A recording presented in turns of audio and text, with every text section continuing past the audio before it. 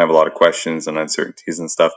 But upon my return, that was the one that was gifted to me. Now, here's the thing with translations like that. You critique it, we critique it. However, with every English translation, even with the worst of them, like the so-called New World Translation from the JWs, the vast majority of the passages are accurate. The vast majority of the passages of the translation are accurate. Why? Because if you have a mostly inaccurate translation where it's not at all conveying the source text data, it's too conspicuous. You're exposing yourself. Right. So even when someone wants to fabricate a manuscript, even within the source text data and/or a translation, they can only do so much. They can do a very limited amount of editing, and if you go beyond that limit, it'll become too conspicuous. Well, doesn't that sound familiar like with any other deception? If you say too much falsehood, it's too obvious. See? That's how the devil works. That's why he transformed himself as an angel of light, but he doesn't really behave completely consistent with what an angel of light does. Mhm. That's the height of evil, to make yourself seem good enough while simultaneously balancing your evil intentions with trying to execute whatever evil you're trying to do while making it seem good. And because you're not the God, you cannot do that successfully without getting caught. Yeah. You know, that sort of reminds me of like this whole sort of like Gnostic New Age spirituality that's seeming to like take over the world right now. Like people will get this Mm-hmm. idea of like Christ consciousness and the natural law found in like this book or like the Hermetic principles found in like Mm-hmm. the book called the Kabbalion or things like this. It's really weird. It's like from if you don't know any better, you could probably think they're a Christian, but then when they start to speak more, like it's I don't know what it is. It's just like a pseudo Christianity. It's just pure Gnosticism. It's a really weird philosophy to have. And like in fact, if you look into the history of that, you see that it does in fact stem from Luciferian doctrine by the likes of people like Madame Blavatsky, who originated Theosophy, and Alice Bailey, who was also sort of into that stuff. So yeah, it's They were modern, early 20th century, as it were, reformers of esoteric, magical, occultic doctrine. The Lord has a term. I use this term just to not go through all the synonyms, right? I don't need to do an impression of a thesaurus every time I want to mention this category of doctrine. The Lord calls it Mysterion Babylon, to use the Greek word, Mystery Babel, because it all stems back from the rebellion at Babel. true. Yeah, and I think that goes along with how I think is it either King David or King Solomon said that there's nothing new under the sun, right? It's like Mm-hmm. whatever sort of ideologies that people have nowadays, it is most likely the case that I mean these were things that were um, believed even back in ancient times, just millennia years ago. So yeah, to think Mm-hmm. over the span of history, those same ancient occult esoteric ideologies have been able to permeate societies and still live on to this day. It's quite a thing to think about, and especially when you consider the fact that a lot of it goes back to the very first lie ever told historically, Mm-hmm. which is, about how the serpent said, if you take if you Man, take hella good conversation. Wish I was there. Yeah, the whole, tree of the knowledge of good and evil thing, that you become like God. That a lot of these people who are Gnostics and into like the New Age kind of thing, despite it actually being technically like ancient, Mm-hmm. like a lot of them do have this like blatantly express this ideology where like they consider themselves to be divine and like part of God, or even a God in of themselves, because they have the Mm-hmm. ability to create. And that's literally the exact deception that the serpent told Adam and Eve if they took of And the don't forget the brother that's Truth, Strangers, and Fiction. I forgot his name, Mm-hmm. but Yeah, he's Will. he's good. got that video as well. Yep. You got to That's see Brother all of Will. them, everything. Yep. Brother Will. That's Brother Will. Yeah, we're talking about Alice Bailey and Lucius Trust and Madame Blavatsky, and I just want to, bring out that a lot of NASA's founders were like Nazis and occultists, and Mm-hmm. Jack Parsons and L. Ron Hubbard Mm-hmm. and Aleister Crowley, and Mm-hmm. yeah, they were all like hanging out together and living together, and whatever they were doing to goats, they weren't staring at them. I ain't gonna say anything more than I have to. Walt Disney and the CIA. Yeah. Yeah, so the globe has sketchy foundations, shady inferences, religiosophy. It does not originate from a bunch of benign, altruistic, so a bunch of benign, altruistic, naive scholars who just want to ascertain the truth. No, it didn't. To me, the globe is mathematics, religiosophy, and theory tales. Mm.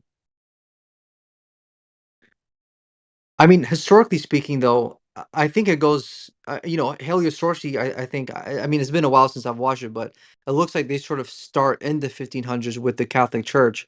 But, Mm-hmm. like, if you go even further back, I think it's said to be like the ancient Greeks, perhaps, who first came up with the idea of the Earth being a globe. Is that The accurate? Pythagoreans, probably. It probably started with the Pythagoreans. Mm-hmm. Mm-hmm. Yeah. Like, what do you guys think? Like, how do you guys think that like came about? Do you actually think it was like inspired um by spiritual forces of darkness, like Satan himself? Yeah, yeah. So real quick, because my machines are loud. Could you look up the verse, Greg, of deceit and philosophy, where Paul was speaking in, I don't know if it's Thessalonians to the Thessalonians, Colossians. Mm-hmm. Yeah, Colossians. Yeah, he was saying that was happening in those days. So science, true. falsely so called, and I'm Oh paraphrasing, but you no, it's know Second which one. Timothy. Well, Yep, That's what yep, you're thinking and of. yep. But Timothy was supposed to have instructions to speak to the people about this specific thing. So to answer the guy's question, where did this originate from? yeah. The Bible does warn us about doctrines of demons, but I usually don't get into the biblical stuff. I'm just going to answer it like this. I think that the Greeks were doing a lot of gay stuff with olive oil, and they like balls, and apparently Aristophanes had a thing for sticks and wells, and I don't know, I just think they were a bunch of perverts, perverted criminals or something. Right. Balls are As like funny the as that perfect shape. sounds. Mm-hmm. As funny as that sounds, that's not false. It's true. There is fertility cult practices. Mm-hmm. There's sex worship. So that's Mm-hmm. why you have Baalism, as it were. Mm-hmm. That's why you have these phallic symbols Obelisk. obelisks and all of these other types of phallic symbols. The Baal pillars, obviously, it's a phallic symbol, so it's all idolatry of the creature, particularly the sexuality of Yeah. creatures. Yeah. And Very even in true. like Hinduism, this is like the lower chakra, the place you want to stay away from, and it's considered like evil to remain solely focused on like these sexual things. So if you look at Aleister Crowley's doctrine, his doctrine was do what thou wilt shall be the whole of the law, which to me kind of sounds like once saved, always saved. We don't have to follow the law of God anymore. Mm, Jesus nailed the law to the cross. Did he? right. Did he? I don't know if he did. I Yeah, don't think. I don't think he not did. once saved, always saved, but unrepentant salvation heresy. Right. Cheap grace. Hyper grace. Hmm. Yeah, the So most accurate term for that would be unrepentant salvation. I'm saved and I don't need to repent. No. right. So you can look in Hebrews, I think it's chapter 9 or chapter 11, somewhere in there.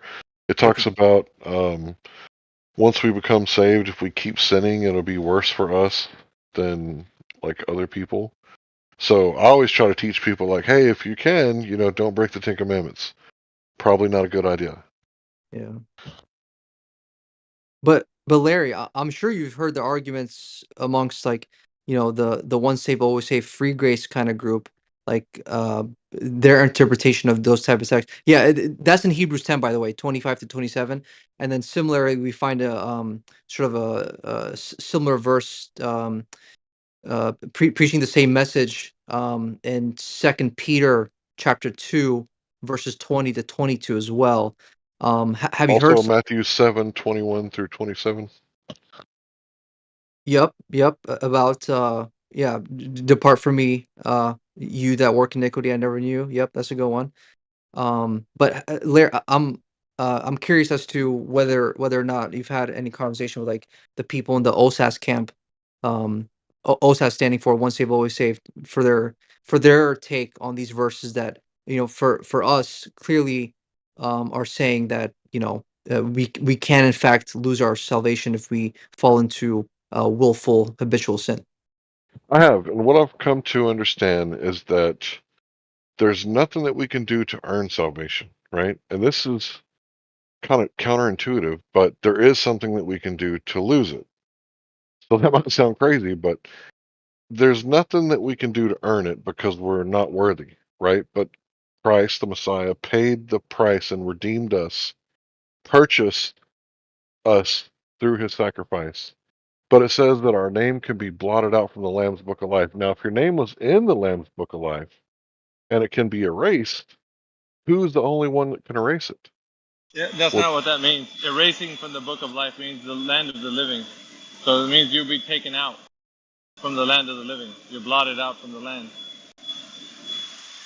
that's not how I understand it, but you can feel free to interpret Yeah, it yeah, or in correct context. me any way you want. Sorry.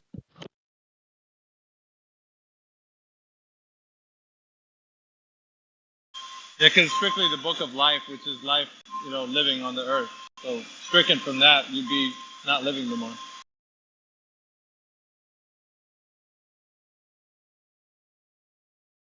There's a problem with denying once saved, always saved, because the Lord said, "My Father, no one can come to me unless the Father who has sent me draws them unto me, and I shall lose none of them."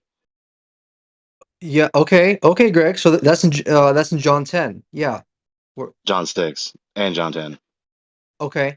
So you take on the once saved always saved approach, is that right? This is Given getting what the very No, Lord close said. to what Greg said in the beginning was correct. this is Well, getting close to a very long religious conversation, guys. Please be mindful of the room that you're in. That's what I'm saying. Been on okay. this for like half hour now. Yeah. Yeah, you're I right. apologize. We should get a room. Get a room. I didn't mean to be rude either. I'm listening. I'm just being No, you're mindful of good, the bro. time and you You're people not being talking. rude for being a moderator. Christ Yeah. alive. Mhm. Okay. Yeah. It's just, But flat earth I and did I did post 2 videos. I did post heliosorcery and I did post ethereal. If anybody hasn't seen either or both of these videos, they're very, very good watching. I do yeah. apologise that they're not like 1 minute long. They are like an hour and 45 and an hour and 50, but they're both very good videos. I got They something are. to watch tomorrow. Thank you, sir. No problem, mate.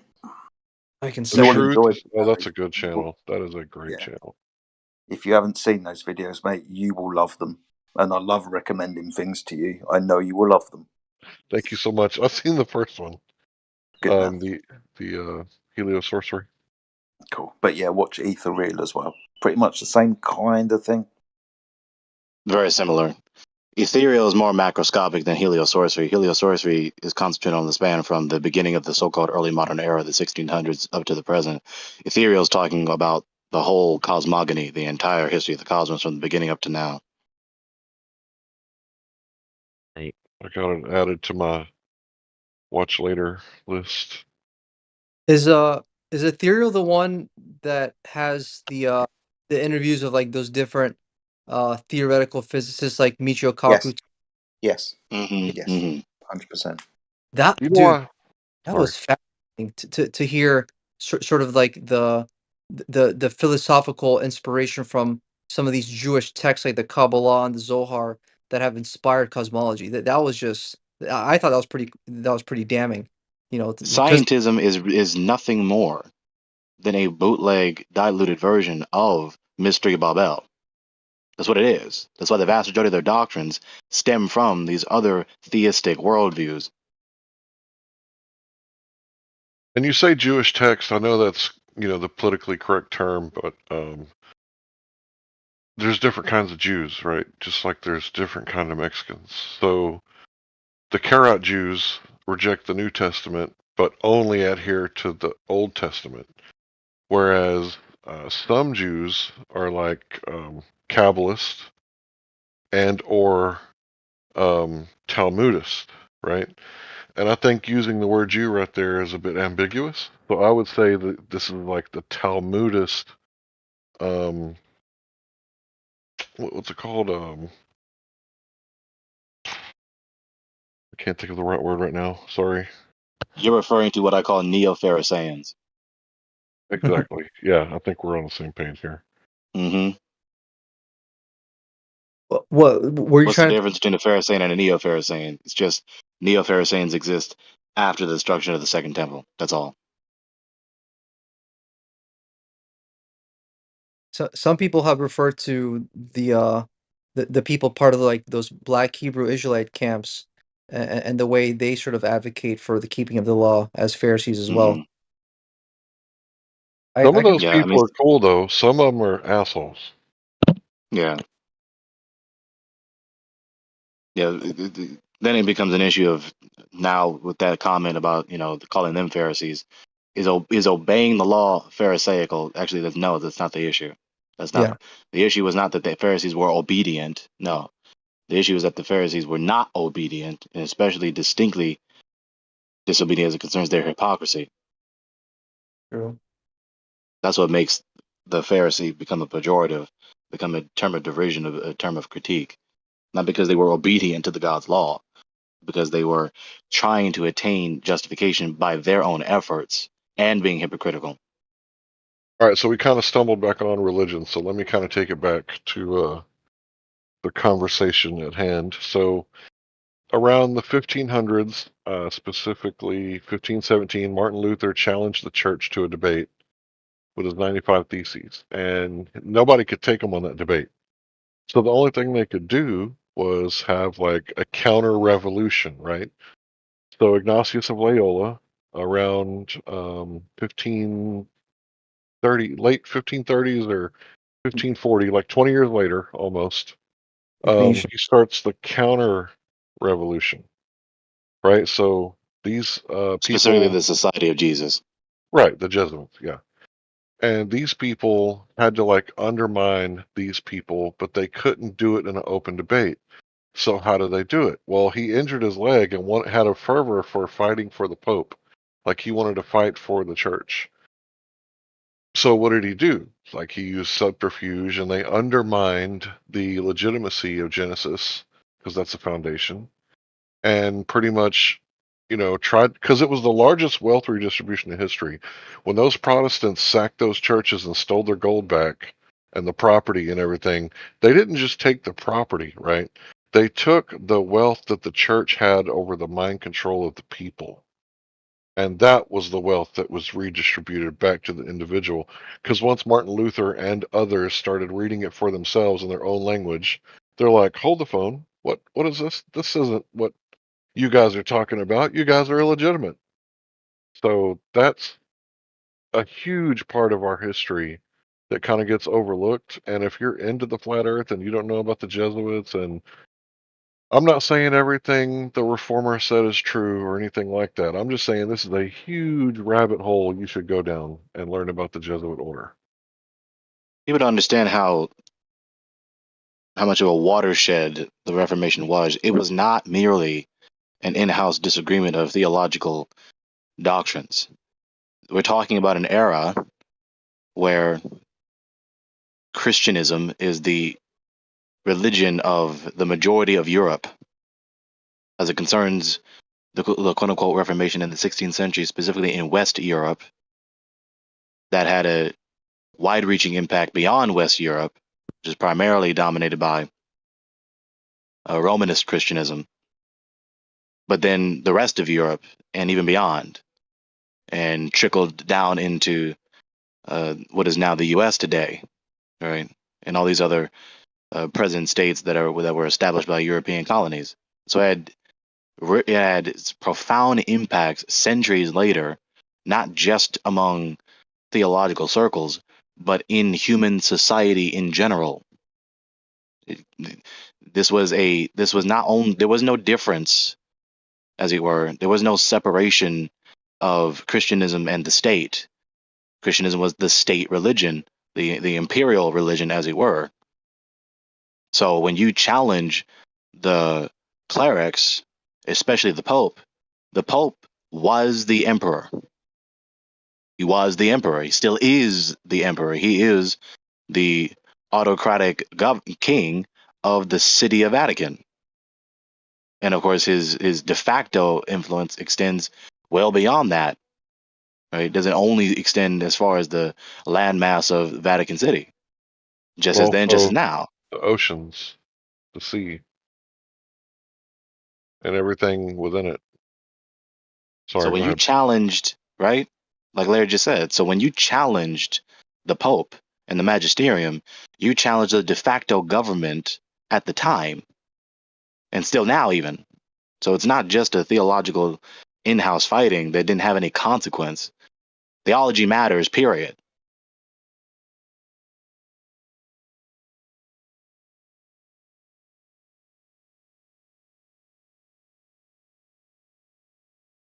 And the only reason that needs to be so stringently emphasized in this society is because this society is distinctly plagued with the idiocy of atheism, apatheism, icktheism, anti-theism, and prejudicial conjecture. But the rest of the world has known for millennia that theology matters.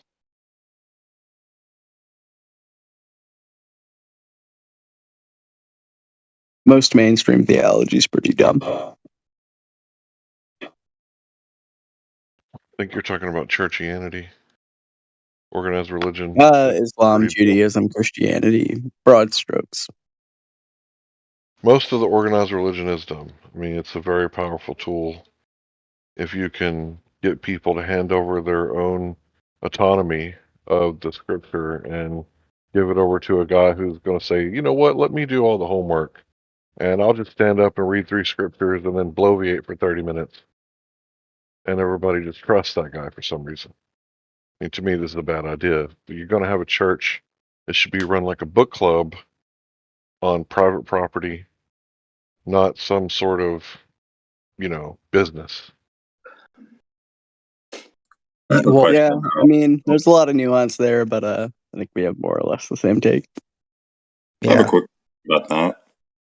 How do you guys I have an answer. see orthodoxy or Orthodox, like Eastern Orthodox, as distinct from? Yeah, the EO, so-called. Yeah, that's a presumptuous name that they're known by, right? I would have pretty Orthodox, much the correct doctrine. Yeah, like that was something I kind of found a little strange. Like I know an individual who's from Eastern Europe, and he's Eastern Orthodox, right? And when we were talking about some of this stuff, it came up in conversation about like, oh, it's like how interesting.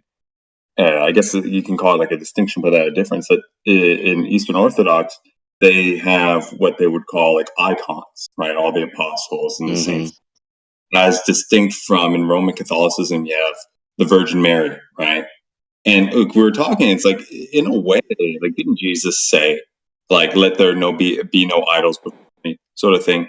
Yet here we Yeah, have he's the very same God who forbade giving any adoration to non-God, hence idolatry. But they give right. adoration to non-God, therefore they're idolaters. I guess so, and that was something I that shook me up a little bit, right? Because I was raised this way, and I have family that's like that, and I have friends that are like this. And I'm like, how can I have a hard time reconciling all this, right? Because that was one thing for me that kind of threw me away from the faith. Was like in my head, I was kind of like, hey, this whole thing, I can't really figure this out. Like you have all these distinct sects or groups have been fighting over this for millennia. Who the hell am I to come in and say, oh, this is the right way, or this is the right way? It's like, I kind of, for a long time in my head, kind of just said, oh, fuck it. Like, you guys figure out and let me know when you're done. You were cynical and pessimistic and nihilistic about it. Absolutely. Which is what the devil wants. Bingo. When I realized Maybe just all this disagreements and conflict is what the devil wants, That's why I Maybe didn't just go to that. I'm simply trying to speak. I'm one sentence. Maybe I know, just but recognize that. All right, let's try that again.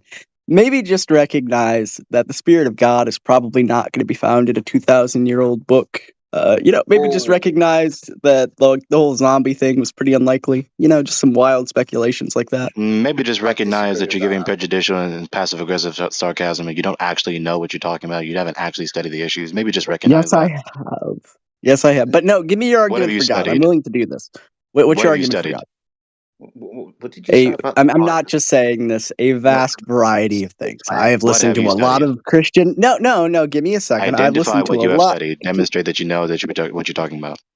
Wait, Jedi's trying to moderate, guys, because this might not. You know what? No, I do not have to live up to your burden of proof. I'm Yeah, no, leaving. I don't Fuck. have to actually demonstrate that I know what I'm Yeah, talking about. I could just be arbitrary. see you then. Not a problem. I was interested in what he said about you won't find the Holy Spirit or the Spirit of God in the 2,000-year-old book.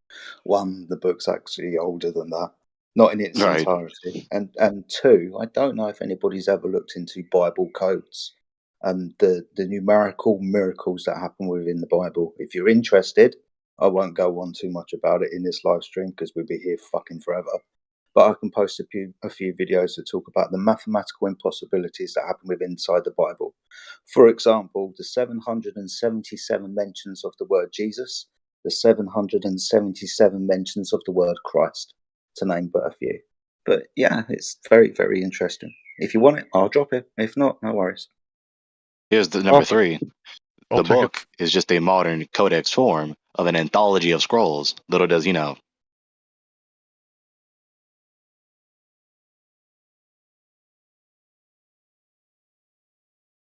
Thank the Lord for the codex form of literature. Otherwise, we would have to be burdened with carrying around dozens of scrolls. Yeah. Um, did you guys catch that absolute shit show between Witsit and Lore Lodge? I mean, to be Mm. fair, I did have my popcorn out when Lore just started to Mm-mm. completely sprig out on I him. haven't seen it. I'm definitely a sucker for drama, so it's definitely a bit of a guilty pleasure of mine. Oh, wait, Gregory, you haven't seen it? I have not. Damn. Okay. Yeah, you're definitely in for a treat because it's still up there on his channel. So, well, okay. Well, I guess you can't really comment on it, but pretty. I mean, I don't know if I want to spoil it for you, but basically, like, wait. Actually, before I ask, did anyone else here in the chat see that debate? If you want to, if that's like appropriate to call it that, whatever it was. I'd be surprised if nobody else did. Really, is that right? Nobody really saw You the can wit. send me the link if you want to. Whatever you want to send me, go ahead and send me.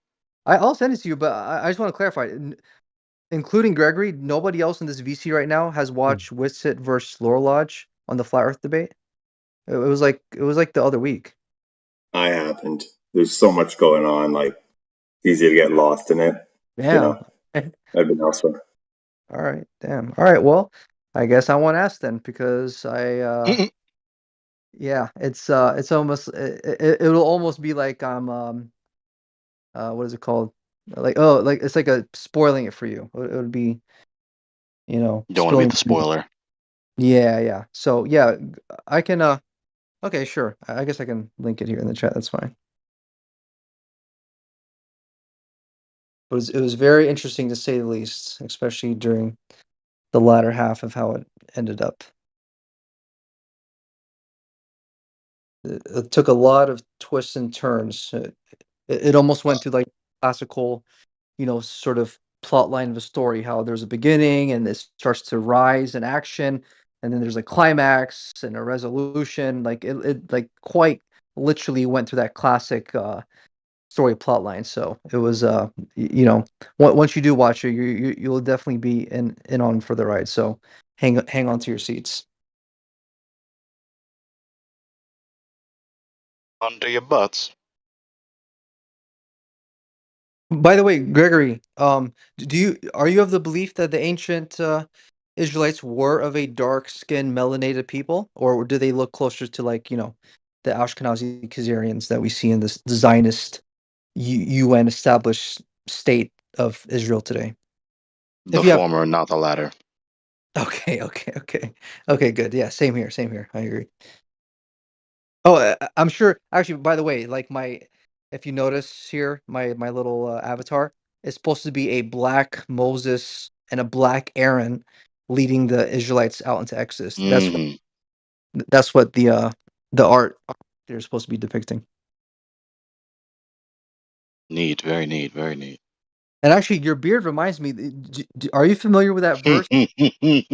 Yes, the beard has landed. I'm glad you noticed his beard. Never, Say it never again, not Rebel. noticed it. Wait, what? Well, I really didn't even start to say anything. What do you mean? Yeah, you have to recognise the beard, mate. It's what Gregory's really, really known for. So I'm glad that you brought it up. No, no, I was.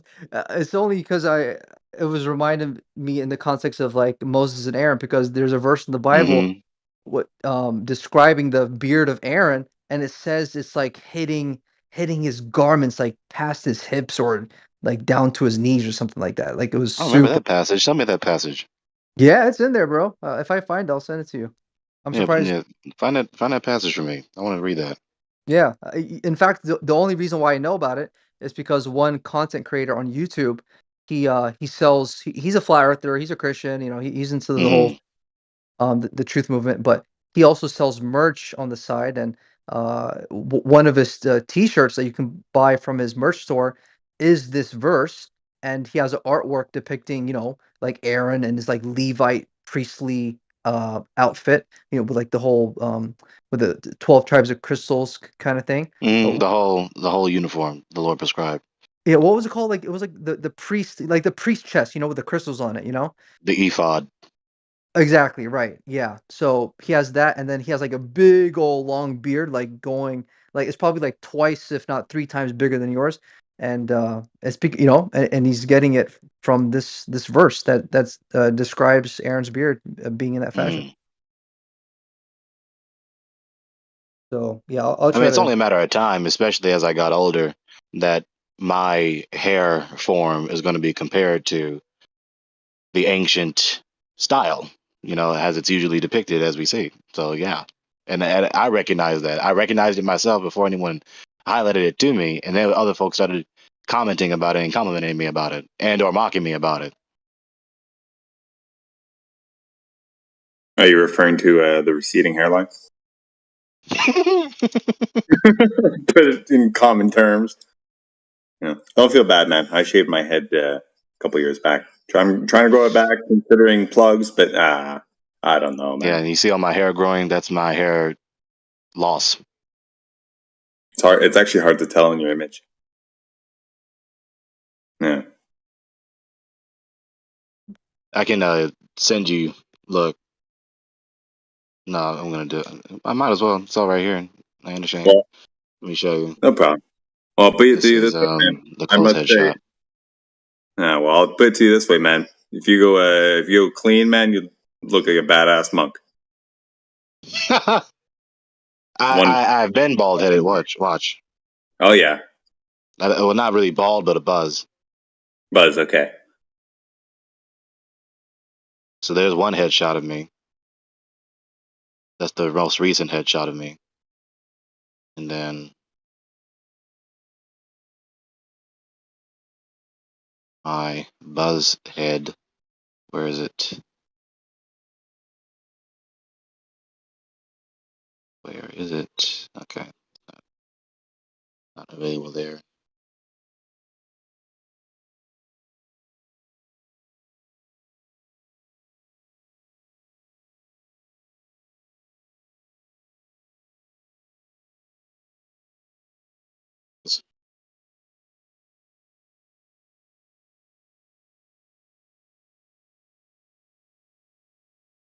There's my buzz cut several years ago. My beard was smaller also. Looking good, bro. Do it. I like this form now better.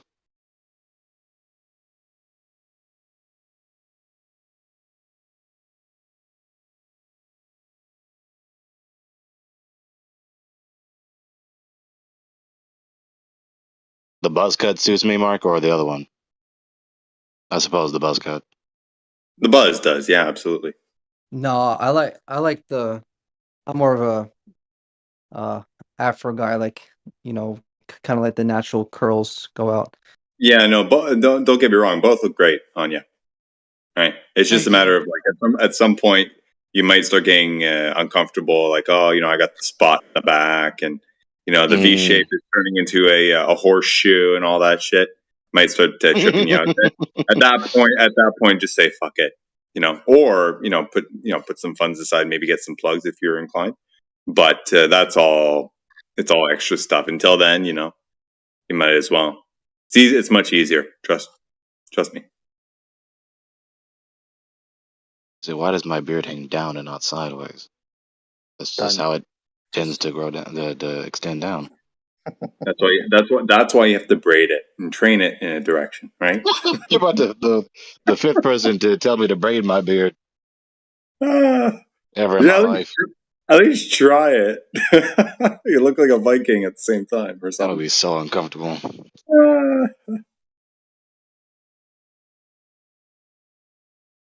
And you notice that my curl pattern is different from my crown hair as opposed to my beard hair. Yeah. The curls of my crown hair are tighter. Hmm. I have this thing on my right side where the hairs grow in one direction versus the other one on my left side. They grow down and forward, right? So it looks like if I don't do it right, if I don't keep it right, or my right cheek or my right side of my jaw is like fatter than the There it other is, one. right? Well, I see it. Psalms. Okay. Wow. And actually, on second look, if you look at that's the King James version translation there, which is I believe the original form that I first saw this verse in. But actually, on second thought, when you look at the other translations, it looks like it may be pertaining to the oil running down to his to the edges of his garment, Oh, okay. and not necessarily the beard itself. But I don't. Either way, it was probably, Interesting. Okay. yeah, it probably was long. Very keen for you to catch that too. Yeah. And Yeah, just look. Let's see if we can exegete this. It is like the precious ointment upon the head that ran down upon the beard, even Aaron's beard, that went down to the skirts of his garment. So it would stand to reason that the that in that next clause, that Mhm. final clause in the compound sentence is referring to the ointment. Ah, is that right? Because yeah, because in like earlier, it's referring to the ointment as that ran beard, and so like as the path continues, it's saying that went down to the skirts of his garments. Yeah, I can see that. Sure. Yeah, the emphasis of the verse is not on the length of Aharon's beard, but on um, the behavior of the ointment, which is, of course, symbolic of being sanctified. Right. Yep. Interesting. Yeah. Well, I guess we'll have to see it until all the uh, ancient patriarchs and the saints of God are resurrected at the I know, right? at the second coming of Christ to see what he actually looked like. But How about that for our called out assembly?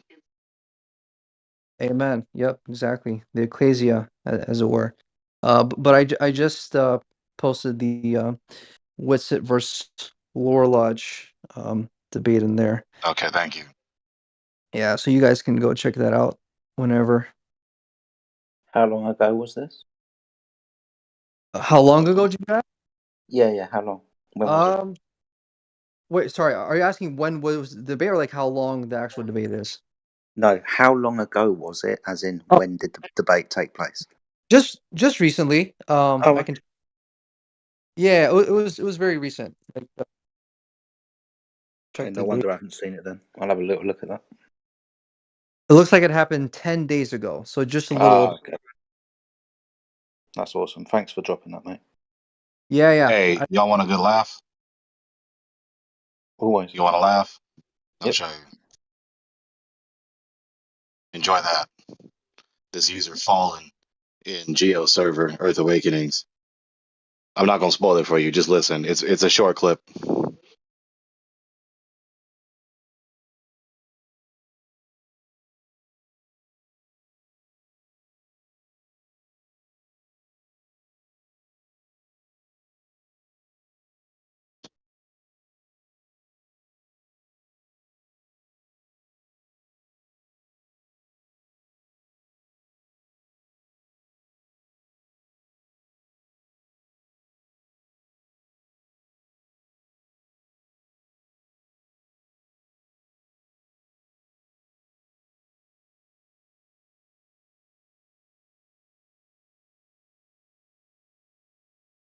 Oh, I was trying to find a mug of me actually. Gregory, I'm posting my mug to I don't know, just because I feel like it because you did yours. Because we kind of have like a similar style as far as growing our hair out. But of course the beard is not nearly as epic, but it's a little thicker now. Hold up, wait a minute. Is that you? Yeah, that's me. Hey! That's You know what you look like? You look like brother. You look like brother Lee.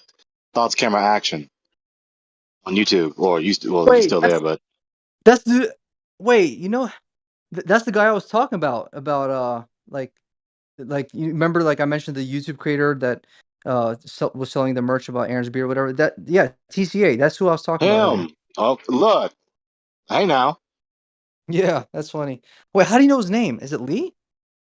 Yeah, Okay. And then he how do you know doesn't mention it very often, but he's uh mentioned it sometimes, especially with his free form videos where it's not following a script. And then I've also had the privilege of talking to him over Skype one time. okay, nice. Have you yeah, I haven't seen his And he content complimented me on my beard. Oh, okay, nice, nice. Yeah. He's got his beard is a little patchy, but I guess, you have to get into that. I don't have the fullest beard either. But yeah, I haven't seen his content in a while. His old stuff used to be really good. I remember looking forward to that stuff when it Hmm. got uploaded. But have you seen his most like recent stuff where like it seemed like he was like going down like the extreme sort of conspiracy type rabbit hole where he was like pretty much calling out everyone for being like some sort of controlled opposition shill or Um, it's arguable that he was overdoing it. Then again, it's also equally arguable the other way that he's trying to emphasize what is unemphasized, underemphasized. So either way, I don't know. I'm affectic on that issue. Affected, suspending judgment, aphoretic, refutation, zetetic, seeking knowledge.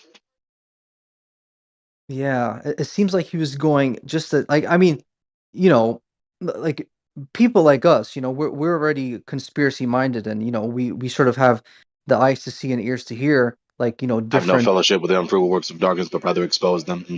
Amen. Ephesians 5:11. That's right. But like we sort of have the keen and the eye to sort of like look out for these type of things that to the general public, to the goyim, as it will. These Hmm. NPC bot normie zombies that are walking around suffocating themselves in the fear of a. Anyway, I digress. Um, Hmm. like we can see the symbolism that's being expressed out there, that's like supposed to be representative of some sort of these occult secret societies like Freemasonry being one of the most common ones. But even to me, when he was doing these videos where he was saying, "Oh yeah, look how this guy's hands is in the form of a triangle, and look how his hands are resting on this table," and right, like of the most like mundane people, even to me who is like very conspiracy minded, it seemed overboard. So that Weak inductive arguments, as significant as they may be, a lot of weak inductive arguments, a lot of the time. Wait, sorry, can you clarify what that means? What do you mean? Are you saying deductive arguments? Like in what con Inductive.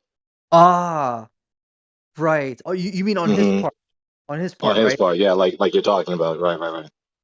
Right. Okay. And you're saying that because is it the case that an inductive argument is like a is sort of a weaker form as compared to like a deductive one? Is that the case? Relatively, because an inductive argument is trying to establish strength.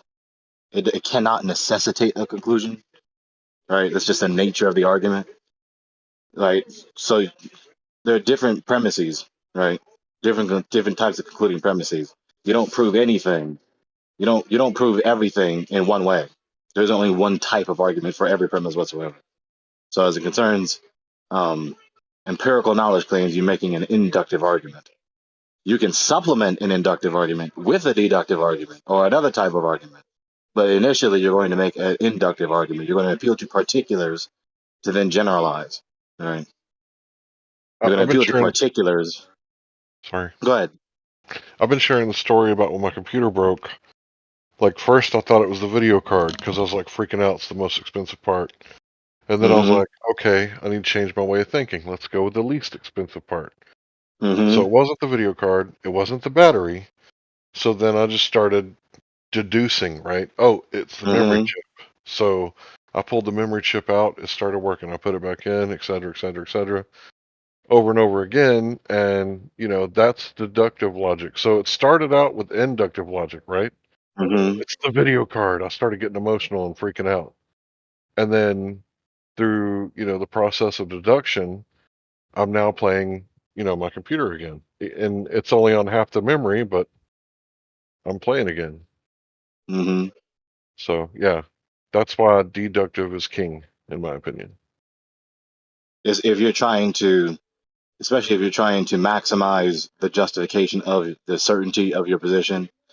But of course, again, there's no way we can edit reality so that logic is going to be rearranged in some other type of pattern where there's only deductive arguments or whatever, what have you, right? So, as it concerns justifying an empirical appeal, you're initially going to have to make, by logical and metaphysical necessity, an inductive argument, right? And then you can supplement with other arguments, right?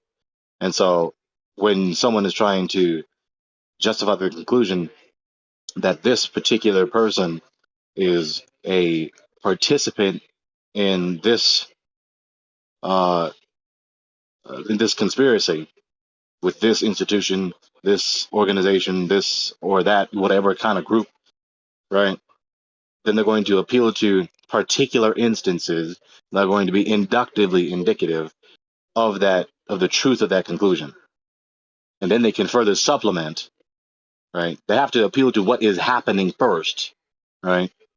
They have to do that. You're trying to prove that someone is participating in the event of conspiring. So you have to appeal to what is supposedly the instances of that to then get to that general conclusion that they are participants in this conspiracy.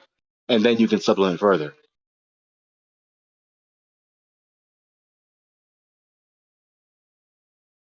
Now, if you only appeal to one particular instance, like a funky looking handshake, that may be indicative of it, but not strongly indicative of it. That alone is not strong enough. When you said funky looking handshake, I'm thinking like the Masons, right? Mm-hmm. And sometimes I accidentally shake people's hands like that because I got big hands, so my hands kind of wrap around other people's hands. But I don't do it on purpose. Yeah, see this Accidentally giving them the lion's paw. Accidentally. It truly is an accident. I'm not a poser, especially as a Mason.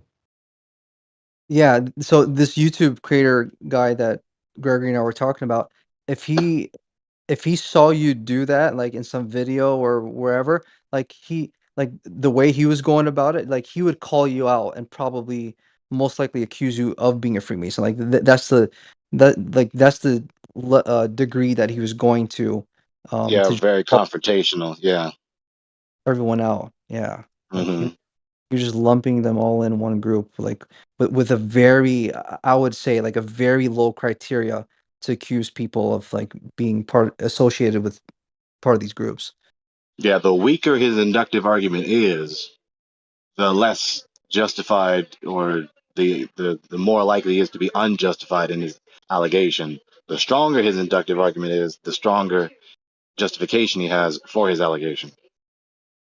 Yeah. Just like with everything else in the world as it concerns trying to ascertain whether someone is guilty of the crime or not, who done it. Mm-hmm. But so speaking of inductive arguments, um, do you know if like making the teleological argument, sort of like, this whole intelligent design kind of thing for the existence of God, do you know if that would be a form of a inductive or deductive argument? Are you aware of That's inductive. inductive? Hmm. Why? Okay, I think I know why, but do you mind explaining as to why it's inductive Of as opposed course. It's not deductive, especially if you're trying to argue for the Lord, not just an unspecified God, because there are many things that are called God except the true God, right? You have the true God and then you have false gods. So many things are called God, 1 Corinthians 8. So depending on what God you are trying to demonstrate the truthfulness, the reality of, that argument is going to be weak or strong for it. Okay? So as it concerns the Lord, that's a strong inductive argument. The Lord is the creator of the world, the regulator of the world, the sustainer of the world, who designed the world. So the pattern of design in the world is strongly indicative of it being designed by the God who designs. But it doesn't necessarily go to him alone, because there are other so-called gods that design the world or aspects of the world. If not the entire world, then a fraction of the world. right? And I guess to clarify, it would just be for like trying to make an argument for the general concept of a creator God. It doesn't have to be about like any specific one, like whether it be the Muslim or Christian God or anything like that. So, but you are saying, despite the fact that it is in fact an inductive argument, it would still be a strong one. Is that Yeah, is it that would your still be a strong one. You're trying to demonstrate that the world is designed, so then you appeal to the patent design evident in the world to inductively indicate that it was designed by a designer. right? Huh. Yeah. If I may ask, would you be able to like generalize the distinction between inductive versus deductive? I get mixed up on them all the time. I've Yeah. seen a couple Hmm. examples of like, Stacy said this and therefore that, or Stacy said, like little silly kind of back of the napkin examples. But like, Yeah, let's say one that's a little bit more pertinent to like what we talk about or whatever. To me, yeah. the difference Can I do this is one? inductive is probabilistic, is like, if this, then the most probable answer is that, whereas deductive is like, if this, then that must be the case. So the way I understand it, like the way you play Clue is deductive, right? You take in all the information and through a process of elimination, you find out this person, this location, this weapon, right? Whereas inductive reasoning is like the chef did it. I'm going to only look for information that the chef did it. What about abductive arguments? Are you guys What is abductive? Yeah, that one I don't know. Abductive is trying to say this is the most plausible explanation. okay? Very So similar to inductive. okay, Right. okay, Sounds very similar, yeah. interesting. Right. Abductive reasoning typically begins with an incomplete set of observations and proceeds to the likeliest possible explanation for the set. Abductive reasoning yields the kind of daily decision making that does its best with the information at hand, which is often incomplete. Yeah, I would agree with that. That's what I would, yeah. So it's, how's abductive different than to, Inductive? because inductive seems very similar to that. While a cogent inductive reasoning requires that the evidence that might shed light on the subject be fairly complete, whether positive or negative. Abductive is characterized by a lack of completeness. So yeah, so then everything I've been calling inductive, I think, is closer to abductive, because I don't think you could ever know the full range of possibilities, right? You wouldn't know whether you have all of the information in most cases. Wouldn't you agree with that? Like there can always be unknown unknowns. Of course, and this is the problem. See, here we go. So, depending on what worldview you have, what starting point you have for the world, including the possibility of knowledge, you're either going to successfully justify that knowledge is possible or you can't. You have to start there. And if you can't complete that first step, then you can't move past it, as it were.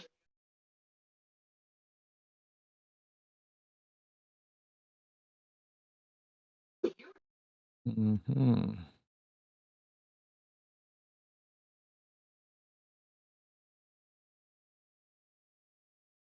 So that's why this is a so-called problem of induction. The problem of induction is justifying that everything that is involved in inducing is reliable. So that moves beyond all the faculties involved in induction.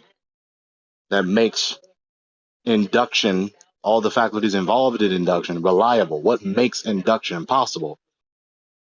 So if you make another inductive argument, it's going to beg the question. So now you have to make a different type of argument. You have to make a deductive argument. You have to make a deductive argument because possibility is a concern of logical cogency.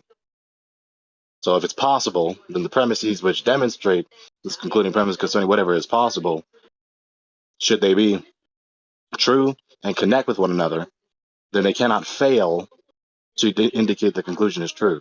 That's a deductive argument.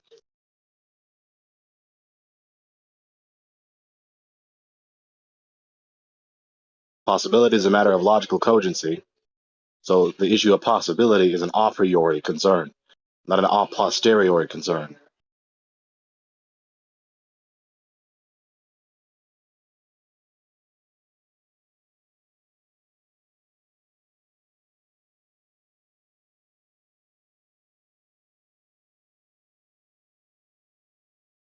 Man, I don't know if it's too late for me or whatever, but or if I speak for anyone else about this, but man, Greg, some of your philosophical rhetoric that you go through, man, sometimes it kind of like flies over my head, bro. Like I not know, gonna I felt it before. You should have saw my face when I was listening to Brother Eli explain these things concerning finance and insurance and things. It happens to me. who's brother Eli? Elijah Freeman. Oh, is he like a regular in this You PC don't or recognize him? what? Brown It skin sounds man? it sounds vaguely familiar. Who? Brown skin man? Elijah Freeman? Let's be for real. Where am I supposed to know him from? Yeah. From here, from 24/7, Oh, the well, server. I don't come around these spaces too that often. Probably I not. say, Yeah, not nearly as much as you guys do, but Eli, how do you not know him? He's more famous than the Lord. No. stop blasphemy. No, I'm playing. But look, boys. Yeah, I think it's about that time for me. So, but it's a great conversation. I'll probably have to catch you guys on the flip side. All right. But Good to yes, have you, Bless you, bro. peace be. see if you Yeah, guys man. can watch that Witsit versus Laura Lodge debate whenever you get the time. I highly recommend it. It's and definitely get your popcorn out because you're definitely gonna want to snack on that for sure. Noted. Yeah. All right, boys. Can you send it to me? I didn't catch it. Um, it's in. Oh, wait. Who was that? Was that Larry? Yeah, please. Okay. I sent you a friend request, by the way. So if you accept that, Thanks. yeah. Sure. Yep. All right. I'll see you guys later. Good night. Good night. If you can't find him, I'll hook you up. All right, what was his name? I paused. What's his name? I think it was Rebel Andres.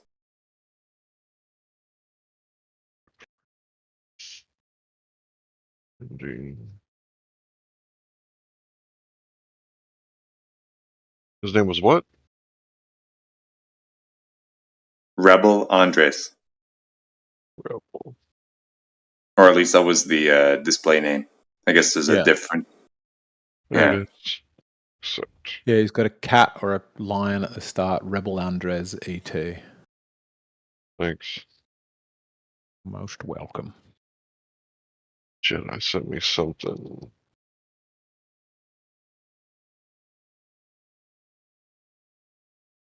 Oh yeah. Okay. That's going into the save file. I'll watch later. I'd like to say the explanation that Rebel was asking for, but we kind of, just progressed on to something else.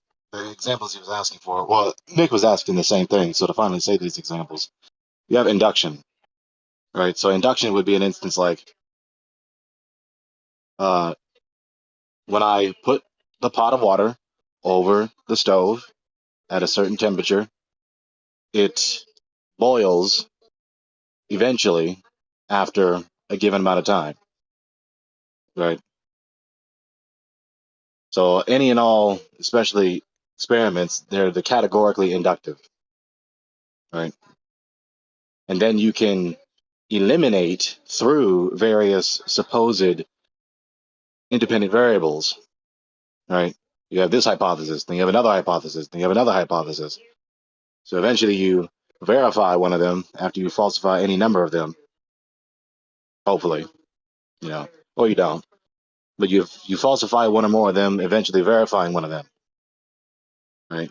So then when you verify one of them, you're going to appeal to the instance and the plurality of instances of this entity, this concrete entity causing the given effect. So there you have it. There's an inductive argument, right? You're appealing to a particular to then generalize. Hang on, I thought that was sort of what Larry said earlier about clue. But wasn't that deductive? Say again? I thought that sounded similar to process as like what Larry was earlier about the game of Clue, right? Where you're yeah, isn't that deductive? So like I said, he began with an inductive argument, right? So it's very easy to conflate the two. So in one aspect of his pattern of reasoning, he's appealing to particulars to then generalize.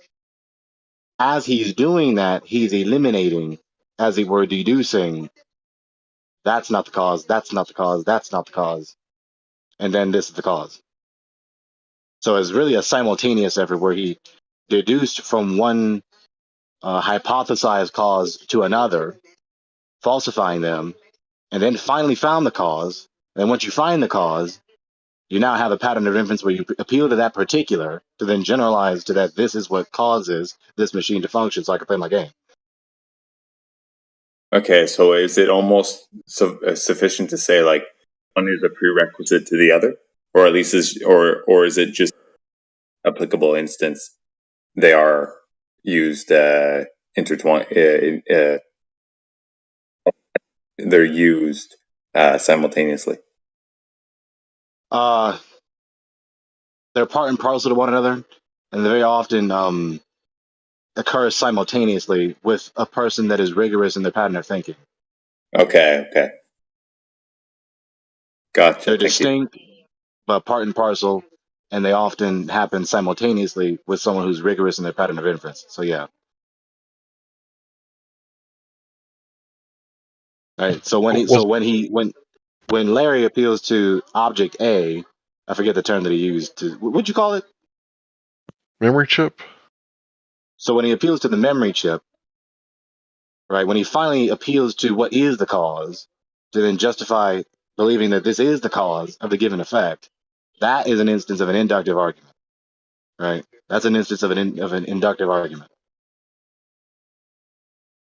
Because it's not necessarily the case, right? It's not as though it's logically or metaphysically impossible for that memory chip to fail, or for that game to not rely on that memory chip. You see, that's why it's not deductive, because it's not necessarily the case, right? That memory chip is going to function, or the game is going to rely on that chip. Okay, so early on in the setup, when trying to figure out the problem, it's not sufficient to just hone in on that without gathering more information, which would take a deductive process to finally Yeah, conclude at an inductive he reasoning. deduced. Yeah, he deduced through various inductive arguments. Do you see that? So Okay. here's this inductive argument, and then there's this inductive argument, and then this inductive argument. So he's falsifying one inductive argument after another, then finally getting to the correct inductive argument. Hmm. Okay. I think. Now that was a um, rather high level, relatively high level example to make that make sense, but it was fine. It was good because now you know.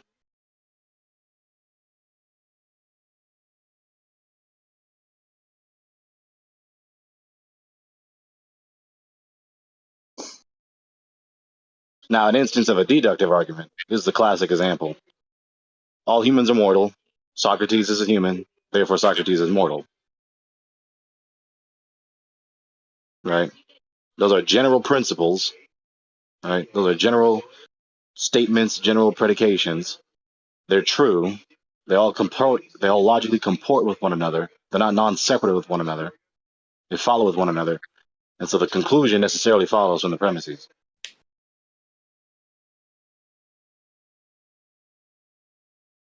Now, here's Okay, yeah. a tricky. Go ahead. No, I was just saying, okay, yeah, I think that one, it's just a bare bones one, so it's easy to follow. The other ones, Mm-hmm. yeah, they're layered, right? So Yeah, it was it hard was to. more multifaceted, more complex. Gotcha. Now, here's where a tricky deductive argument comes in. So you have an ancient Grecian that's having a worldview crisis, especially with their theology. All gods are immortal. Apollo is a god. Apollo has died. Therefore, Apollo is not a true god.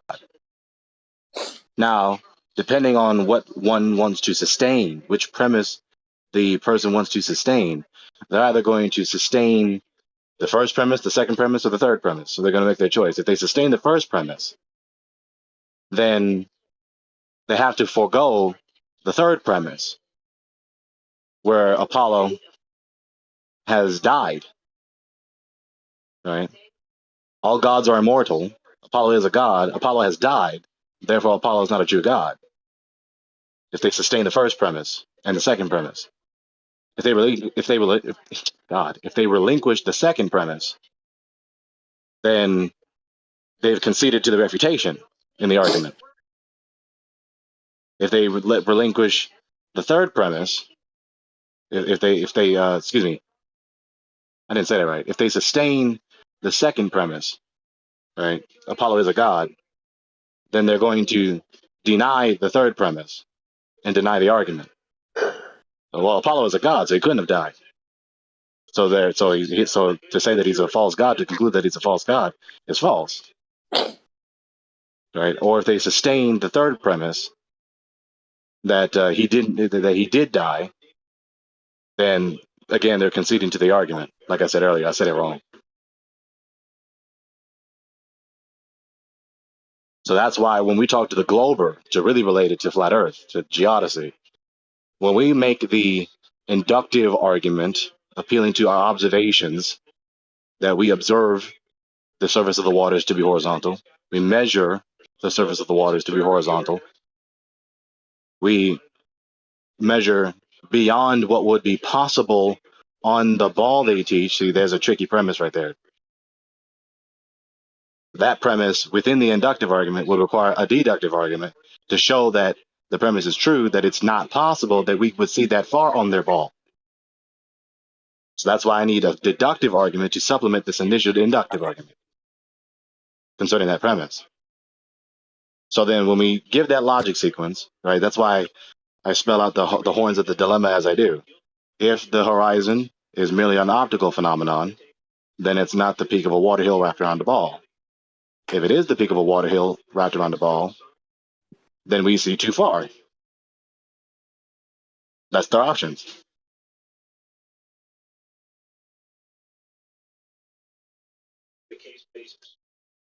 Gotcha. So when we talk to the Glober, when they choose the first horn to impale themselves on, right, in the horns of the dilemma, when they choose the first horn, they have relinquished the premise that the Earth is a ball. If they sustain the premise the Earth is a ball, then that's why they impale themselves on the second horn. So if they impale themselves, so they sustain the Earth is a ball, when we observe and measure far beyond what will be possible on their ball, then sustain the controlling premise the Earth is a ball, and choose another premise to account for the discrepancy between their controlling premise and the measurement. And what do? They either deflect from it entirely, or they appeal to that ad hoc rescuing device to rescue their controlling premise, which is not reconcilable with the measurements. Refraction.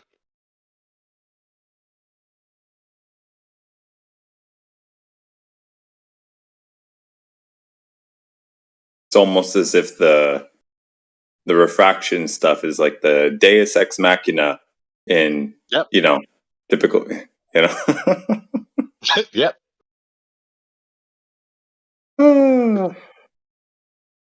But it's funny, like we were talking about over the last couple of days, or what I thought I was trying to bring forth. It's like that can go, and I think it was brought up tonight also. It's like that can go both ways, right? Mm-hmm. So it's so ridiculous to keep going on that point, right?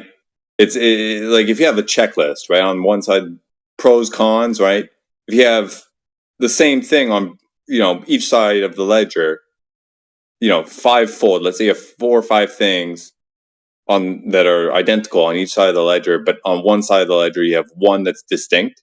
You can just cross out the first 4 or 5 and then just force the conversation to.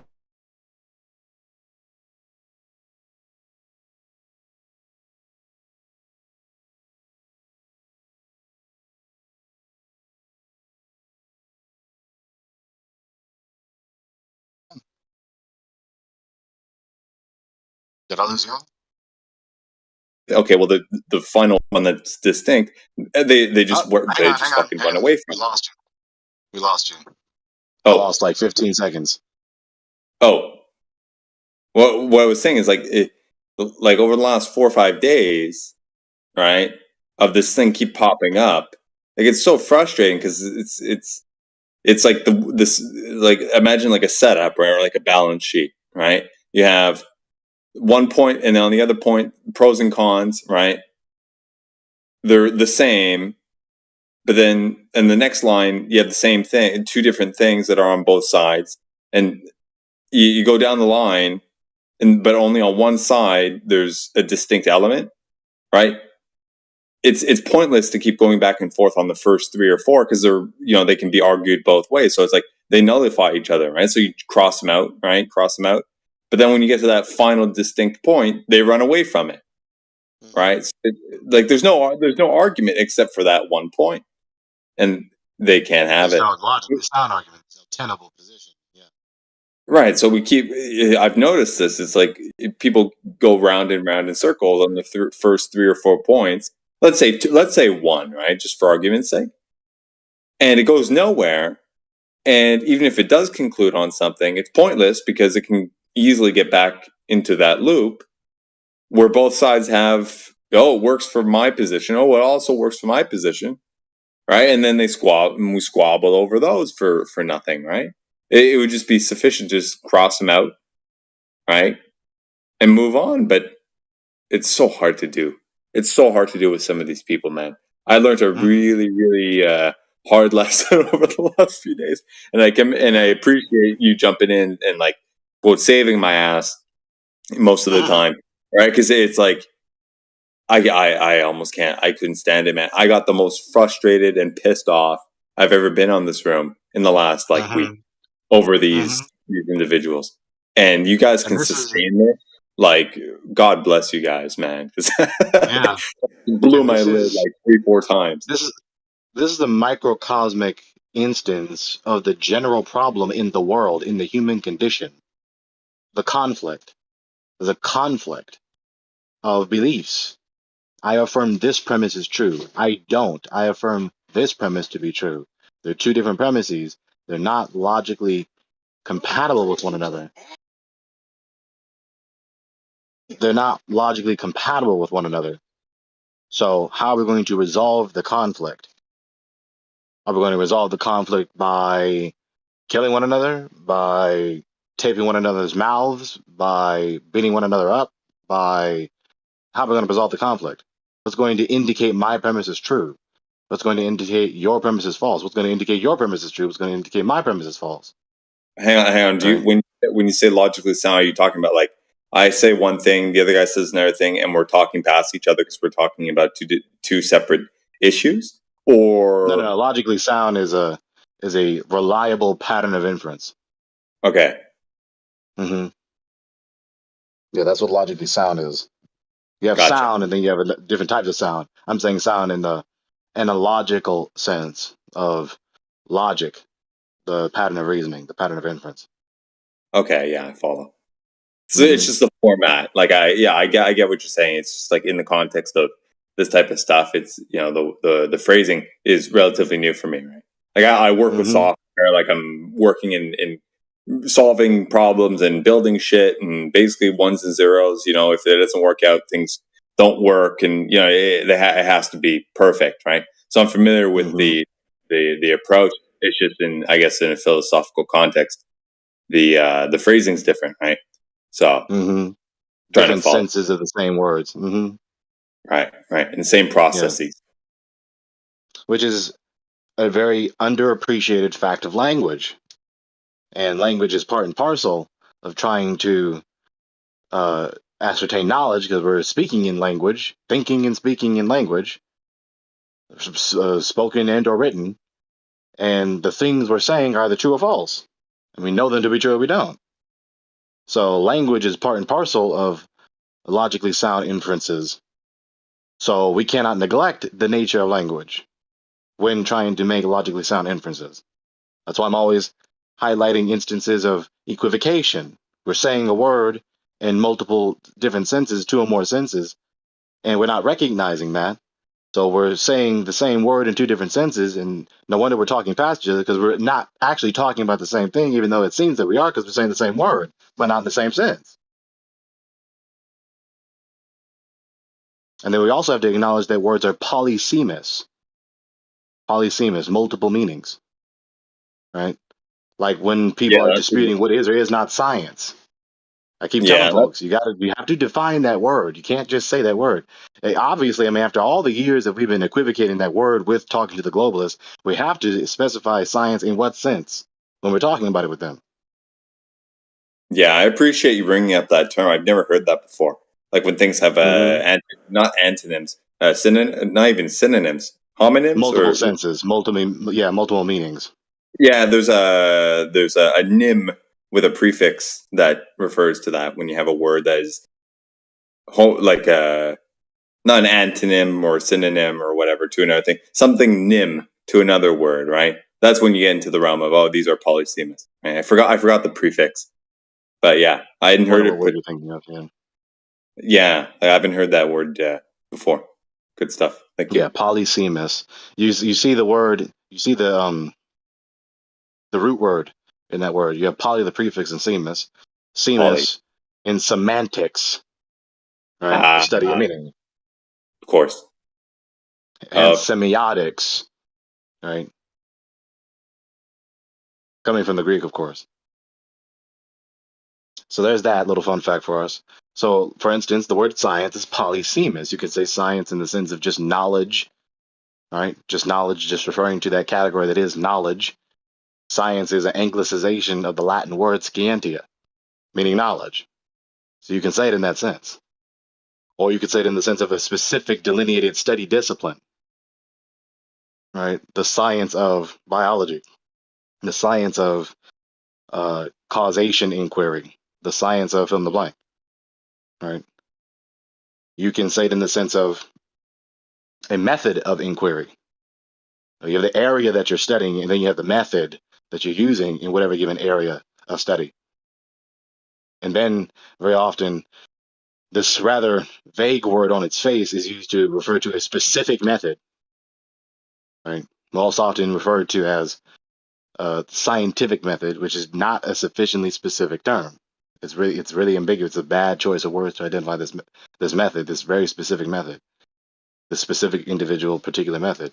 That's why I call it the causation inquiry method, because that's exactly what it is.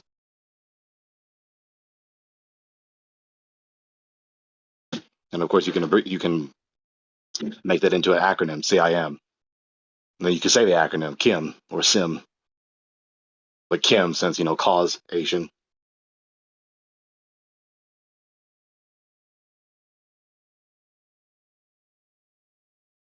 So that's an instance of a polysemous word.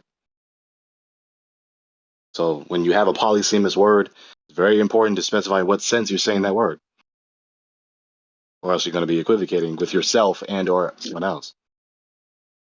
And then, of course, that's a fallacy when you do it with yourself.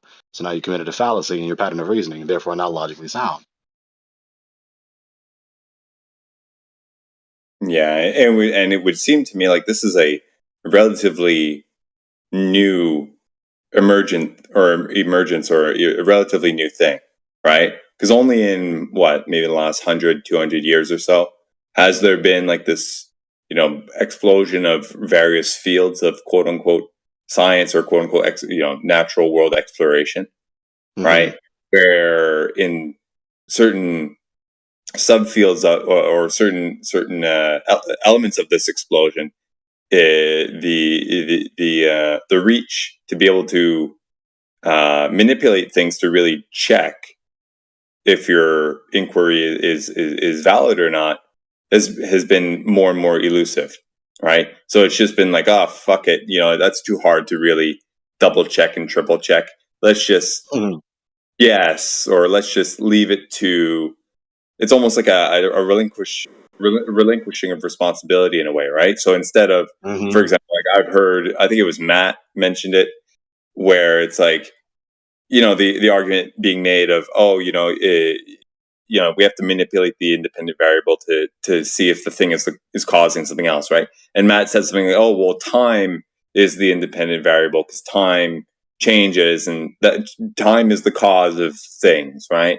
Well, it's like, that's an easy way out, right? Because time is changing and therefore time is manipulating this thing and therefore our conclusions are sound, right? So, It's and worse like, than that. It's worse than that because time is not manipulable. Well, that's the thing, right? But it is changing, right? So the fact that it's quote changing or passing, right? Which, is a whole rabbit hole in and of itself, right? Because time is just the passing of magnitudes, right? It's a perceptive thing. Not quite. See, right? here's a very interesting point of controversy that tests someone's inference skills. So as it concerns time, you see, there's all this controversy about what time is, because rarely when the debate is had, is it sufficiently defined.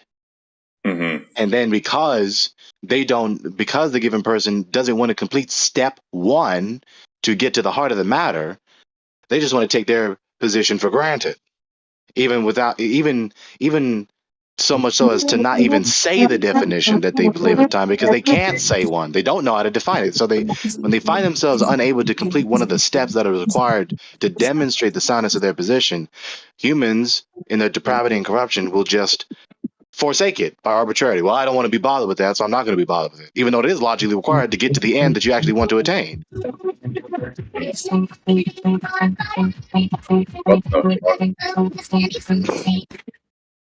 know what that is. Do we have a mod? Thank you. Got it. Thank you. Wait, so Gregory, which part of what I was saying that you caught me on? That it's a passing of magnitudes, or that it's your definition of time, right? Yeah, I'm kind of piggybacking off of Ken Wheeler, right? Yeah, he's mentioned that phrasing before, because he argues the same thing. Like time is not a thing, right? It's people are reifying it like a thing. Right? He uses the phrase a passing of magnitudes, right? Like I have this this thing now, it's of, let's say, XYZ properties, right? And then we look at it again, and then it's change in these XYZ properties. So it's, right? So it's fuck. I don't even know how to word it, but you see what I mean? Like these properties change, and through this quote unquote thing, we were able to observe that happen, right? So right? It's a perception thing, right? Now, here's the problem. Let's test the tenability, the defensibility of this definition of time. If there is no motion of anything at all whatsoever, is time therefore not real? Apparently, yeah, I think that would be the resulting conclusion. If you're consistent with that premise, right? So if you treat the premise of his definition of time as a controlling premise, then it would follow that if there is no motion, there is no time. However, it doesn't follow to the conclusion, because in a world where there is no motion at all whatsoever, time is still elapsing. The span of time that things don't move is just that. There's still time even whilst there's nothing moving. I believe that there's actually nothing moving. Right? Imagine everything just froze. Every concrete particular stopped moving in any sense at all. That is the beginning of the history of things being absolutely idle. And that time span extends for however longer or shorter. See, so it doesn't follow that time is motion. Yeah, in which case there would be a requirement that there is a perceiver to actually perceive the frozenness of everything, right? But in order to actually perceive in the instance that there's no perception, right? In the instance, and from then on that there's no perception of anything in any sense, that's again another instance of their beginning, hear the emphasis, the beginning of the history of the absolute absence of perception. So time is also not perception either. Yeah, because it requires, right, in order to actually perceive, technically speaking, right, you have to have, for example, the neuron activity, for example, at least for the mind to function, right, which is in a sense a passing of something, right, electrical signals, chemical signals, whatever, et cetera, right? So it's a prerequisite that things not be frozen in order to actually perceive the fact that everything is frozen, right? It's kind of like circular in and of itself, right? I see. Right, so you digress from there a little bit. So we established that time is not motion, time is not perception, because in the instance that there is no motion or no perception, that's an instance either in the past or present, or either in the past or present, not really the future, because that's when it is or when it has been. So in the instance that there has been an absolute deprivation of motion and or perception, or the instance that there is in the present moment the absolute deprivation of motion and or perception, that's at a time. That's not an instance of the absence of time, because those are happening at a time, or had happened at a time. So time is not motion or perception. So it can be argued that it is its own distinct thing ab extra to the 3D space that we live in, that we just can't really. Indeed. Now notice how we talk. It's very evident in the way we talk. Notice when I said earlier that language is very much part and parcel of logically sound pattern of inference. We're saying truth or not. We're saying falsehood or not. We got to pay attention to what we say. And very subtle changes to our proposition can make very significant differences. We can make a small adjustment from is to has, and that's a categorically different issue. You're going from the present to the past. One is an absolute state, whereas one is an encompassing state that has properties, right? That's like a subcategory. Not necessarily. When the you say difference between is and has. The difference is a time tense difference. Time tenses. Oh, like has is in past tense, like like I is has. Okay. I thought you meant has is in I thought you meant has as in like proprietary, right? Like I have a cup, right?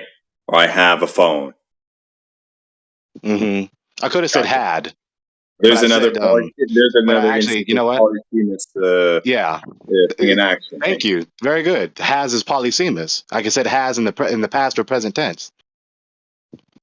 Mm-hmm. He has a voice, like he has fill in the blank at the present moment, or he has done, right? He has been, right? Mm-hmm. So Mm-hmm. we speak in time tenses. We talk about time all the time.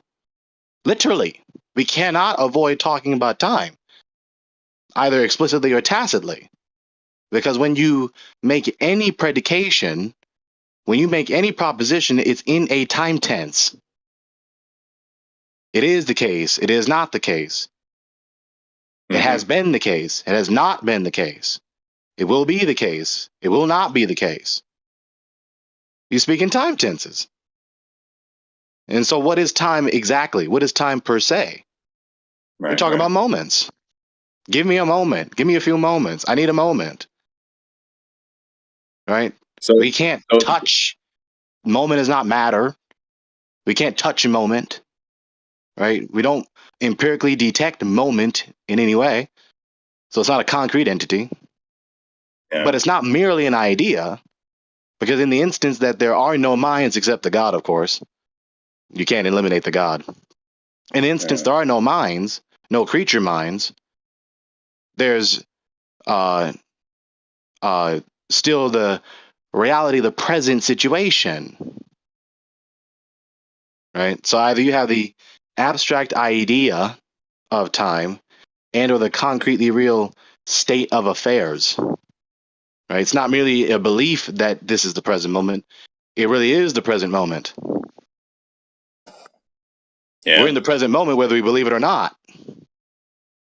So from there, right, could it follow that something along the lines like an argument that a Glober would make, right, where they would say like time slows down or like all this relativistic, relativity stuff where, given a certain condition, time slows down or speeds up or whatever.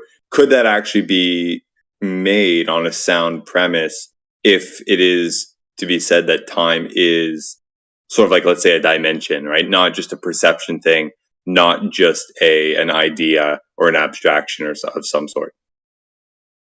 Well, it depends on which sense they say dimension.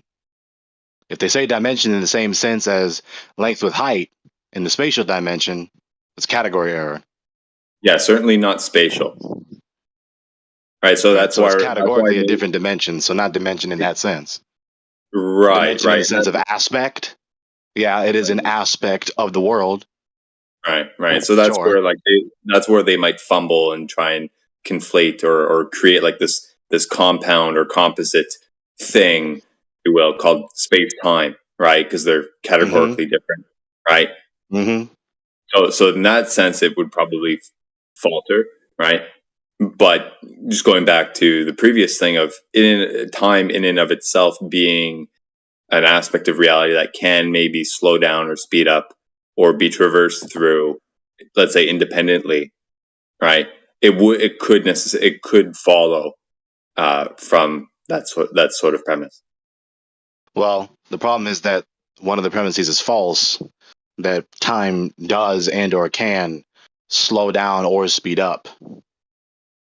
Right? That implies motion. Right. Okay. But time is in motion. Remember? Right. And even if it could, how would you measure that? And time is not a thing that moves. It's a thing that it doesn't move in this it doesn't move in the univocal sense as matter moving, right? As us doing motion with our mouths.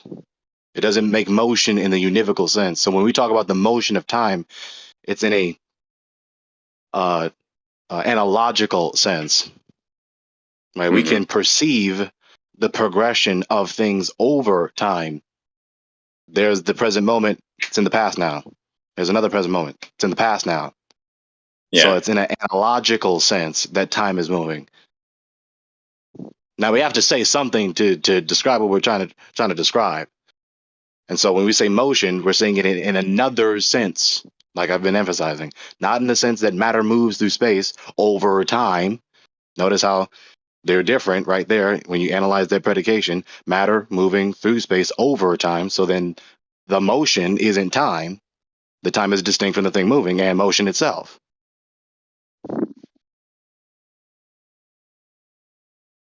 I follow. Man, what a clusterfuck. It's only a clusterfuck when people are determined to not think through like what we did. See, once you do what we just did, the problem is resolved. The conflict, like I was talking about earlier, is resolved. It's gone. We know what time is it. We have a self-conscious understanding of what time truly is. Yeah, I just mean like a clusterfuck of like a situation, I guess these rooms have, where the terms are not well defined, or one side thinks it's defined, but the other has a totally definition, right? Talk past each other, get into like this little quibble over, accidental, stumbling over polysemous terms, right? And then on top of that, either side not actually fully grasping the reality or the nature of the thing that they have in their mind as being already defined and predetermined, right? So it's like that's what I mean. It's just, and so we can conclude with this: time is moments, the past, present, and future moments, and to deny that is to reduce any and all predications to absurdity, because once you deny the categorical distinctness of time, like I just defined, then you equivocate with other terms and you make time tenses of any and all predications to be utterly absurd. If there is no present moment or past moments or future moments which to speak about explicitly or tacitly, then nothing can be the case or formerly be the case or potentially be the case. You can't talk about anything about any time. There is no time. There's just motion, or there's perception, but there's no moment when the motion is happening or the perception is happening. Reduces things to absurdity. That's why I call it transcendental, because without it, you couldn't have anything. Once you cross out, there are these moments, these categorically distinct moments, the past, present, the future, then nothing has been the case or is the case or will be the case.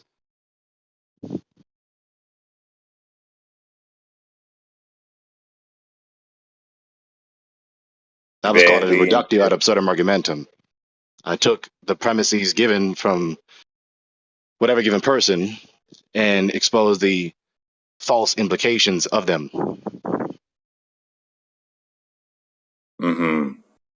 That's a deductive argument.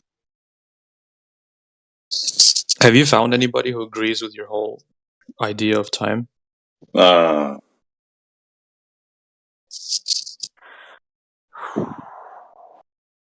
Mick, I'm back.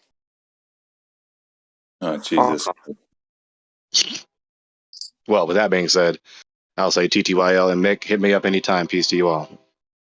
Be well, man. Peace, bro. Have a good night. Good night, Greg.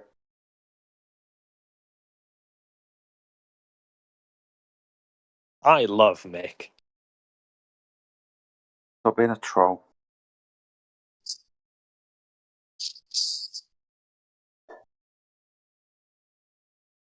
How did this conversation end up about time? Because we were talking about some pretty convoluted things, and time is the most convoluted of all. We could argue about what is time to the end of time. Yeah, that's like arguing about morality. Right? It's like a million different ways to look at it. So you never get to any conclusion. Some people think time's a physical entity, an object. How would you measure that, though?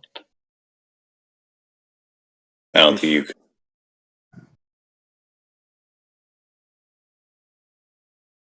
With a clock. Right. Yeah. Well, I mean, Exactly. How do you measure an abstraction? well, that's the thing, right? Is it really an abstract thing? Or do we use abstractions to help us understand what it really is? Is there any proof of concreteness of it? Well, Apart from time the is fact that we experience it, so we know it's some aspect of reality, right? But we conflate it as equivalent you to don't. some sort of special spatial element, right? Is what allows for people to kind of conflate, space and time as being possible to be mixed together, and hence we have something like space time, What right? would you say is the thing that's being experienced? Well, you don't experience time. You only experience now.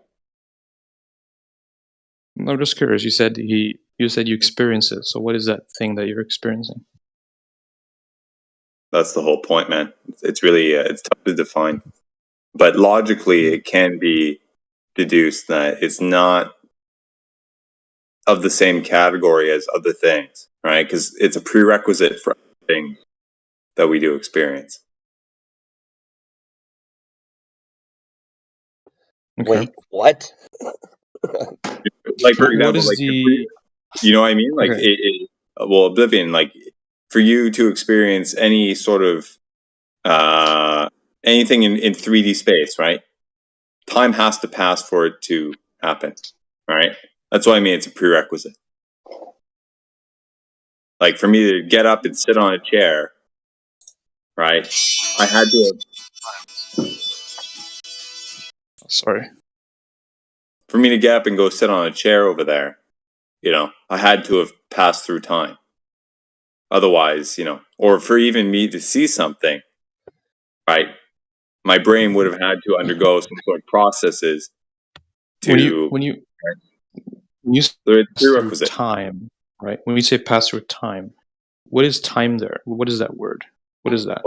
Well, that's the whole point, right? That's what we're kind of juggling. Why are you using the word if you're not defining it? Am I being unreasonable here? Well, I get it. I think we Yes. all kind of know what he means by time. But how I once heard, I don't. what was his name, Jeremy, in another server. He asked this question, and I think they call it relative time. Where they're like, okay, so you're here on Earth, sitting there, and then you got somebody zooming away real fast, and we all have synchronized watches, right? And then time's different for each person, right? They claim. Well, how does the universe know which one's moving?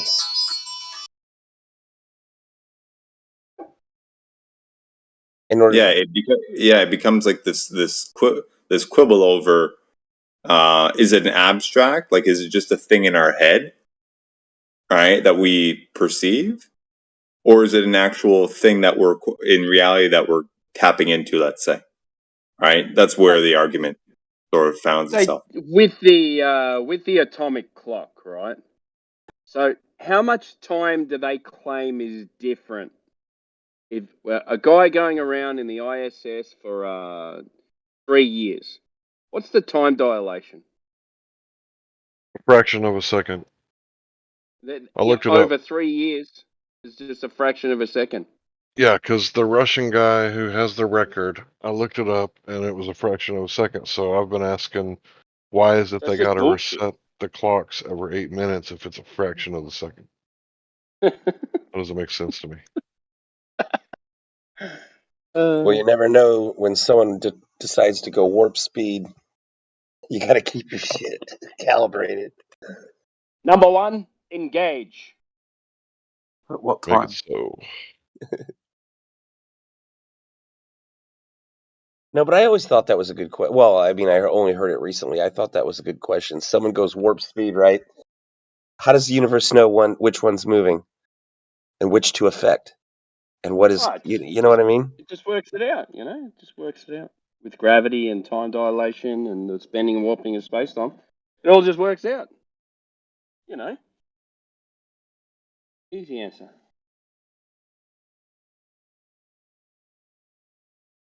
Being facetious, by the way. No. No, you're just Australian. There's no difference between I can't say that word. Facetious facetious. and Australian, right? Yeah, we're actually called facetians. Right. Oh my, Good to hear you, Jedi, too. You Yeah, too, good Woz. to- Where you been? Uh, What's up, guys? yeah, I was away for a week, spent some time in hospital. Oh, did you? You're right. Yeah, man. Good to hear. All good. Been busy too, so just pop back in, talk about time once again. About time you pop back in. Right.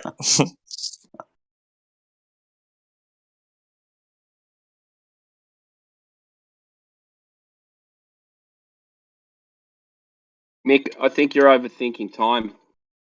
Time is just a so the sun rises and then comes back to a certain position. So they divided the day by increments, and then they came up with time. Well, increments of All what? that. What's this thing Well, that divided up? I mean, like, yeah, I'm thinking about it. I think you missed about the last 15 minutes or so. Gregory and I were going at it. I've been listening. Yeah. Oh, you heard? Okay, yeah. I mean, yeah, like he dug deep into it, you know, and I appreciate that, and I think I agree, you know. But Gregory also believes that abstractions exist. So, what do you mean abstractions exist? Like he thinks concepts have spatial existence. Well, I mean, in some part they actually probably do, or at least it wouldn't be sufficient to say that they don't take up some sort of space in their conception, right? So, like, for example, for us to think about something, right, our brains are literally firing. Length, width, height? No, what I mean is, if an abstraction, right? If I think about a circle, I think about a square, right? Number one, it has to correlate with reality, right? Or excuse me, it doesn't have to initially, right? But that's secondary. Hold on, let me not. They're not. I digress, right? But if I think of something, right, there is a part of it that is quote real, right? Even if it doesn't correlate with reality, and wherein initially it's taking up space in some form in my head, right? Wherein it's taking up my perception, right? Which is which does require energy to actually happen, right? So you can imagine, okay, there's electrical signals and chemical signals and shit like that, right? So Does those your are mind prerequisites. take up space though? Does the concepts in your mind take up space? I don't think they take up space. Not explicitly, I would say, but in some weird way.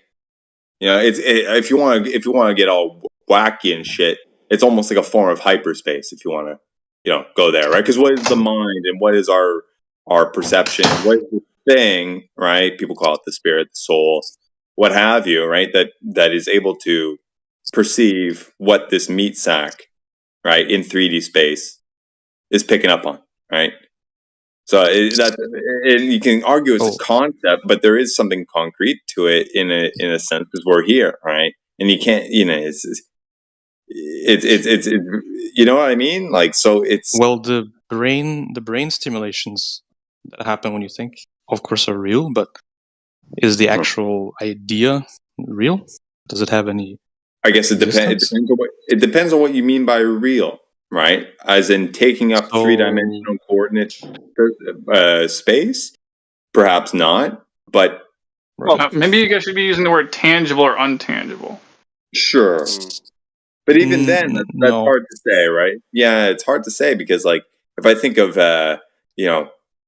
magnetism, right? I take this magical rock, I put it up against this other magical rock, and somehow they push on each other, right? Or pull on each other, quote unquote, right? You know, like it's not tangible. It's how do you say? I can't touch the magnetic field, right? But it has an impact on three-dimensional space, but is quote ab extra to the three-dimensional space. It has an effect. It has an effect, not an impact. Effect. Thank you. You know what I mean? Right, So but you observe that depends on how you use in the reality. term. Of You can course, see you that. observe it in reality. And Yeah, you well, can you can measure it see it. too. You can also measure it. If you You imagine can't or measure think, an abstract thought, though. You know right, what I mean? Good point. Good point. right. If you, I don't know, think of a pink unicorn or something. That pink unicorn doesn't have any spatial existence, right? No, of course not. Right. Yeah, this, Like So- just this reminds me of a that's what I guy mean. that came in, right? There was a guy that came into 24/7 and he was saying that thoughts are physical, right? Thoughts are physical. So the question was, if you think about banging that chick over there, are you being physical? Of course not. Yeah, no. This is I like the term that Gregory used earlier, right? Polysemous, right? Where some words can have multiple meanings, and if it's not corrected earlier on, past each other. And even then, like you know, you could be misusing a word in its context, right? Not know it. Like this is the problem with language, right? So it's like I wouldn't say a thought is a physical thing, or is it an abstract is not a physical thing in and of itself. But like think of it like onion, like a layers of an onion, right? Or like layers of a cake, right? Some things are dependent on other things for the thing on the outside or on the inside to actually be right. So a thought, it requires the brain and electrical signals and all that stuff. So there's a part of it that has physical manifestations, but at a higher level, if you want to look at it like that, it occupies its own space, let's say. But I don't mean space is in 3D space. This is the problem with language again. It sounds confusing as I shit. understand what It you're kinda is. saying. Yeah, I do get what you're saying. And in a way, like it's more than that, or there's another layer to it, right? So there's electrical signals, there's chemical processes going on when I think about something, or when I feel something and then think about it or whatever. But even to that, like going back to like grade school fucking science class, right? Everyone learned the right hand rule, right? In basic circuitry or whatever, right? Wherever there's a current, right? The right rule, right? Where the thumb is, let's say you take your right hand, you cup your hand a little bit, and the direction the direction you're pointing your thumb, let's say if that's the current, the direction that the current is going in, well the cup of your fingers, right? That direction is the direction that you will always find a corresponding magnetic field, right? So if you have thoughts, and our bodies are made up of countless intertwined connectivity points of one gigantic electrical circuit, in a way, right? Well, we must by definition have a corresponding magnetic field, right, around that, right? So people get get all weirdo about it and call it the aura or whatever, but I mean it's basic physics, right? Like, you can actually take a Gauss meter or a voltmeter and measure slight voltages or whatever the units are around different individuals, an inch, 2 inch, something like that. Probably maybe not that much or not that little, or I don't know, but it has been done. I'm aware of that. I could probably try and cite it there, but it's a known thing, right? So in that sense, the thoughts that we have or the emotions we feel literally have physical ramifications, not only in how we feel them, but just in their initiation.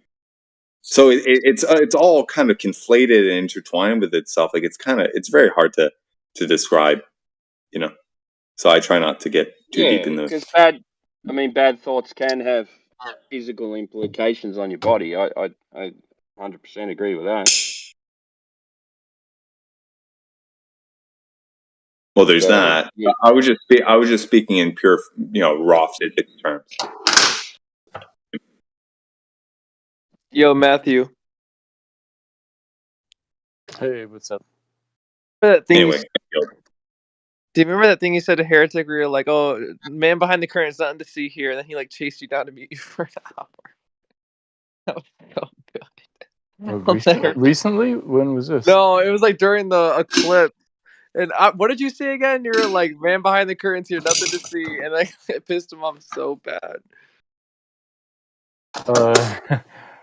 I wouldn't be surprised. I don't specifically remember what we were talking about, but oh yeah.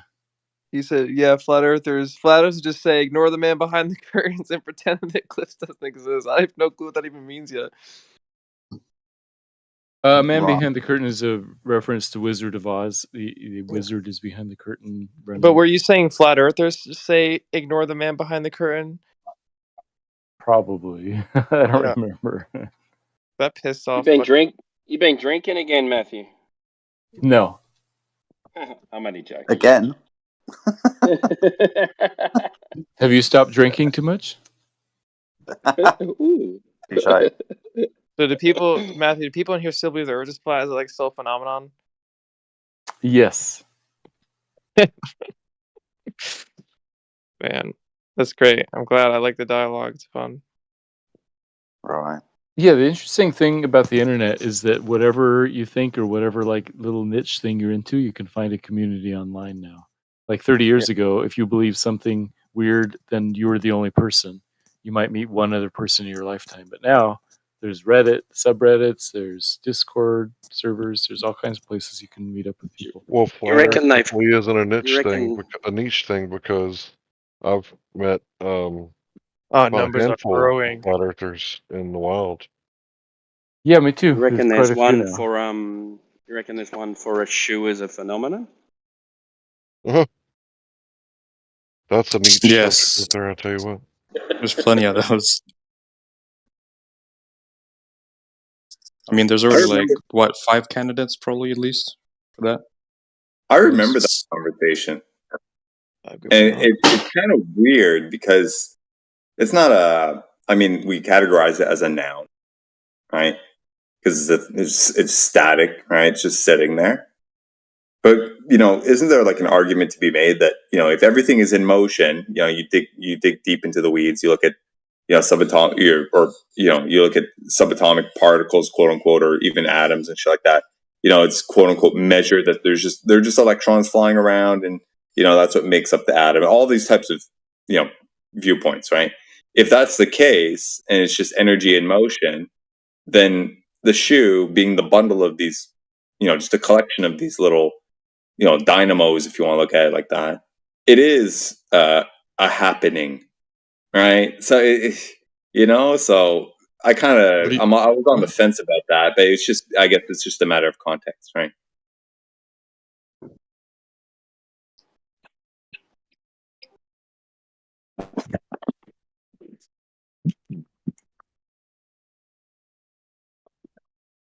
Hello? Hello. Whoa. Yo. What's up? Sky. It's going. What about the sun? Is the sun up? Yes, here it is. Can be a cross. Sun is not up here. Sun's here. It's 11 o'clock and it's almost midnight. So at midnight, where's the sun? Yeah, it's 1 a.m. here. Over there. Still up, but over there. Where it's daytime. The fuck? Just over there? Over there. Yeah. Where it's daytime, where you can Only see casting a shadow on a quarter of the Earth. That's It's always midday. It's always midday somewhere.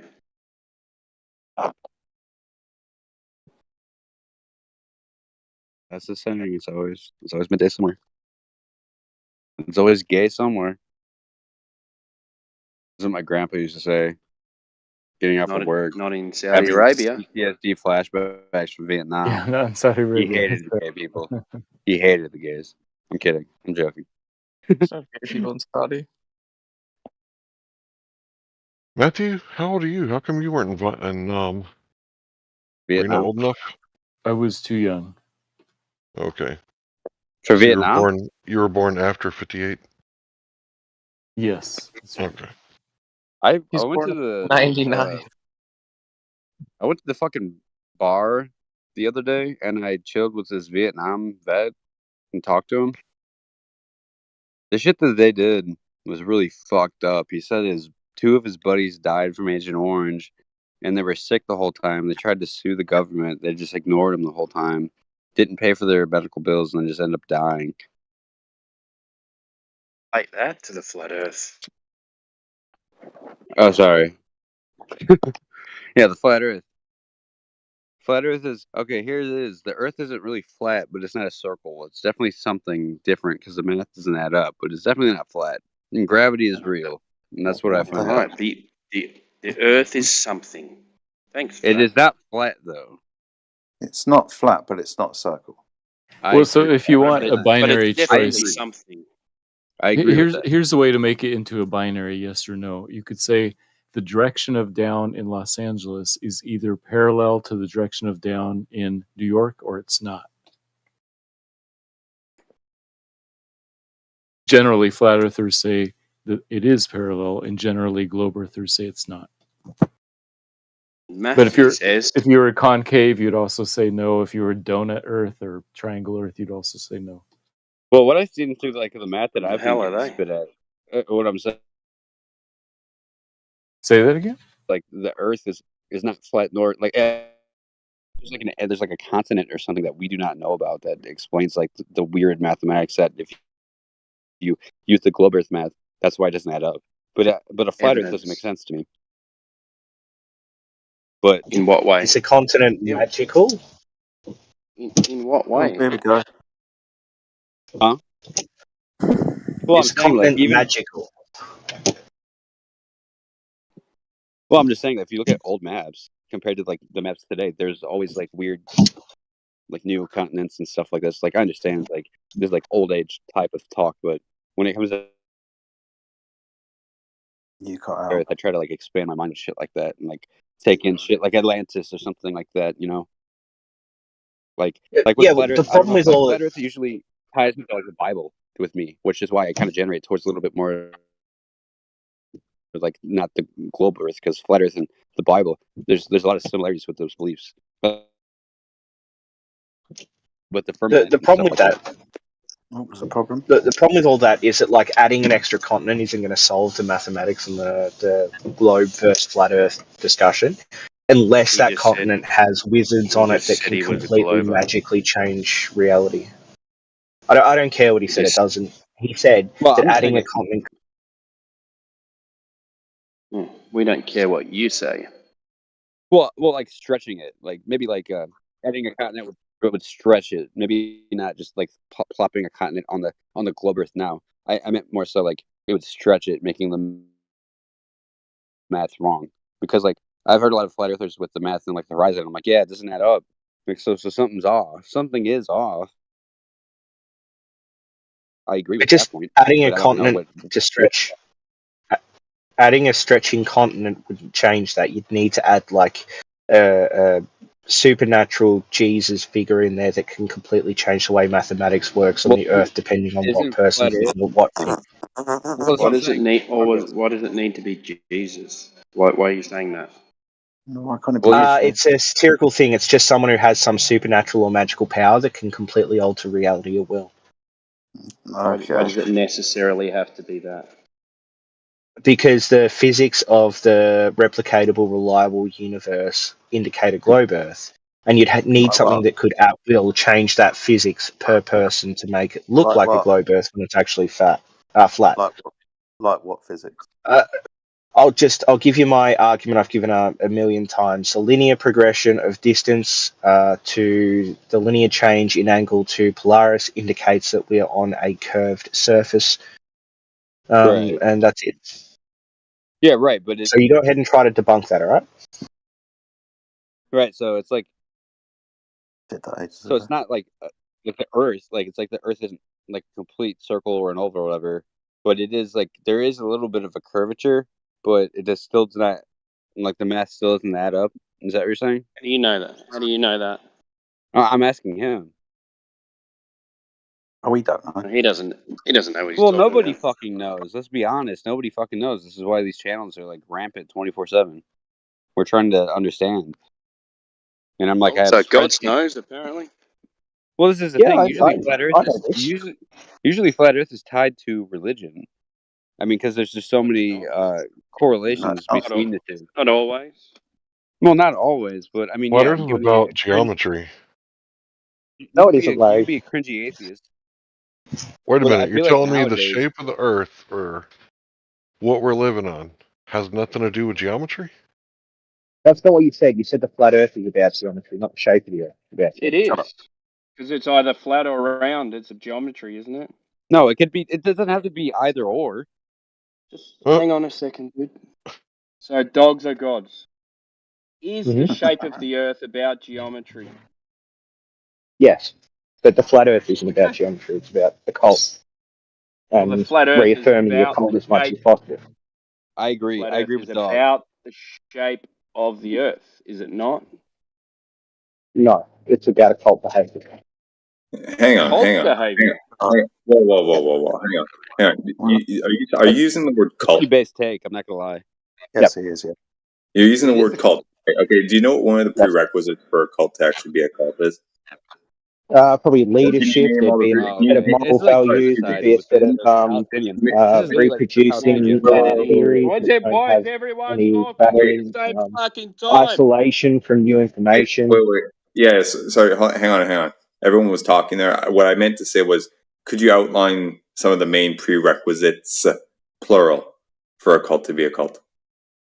There'd be leadership. There'd be a set of repeated values amongst people, like a sort of doctrine that they all espouse.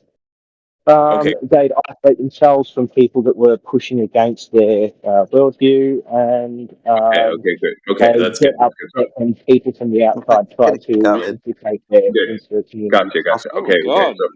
So that's enough. Right. I think. Okay, you nailed a couple. Right. So first and foremost, you said leadership. Right. So who's the leader? Yeah, who's flat Earth Jesus? So you've got 200 proofs, Dubay, and then you've got Dearth, and then you've got Witsit, and it just depends what sort of cult you want to be part of. So, these are the leaders? 200 proofs. That kick-started their resurgence of all this, and since then you've had, the Dearth. Wait, they're not any leaders of mine. No way, Yeah. man. Can you come up with some others? Because I don't like them. Yeah, I was just gonna ask. Like, rejecting what I said doesn't matter. They're the ones that you all get your talking points from. You think? Yeah, like which ones? So let's see the just about all the 200 proofs talking points you guys bring up stuff like you don't see the curve or I just answered that question. Here's the characteristics of a cult. Go ahead and read it. Bay, is it? Yeah, I was just gonna say. So let's say, for example, I wanted to start a cult, right? And I gather a bunch of people around me and say, guys, I'm your leader, and let's all affirm that 1 + 1 = 2. Okay. Am I all of a sudden a cult leader because I just gathered some people around me and have everyone kind of just affirm that 1 + 1 = 2? Mick, it's even worse than that. No, I never said that, so I don't know what you're talking about. So what he's saying is, hang on. It's at the point where you guys are going to tell me what I'm saying, so I'm out of here for a minute. So what you basically... What he's saying is, right, man? He's saying, if you look out and you see no curve, you're not allowed to say we don't see curvature because Eric Dubay said it, and then he would be a cult leader. That's kind of what I was. That's the logical kind of sequence I was trying to follow, right? So just having a bunch of people sort of point something out that just happens to be, I guess, true, right? We don't see curvature. It's like, oh shit, yeah, me either, right? They agree with that as well. Exactly. Is the guy who just pointed it out and gathered a bunch of people to kind of just, oh shit, yeah, I kind of see your point there. Is that guy all of a sudden a cult leader? Just like if I was a guy who just gathered a bunch of people and said, hey, 1 + 1 = 2. Oh, yeah. I put an apple here and an apple here. All of a sudden, I have 2 apples. Oh, shit. Am I a cult leader? What is it? The cult of truth, is it? The cult of observation. Well, that's the whole point, right? I would agree with the cult of personality. There are people that kind of click up and follow leaders. Yeah. But as far as Flat Earth being a cult, I was on the fence for like a year and a half, and nobody like subjugated me or anything like that. I was treated very well by Flat Earthers.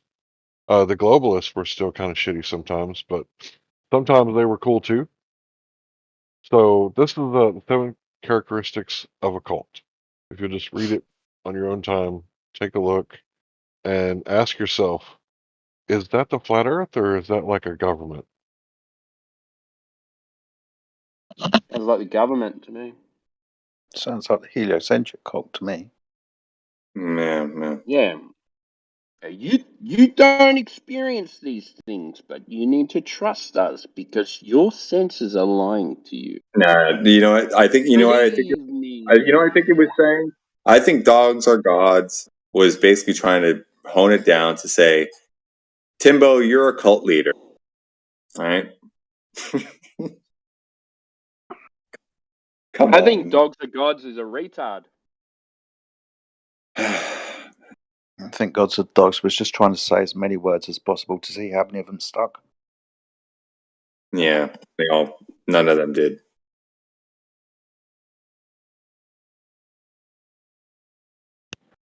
Dogs are God is proof that military intelligence is an oxymoron. How does this guy keep coming in here? Like, I've seen him get kicked out so many times. He's been around for years, man.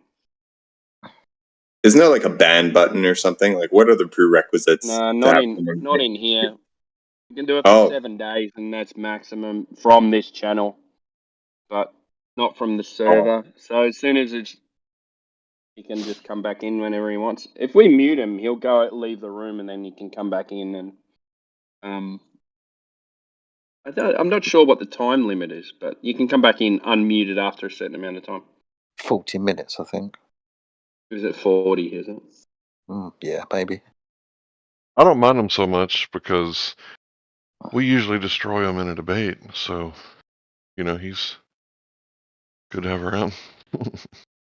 Hey, Mick, if you're interested, Mick, I'd go back to, I think it might be on Indio's channel.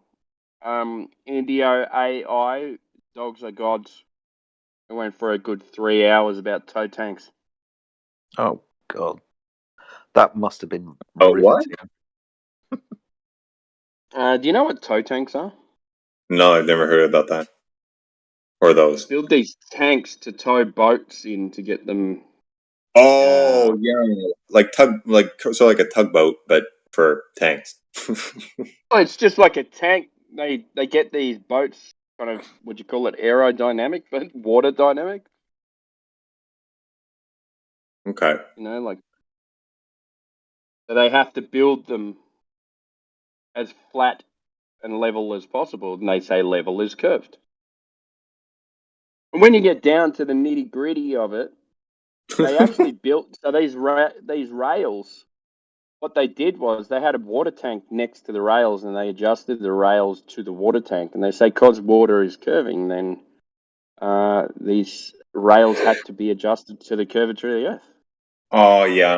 I think I remember hearing some kind of argument like that. Not necessarily about the tow tank specifically, but something like there's like I don't know if it was a pier or a port or something like that, where it was really long, like several miles, or not several miles, several hundred meters or something like that.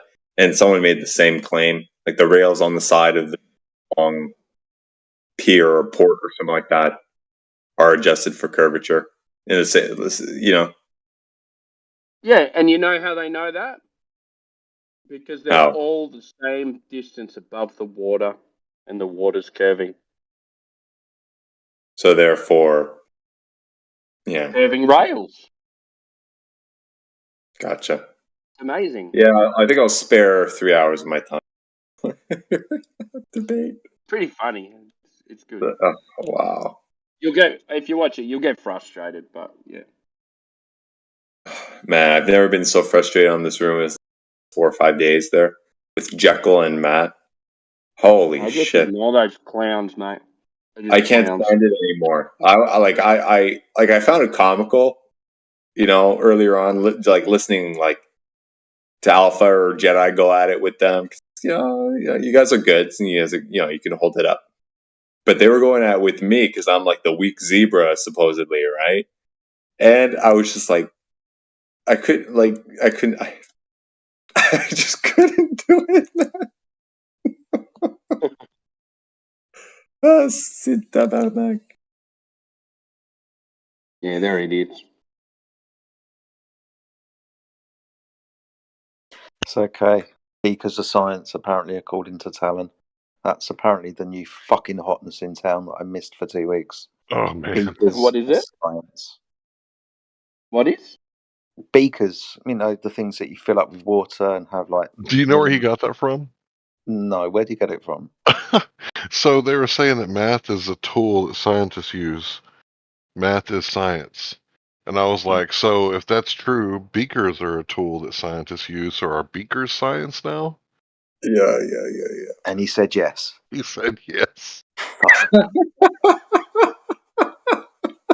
Sometimes I think, not sometimes, but all the time, I just think Talon's in here for comedy. You can't believe some of the stuff he says. You'd be surprised. I mean, if you'll fall for like 9/11 and the moon landing, I mean, what will you not fall for? Yeah, so I'm curious, what type of stuff do you not believe that he believes? Because I might believe it. Do you think Yeah, beaker? of course you would. Let's ask Matthew. Matthew, do you think a beaker is science? No. Okay. Thanks. Something that stupid is obvious. Is math science? No, they're different disciplines. Math and science certainly interact quite a bit, but they're not the same. There you go. You're not the same as him. Is qualitative. Sorry, it's late for me. Say the word. Quantitative. Qualitative or quantitative? Yeah, thanks. You know what I meant. Shout out to QE. So yeah, sometimes they do overlap a tiny bit, right? But when everybody says quantum physics, I kind of get weirded out by that word a little bit. Because when you understand what quantum means, like, are you guys just putting that word in front of everything? Quantum beakers. Oh shit.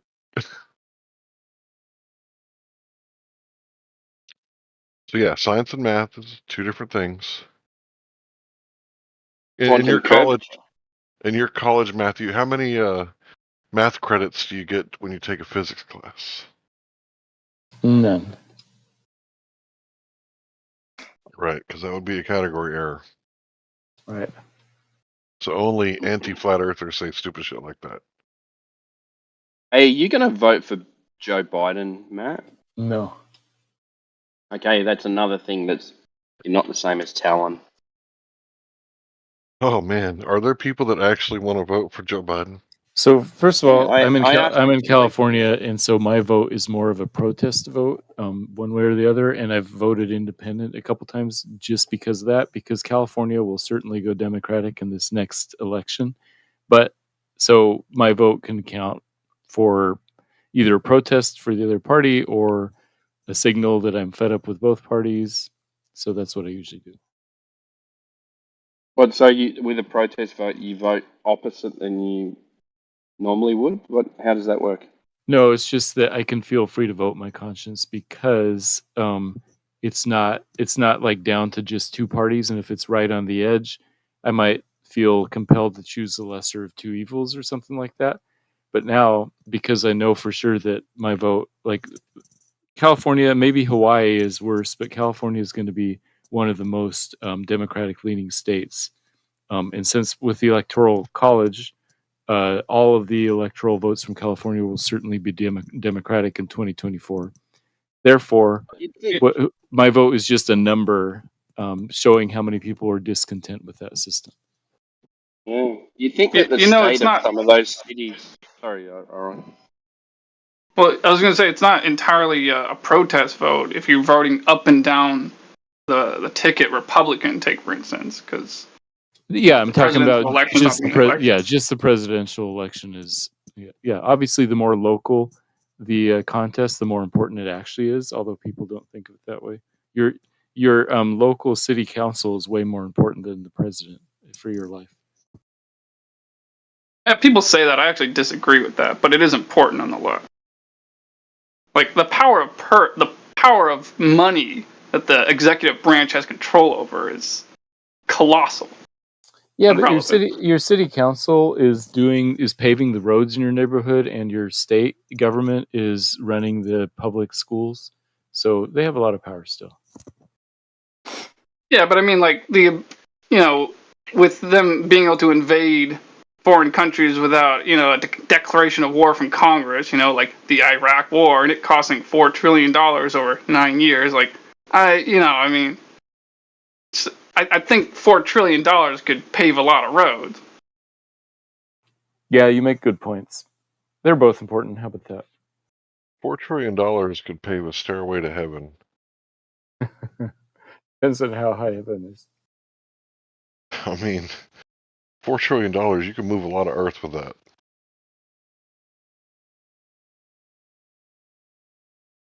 We could have had a pyramid right in between Dallas and Fort Worth.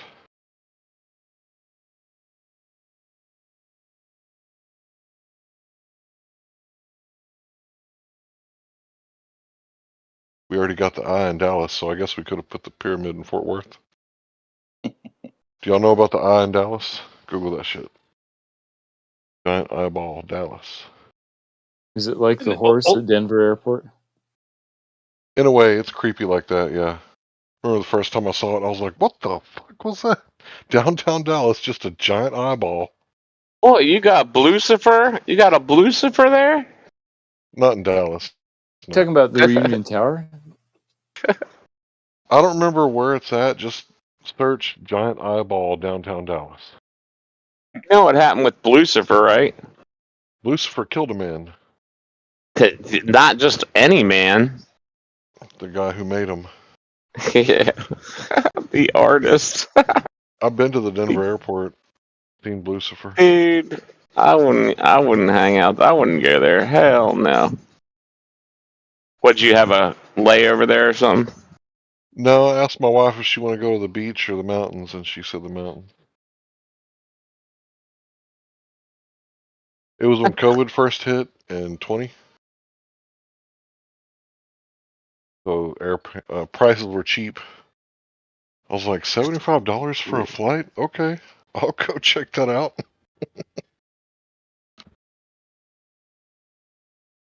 I remember I got removed from an Alaskan Airlines flight because I told them I wasn't wearing a freaking mask. Some lady went screaming, freaking like this black lady was screaming that I was gonna kill her baby because I wasn't wearing a mask. I can just see that one, bro. I was like, holy shit. I didn't even know, like, what she was, like, screaming at something. She thought I was laughing at her. I was just laughing at some shit on my phone. And, like, after I freaking, like, realized she was just, like, pretty much insane. She had, like, a newborn. Like, there wasn't any talking any sense into her. So I was just like, you know what? I'll just put on the mask because, she's, like, literally mentally ill, like just try to calm this lady with a newborn kid down.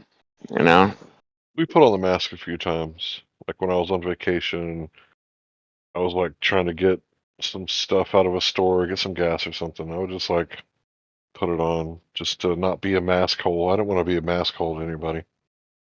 So I would put on a mask in my car with the windows up when I was driving by myself as I was pulling into the church parking lot just to troll people who, I don't know, maybe that was not very kind or generous, but I just did it and hoping people would see me. Is this on your way to church?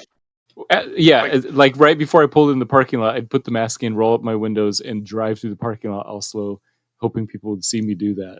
just to kind Wait, of did like you take it off once you got there? Of course. Huh? Yes. You did? You took it off? Well, yeah, he's not going to Yeah, 'cause suffocate himself through church. we're in California, and we were meeting outside, so it didn't matter. Holy crap. So I think Matthew was like, he knows that the communist California is going to take over or get taken over by communist China, so he's trying to get street cred for his social credit score. Yeah, I live in the People's Holy Republic crap. of California. Shit. They removed me. They removed me, man. I put on the mask to freaking calm that lady down anyway, and I got on the plane, and the lady's like, pull it up over your nose, and I was like, are you kidding me? I'm like, you do realize that, like, everybody's going to take off their mask to eat and drink, right? So, like, everybody in this plane is going to have their mask off for 10, 15 minutes throughout the flight. I said, and all the freaking air is going to get recirculated. I said, if anybody's got the freaking cooties, the cooties are going to get freaking dispersed throughout the plane. And, I mean, everybody might as well just not even wear it. She's like, I don't like the way you're speaking, Mr. Haven. I'm having you removed. You're a danger to blah, blah, blah. I was like, oh, you're afraid I'm going to bum rush the cockpit from my freaking, without my wheelchair? I'm going to, like, throw myself on the floor and try to take over the plane. I'm just like, dude, it was so stupid. They, like, literally removed me. They literally lifted me up, removed me. As soon as I got off, she's like, do you want to book a flight tomorrow? I'm like, what? The dangerous freaking, evil freaking passenger? You want to book me a flight tomorrow? I'm like, yeah, go ahead. Because I was on my way to my girlfriend's anyway, but boy, that was a mess, You did it all for the nookie. Well, dude, it wasn't even that. It's just like I didn't wear a mask through the whole freaking airport, and I was taking videos the whole time, And like I get down to the terminal, and like this is after I go through check-in, where you get frisked, all that crap, and then I get down there, and because some lady's going freaking nuts. I was just like, all right, I'll put it on. But then, It's a submission test. You got through where you got through, but then when someone decided to test you for your submission, you failed. Well, it wasn't even that. It was the lady was blurting out, "He's gonna kill my newborn." Like, she's like, "I just came from the NICU." Like, I'm thinking, like, well, hold on. This is what I'm thinking. I didn't say that. I should have blurted it out loud. I should have said, hold on, you got a freaking, like, a newborn? Like, literally, you just came from the NICU. So you've got a baby that's a couple days old, and you think it's smart to take it on an enclosed flight with a bunch of people that could have something that's going to kill your baby? Get better baby had a mask. I'm just like, what the hell's going on? Everybody was It losing wasn't their like I could go mind. up and talk to her. You should have heard the freaking people on the freaking plane, like, as they were freaking lifting my fat ass off, like, yeah, like freaking clapping and shit. And then, I'm like, slinging the one-liners about bum rushing the cockpit and all the nonsense, like, what a mess. When it first happened, 99% of people were skeptical in the Flat Earth group. Like, I was skeptical of the skeptics on both sides. Like, I'm just going to sit back and wait and see, right? I don't know. I'm reserving my judgment. But Not me, man. Flat First Earthers day were I was right. telling her, don't do it. They were like, this is bullshit. It's like the moon landing. But we should probably move on. Yeah. That's cool. Totally. And we were right from the very beginning. And You all were. throughout. You were. I just marched to the beat of a different drum, or at least that's what QE told me.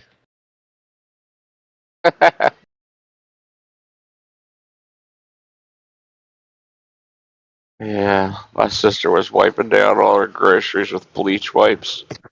I was like, Carrie, wiping down all your groceries from Costco is freaking insane. That's probably worse for you to sit there and, like, breathe some disinfectant wipe, with a bunch of who knows what the hell they put in them, I loved it Just when like the dumbasses were wearing gloves. It's like, you idiot. hand sanitizer. Gloves, though? Like, yeah, I found the funniest. What I found the funniest thing of all of that, the most absurd. You guys have probably seen it, right? These videos of let's say, your grandma or the old lady across the street or whatever. They go do their synchronized swimming sort of shindig, right? They go to swimming classes. It's like an aerobics, aerobic swimming, where it's like swimming class, not swimming classes, but kind of dancing in the pool for the aerobic. Synchronized swimming. I don't But think they're it not was swimming. Were they wearing masks? It was more absurd than this, man. So it's like, imagine there's an Olympic sized pool or something, and then in the corner of the pool, you have the little class going on, right? Where there's the teacher, doing the moves, and everyone's kind of aligning with it, right? They had, number one, everyone had masks on in the pool. In the pool. And more absurd than that, they had hanging from the ceiling these, PVC, transparent. No, like little freaking circular things where they had their own little area. Like panels, right? Like cubicles? Dude. Swimming pool, water aerobic cubicles. My favorite See-through. thing during that whole time was it's okay to Well, wait, how do you get in it with your mask on without getting your mask wet? This is what was absurd about it. They weren't even cubicles. They were just individual panels that would delineate, let's say, the rows, right? But the column lines were open, and the middle that's so lanes were dumb. open. Dude. Did you see like those they never heard of concerts? Did you hazmat see the suits. concerts where the freaking the musicians were in bubbles? Have you seen that? The audience is in bubbles. Gotta protect the talent. We're being warned in the chat by a mod off-topic subject. I'm sorry.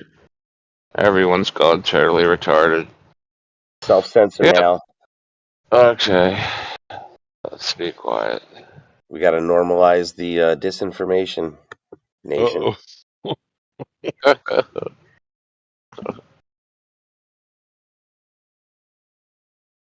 Yeah, kind of weird. And it's coming back probably, but we're gonna bring it back to the cosmological constant crisis because their shit's weak and they need dark matter and black holes to make their gravity work. But if dark matter and black holes aren't really there, bringing it back to the crisis, the crisis in globe Earth, freaking critical thinking. So if there's any globers out there that can demonstrate Earth curvature, axial rotation, or gravity without manipulating buoyancy or density, we'd love to hear it.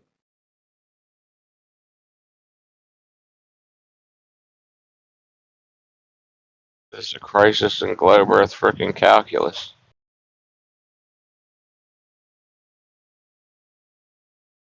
Gosh, someone was pissing me off that one they kept saying that stupid shit. Crisis. Yeah, but for all the flat earthers out there, watch out for the cult of personality. You should listen to everybody and what they have to say, even if you disagree with them. Because you can learn from people you disagree with. I know it's crazy, but it's true. Yeah, you can learn what not to say, right? You disagree with that, it's like, if it's you disagree with somebody, that's not mean you are right, Maybe that other person is right. Yeah, you can listen to them and be like, that's what I shouldn't say if I don't want to sound like an idiot. So only when you Yeah. speak, you are right. It doesn't mean you're right necessarily, but you know.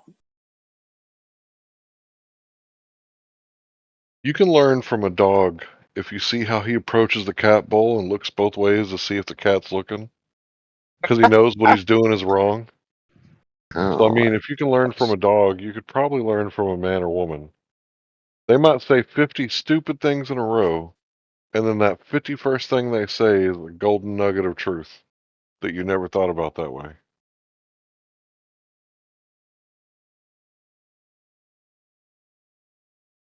I don't know, man. The odds of one coming from a glober's like more like one in every 333 statements. There might be a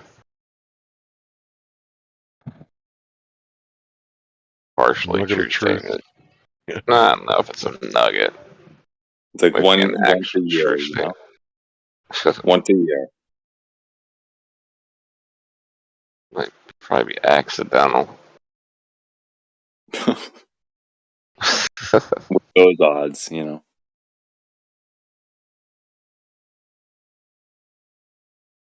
So if the ISS is moving 17,500 miles an hour, where's the motion blur?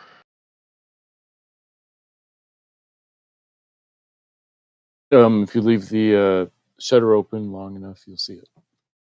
Holy crap. So if that sucker is moving 17 grand, if I just slow the shutter down, because the shutter is just moving so fast. Yeah, it's a function of how much angular speed there is and how fast your shutter speed is. But a car going past you at 60 miles an hour is going to have higher angular speed than the ISS.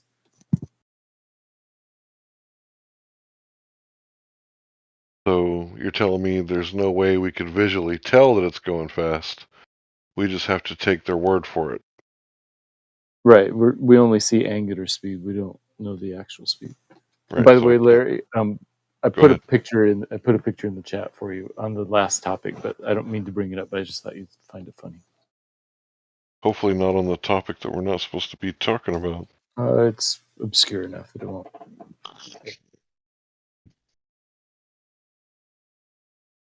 I'm in the wrong place.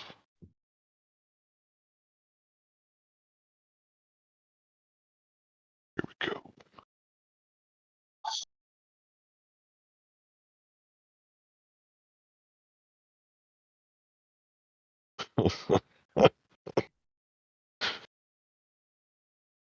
It's a literal picture. I didn't stage that or anything. They're like, oh, just to be safe. Wow. It's already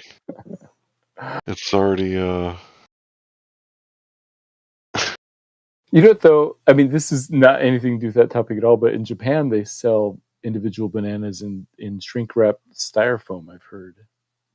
I haven't seen it myself, though.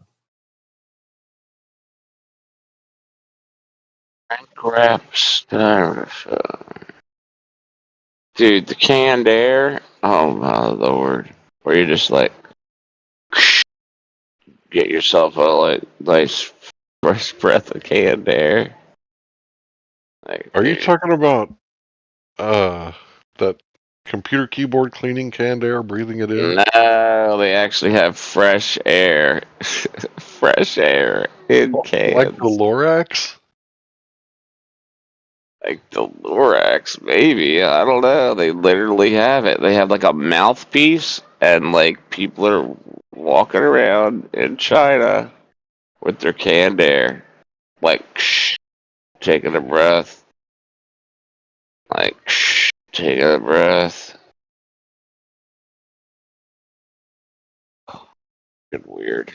If y'all haven't seen the Lorax, y'all should watch it. The only thing I don't like about it is the capitalism. Wait, is that the last tree? That one? Yeah. Or they keep weaving the three armed sweaters with like they got 3 arms, like 2 head holes. They keep they keep cutting down trees to weave more sweaters, and Me, that was about weed. You it know? was about weed. Yeah. Hilarious. I'm a huge proponent for marijuana, even though I don't smoke it. I love smelling it. I love growing it. I love trimming it, but I can't smoke it. It's against the law where I live. Makes me look at my legs like a weird. Yeah, in the United States. Oh, you're talking about the federal. That doesn't count. Nobody believes in the federal government. That was pretty funny. Yeah. That was pretty funny, actually. Matthew's part of the cult. He believes in the federal government. Oh my gosh. That'd be so funny. Wait, would you call the cops on your students if they had a bag? Call the FBI in California. Oh my gosh. Actually, Shit, on freaking- campus, it's against the student code. What's that? What's the student code? That gives Matthew the right to snitch. Yeah, it's a set of rules the students agree to live by. Well, if they agreed to it and they're adults, that's a contract, so it's legit. Yeah, that's all I'm saying. Yeah. There should be a code of conduct where they actually don't let nonsense get taught. Boy. I agree. Poor Matthew. I heard they're trying to pass a law in Louisiana that says you can't be within 25 feet of a cop or you'll be arrested. What? You know how First Amendment auditors record cops on the side of the road? On the sidewalk? No. Well, You don't know about that? What is it? First Amendment auditors, also known as cop watchers, record cops when they pull people over on the side of the road. Oh. No, like. You know about that? Wait, why are they watching them? Because cops will violate people's rights. Oh, yeah, alright, I get it. Yeah, that sucks for any freaking cop who's like an actually good cop, yeah. Yeah. Sure. I'm not really anti-authoritarian. I'm sorry, anti-authority, as long as it's legitimate authority. So when the cops like arrest murderers and rapists and, you know, chose, I really like that. I really, really like that. I just don't like it when they pull over someone and plant something on them or, you know, unnecessary roughness is what we called it in football. But aren't we supposed to vote to give them the right to like have that authority over us? And what sense does it make that we are allowed to delegate authority that we don't even have? Well, there's this Supreme Court case that says that if you can give them consent to search your vehicle, then you can revoke the consent. So when you give them consent and they just start searching, revoke the consent, and if they don't do it, then they violated your rights. So we do have some authority over the cops. It's just when we violate the law or No, give them probable cause. Go ahead. No, what I mean that we give them the right to persecute us and give them right because I mean in the system it says that we vote for them to have rights that we don't have, right? How does that make sense? It should. Yeah. Well, they get qualified immunity, so that would be the rights that they have that we don't. So basically what that means, unless they violate already established case law, then they don't have to pay for anything. Like everything comes out of the taxpayers or nothing at all. So for example, they can't arrest us for recording them in public, or at least in Texas right now they can't, right? I don't know about Louisiana. But there's no case law on live streaming yet. So hypothetically, if I'm live streaming and not recording, and that case hasn't been established in the Supreme Court yet, then technically they could get qualified immunity. Well, the problem with that is that a lot of people just settle outside of court. So the cases never make it to the higher courts, and the case law is never established. Who's snoring? There's a lot, man.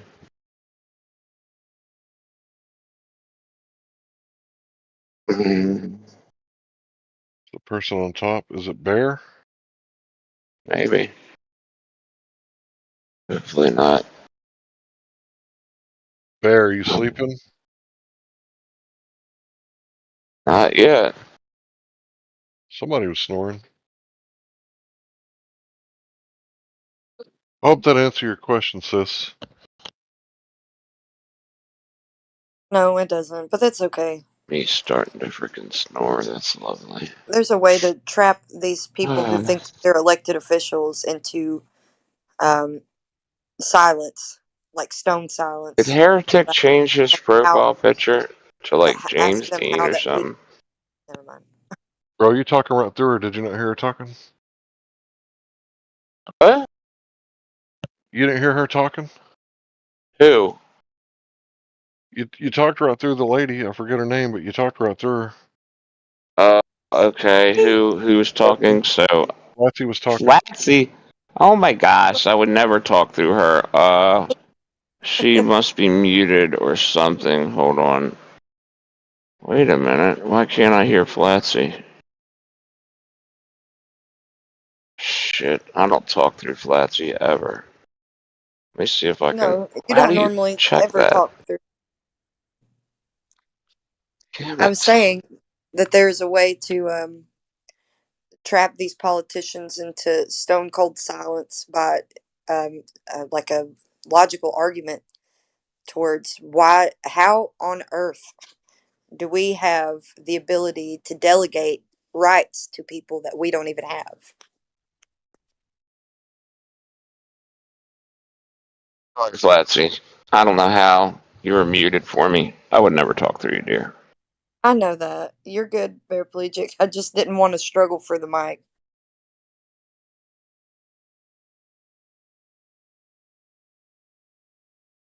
Well, I guess they couldn't.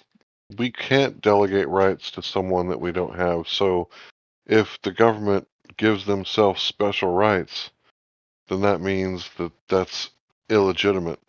Because how could they give it to themselves if we don't even have it? And man is supposed to be the one who established government. So that would be illegitimate authority.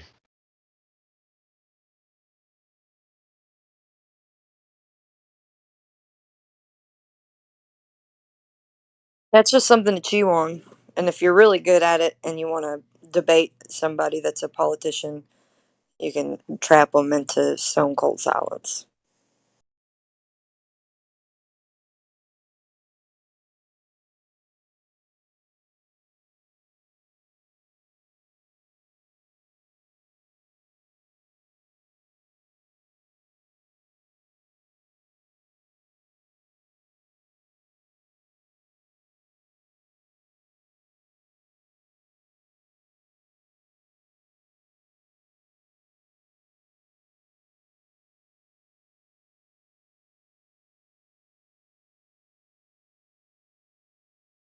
You know, I think a lot of times the government has what's called perceived authority and not actual authority over us. Yeah, if you create a victim, like to me, that's legitimate authority 100%. If you victimize somebody and then go, I didn't do nothing, I didn't do anything wrong, instead of, oh, hey, you know what, I did something wrong here, let me see if we can settle this on the private side, because that's what you're supposed to do, right? You're supposed to settle. But if you're like, no, I didn't do nothing, then yeah, the government has every right to force you to restore that man, woman to their, previous position before you cause them harm, injury, or loss. Anything else, is us harming the state. How could we possibly harm the state? Well, I would say that when we elect folks, We don't let them be divinely appointed, so they're not subjected to the wrath of God if they mess up. So I don't see the point in anybody justifying voting. Yeah, I voted once. I voted for George Bush when I was like 18. Can you believe I that voted. shit? I voted once, and I voted for Dean Odle for governor here in my state of Alabama because he was a flat earther running for governor. What? That's funny. You know Pastor Dean Odle? No. What? Oh. Yes, you do. He had the debate with the other pastor, Greg Locke. Show me. Okay, you I'm give me a sorry. second. Well, I know You you hang out with Whitsitt and all them, and Whitsitt was there at that debate at that church, the Global Oh, whatever church. okay. Yeah. Pastor Odle was the flat earther pastor that was debating Greg Locke. Hmm. He's from my neck of the woods, Opelika, Alabama. Gotcha.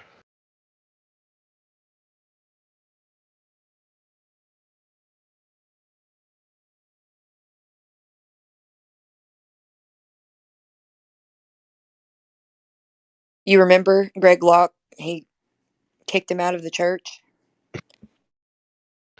That was He sad. kicked them all. Kicked all the flat earthers out. It was a mess. I was talking to Boston Runner Bear like while he was at the debate, or no, right after they left. He was there at the debate with Whitsitt, watching it, and he said that it was like when Dean Odle was talking. He said like everybody's listening, like everything was quiet, and like people were. It just like he said it just felt good. He said when the other guy was talking, like it just seemed all like I don't know. He just said it just had a different feel, and it was just really kind of creepy. And then near the end, when they, it just took a frickin' turn all at once. Like, he kind of got his ass handed to him, and that's when he was like, "That's it. You're a Bible denier," or whatever the hell. He basically just lost it and started shit, and then, dude, like they had freaking they had guns. He had like people in the church with freaking like ARs and shit. Like, I'm all for that, by the way. Guns in church. well, yeah, that's great, but like they acted like they needed it, like the flat earthers were gonna be trouble or something. Yeah, we should send Nonsense. that guy some preparation H. Yeah. Definitely. From the flat earthers.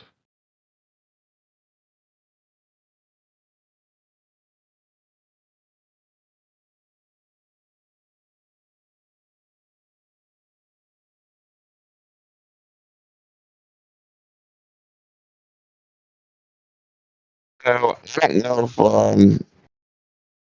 I told anybody in here the story. I just got an order for coffee. This guy texted me, and I said he's in Silver Spring, Maryland. And I'm like, so what do you do for a living? And he's like, I work for the FAA. And I'm like, oh, you one of them air traffic control guys? Like, watching the little screen, telling the planes where to go? He's like, no. He's like, I draw. I'm in the map department. I'm like, oh, you like, because I used to be a CAD drafter. I'm like, you draw on CAD? he's like, yeah, MicroStation. I'm like, oh, damn. So I'm like, MicroStation. I used to draw on MicroStation at BG&E. So anyway, we got to talking about stuff, and I'm like, so is it spinning, dude? He's like, nah, definitely not. So let me read you this. Let me read you this text he sent me later that day. He sent me. Where is this thing at? I don't want to look stupid here. Alright, I'm gonna find it. He sent me a link for. Damn it. I'm sorry. Bear with All right, me. bro. All right. My son-in-law is one of them air traffic controller guys. Feels weird saying that, son-in-law. My son-in-law.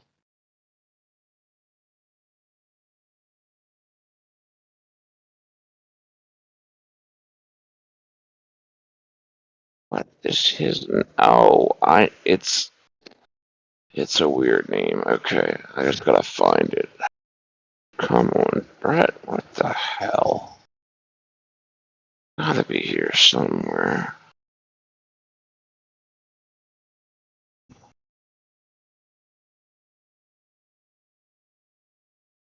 Oh, that's right. He just said something today, so it's up here further. Because he got his coffee that quick. I forgot. It's up here somewhere. Alright, here we go. So, he sent me a link that said,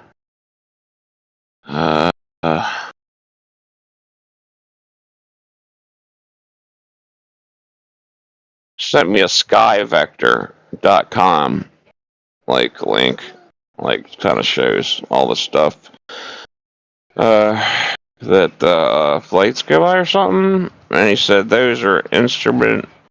This is the text he sent me. He says those are instrument flight charts. The whole system runs in bearings and distances, flying without sight. More than half of the points are land-based. How would distances and bearings work if the points were moving? The manuals say it all works on a flat, non-moving plane. Just thought I'd share that. So, that was pretty cool. Just from a customer that happens to be, guy that draws maps. And we talked for a little while. He was talking about when he had to switch, all the maps. They had to take off the Loran's stamps and switch them to the GPS stamps. So I don't know, man. Like, I wouldn't want to draw these maps. They're pretty involved, but whatever. Kind of makes. I mean, it's obvious, but you know, it's kind of neat to hear it from somebody who's actually did it. Like, think about like a plane, like, heading for something that's ground based, but it's moving. Like how silly that would be for it to be heading towards something that's moving now as they're flying. It's absurd.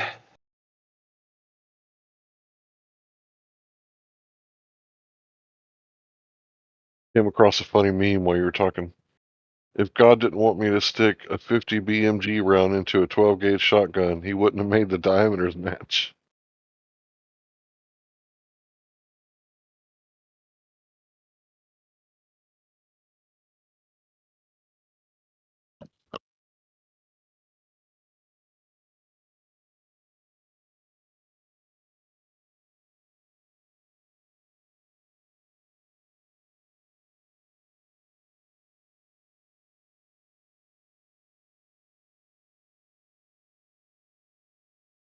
A what?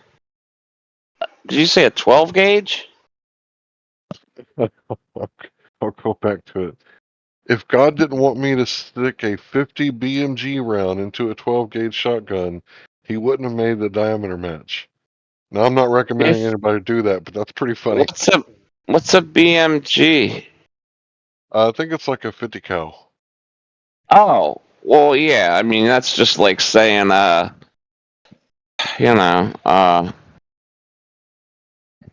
you could say the 45 long Colt. If God didn't blah blah blah, God wouldn't, he wouldn't have had me, the 410 shotgun shell and then the 45 long Colt. You could do that joke with that also, and you could do it with the 38. Shit, what is it? The 380 and the 9mm, same diameter. Really? Yep. Call it the 9mm short. That's why they call them girl guns, because they don't kick as much. But 9mm don't kick either. I don't know why anybody would consider. I don't even know why anybody would want a 380.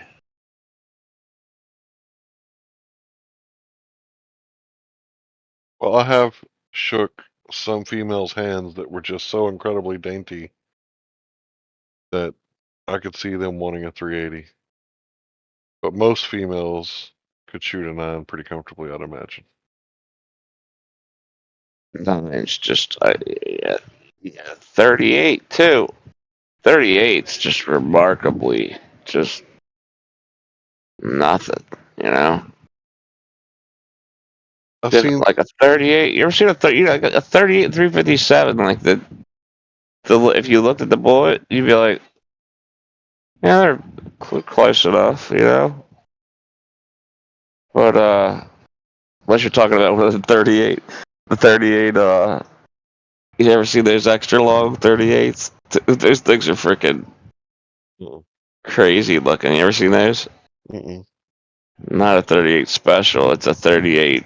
I forget what it's called, but it's like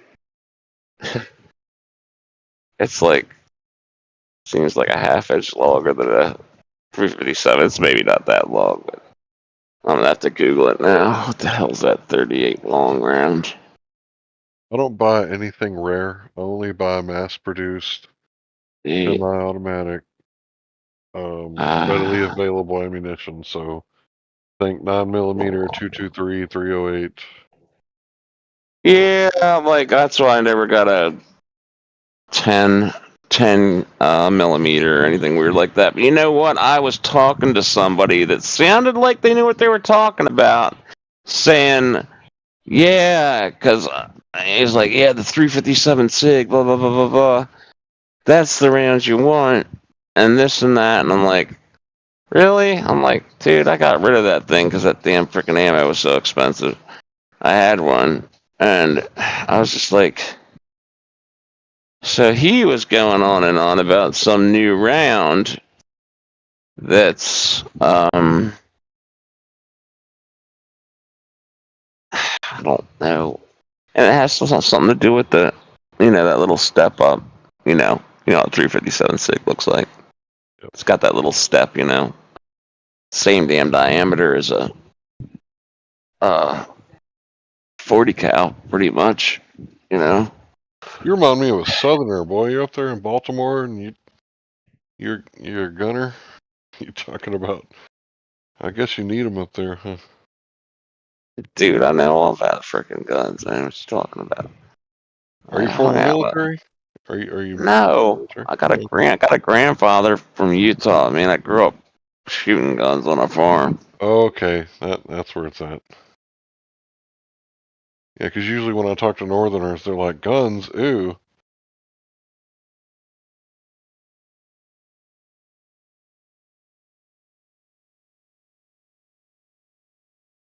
Plus, I get my girlfriend's in Arizona, so it's nice to be able to carry there. I don't know what more friendly than we are. What? Arizona has more gun freedoms than we do in Texas, I think. Well, they used to, unless the law changed in the past couple years. Yeah. Yeah, you can carry. You don't have to have a carry permit in Arizona. You can just open carry. Yeah, we can carry swords, spears, no regulations on knife except for location. We can carry long rifle, pistol, concealed or open, without a license as long as you're legally allowed to own it. And most people don't carry open, but I know ever since I passed that law, nearly everybody is concealing it. What So, law? a few years back, they passed some laws in Texas that reformed our carry laws, and we got constitutional carry. So the only limitations is the places that we go. So if we're in public, pretty much just about anywhere you go, it's concealed carry without a license. Open carry too without a license. Just freaking open carry that way. Everybody knows there's freaking people everywhere just ready to blast your ass if you do something freaking unsavory, you know? Right. Dude, you can carry a gun into my bank. It's completely legal. Awesome. I know. Because if somebody comes up there and robs a place while you're in there doing business, feel sorry for that son of a bitch. Because you know everybody in there is just locked and loaded.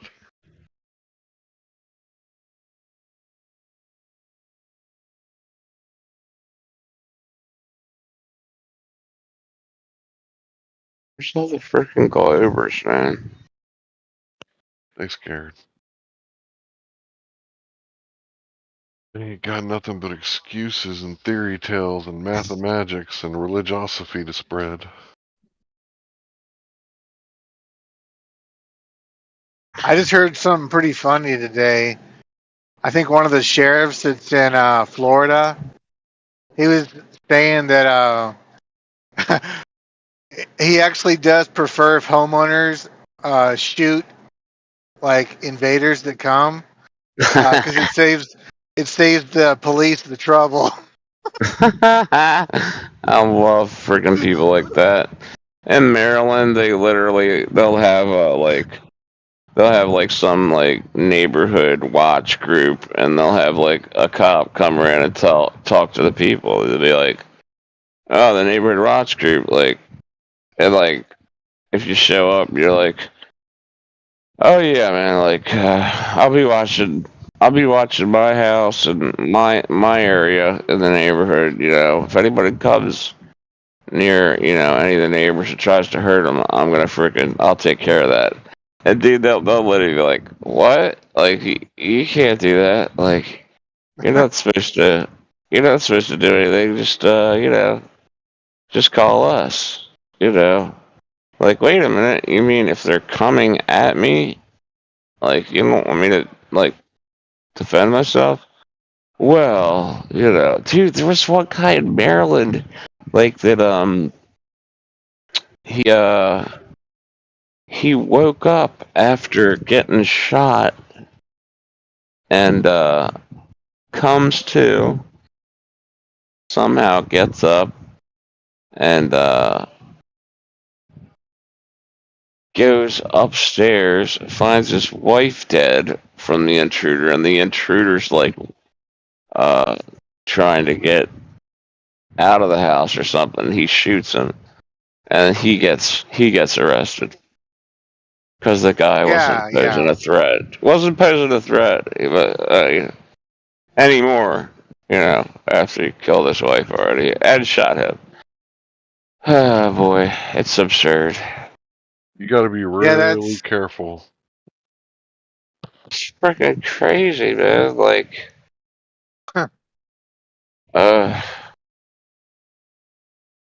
I don't know. That's when you have to be really good at. I don't know.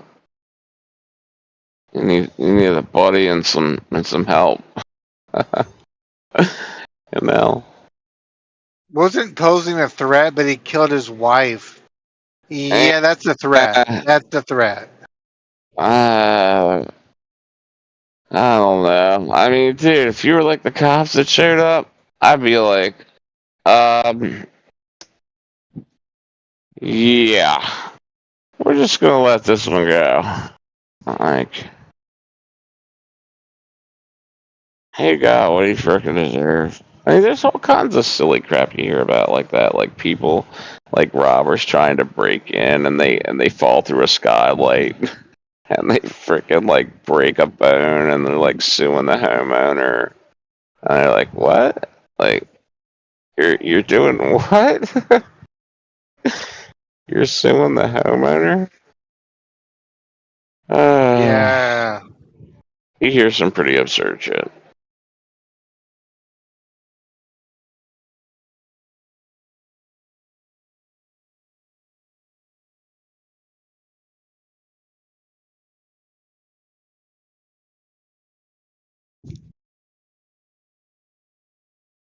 Alright, so I was talking to some people about the water hill, the water hub that everybody should have hundreds of pictures of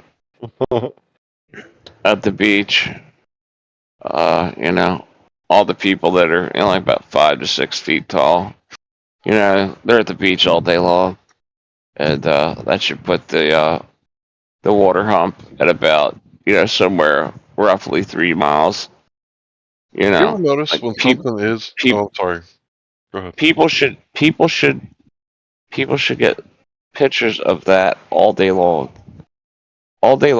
every day.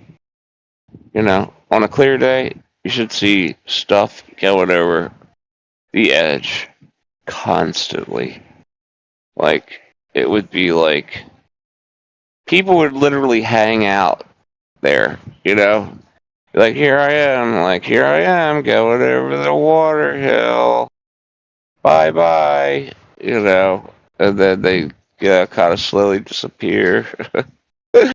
People like drive their boat out to the hump, like hang out there. It's so dumb. Sorry, go ahead, Larry. No, you're good, bro. I didn't mean to cut you off. No. I get excited sometimes. That's So all you I ever do is notice cut like people off.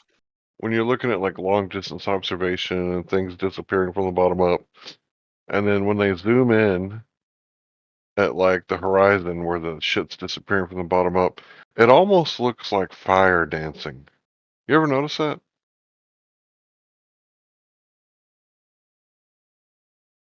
Maybe it's just me. About actual Hey, say that again.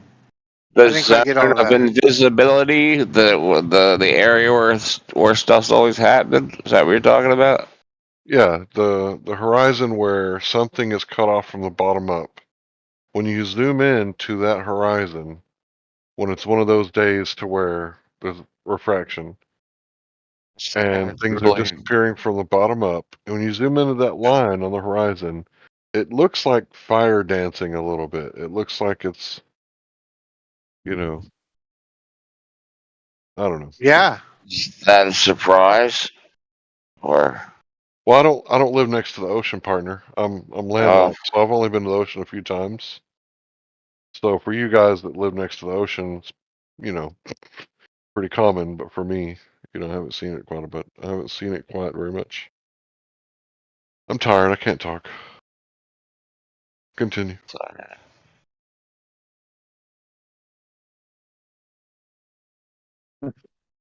I can't hear the word refraction without going, but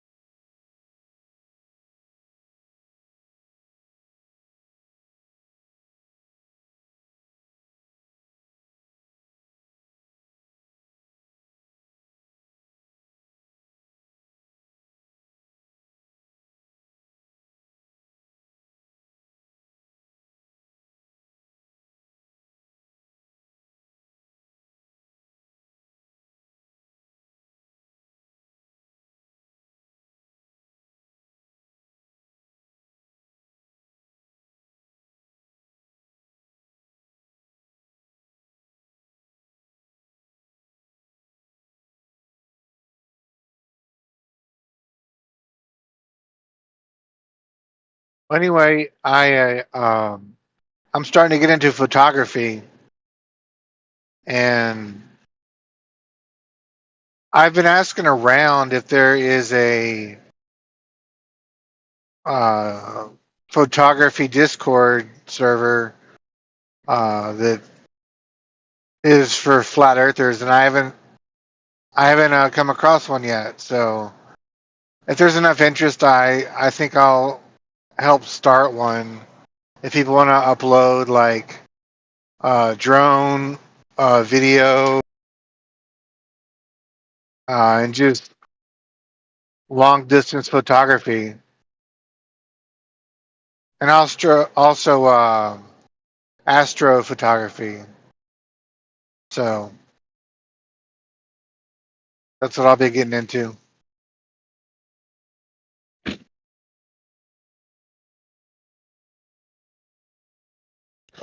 I don't have a proper camera. I had a chance to get a P1000 or a new phone, and I chose to get the S22 Ultra. And it's not optical zoom, but I figured that it would be pretty close to equivalent to a P900, and that was like good enough for me because I got what is it, 10 optical zoom, and the rest is like, I guess it's called virtual zoom. So I can zoom 100 times into the moon.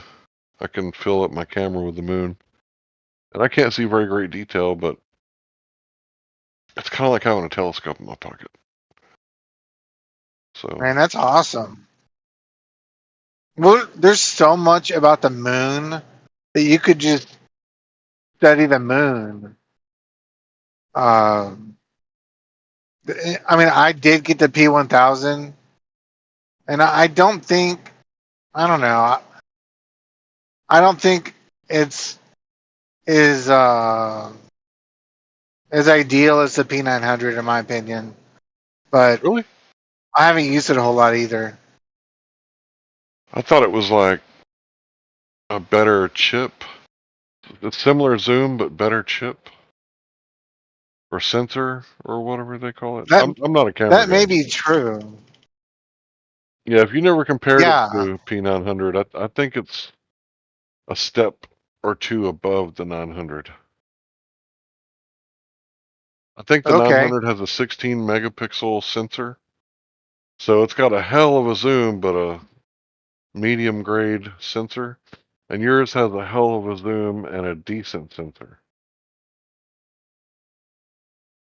I did a little bit of research a few years Yeah. back, and I decided to go with this phone, and I love this phone. This phone is so good to me. Are you able to? So it's a phone you got. Yeah, it's a S22 Ultra. It's got 100 zoom. So let me show you a picture I took of the moon so that you can compare notes. Now this may be a Ooh. compressed image because I don't think. Let me see if I don't know if I got a raw image of it. I don't think I did. It's probably just going to be a compressed image. I got the S22, but it's not the Ultra, so I got the base one. I wonder if that would take any decent pictures of the moon. I doubt it. I don't think it has the Yeah. same zoom. But look at the picture that Right. I took. I mean, it's not great. Let me see what I actually captured. Let's see. Get the Oh. details. Okay. That is pretty nice. Should That's be some imaged. detail. Yeah. It says 9 megapixels, so they shrunk it. When I sent it, it shrunk. So I think my phone could probably do better than that. Let's see. Well, no, because well, yeah. There's still a lot of detail there. Yeah, you see that little spot on the left side, about an eighth away down from the center, but it's all the way to the left. I never saw that spot before.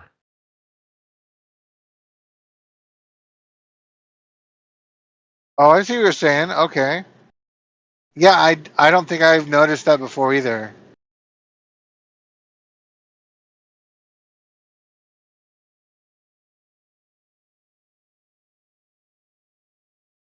See, that's one thing I want to do. I want to take like one really good photograph of the moon like every night, every day for a month, and see what I notice like different about the moon. So there's the analemma, and then there's the one for the moon, right? Yeah. That's pretty cool.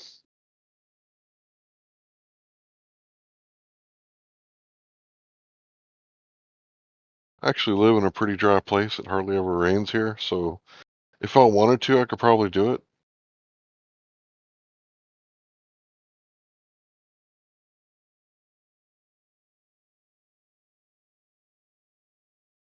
Yeah, I'm leaning toward just looking at the heavens uh for signs. Well, I mean that's what it says in scripture. That's what the heavens are for signs and wonders, and for the seasons.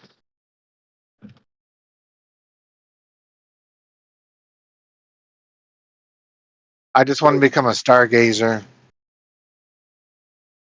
Yeah, if you got that camera, get you a tripod, dude. I think you can remote control the camera with your phone. I think that's another one of the benefits of the P1000. So Ooh. if you set it up on a tripod, you can get some pretty good shots, I think. Because if you got that camera, I mean, the only thing stopping you from reaching out and looking at what you want to look at is you, bro. Because I was so close to getting it. I was like, man, but it's only a camera. Like, if I get the phone, it does all these other things. I can Yeah. grab text real fast with my pen from a picture. That way I don't have to type everything out. I can grab, like, you know, when people cite their source on a meme or something, like I could just grab it with my pen and immediately type it in and look it up without having to type it in.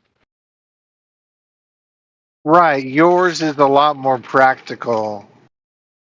Plus, the P1000 it is a monster of a camera. Like, Yeah, it's it's a not a beast. camera you can just like. You don't just carry it around with you everywhere. Right. I mean, I got a backpack for it.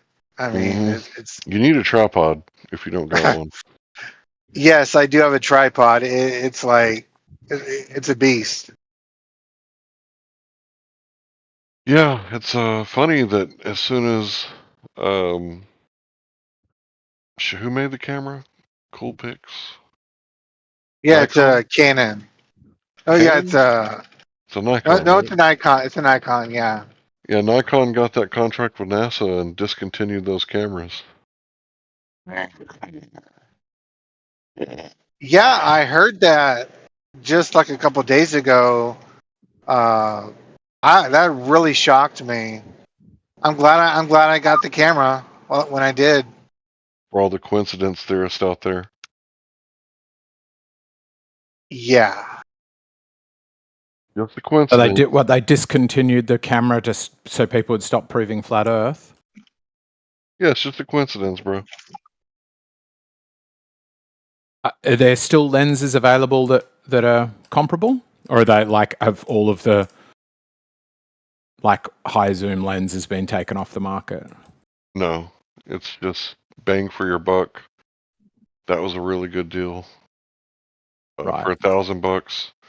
I suppose you could go cheaper and get a, what do they call it, like a makeshift lens and hook it up to a camera. Yeah, I'll take it. Who's snoring? Who's snoring? How do people fall asleep on chat? How is that even possible? Just have it in the background, I think. Like, at least put I yourself can't on do it mute because if I you're end up not. getting irritated and joining the chat. Yeah. But I can absolutely see how other people do it. Yo, I put on history podcasts to go to sleep. That's yo, hilarious. Eggshells, you make any headway since last night? No, I haven't made any headway in years. You're not gonna educate people against their will. I mean, did the conversation move forward from where we were last night about 90-degree angles?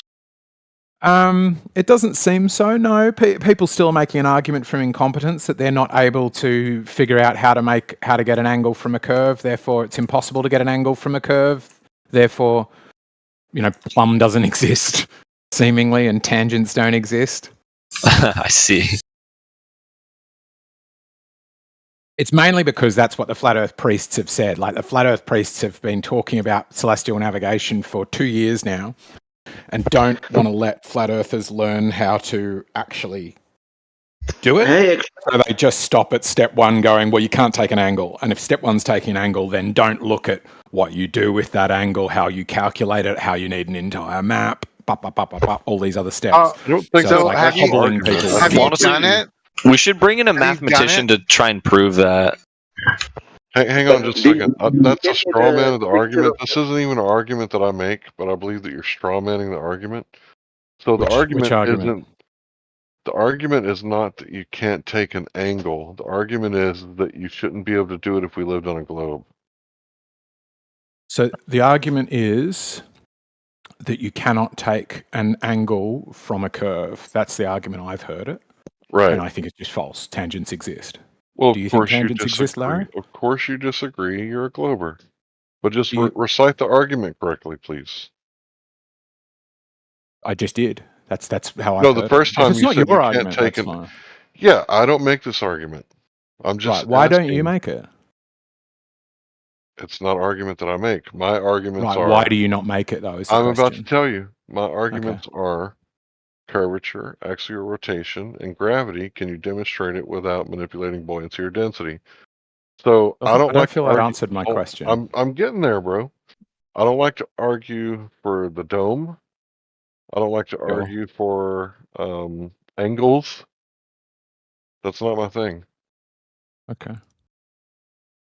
Do you get what I'm saying? That it's an argument from incompetence? That if somebody's saying I'm not capable, or I do not know how one could take an angle from a curve, that would be an argument from incompetence, and somebody else could say, but I am competent, and that would render the first person's argument just like, okay, you're letting us know what you're not able to do. That's what I think the argument is. Okay, well, I don't think it's a good argument for me to make. Maybe other people like to make that argument. I don't think it's an Gregory argument. is in chat. Well, if he wants to make that argument, he can, but that's not an argument that I make. Yeah, I don't know who lured you into, because I know there's many people like Heretic doesn't like it because he agrees tangents exist, and if you can derive a tangent at any point, then you can turn a curved line into a straight line that matches at, like, tangentially. A tangent is defined as something like a straight line that matches the angle of a curve at that point. Eggs, why are you're shadow boxing right now? Yeah, I'm hoping somebody will step up, because you Gratis was asking if I got anywhere, because where we were yesterday, I was muted for asking if tangents exist. When I first heard the argument, I told QE that people are just going to imagine a flat line and get the angle from that. And he said, yeah, I know that's what they're going to say, blah, blah, blah. And I was like, okay, so that's not really an argument I ever engaged in. Yeah. I think that's well said, Larry. And I think that if the argument is it is dependent somehow upon the surface, then we have problems with that. Like interior explorers, I'm sure they did the same in America, but in Australia we had like Burke and Wills, Charles Sturt, a bunch of these explorers who, like, once they landed in Sydney, they went, we've got to explore this continent, and they mapped the landforms they came across while going across mountains and deserts and hills and valleys using celestial navigation. So if the features of the surface, if the orientation or the flatness or the straightness or the levelness of the surface matters, why can somebody do it up a mountain? That's one problem. Another problem that is closer to home for me is my dad used to fly in air races, and he navigated using a sextant. He's not even touching the surface. So if the surface matters, why does the surface not matter? Obvious conclusion has to be, we do not need the surface. What we need is plumb. And if plumb exists in both models, then great, we can move to step 2. Both models could obtain an elevation angle. Great, let's move to step 2. I think this is the argument that you need to have with Jedi. Yeah. Yeah, I don't mean to be sort of arguing with you about it. I just sort of... I'm not talking somebody about looped it. you. You're not straw manning me. I just No, I'm not wanted saying you to get the you made that argument argument. correct. So I may have misunderstood what you said the first time, but I thought you were misrepresenting it. But now you seem to be representing it. It's fine by me. Go ahead and make that argument if you like, but I'm not going to argue against you on that one because I just don't think it's a good argument. Maybe it's not a good argument for me. How about that? Yeah, I think that's fine. Like, I think I'm there's not many really a math globe guy. arguments. Yeah, exactly. I'm not really with a you on math that. guy, and I don't make a lot of math arguments. When people start talking about math, I just ask questions. So maybe that's This one probably is the like... best for me. I agree with you. I don't really like maths, or like when numbers get really big and really small, I'm like, well, I get why flat earthers sort of go, well, you could hide, trickiness in those very big and very small numbers that are hard to discern. And there's also not much utility in it. Whereas for me, it's like there is massive utility in understanding CellNav. What is CellNav? Celestial navigation. Oh, okay. Like it's used regularly still today. Of course. There's even cool stories about trying to catch, without getting too much into it, like people who do dodgy things to kids by looking at photos and using stars in the backgrounds of the photos to go, well, I can guess that person's latitude based upon that. So if I can get really precise on the latitude, I can develop quite a confidence about, they could be in one of these 2 cities. What? And then hunt them down that way. Get those. And I'm also obsessed with the idea of an apocalypse. Like, what would you do if GPS stopped tomorrow? You know what apocalypse means? Well, societal collapse, I guess is a better way to put it. What does it mean? Unveiling. That's it. Yeah, it just means unveiling. There you go. I mean it more in the colloquial sense of like, I knew what you meant. Something happens and there's a collapse. I just correct people when they say that. What does cataclysm mean? Don't know. Destruction on a level that can't be surpassed. That's a rough definition. You might want to fact check me on that. Okay. So a cataclysm is a lot worse than the other word you use. I'm sorry. So I guess if we're going on levels, there's like clusterfucks, and then there's level 6 hurricanes. I'll be back. And then there's cataclysms.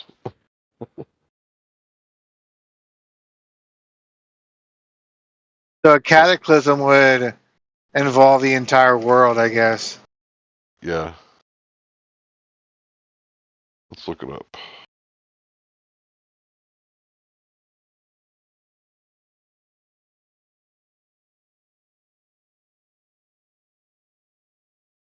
Whoops.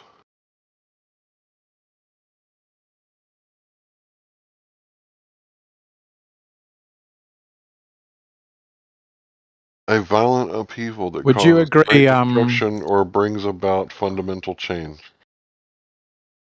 Or a violent and sudden change in the Earth's crust. Or a devastating flood. Okay. Would you agree, Larry, that lines of latitude and longitude intersect at 90 degrees? Yeah, we went over that one before. You and I, we talked about it. And there's no way for me to verify that. So it's just one of those things where I have to take your word for it. Because I'm not rich enough to explore the southern seas. And even if I could, there's limits on how far south I can go. What is it, the 60th parallel? Well, to me, a line of latitude is discernible. It's a circle that goes around the geographic north or geographic south. And a line of longitude is basically what time is it? Where's the sun over at that time? Where's the sun at its zenith? And well, I get all that, but these are arbitrary lines. Not arbitrary. Let me finish. Arbitrary lines put over the Earth for navigation, and I know that they're not arbitrary in the sense that they're not just random willy-nilly, but they're tied to the stars for navigational purposes. Yeah. But I can't verify any of this.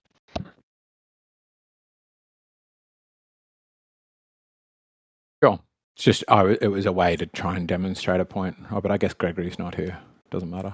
Yeah, I don't know anything about verification of any of that stuff. I mean, if you were to talk about it up here, I couldn't verify it up here either. I've been told that I live on the 33rd parallel, right? And then I go out and look at Polaris, and it's 33 degrees above the horizon. So yeah. But other than that, what can I verify? You know? Well, you can verify some things that are tangentially related to it, which is like you would have to measure quite precisely in the north to get a difference. But what lines of longitude should do is converge to the north, and that's on either model, but the rate at which they do so was one that's like worth questioning. Whereas in the south, if the north is the center, those lines of longitude must continue to fan out, right? Unless we have like a sun that is in multiple places at once, but ever so slightly in multiple places at once, like. And so what you can do is test that and go, okay, in the south, do lines of longitude converge or diverge? And that's a law of excluded middle. They cannot do both, right? Okay. They can converge, diverge, or remain parallel, but they cannot converge while diverging. I mean, I get all that, but how do I test that out? Drive east and west, and if you're like you test, set a clock and drive east and west. I live in the northern hemisphere. How's that going to help me test out the southern hemisphere? Well, I mean, you don't. Then it becomes a question: do you want to test it personally? And if it could be tested, if it's that easy to test, would you then accept the testimony of explorers who've done the same, who've used celestial navigation to map out Australia? And if they find that lines of longitude do indeed converge, what does that mean? Well, I know y'all's time zones is fucked. Y'all got like 2.5 time zones? Oh, yeah. Time zones are a bit of a funny way to go about it because, our time zones are stupid. Like, we've got half-hour time zones. We've got, like, New South Wales and Queensland are right below and above one another. And we are sometimes using the same time zone, and then one state goes to daylight savings time and the other state doesn't. But, like, if you set a clock to one thing and then you objectively go, when is the sun at its zenith? That is something that isn't political. That's just where's the sun, right? Yeah. But I can't test any of that out. And, for me, taking words, as gospel truth, I don't know about all that. But I suppose if there was someone who was interested in what you're doing and they were looking at it objectively, I would look at the information. I don't know if I would believe it, but I would look at it. If it were one of those things to where I could verify it for myself, just if I had unlimited gas money and plane tickets and car rentals and time, I'd go do it. I would definitely go do it. But I don't have that option. Sure. I guess where I sit with it is if it's that easy to do, we'd probably get to the conclusion that like somebody would have noticed by now. Like somebody would have gone, hey, Australia's not as narrow as they say, it's actually really wide. We've got more land than we should have. Isn't it 3,000 miles across? That sounds roughly right, I think. So you guys are almost as wide as the U.S. Very, very close, yeah. Yeah, but not quite as tall, I think. Yeah. Yeah, very similar size landmass, but yeah, not quite as tall. Not the continent, but the We got our country. Go ahead. Isn't Australia mostly desert? Yes. Mostly desert and very flat.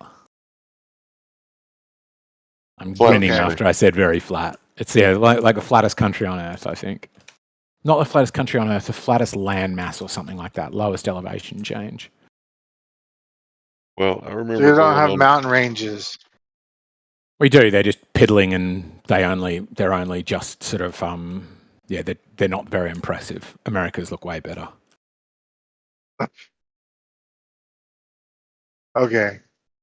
But it's the same as like one way you could test this is that, like I said, you've got to get into the precision, but American states, if they have borders that are all 90 degrees and we are on a flat plane, like if state borders are all 90 degrees and you can test that, right? They go due north-south, then the question is, how aren't they square? How could you have something that is square but not square, if you get what I mean? Well, I've seen stuff, like the flatness of Florida and Kansas, and I've looked at Africa, and, I think the stats are Africa's 5,000 from top to bottom, with an average of 1,400 feet above sea level, I think is what it was. And it's like, that sounds pretty flat to me, but if I use that as a proof for flat Earth, which I haven't since like 2015, then I would be conflating altitude above sea level. And so I don't do that. That's not an argument I've made since 2015. But because as you said, it conflates elevation changes with straight. Right. So what I would have to prove is that there's no drop over distance. That's the thing in question, not height above sea level. Yeah, but that's why I think that everybody has done that to death, and there is a known rebuttal. Whereas the idea of spherical excess, if like Iowa, I think it's Iowa is this like extraordinarily square state in America, and you can go and check that, right? You can go, are those state borders due north, south, and east, west? Are they 90 degrees at the border? And if they're 90 degrees at the border, but they are shorter at one end than the other, how that be? And the only way that be is either if Euclid was wrong and geometry is completely wrong and the Earth isn't as we know it, reality isn't as we know it, or it's not on a Euclidean surface, all verticals are not parallel. Never thought of that.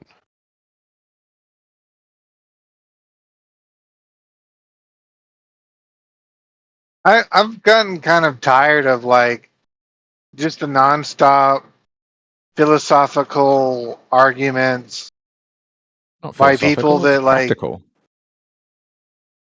You can do that with let him finish, tools, bro. right? Let him finish. Theoretical. A lot of it is theoretical.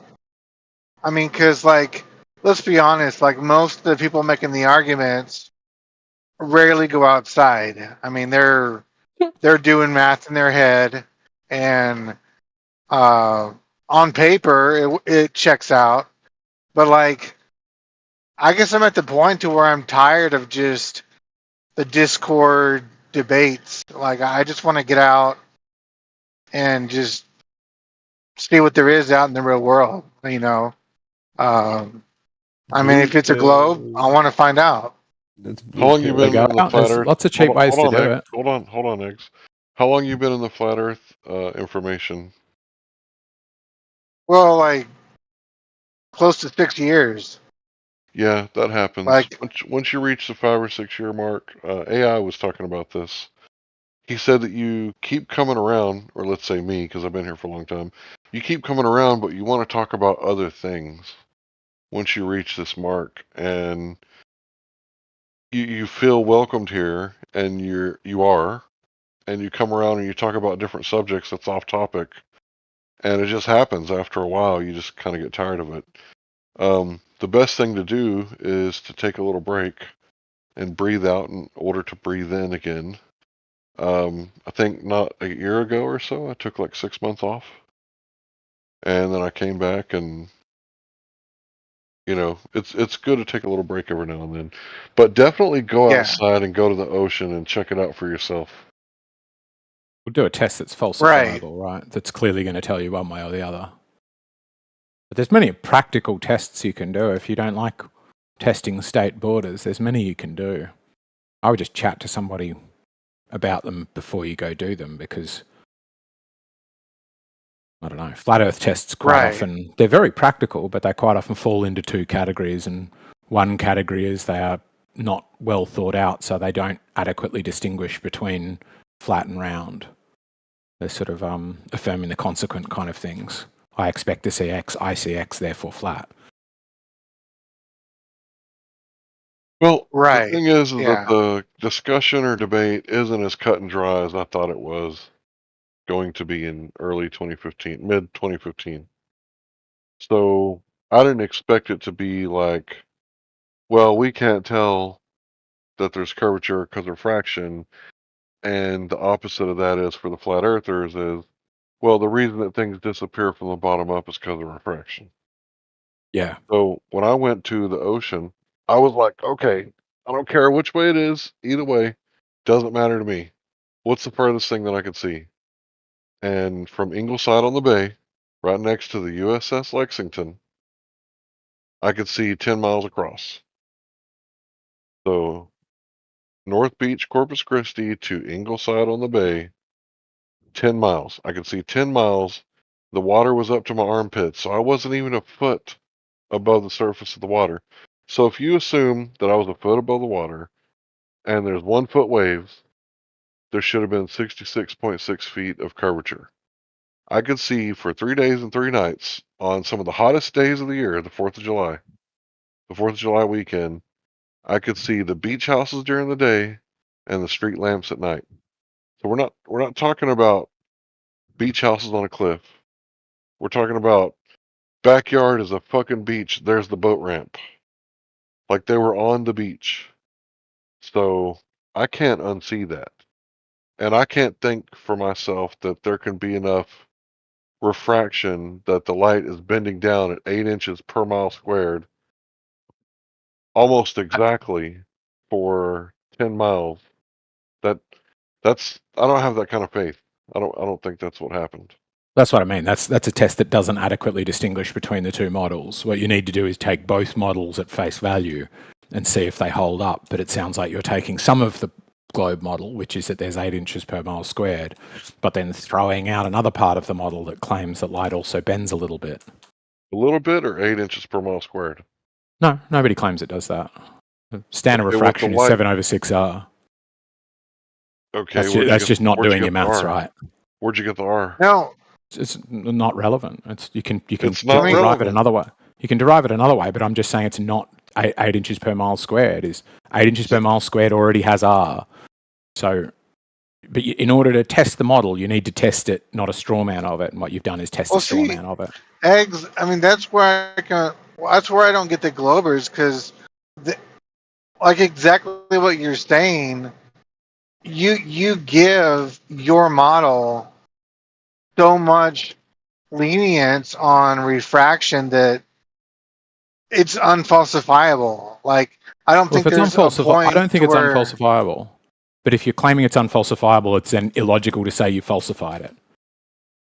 Right? I'm saying there's not a point to where you're saying,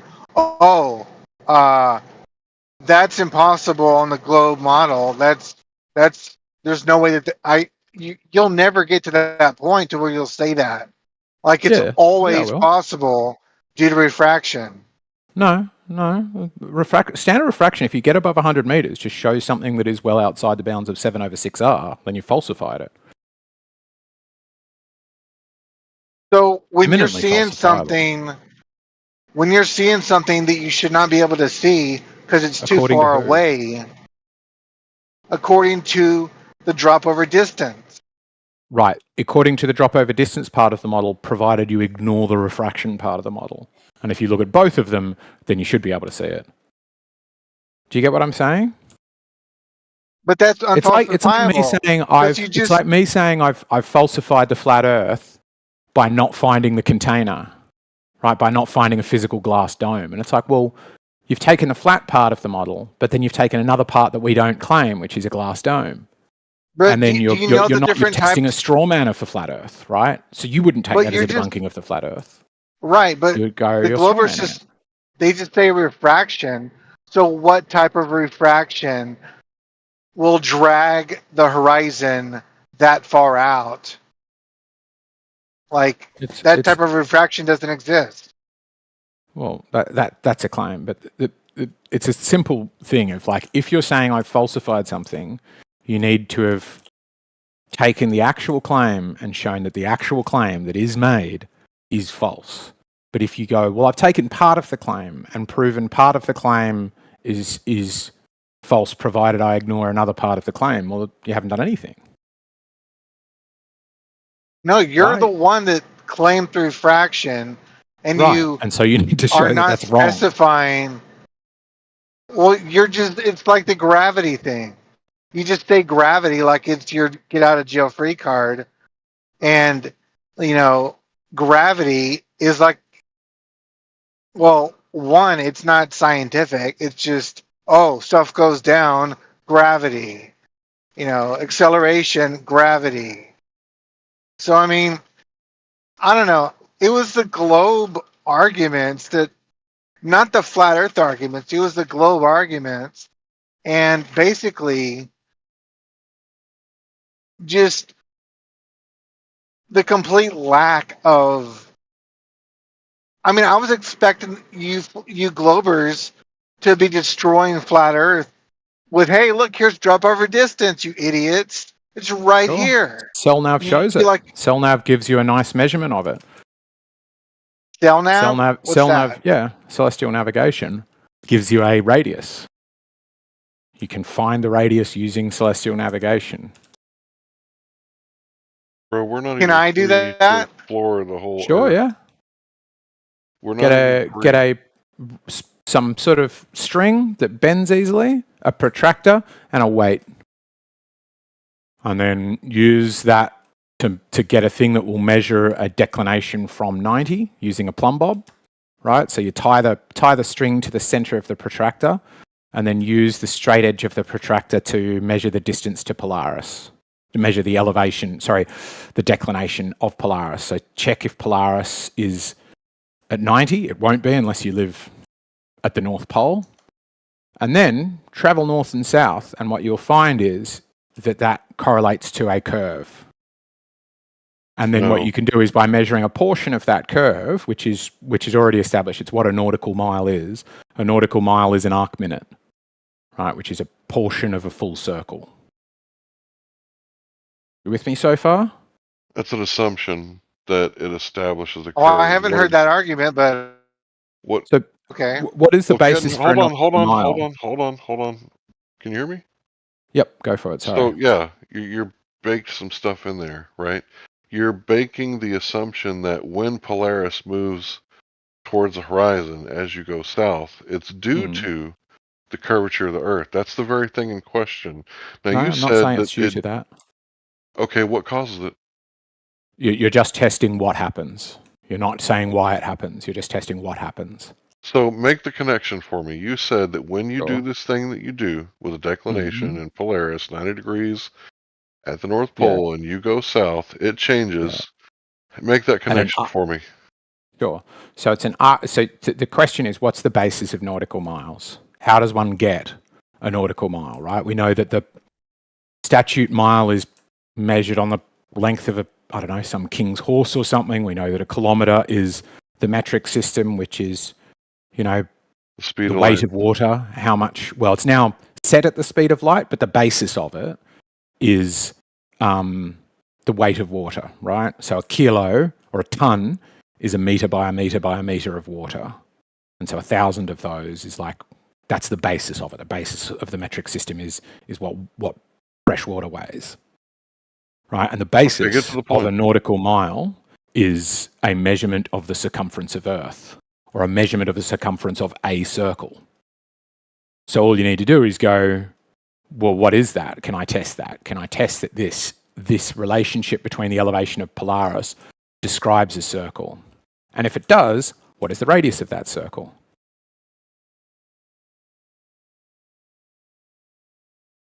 So how does that connect? I didn't hear a connection there.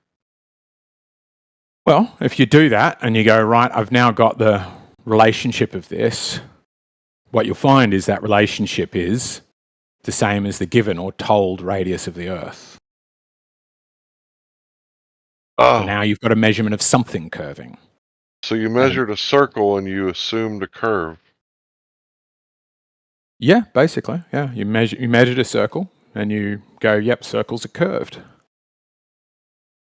So when I'm on a boat in the crow's nest and I'm looking out 360-degree circle, am I on a sphere because I see a curved circle around me? That's not the point I'm making. You could maybe if you could make it better, I could understand what you're saying. That's the point I'm making. Is that just because you can measure a circle around you doesn't mean that that circle is a sphere? It's not the point I'm making. That's I don't know how you're getting from what I'm saying to what you're saying. It's not a circle around you. It is you're going straight. You're not deviating left or right. You're heading due south, let's say, right? And what you're finding is that this light is changing in elevation. Why? At a rate where distance is the same as degrees, right? Why do lights change in elevation? Oh, for it's a variety not of changing reasons. in elevation, it's changing in elevation angles. Sure, changing in elevation angle, yeah, that's a better way to So why say does it do that? Why do lights do that? There could be many reasons for doing so. Your position from the GP is one of them. Well, of course. Well, eggshells. Go ahead, bro. I mean, eggshells. Do you agree with Matthew Learns basically that you can't empirically measure the supposed curve of the Earth? I mean, is that why? I'm is not that why sure you're Matthew going to says the that. heavens? I think absolutely you can. Okay, well, I've never heard a glober tell me how to do it. They always go to the heavens. They always go to a celestial. Why do you think flat earthers tell you not to? That's an interesting one, right? Because like switch the roles. Imagine the flat earthers were going, just look up, just take an angle measurement, just get this tool. It's a sextant. Mariners have been using these for nigh on 1,000 years to navigate across the surface. If you look up, you will become confident that the Earth is flat. And imagine it was the globers who were saying, don't look up. Why would you look up? Definitely don't look up. Wouldn't you go, that's a bit sus. Those globers are being sus.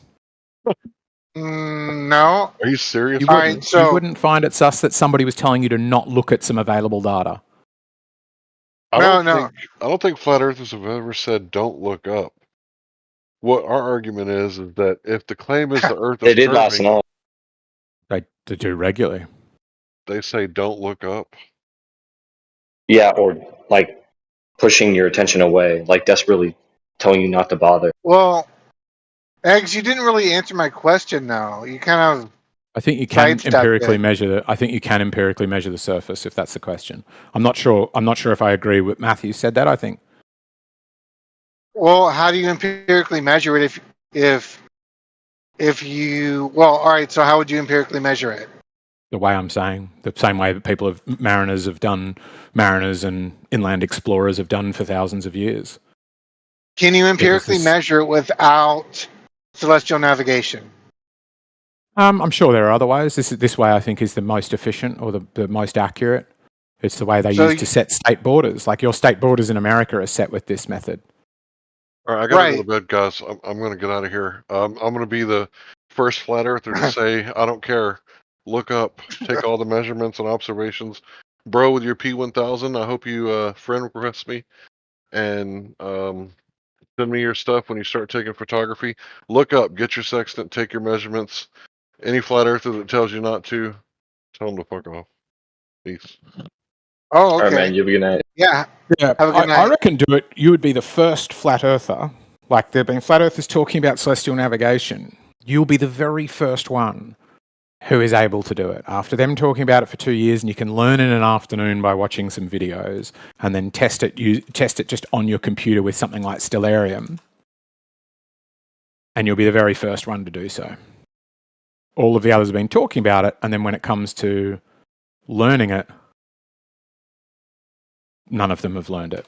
They all just go, Right. how do you take an angle from a curve? And it's like, well, many ways. I mean, but that's the biggest issue I and other flat earthers have with the globe is it's like no globers ever test the globe. Like they never measure drop over distance. They're all looking at the sky. And they're saying that's Jesse's taken a bunch of things. Bob's taken a bunch of things. I'm going to be going and doing reciprocal zenith angles. I was meant to do it yesterday, but Ruhif's car's in the thing. Like, there's plenty of people that do it. It's the thing is, be honest. Would you accept it if I showed you? If I was like, here, I've done that thing. Of course. 99% of the time I've asked flat earthers that, they go, no, I would have to go and do it myself, which is understandable, right? Why would you trust a glober who goes, believe me, I've tested it and it's a globe? You wouldn't. So it doesn't really. If I could interject, just for a moment, surveyors go to work every day. Yes, surveyors go to work every day, and the intersecting Venn diagram of gainfully employed surveyors and flat earthers has no intersection. Battle Mod's a surveyor. There are. I don't know about Battle Mod, but I know there are one or two who've got a certificate. But I say gainfully employed. I mean somebody who is paid for their ability to measure the surface of Earth. You should talk to Battle Mod. If he's a surveyor, that's news to me. I've talked to him about many times, and I've never heard him make that claim. I've heard him say that he works with people who do it. Same as Rakia regularly works with people who use these devices, and he carries one around in his truck, but he's not a surveyor. In any case, same deal with celestial navigation. Flat Earthers have been talking about it for 2 years, and the intersection between people who can do celestial navigation and the people who think the Earth is a sphere versus the people who are flat earthers. There's no intersection. There is not a single flat earther who can celestially navigate, and not a single person who can celestial navigate who thinks that the Earth's flat. Like, that should tell you something. Right there, you should be like, something about celestial navigation makes people quite confident that we're on a ball.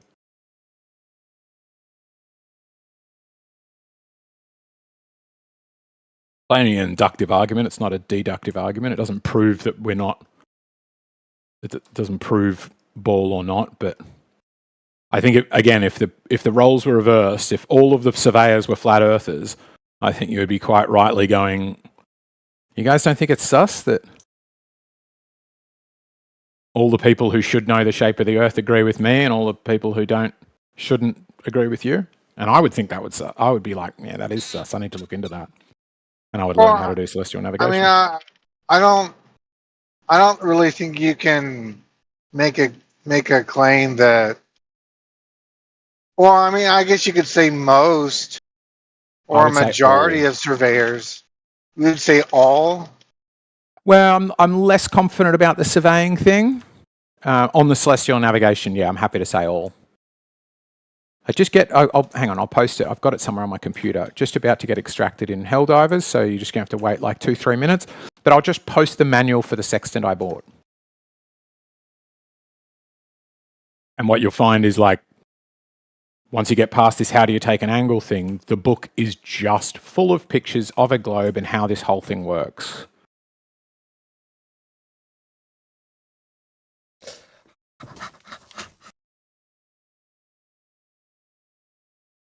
And it's not a precise device, I think, is the other thing that's quite compelling about it, right? I get why people go, well, ring laser gyro is really expensive, precise device. We don't fully know what's going on with it.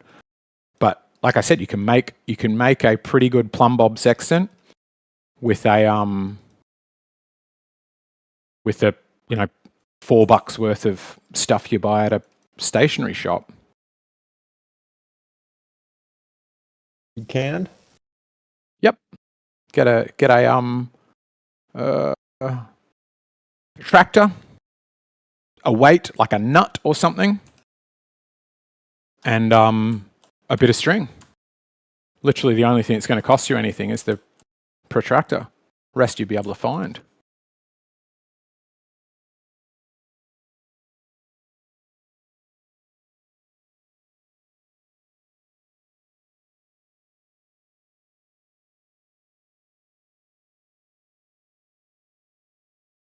It just seems like the longer When the sextant was I'm invented, did listening to people this, even believe in the globe? Yes, they absolutely did. They even had a very good, since like Ptolemy, we've had a pretty good idea of the circumference, because to get nautical miles, as I keep saying, a nautical mile is a measure of the circumference, right? So a nautical mile is 1 arc minute. There's 60 arc minutes in a degree and 360 degrees in a circle. So if you times nautical miles by 60 by 360, you get, forget the full number, but that's the circumference. So you divide it by 2 pi, you get the radius. And there's, well, and I even guess that makes water magically curve then, huh? Well, it's a measurement of the circumference of water, yeah.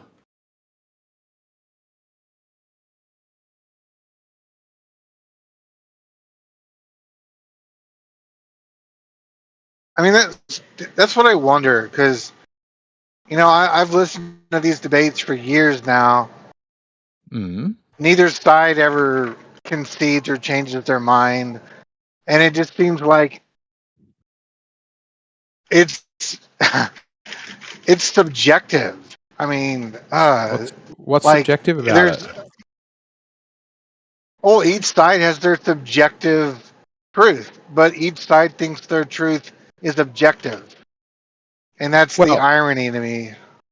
Well, but that's what I'm saying. If you learn celestial navigation, you can test this with stellarium or actually measuring the stars if you want to do it the hardcore way. And that will be objective, right? We did it the other day on geos. One person said, okay, let's do it. Said, yeah, I do it with trigonometry, right? Because if it's flat, it's got a flat baseline, therefore it must be a triangle. And I was like, okay, great. So he picked a star, and he was like 300 miles out, and I was like 14 miles out.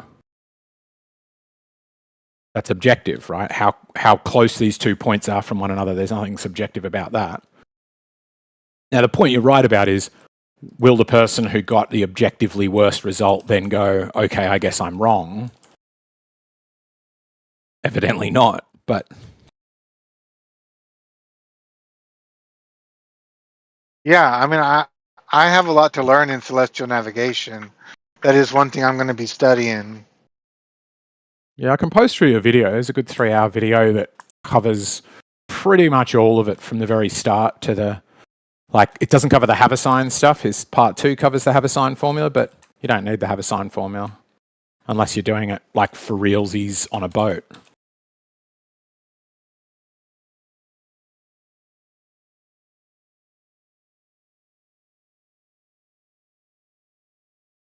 Let me find it. So what did I say I was going to find for somebody? The celestial navigation video, the plumb bob sextant, and something else.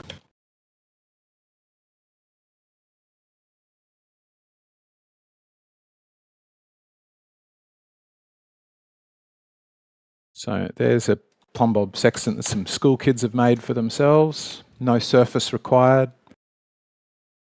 Here's another drawing of how to do it. And you just set it so that if you were looking straight up, which a protractor will already have on it, so if you were looking straight up, that's at 90. And it's more efficient too, because with a plumb sextant, you don't need to do a dip angle, and you don't need to do, you're not taking a co-altitude angle, you're just taking a straight up. You're not taking, like normally you would go, I take an angle of elevation, I adjust for the height of eye, and then I subtract that from 90, because that's the real number I want to know, is how far from 90 degrees is this star. And if you do a plumb bob sextant, you skip those 2 steps. You just straight away you've got how far it is from 90.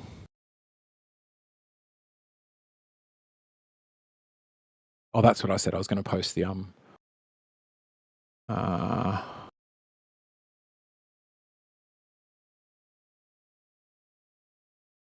manual for my one.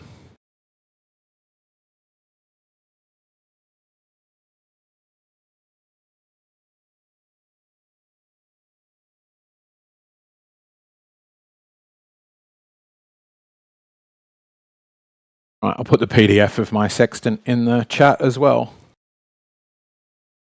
Nate?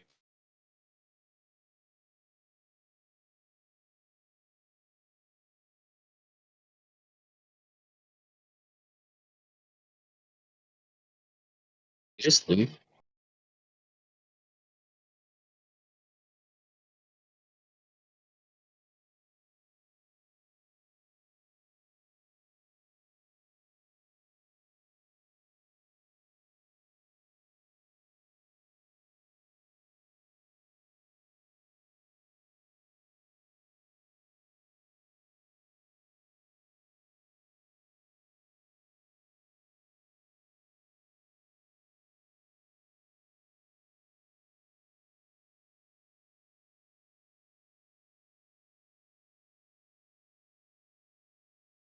Even if you just look at the thumbnail from that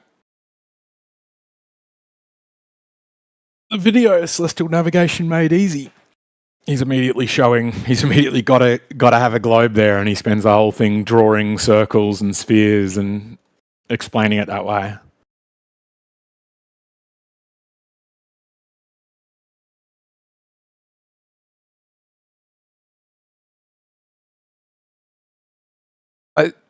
Simplest place to start, if you are curious, is this, and that is your latitude is the angle basically to north celestial pole or Polaris. That angle gets to 0 at the equator, and then it gets to like -1 and -10 and below the equator. If we're on a flat surface, then no matter how long the base of a triangle gets, right, a flat triangle, an angle never reaches 0. It cannot. It gets smaller and smaller and smaller at a slowing rate, right? But it never gets to 0, and it cannot get to minus. But so are you making the argument that celestial navigation only works on a globe? Is that only works what on you're a globe saying? of a given size? So before people were globers, did they use navigate? So you're saying that they did it, but they did it wrong before they thought the Earth was a globe. So you can always use you can always use Polaris to find north. That doesn't rely on any assumptions. You can just know what north is and go, the star's always there, so I can follow that. But in order to get latitude and longitude and fix on a specific point on Earth, you must know the circumference of Earth.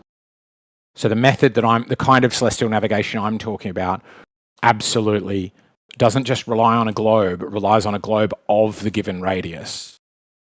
And it would not work on a flat Earth. Cannot work on a flat Earth, cannot work on a ball twice the size or a third the size, cannot work on any other shape.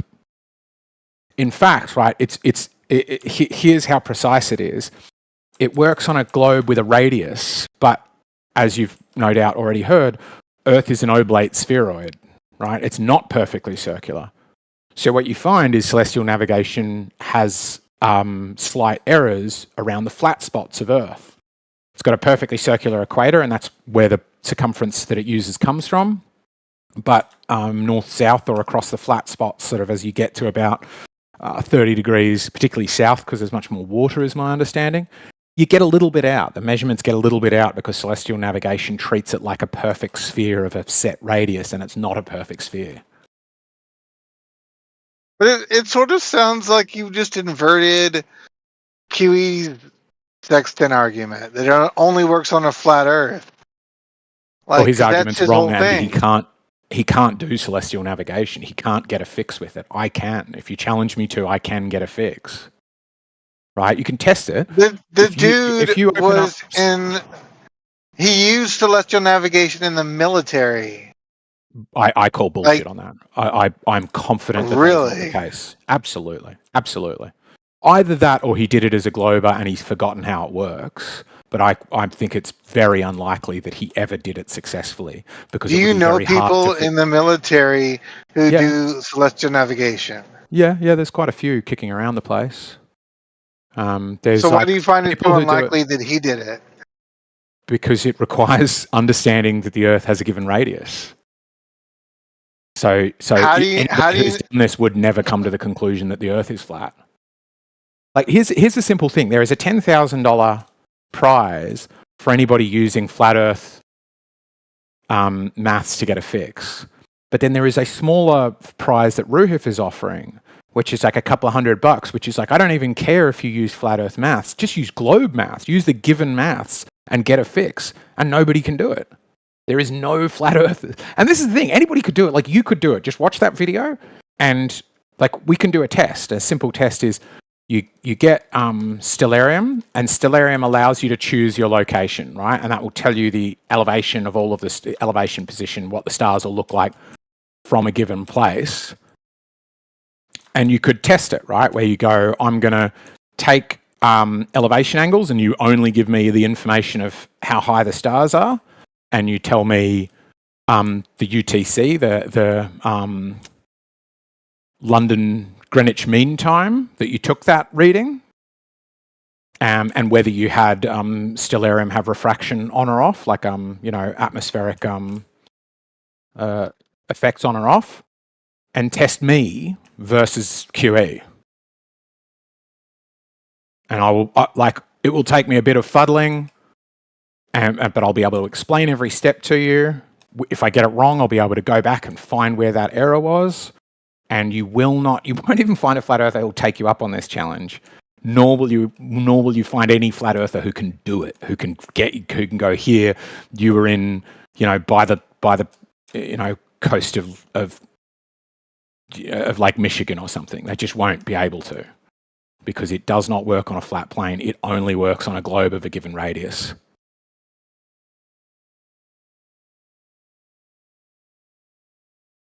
I would say if you devoted tomorrow to learning celestial navigation, by the next day you won't be a flat earther anymore. Or you would have to develop a belief that Captain Cook and all these famous navigators are lying about how they did, thousands upon thousands of mariners and navigators and modern military people, QE, all of these people are lying about whether you can get a fix with it. You would have to end up coming to really extraordinary, mind-bending, mental gymnastics, or you would just go, actually, it's quite probable the Earth is a globe of the given size.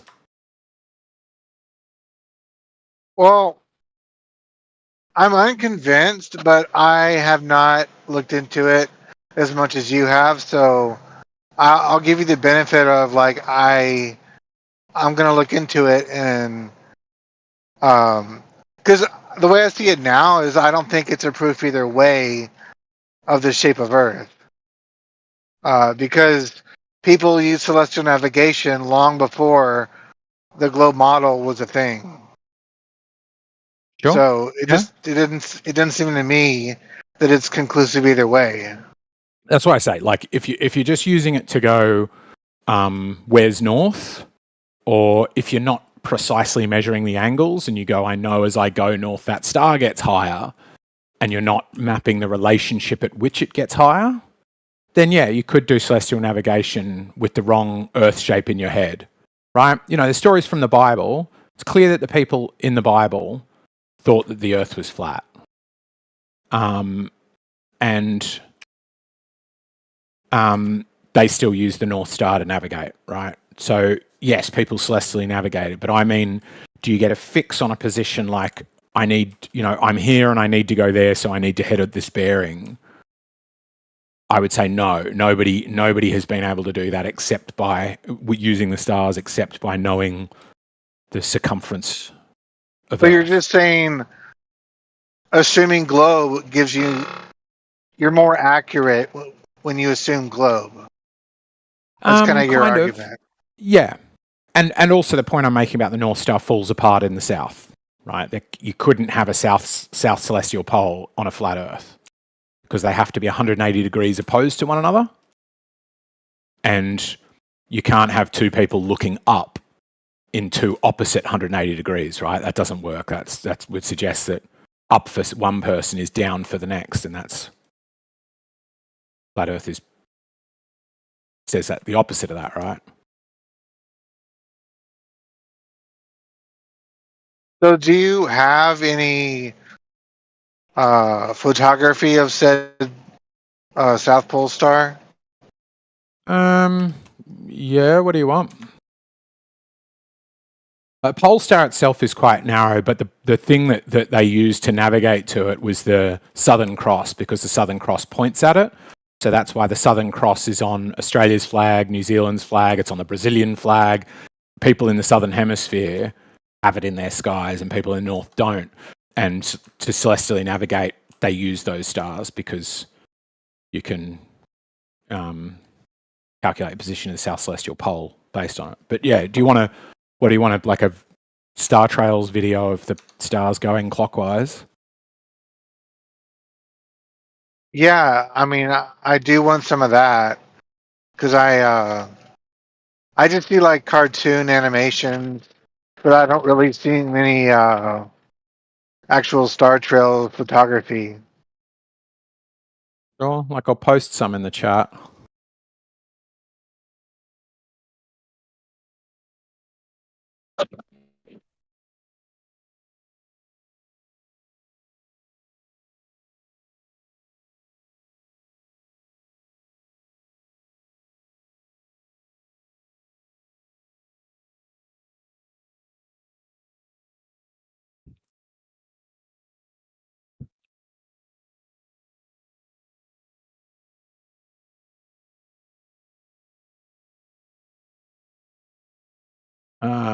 Okay, so I posted.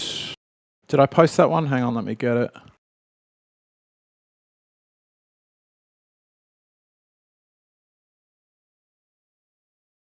Oh, did I get kicked from the?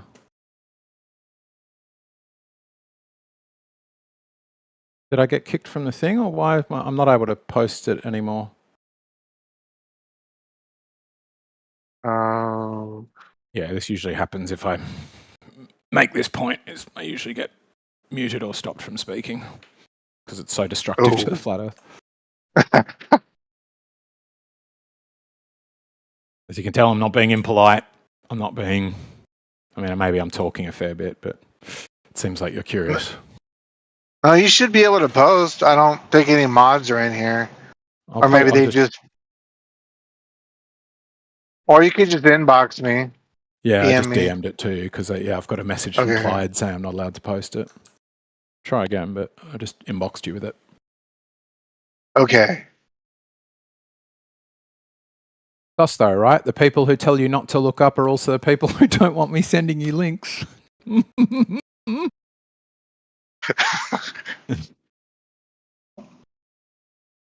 Looks like that censorship cuts both ways.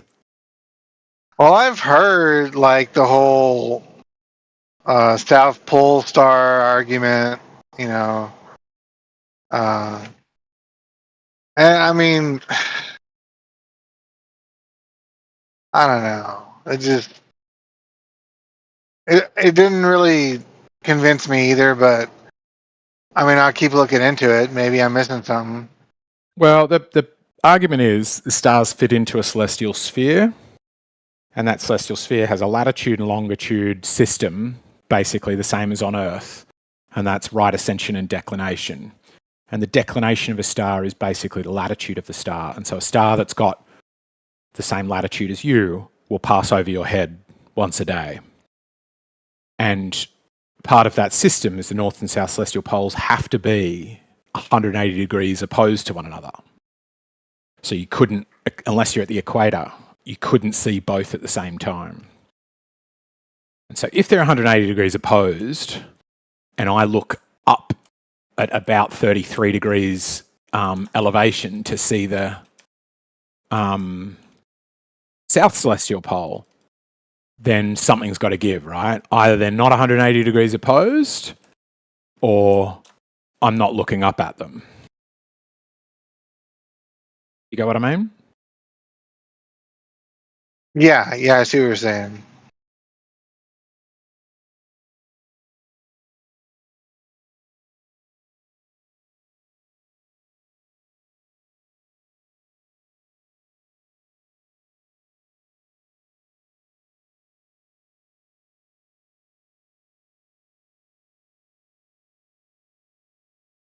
Yeah, now I really want to go to the equator into the southern hemisphere and take, the star trail astrophotography now.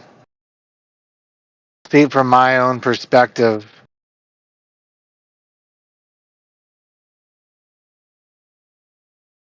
Yeah, it'd be interesting that the final experiment, if they ever get that off the ground, which I think everybody on both sides of the debate is fairly doubtful of.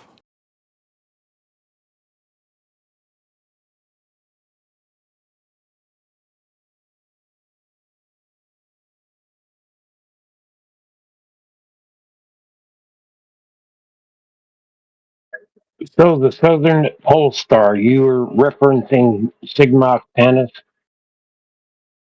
Yep. It's the mythical South Pole star.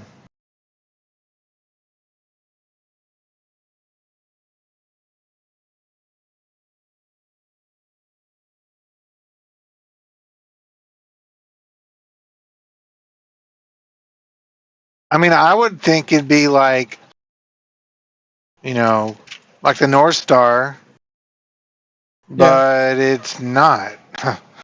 It is. It's very It similar. It's moves. not as bright, but it's equal and opposite. I would say it's about as close to the north celestial pole. So it's just off the south celestial pole, but very close to it. All the stars still go east to west, but it's one's clockwise and one's counterclockwise, which again is another indication that we're looking up in different directions. Yep. Octantis is very, very dim. Yeah, that's why we use the Southern Cross to find it. Yep. Well, you can't say it's like the North Star. North Star is not dim. Oh, yeah, that's what I was saying. It's like it in everything except its brightness.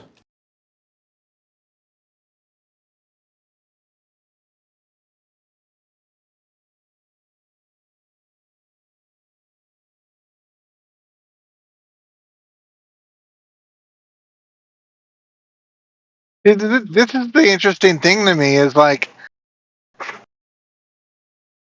both sides, everything they see reinforces their view. Right. But I think that's only because Flat Earth refuses to look at some things. Well, we say the same thing about y'all. What do we refuse to look at? No. We think the same thing about y'all, and y'all think the same thing about us. Right, It's but I'm like, saying I think that Flat Earthers only think that everything they look at seems like a flat Earth because they refuse to look at some things. I think that isn't the same is not true of Globers. Globers do look at more evidence, a wider variety of it. You don't find Globers going, oh, don't look at the stars. I'm not saying it in a malicious way. I'm saying Sorry. I'm saying the proofs, like everything we see reinforces our view that the Earth is flat, stationary, and enclosed. And y'all are the same way with the globe. Like, and a little bit. It just seems to me that it's like, I mean, I don't know. Like that's why I mainly just listen to like the debates. I don't get into it because in my head it's like even if I was one of the top, most polished debaters, I'm not going to change anyone's view in the slightest. Like, they just dig in even further and update their argument a little bit. That is true. I mean, but I'm not saying it's a bad thing to do, but I'm like, you're talking about the futility of it. Right. I guess the way my mind works, I'm just like, I like hearing both sides. And maybe if I was talking with someone that wasn't well versed in it, I would tell them my side. But um, like with my mom, she, man, I told her about, that I don't think the moon landing happened, and I told her about like biblical cosmology, how the ancient Jews saw the world, and well, first thing is like a lot of Christians, they don't want to admit that the Bible does have a flat Earth cosmology. Yeah, they try to like smash it into like the globe cosmology, and it just doesn't fit. And I mean, I was trying to tell her like, hey, they didn't see the world like we do, and yeah, but she didn't like what I had to say about flat Earth at all.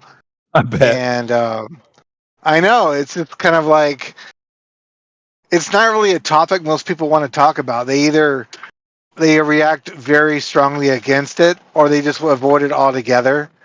Very few people love talking about the topic, even if they disagree. It's kind of funny.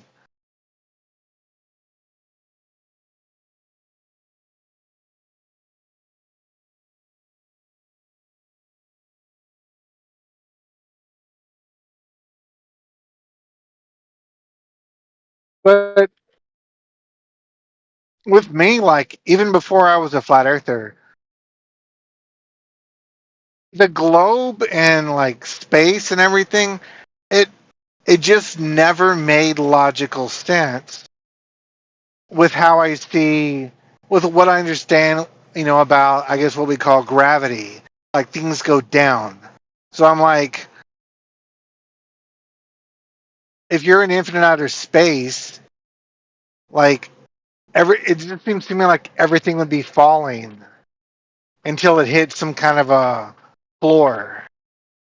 But apparently in outer space, that's not how it works in outer space. And I feel you on that one. I was like, I felt like I understood it, but it wasn't until I had a bunch of very tricky flat Earth questions posed to me, and would be like, "Oh, it's just this," and I would have that, like, which you've probably heard people do as well, where it's like this overconfident global giving an ad hoc explanation, and somebody being like, particularly the one you're talking about, I was like, I kept finding that globers were being like, "No, eggshells, you've got that wrong." Before I was like, this doesn't make any sense to me, until somebody was like, play Kerbal. And I was like, okay, so I played a lot of Kerbal Space Program. And then I was suddenly like, okay, now I think I understand orbital dynamics, because everything, you're right, everything is actually falling. Technically everything's in free fall, and which is sort of mind-boggling and doesn't quite make a whole lot of sense. Right, but like in space, it's not like Earth where there's a objective down. Like in space, like you don't. Where do you fall to? Like which way's down? I don't understand that. Towards the nearest body. It's this funny relationship of like whatever the nearest big mass is, you will be in free fall towards that. And what an orbit is, a stable orbit is, this Goldilocks of like, if you fell past it, if you were going sort of crossways to it too far, a little bit, if you imagine a hill, right? And you're on a motorbike and you do a jump, you can see that if you're not going very fast, you'll jump and you'll hit the hill. But if you were going really fast, you could jump your motorbike and the hill would come and go and you would sort of miss the other side of it. Well, that's a way to look at orbits, which I'm not going to pretend it's like super intuitive, but an orbit is like you're falling towards the Earth and you miss it. And none of that made sense to me initially. Like, you know, for example, all this stuff about like the ISS, I was always under the impression that the astronauts float around in the ISS because there's not enough gravity up there. Once you go to 400 meters, there's not enough gravity. But if you think about it for a bit, you're like, well, there's got to be a lot because it holds the ISS. It stops the ISS flinging off into space. And when you look into it, the amount of gravity experienced by astronauts aboard the ISS is virtually identical to the gravity you would experience on Earth. I think they're like, I forget, like 500 grams or something lighter. They're virtually the same weight as they would be on Earth. But what they are is in an object that's falling past the Earth so much that it kind of misses the Earth, and so they're technically not in 0G, they're in free fall, which is experienced as 0G. But yeah, it doesn't make any...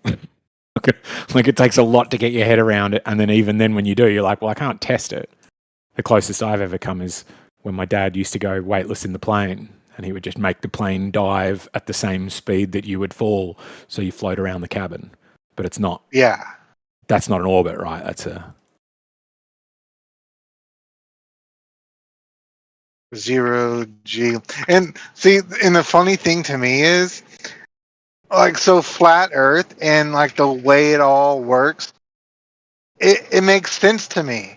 But to a glober, it makes no sense. And like they can't wrap their mind around how that would work in objective reality. And that's something else I find amusing. It's like two different brains, and it's like they just can't agree on what's going on. So yeah, it's just like the never-ending debate. But I mean, I do enjoy it. It's me too. I like. It's addictive, huh? Yeah. A lot of the arguments on both sides have like changed my view of how I see the world.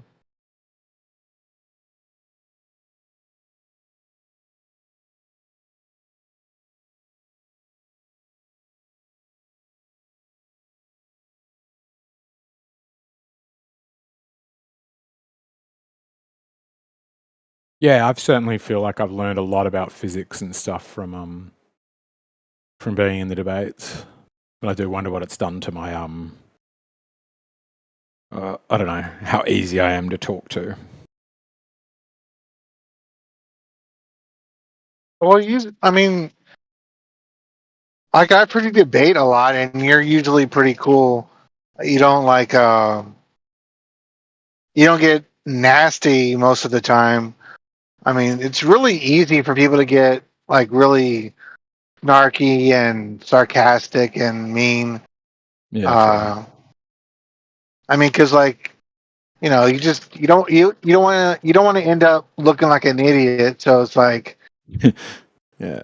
I mean, but I know most of the Globers I do enjoy talking with or listening to, even though I don't agree with them all the time. Yeah.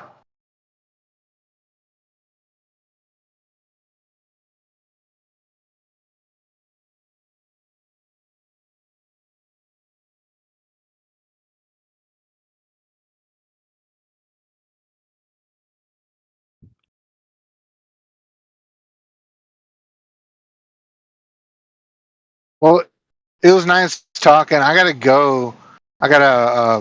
I'm delivering a load to this place, so I'll have to sign off. All right. Nice talking, Highway. Yeah, have a good one. Cheers, you too, mate. Good luck dropping off the load.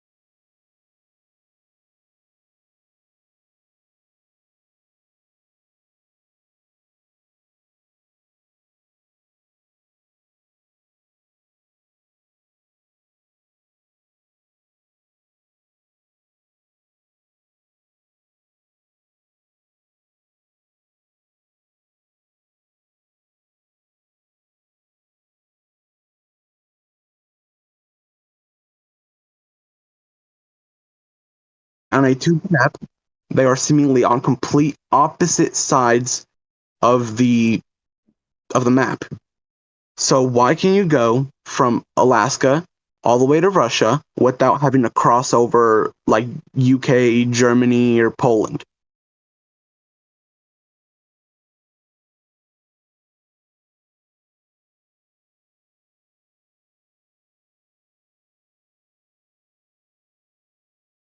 Hello?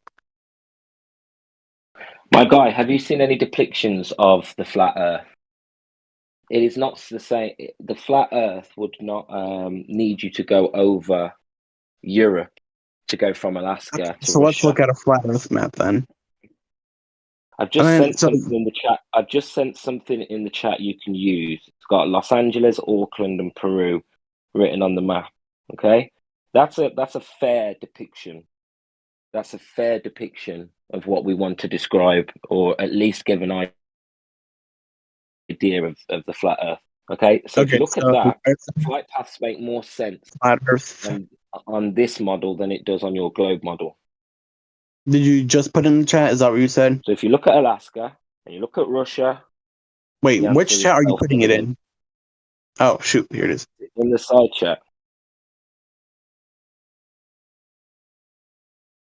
So Alaska and Russia on a flat Earth map, well, obviously you don't go over Europe. You clearly haven't done much research into this. These questions are just self-evident if you look at depictions of a flat Earth map, or just look at the UN equidistant azimuthal map, and you'll see how we navigate on a flat-based map. Funny enough, this is one of those situations where you're helping the flat Earth, you just don't realize it. You're actually not making good arguments for the globe here. Okay, I'm gonna search up some stuff, so it might take me like a couple seconds or like a couple minutes, but just hang in. Yeah, so, get the debunks. Yeah, pilots treat the Earth as flat and motionless too when they fly, so flying really isn't a good argument for the globe. Give me a second.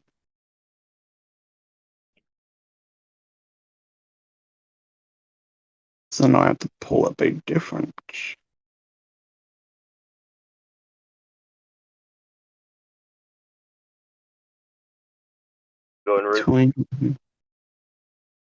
Okay. Hey, do you mind taking over, Cyclone? Just setting up for work.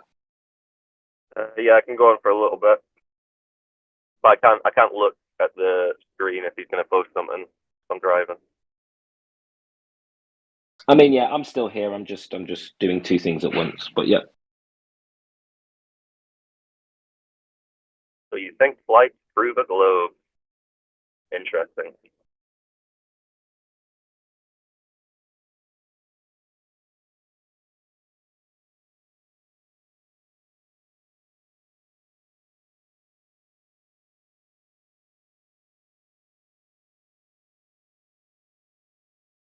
Okay.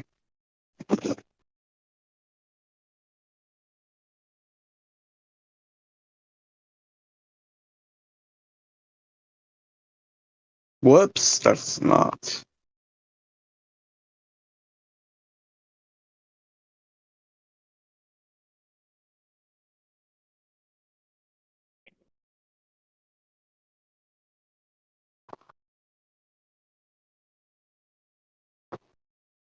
This one is.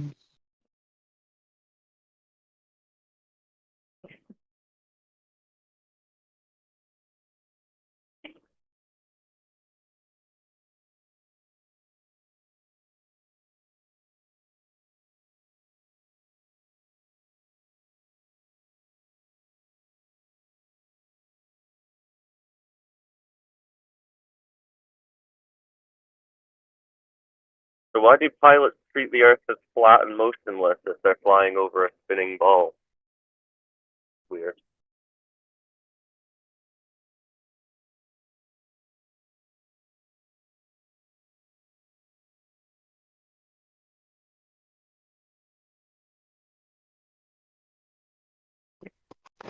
Wait a minute. Let me see this.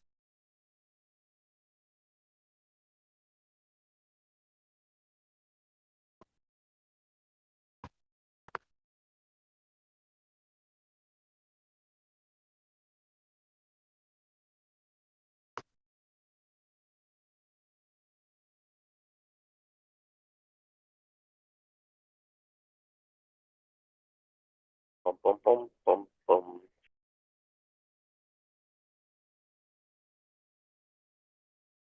Ooh, so you're figuring out the Earth is flat. What time? Well, actually, I'm trying to see something because I'm pretty sure the ocean is like humongous, so I have to look at how long it is to see. How would you figure out how long it is? What? What do you How would you mean? figure out how long it is? Well, you can't measure it. Pretty sure you can, but How would you do that?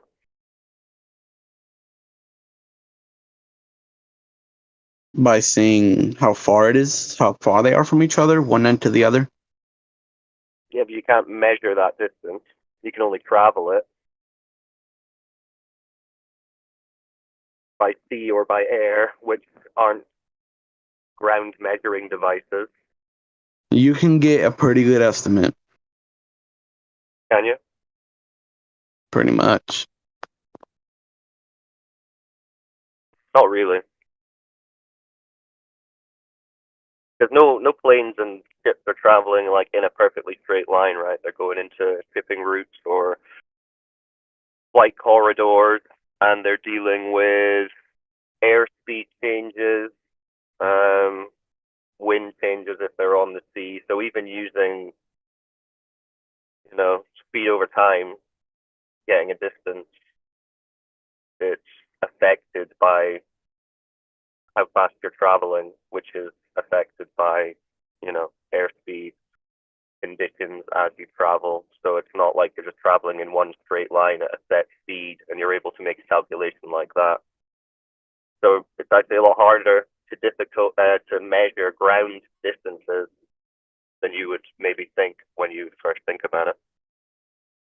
But either way, it doesn't really matter because the entire distance that they're traveling is over a level, motionless surface. How they treat it. Not going over any curve, not just adjusting for any rotation. A flat Earth. That is reality. Like what the textbooks will tell you.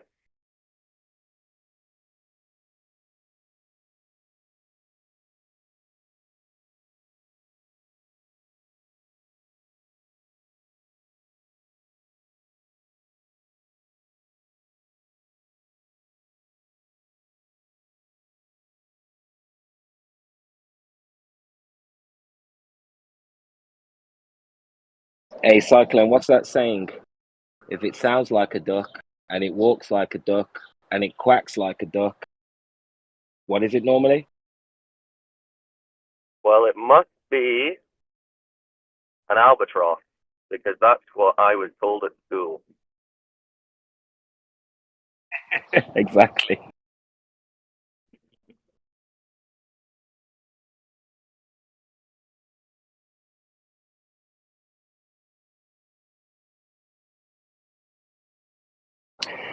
I mean, you've got to be very detached from reality to be challenged in your belief system that has no evidence and still back it and push against the real world evidence. Crazy. Yeah, and call the people who are like, hey, this is what's going on in reality, call them conspiracy theorists. Pilots are conspiracy theorists because they don't account for curvature or rotation.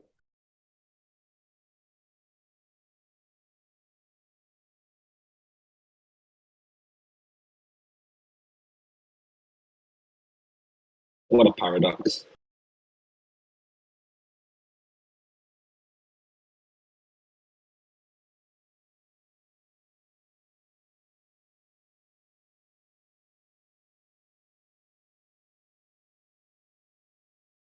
Yeah, if the Earth was a globe, someone would have just proven it by now.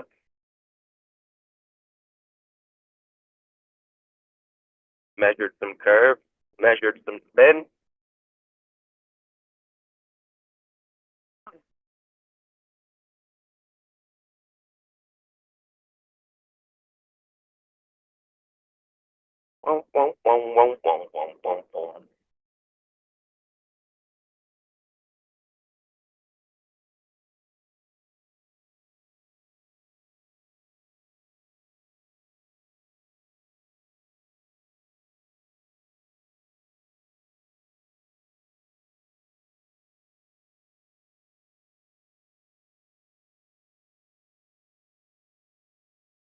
Come on, Globies, what we got?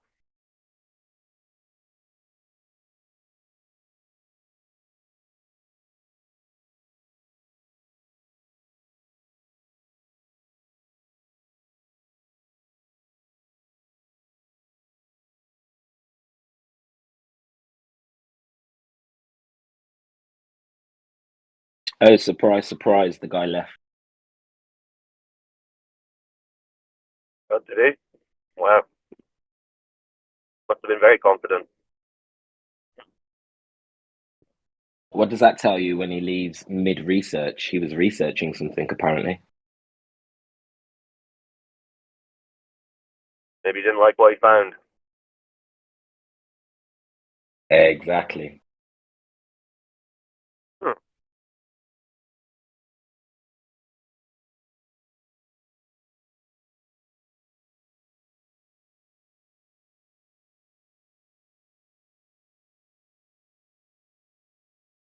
Is that it? No more Globe Defender?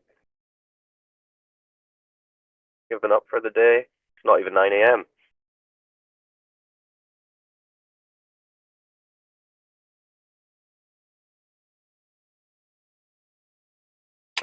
So the guy who left just before you joined, he was going on about how there's mountains of evidence of data proving the globe.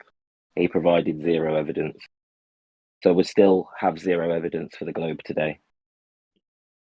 Yeah, it's very easy to say, oh, there's mountains of evidence. There's so much evidence for the globe until you actually look. Then it's not so easy.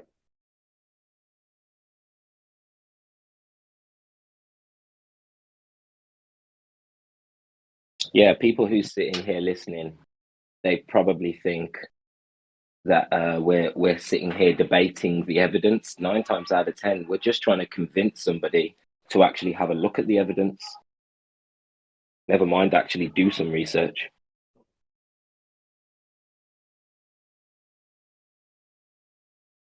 Yeah.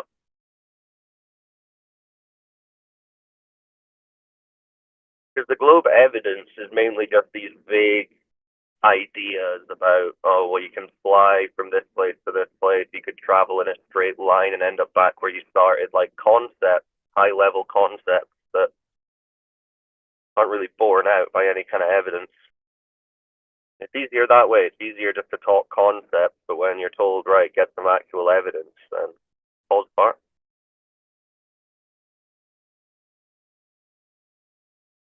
Hello? It's all indirect evidence. Hello, my friend. Oh, you're back. Yeah. Did you guys want me to wait or? For what? No, we were waiting for you, actually. I thought you were looking something up. Oh yes, I did.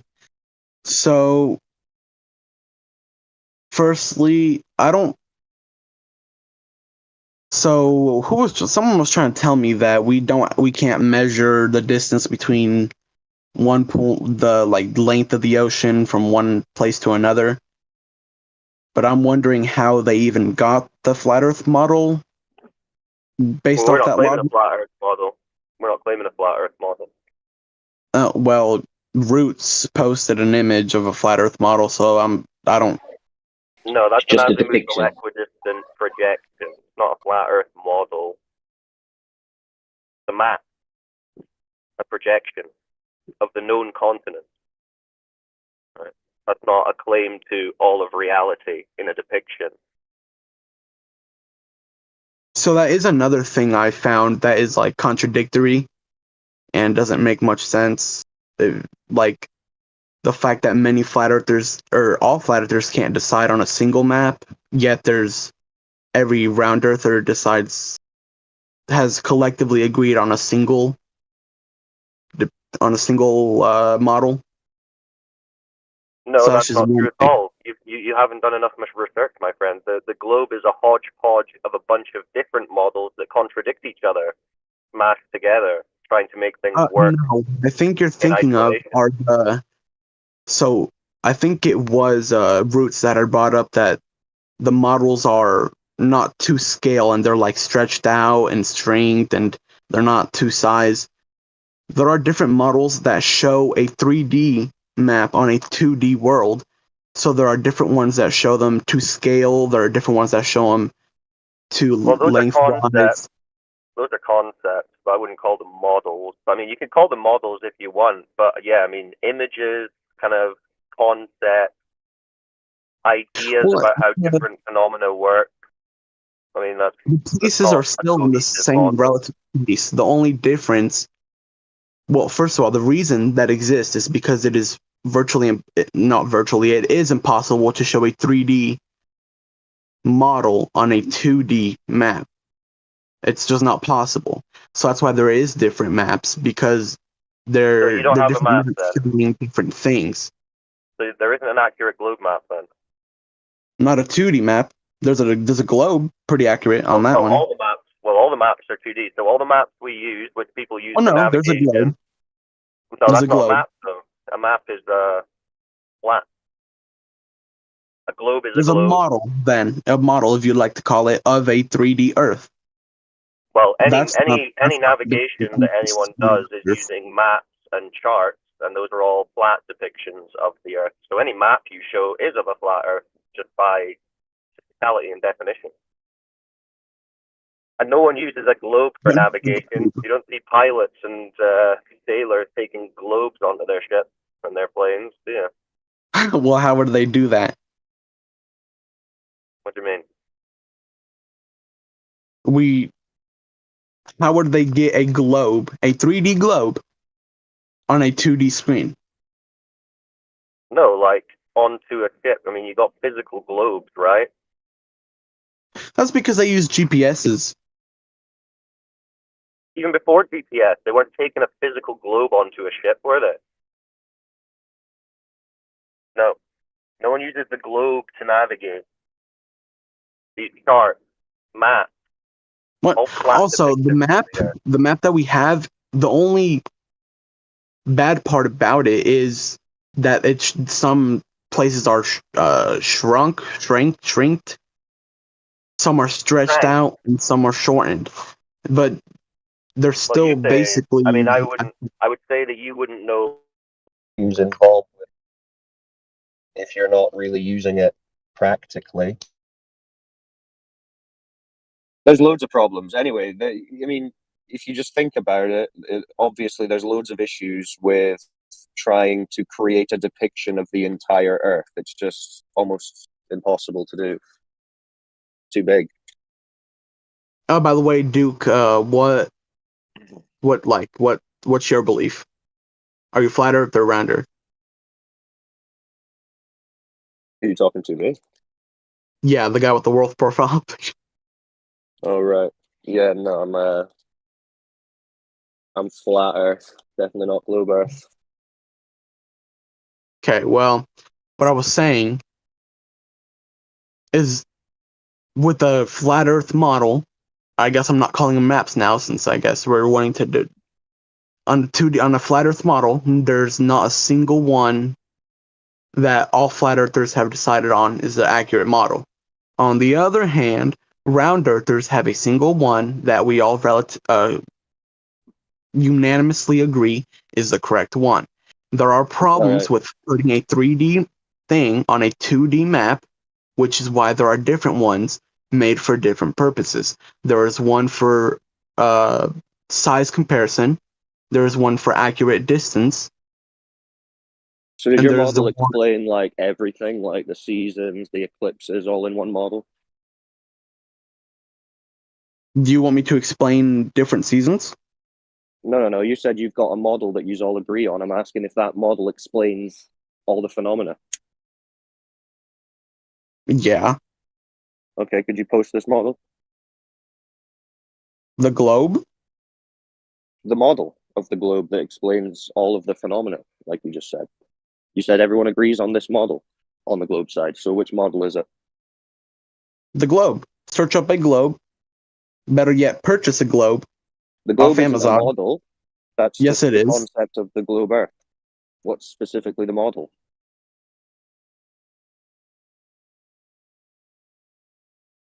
What? See, this is what you don't understand. You're confusing terms. Having the Okay, idea so of a globe is not a model. see, this is the definition Google just gave me. A globe is a three-dimensional scale model of the Earth. It is a model. I don't know why you're trying to debate me on the definition of a model. Well, what do you mean by model? Like just a physical depiction of a globe? That's what you're talking about? You're not talking about a scientific model? I'm talking about something that depicts something. So a globe is depicting the Earth. You're talking about, so like a globe in a classroom is what you're talking about? Yes. Right. Well, that's furniture, decoration. They're not for educational purposes, is what it says on the bottom of those things. It's funny, we spoke to a company that makes globes, and they're like the most expensive globes you can buy. And we were trolling them. We were saying, hey, we're going to go on a voyage. We're going to try and do this journey. Which globe should we use? And they were like, nah, you can't use globes to navigate. They're furniture. They're for decoration. It's quite funny. I think that was Fisoli, an Italian company, maybe. But yeah, That's I mean, having a globe in a classroom doesn't mean anything, bro. You could depict the Earth as a cube. Wouldn't make it a cube. What I'm searching up is they're pretty accurate. Globes are pretty accurate. Well, for you to be able to make that claim, you would be saying it's pretty accurate that the ball Earth has a radius of, what, 59 miles? 25,000 miles circumference. Right? That's what you're saying is accurate? What? That the Earth is a ball with a 3,959 mile radius, 25,000 mile circumference. That's what you're claiming is accurate, yeah? If those are the measurements they got, I guess. Well, this is the thing. There are no measurements. That's the size they claim. I was going to ask you, who did the measurements to confirm that? Well, there's people constantly doing the math and stuff. I personally trust them a lot more than a random person. Confirming it. Well, have they confirmed it? Has anyone confirmed it with any measurement, or is it just theoretical math? It's theoretical math. It's still pretty good estimate. No one's confirmed it in reality. No, that's why it's a theory. So the globe is just a theory. If you want to get into scientific theory, then we can. I thought you were here telling us it's real, but now you're saying it's just a theory. What do you know what a scientific theory is? Yeah, but this wouldn't be, well, it's not really a scientific theory because it's not involving science, a scientific method. You're saying it's theoretical math. You said it was theoretical. A scientific theory, not just a theory that you and your buddies came up with. Do you know what a scientific theory is and the difference between a scientific theory and a colloquial theory? Well, I can read to you the definition Google just gave me. I'm sure you can read. We can all read. I'm just asking, do you know this or not? Yes, I do. Well, then you should know that you can't have a scientific theory without scientific experimentation. Right? Yeah. So to have a scientific theory, it means you've already got a scientific experiment. The globe doesn't have a scientific experiment for curvature, it doesn't have a scientific experiment for motion, and it doesn't have a scientific experiment that can prove space exists. So what scientific theory are you talking about? It's the wrong category anyway, because we're talking about measurements here, it's not really a scientific experiment type of question. That deals with cause and effect. You gave the game away, Wolfgang. Sorry, I'll just cut to the chase. Many people have done the math on it. That is their experiment. The math that math isn't an experiment. You could do the math on Superman's top speed. That doesn't make it real. Just because a guy puts on a white coat, right, and he's got his nerdy so glasses on, and he's at a whiteboard drawing, putting some equations up on the board, it right? is a mathematician who must. Doesn't mean he has a scientific theory. Okay, you need to know what qualifies a theory as being scientific. Yes, to be able to add that theory that has many experiments that has happened, and it has a lot of evidence to support it. Teach you in school? Why did they teach you in school, and they're teaching the other kids in school that this is reality, not just a theory? If you're now saying it's a theory, a scientific theory is the highest grade anything can get because they leave. That's not what they're saying on TV. They're not saying, "Hey, this is our best guess." They're saying this is what it is. It's not a guess. Okay, so who measured it then? If it's not just theoretical, then now, which you just said it was. Because it's not just a random guess. They have done the math, and you can go look this up for yourself. There's Theoretical math or math based on real world measurement? Buddy, you can search it up. Yeah, I already know. There's no measurement. I'll look it up with you. What You don't have to look it up evidence? with me. You've already looked this up, bro. You're behind. You're new. We're not. Circumference of the Earth. Yes. Who measured that circumference? This should be good. I wonder if it's just theoretical math and assumption. So there's this one. Is it Eratosthenes by any chance? The sun was directly overhead at the city of Syene in Egypt. At Alexandria, about 500 miles north, he measured the length of a shadow made by a tall straight rod from the triangle made by the shadow and the rod. He calculated the Earth's circumference to be about 24,000 miles. Okay, so he assumed the Earth was already a ball and measured shadows. Yeah. Well, that one's giving the pi stuff. The circumference of the Earth is just its average diameter, 7,950 miles. If you're assuming it's a ball, yeah? Pi. If you assume it's a ball, yeah? Okay. Where pi is 3.1414, yeah. There's that one. But what if we're not assuming the ball? Who's measured it to be a ball? Well, we can get into that. That's actually what I was going to say earlier. That's actually what I was going to say earlier.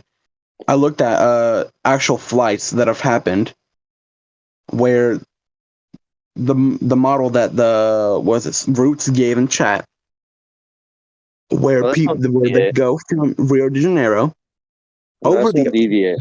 That's not a measurement of circumference or a ball, because they all treat the Earth as flat. I'm saying it's what I was going to say earlier about how on a sphere it makes sense, but not on a flat Earth. You don't have a sphere yet, because you haven't told us anyone who's measured a sphere. I'm telling you, on a sphere, it makes sense. What sphere, though? Who's measured it to be real?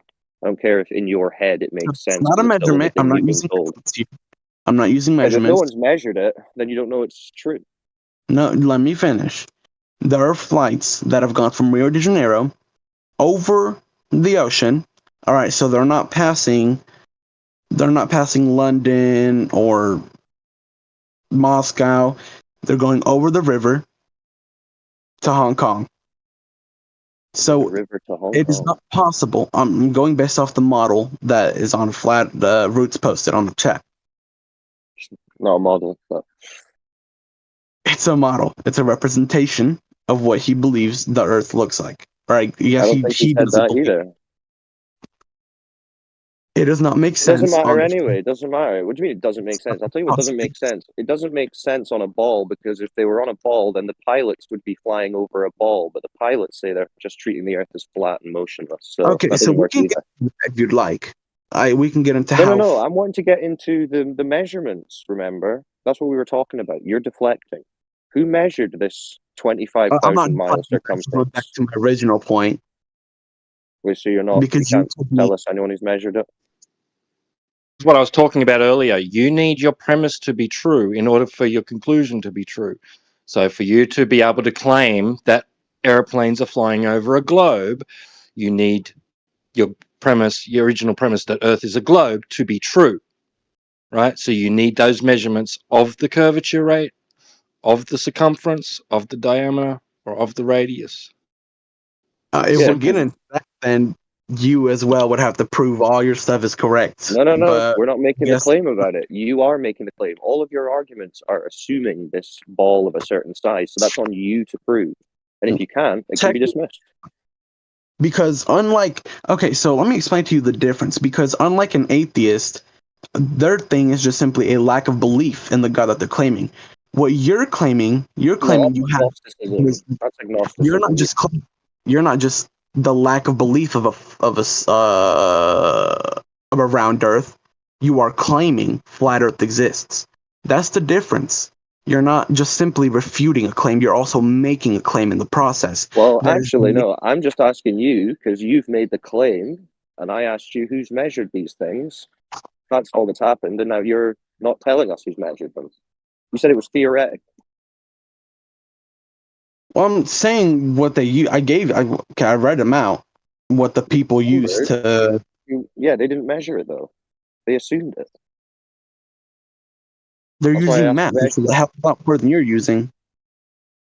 No, they measured shadows, my friend, on a flat surface. And then you're saying that's a ball, and then you're not giving us any evidence for it being a ball. You're just drawing all these conclusions based on an assumption of a ball that you haven't substantiated.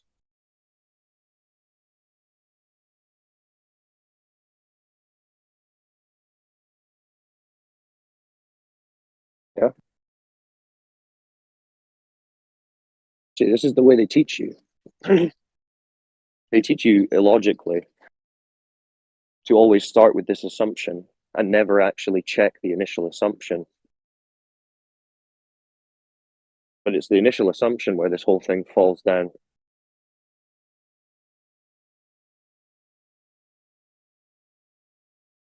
There's no ball to begin with.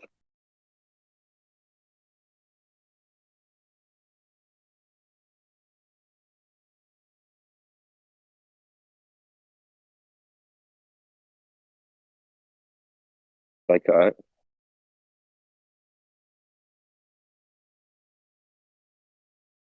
No, I can hear you. Okay. So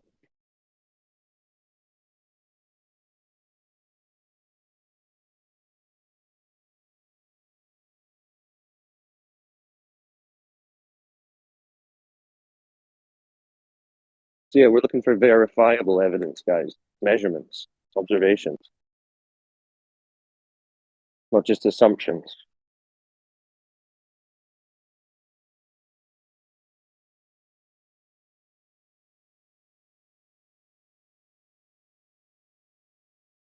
Yep, I think he ran out of steam. He's gone. Oh, he's back. Hello? Yeah, we can hear you. Okay, apparently I didn't realize it kicked me out, but I was saying that I hadn't even. So I was reading stuff off, and then I guess it kicked me out midway. But what I was saying is that people were coming at me earlier for not wanting to learn, but then they weren't giving me anything to learn off of, because the only thing I have to go based off of is the scientists who have claimed that the Earth is round and have given me evidence for it. Right, but you're learning that you haven't been presented with any actual proof for this claim. Okay, so I've presented with assumptions. And I've asked you guys for anything that could possibly switch me over to your side, but you haven't. Not about At switching over most, to your side, but I mean, I can always remind you you've only ever experienced a flat, motionless Earth. wait a minute, dude, please. At most, what you guys are currently doing is making me lack the belief of a round Earth. You guys aren't leading me to flat Earth. You guys are just telling me that round Earth doesn't exist. You need to understand that part. You need to understand that you have no way of knowing that the Earth is actually what you've been told. And then you can start to, think about, well, then what might it be? Because if you're just under the impression that you live on a ball and there's no question to it, you're not going to spend your honest time trying to figure out where you actually are, because you're just going to be thinking, well, I know I'm on a ball. So now this is a learning experience for you. You don't know. So far, you guys have not been successful, because all I've had to go based off of is the evidence the scientists have given me. You've already I'm not. So there's no way I can possibly switch over to the side of flat Earth if I'm not given any evidence. So that's why I've been asking, because for example, in the religious debate, Christians give you quotes from the Bibles. They give you supposed evidence of historical. Hey, right, we get it. We get it. Dude, it's not a dichotomy. You already observe, experience, measure, and treat the Earth as a motionless plane. No, you don't need anything. You don't know. I don't need to replace it. If you eliminate the globe, you're left with what you are observing and experiencing and measuring and using. But okay, so I've watched many videos on this. I'm not just a random person who just came in and just started spouting off random stuff. So I've watched plenty of videos and scientists and people going over the flat Earth, and it's so many contradictions and things that just don't make sense. That's my issue with it. I've watched plenty of videos. None of them you're have working backwards. Because you're working backwards. You're looking at maps and flight paths and eclipses and all this stuff. Start with the ground, with the surface. And is that part true? So wait a minute. We tried to do that earlier with the eclipse. So we tried to do that. That's the wrong direction, man. No, it it isn't. When you were watching all of those guys try and debunk flat Earth, did you notice when you were watching those guys, none of them actually presented proof that the Earth was a ball? So let me get into this point, because I guess that's what you guys want me to do. I'm just going based off what I saw. So what I saw was the moon cover the sun during a solar eclipse. That is what I saw with my eyes. Okay, so scientists, round earthers have given me reasons. I already explained this to you, man. You didn't see that. Oh my gosh. So then how can we possibly know anything that I saw is true? That is why you are saying to go based off my sense. Thinking critically. You're not thinking critically about what you actually saw. You're not examining your observations critically.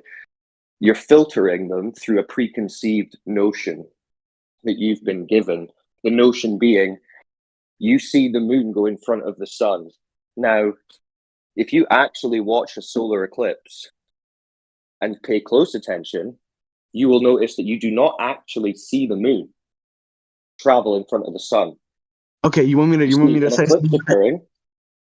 Yeah, you see an eclipse occurring where a black disk eclipses the sun, but you don't see the moon moving towards the sun before that and then covering it. You don't see that. So let me tell you what I saw, because you telling me what I saw is possibly I don't quite know. What I saw, okay, is the moon appearing during the daytime. Okay, I could see the moon during the daytime. No, it happens at new moon. New moon, you don't see the sun. The moon. The moon, you see it at daytime. Nope, not during the eclipse, my friend. This is where you're confused. That's what I'm saying. You've just seen, like Cyclone said, you've just seen obscurity, a lack in illumination from the sun in the shape of a circle, which, it progresses and recedes away. And then you interpret that because, like he said, you're looking through the lens with a preconceived notion of the idea of what the universe is because of cartoons that you've seen in books at school, right? And stories on TV. That's it.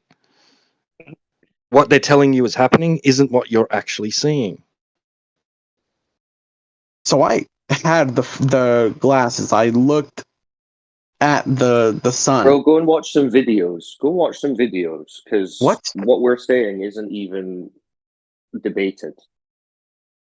This is just known. You don't see okay, so watch the video of an eclipse, right? Now, don't rush, right? What at the start of the video, right?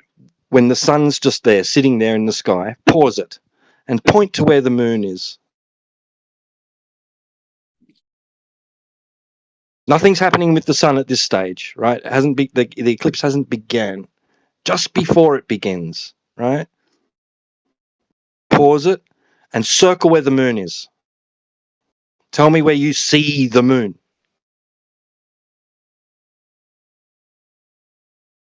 So, okay. Who was it that was telling me that what I see is not the moon, yada yada yada? What, No, during I'm the saying eclipse? that you don't see the moon. You literally cannot see the moon during a solar eclipse. Okay. So, see, I'm trying to go back to this again because I don't guess you guys just didn't pay attention to what I said. So, during the solar eclipse, I see. Okay, I'm not going to call it the moon because apparently it's not the moon. I see a circular Said it object. wasn't the moon. In fact, I told your other friend it could be the moon that's doing that. That could be part of the cause. It could be involved. I don't know. Yes, the possibility's there since we do both see those things in the sky, and they do appear to be around the same size when you can see them both. Okay, so it's not the moon. Maybe it is. I don't know if it is or not. I'm saying you're saying it is. That's why I'm telling you, during the solar eclipse, you literally do not see the moon. It's not there. You could not circle it for me before the eclipse begins. You could not point to it. You could not identify where it is. That's what I just told you. No, but you were starting this whole thing with some kind of argument No, about how the moon is going in front of the sun. started yelling at me. I said maybe it I'm not yelling isn't. at you. Maybe it's the moon. Okay. Okay, so an eclipse occurs, then what? I see a circular object go over the sun. Scientists give me an explanation for that. That's why I believe in a round Earth. Flat Earthers do not.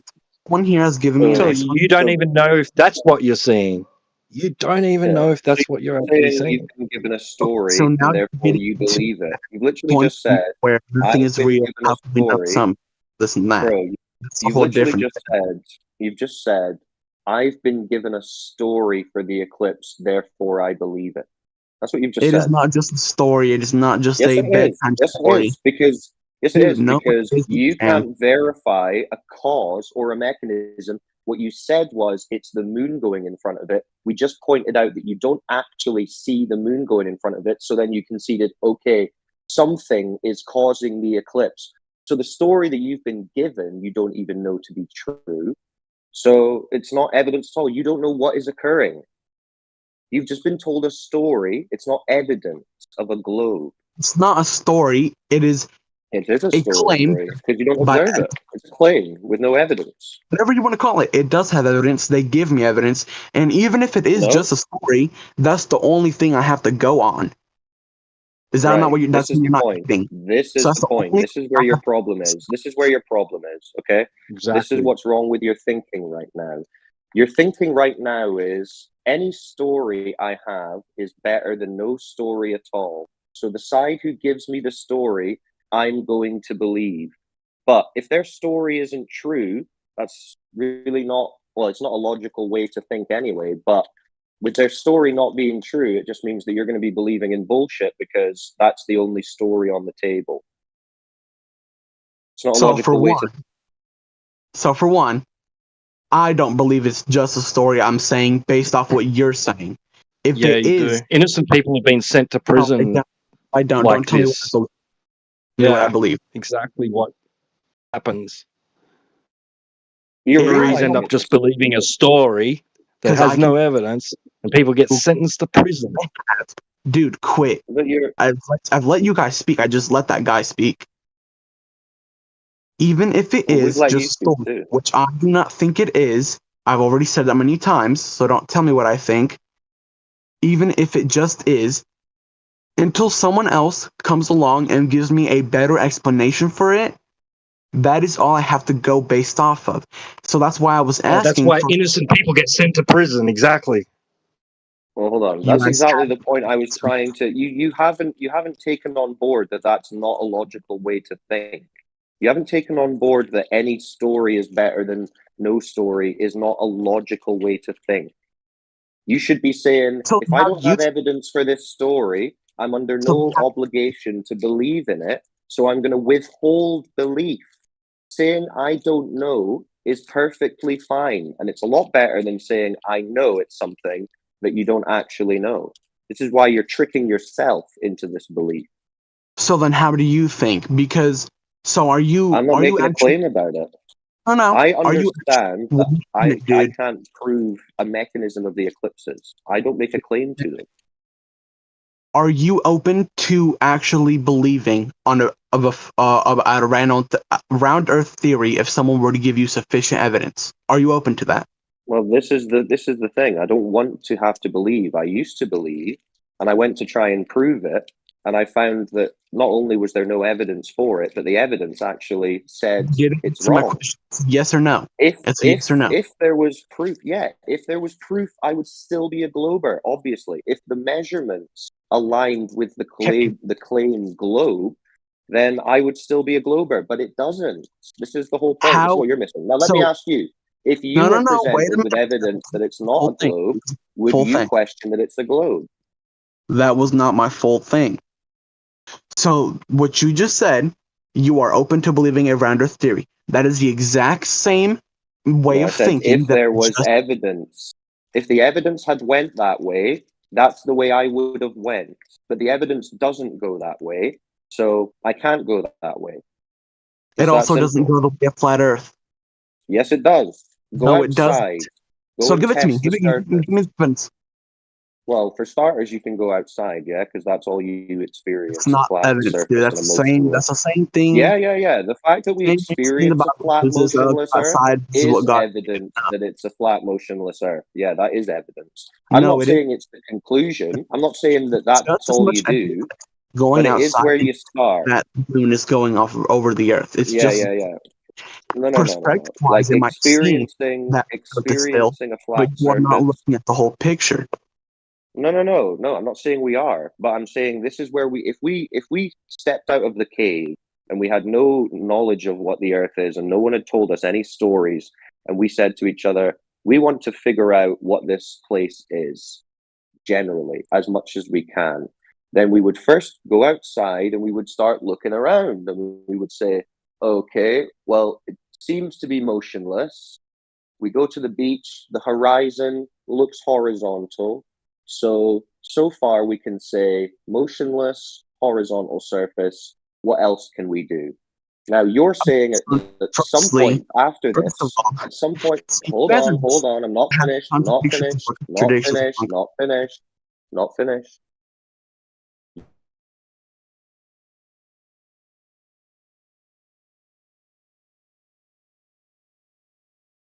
Hello? Yeah, at some point. Okay. I thought you weren't finished. He's disconnected, I believe. He'll be back in a sec. It was Cyclone who you were talking to. Twadwazzle, are you there? Yeah, but I don't want to take on like what he was saying. I've got a feeling I know where he was going, but in case that's not. Yeah, that as it was his point. Good point. I don't want to finish it for him. Here he is. Did I cut out? Yes. You good? Okay. So I was just making the point that after we agree on what we experience, which is a flat, motionless Earth, then you would say, I believe it's actually a ball that spins, and that would be the positive claim, and that would be on you to prove, right? So, I mean, we can get into measurements of the surface, but burden of proof wise, you only have a flat, motionless Earth in reality, but you have a claim on top of that you need to substantiate. And just saying, well, I've been given a story, and if I don't have another story, then I'm just going to believe this. That's contrary to what you already experienced. So that's not logical. But it's the same thing that the other guy was trying to tell me. He was trying to tell me that I actually didn't see what I thought I saw, which could be the exact same thing happening to the people who, what you were explaining earlier. Not really, because it's agreed on both sides that we experience the Earth as flat and motionless. Oh, right? They say it's too big to see the curve, and it moves in a certain way that you wouldn't feel it. That's their claim. So they agree that we experience a flat, motionless Earth. They would also agree that you don't technically see the moon before it passes in front of the sun during an eclipse in their story. So it's not really the same thing. Gave me a reason for that. You have yet to give me any reason, which is what I'm trying to tell you. A reason for what? To why the moon just suddenly disappears. What do you mean? During new moon? Why new moon occurs? No, during a solar eclipse. Yeah, that's new moon phase. Because like a certain time every month, the moon disappears. Yeah. Like in between a full moon and the new moon. Well, the new moon would be the phase where it's not visible. Yeah. Right. So that occurs. I guess, sure. Okay. So there you go. That's why you don't see it. Or at least it's in that phase where you're not supposed to see it. We know we don't see it. So if you want to ask me why the moon appears to disappear, that's a separate question. I don't know the causes of why the moon does exactly what it does.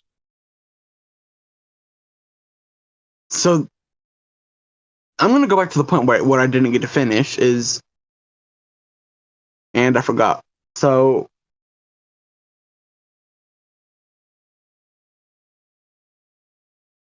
It's all right. I guess we're you just need to think about it, bro. I mean, I'm not trying to debate with you or trying to convince you of anything other than what you already believe. You're welcome to believe whatever you want to believe. All I would say is you need to think very critically about all the information that you've been given about all this, and you need to try and sort through it without being biased. To the fullest of my capabilities. All I'm saying, let me tell you from my perspective. This is my perspective, so I don't really want you to tell me what I think. Just let me say my perspective. From my perspective, all I'm seeing is one side giving me a bunch of evidence. All right. From the other side is just saying that the evidence the other side is giving me is completely false, and then that's all they're saying. We're demonstrating to you that it isn't. Yeah, we're demonstrating to you how it doesn't qualify as evidence. Like Cyclone's going to say, is it verifiable evidence? Yeah, we're not saying that there's not a bunch of stories. We're not saying that they haven't come up with a very convincing narrative for how all these observations of things would work on a globe. But you have to think they're not direct evidence. They're like indirect insinuations. They're like, well, we're seeing an object do this, which although we're not observing curvature or motion, we can imply it through the way this thing is behaving. If we assume it's behaving in this context of a ball earth, blah, blah, blah. When you really pull it apart on the logical level, you'll start to see, if I was to ask you, what could you go out and do realistically as a member of the public to prove any of these stories? You will come up with nothing, really. I mean, you can go and try and measure the surface for curvature, but what you'll find is that there is none, which is why we're here. But you need to separate unverifiable stories from evidence. So you said that they give you what, like not full truths or whatever. They give you just. Well, they'll like reverse engineer observations, right? So they can track the observations of the luminaries, the sun, moon, and stars, and we can all agree that that's what they're doing. But you could conceive of those as rotating above you on a motionless surface like we experience, or you could make a model where you're on a spinning ball and your spinning is the thing making those things move. That's basically what they've done. They've taken existing observations and they've engineered it to work mathematically on a ball. And you need to understand that dichotomy to understand what kind of evidence you're being presented. So this is backing up the point that I had stated just a bit ago. So do flat earthers. Flat earthers have reverse engineering. So all the people who try to make the flat earth model are just trying to make the what we're difference saying is make sense. So all that's doing is just putting me in the middle where I'm like, oh, this side is contradictory, but so is that side. So that's getting me nowhere. That's just getting me back to the beginning. And then while in the beginning, you wait a minute, while I'm in the beginning, what you had someone here said earlier, that's when you guys try to get me to your side. So first you gotta get my mind clear basically in the middle, and then you pull me to the side. Yeah, But yeah, I that's said what you need to understand. You need to understand that that's you what don't actually wait know that the Earth is a a globe. minute. But then while I'm in the middle, the round earth is also pulling me to the side. In fact, they've already done so. So it's just Yeah, really not going anywhere because when I go to the middle, I then see a bunch of evidence for the round earth, more than I'm seeing for the flat earth. So I'm just going back to the round earth side.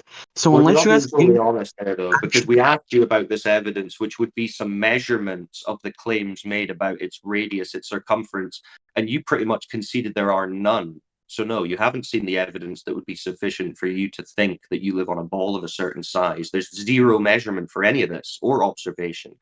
Also, when you're talking about, right, so you've got two sides, and this is the astronomers at the highest level concede this, that their observations of the sun and the moon and the stars, they can work on the globe model, but they can also work on a geocentric model, right? Meaning that we are stationary and everything's going around us. So they say both of those positions work, right? So then, yeah, you're left with in the situation of, okay, well, if both of these work, how can I know which one is actually true? And at that point, you're defaulting to, I've been told these stories by people who I believe, and there's loads of them, so why don't I just side with that? But that doesn't mean it's true. Appeal to consensus, appeal to authority, those are logical fallacies because they don't necessarily mean truth. So you need to then go deeper and say, what is the evidence for both sides and weigh them up?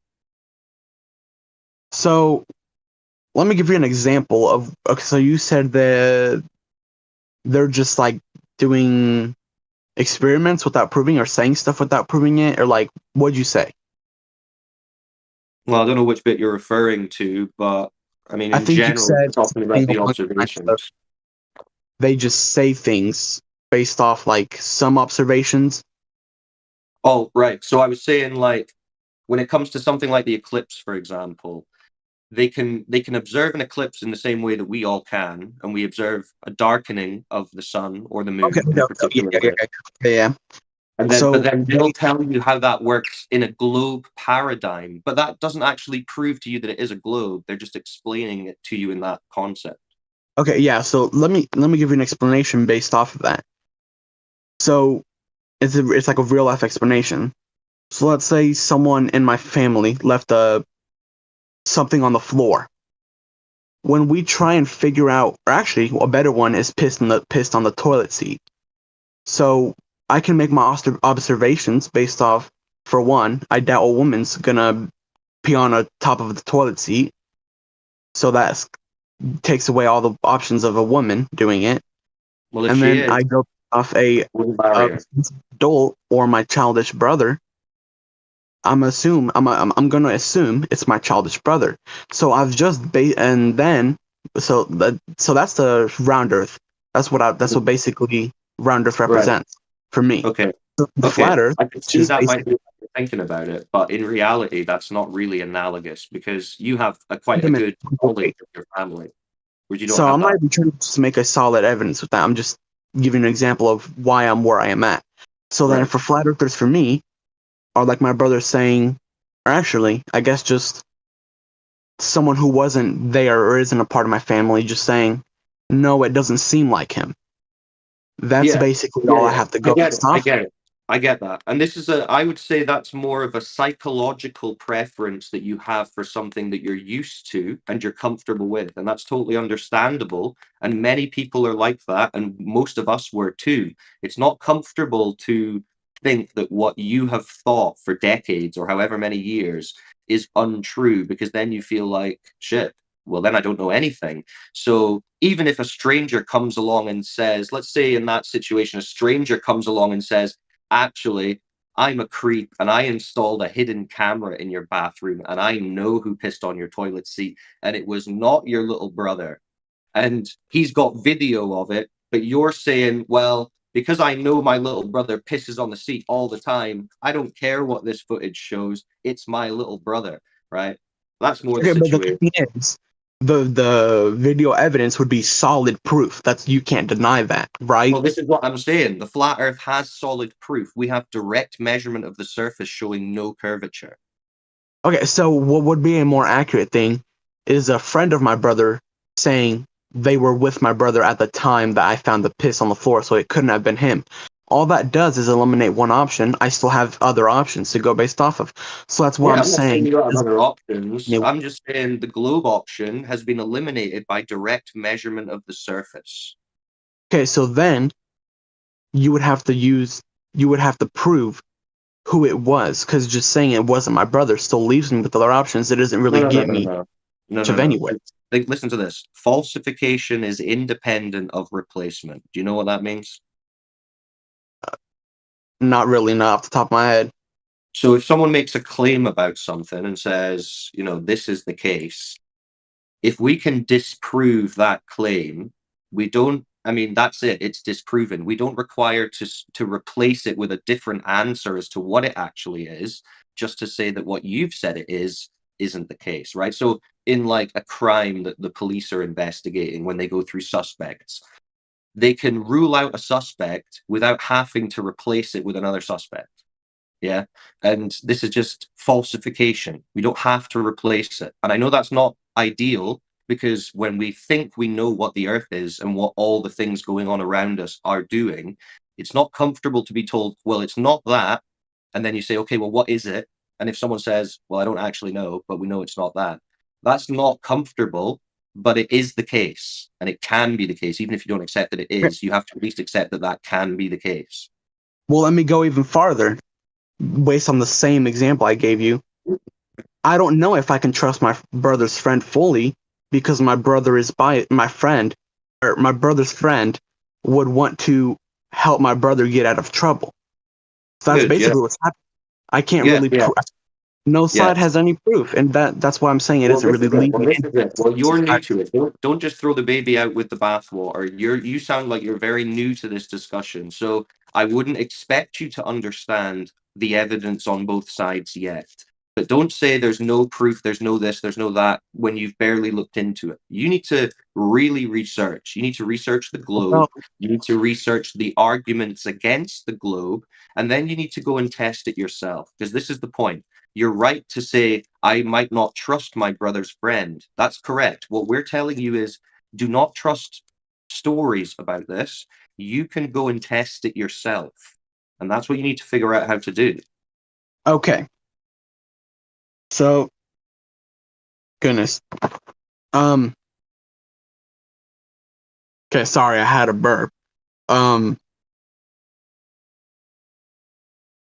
So you said I'm pretty new to this discussion. I guess I'm not as knowledgeable on the flat Earth discussion as I am with others. But that doesn't mean I'm completely clueless. I still like to watch a bunch of videos. And I'm not saying that as like you're uninformed. I'm not saying that. I'm just saying. Okay, yes, but yeah, I've still watched plenty of videos, and I've watched flat Earth versus scientist discussions. I've watched scientists go on like interviews and talk about how like they're explaining basically what's happening. And I've watched some flat Earth videos trying to explain, and everything they've said has been, I guess, debunked. I don't know if you probably would argue that it's not debunked, but I've seen videos of scientists. You can't debunk the horizon. You can't debunk observation or measurement of the surface. It's not the case. So, and I don't know exactly what you've watched, but I assume that what you've watched are the main sources that you get served, which are like propaganda hits on YouTube. You probably haven't seen actual good flat Earth content, I would imagine, if you're seeing those videos, because those videos are the top results that you're talking about. So what I personally watch is so I watched many different ways of debates that they have. So they've been debating with videos that are posted, and then they respond to them. That I've watched live debates of them. and I've just watched and I've also just watched videos of scientists talking about common flat Earth ideas and debunking that. And just earlier, when I was muted for like a long ass time, I went and watched a YouTube video on a flat Earth on a scientist debunking the flat Earth model. Right. So you've seen videos of long distance observations and laser tests. Have you seen those?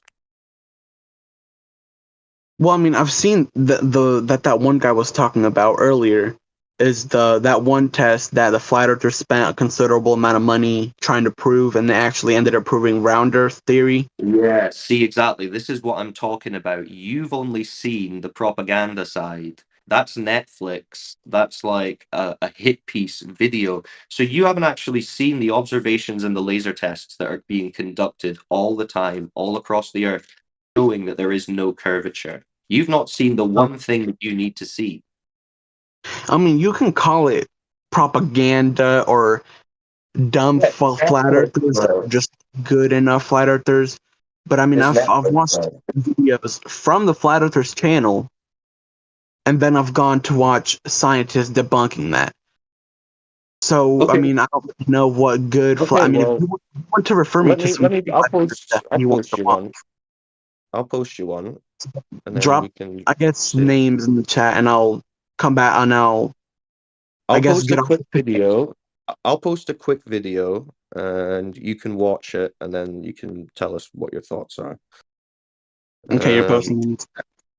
Yeah, just give me a minute. I need to get it from the main server. Also, what's your name? Are you on the 24/7 Discord server? If not, I'm going to send you the link to it in your DMs. And I mean, it's got I'm on this voice chat right now. Yeah. Okay, so I've sent you the link to our server, which has gigabytes of information, stuff which you won't have seen because when you just search on YouTube and Google, they curate all of the results in a certain way so as not to see any good information. But if you scroll down the server list, you'll see all the additional information channels which are alphabetized. And so you can research in your own time. That's what I would recommend you do. But anyway, I've got the video. I'm just about to post it in the chat. I think it's only a few minutes long. So. Well, yeah, so I'm going to do what you told me. I'm going to go research, I guess, even more than I have already. So, since it is pretty late, I guess I'll hop off for now. Are you going to be on this tomorrow? I'm always dotting about, and someone's always in here. It's 24/7. So yeah, go and just have a think, play around with the idea in your mind, do some research, and come back and ask questions whenever you like. It was good to talk to you. So, I mean, I guess I added you back. Just send me links, and I'll come back tomorrow after I watch them all and tell you what I got from them. All right. Well, check out the channels in the server as well. Yeah, like check the additional information because there's too much for me to even post. There's like endless amounts of stuff. I mean, PDF, yeah, I guess that's the same. videos, articles.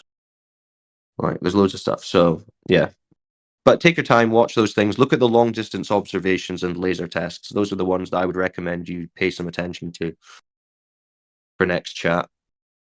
Well, so okay. Because that's a good way to ask the question, I would say.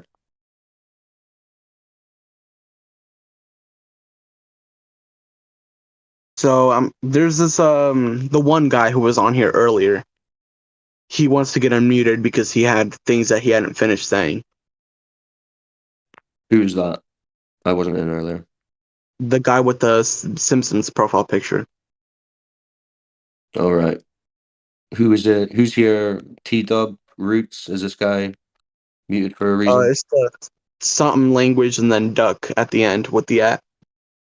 Howard Duck. Yeah, he's been engaging this morning. He's a little bit rude to Kembo, and I had to tell him to respect the mods a few times, so that's probably why he's muted. Okay. Howard I mean, Duck. He was talking earlier. All right, I've unmuted him. Howard Duck, if you want to. Hi guys. What's up? Hello, mate. Just wanted to engage. That's all. Yep, that's cool. If you're respectful, as long as you're not going crazy, Alice. I guess before I go, because who was it? Demach, he was not listening at all to anything I'm saying. So that's, I mean, I'm glad Yeah, you you're were gonna at, have to. Yeah, you but have to he was realize not. that, everyone's different. Some people you discuss with, you might get on with. Some people you might not. I mean, everyone is different, so don't worry about that. I thought I None of had a us. pretty good.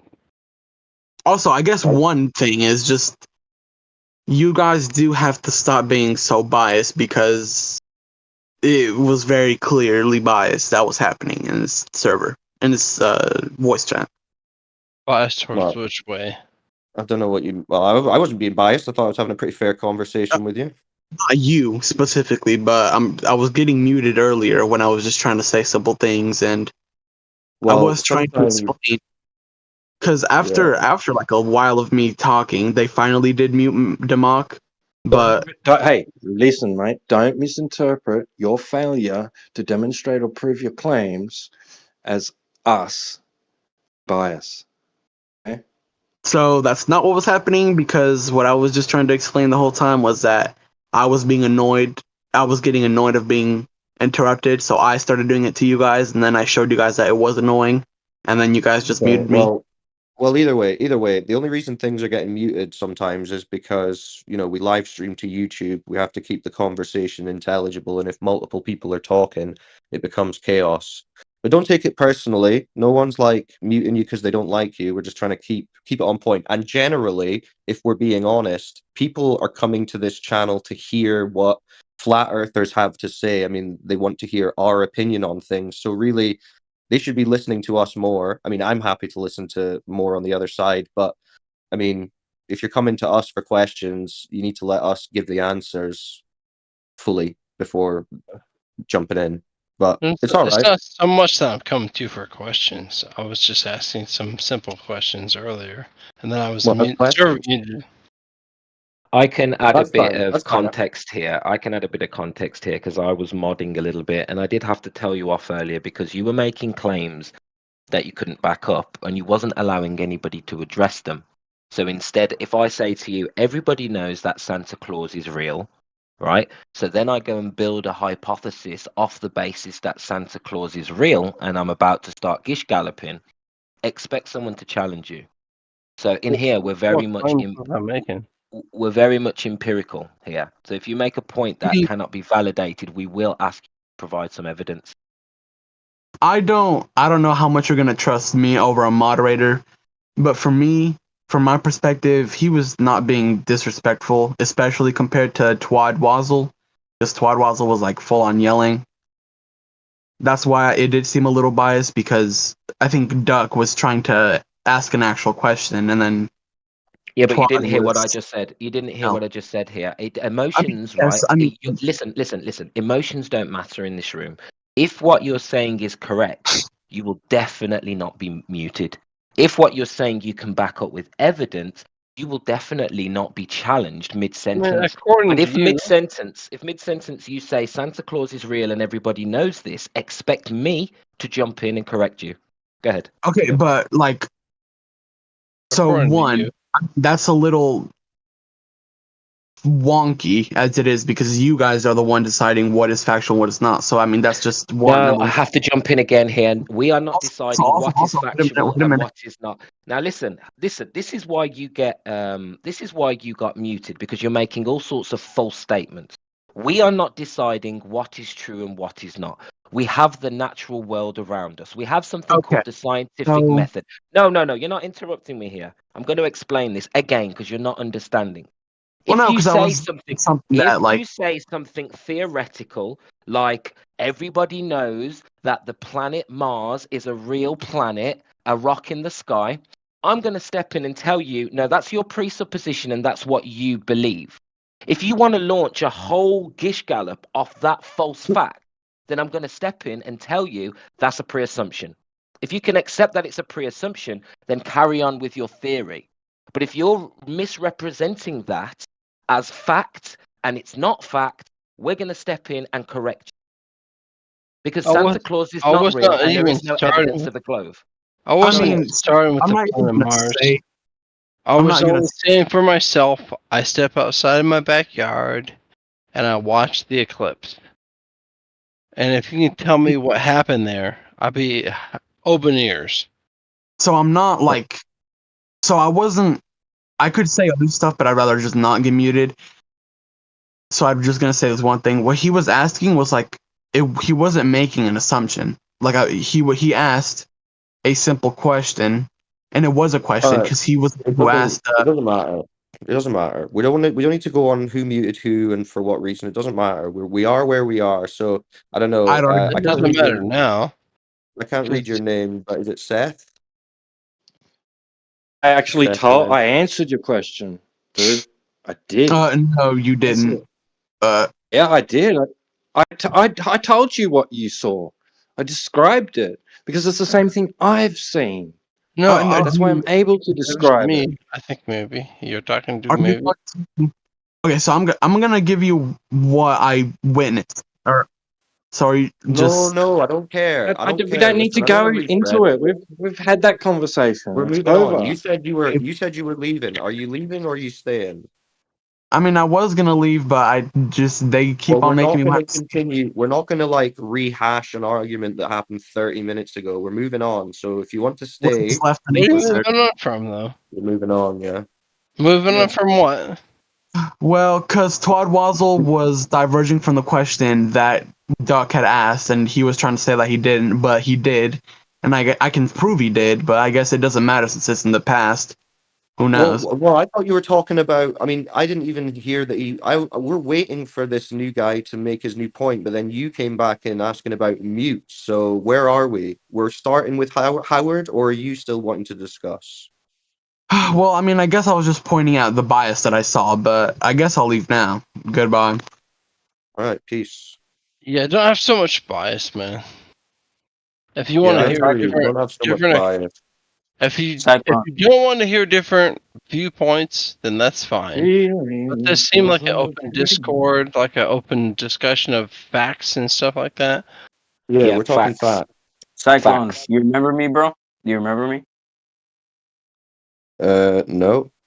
I was the one who came in here with the picture of globe Earth and refuted all you flat earther retards. Yeah, right. Remember me now?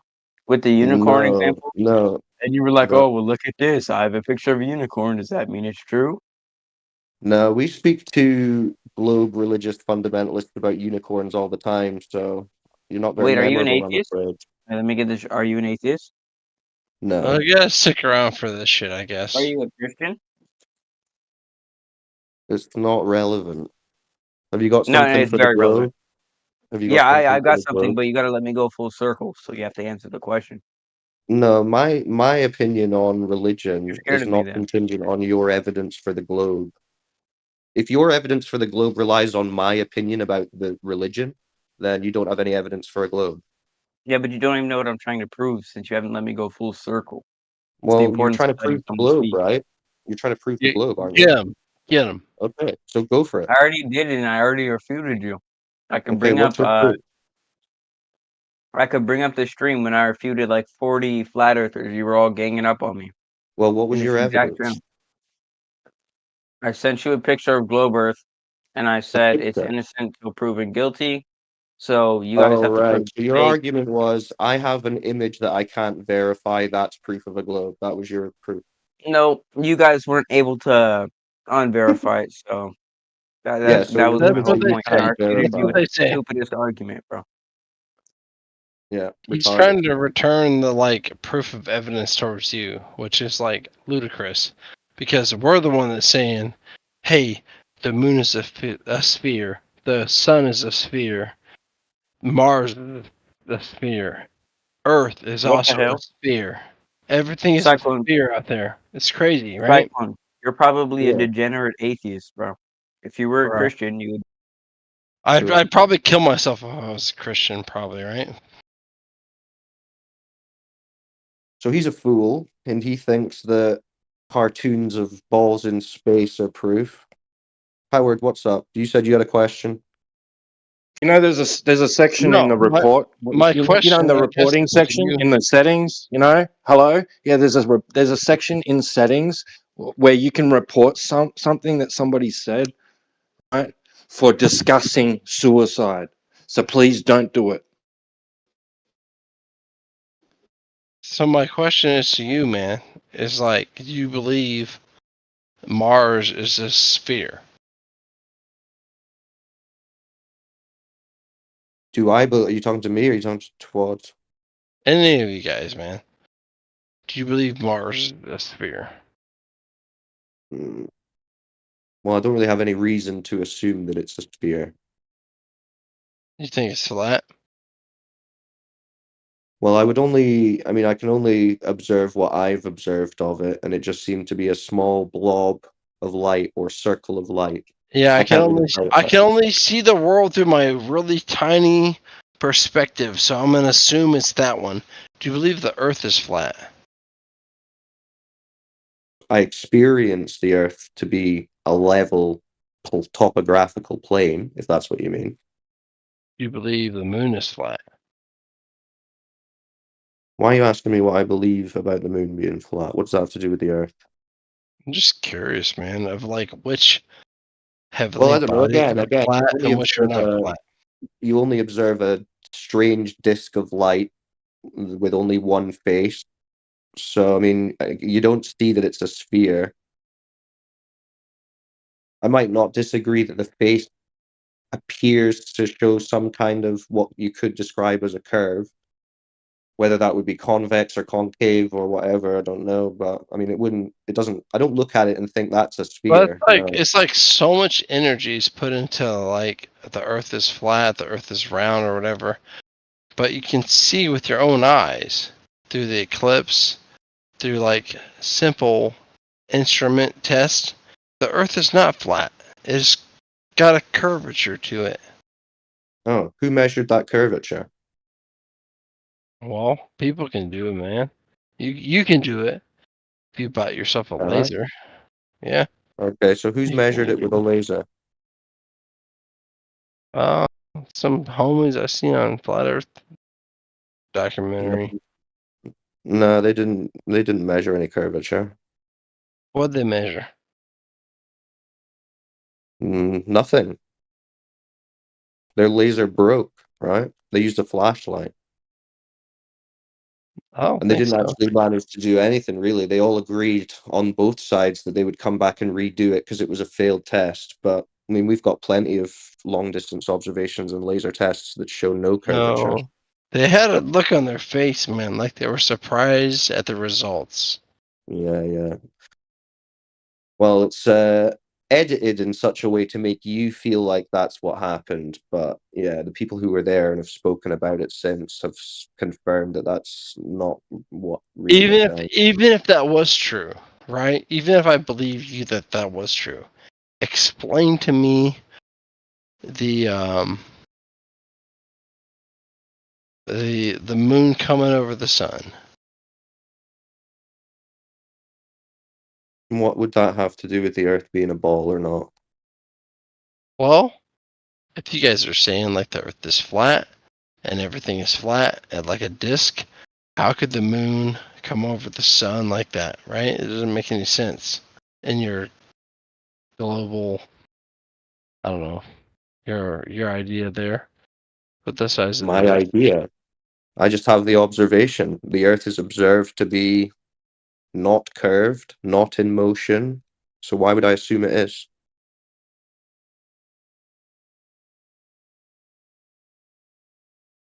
Because we can look at the heavenly bodies above us and see that they're moving. And Yeah, that's I a agree. They're moving, but I don't see Earth moving. I'm back, as promised, every day. Do you think there's like a ice wall situation? Don't know. Never been. Just curious what you think. Well, I mean, there seems to be photographs of something that you could call an ice wall, yeah. But what that actually means, the full size of it, all this, I don't know. I've never been. And that's holding all the water in, perhaps, maybe? Maybe. Who knows? Something has to be. I mean, that's how water works. It has a Or shoreline it could be somewhere. gravity. It could possibly be gravity holding it all in. Well, I don't see any evidence that something called gravity can make water stick to the outside of a spinning ball. I see it in images and concepts, but not ever in reality. So I can help you understand. So you know how you fill a cup of water and the water stays in the cup?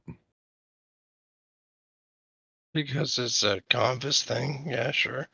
Yeah, the oceans are kind of like just massive cups.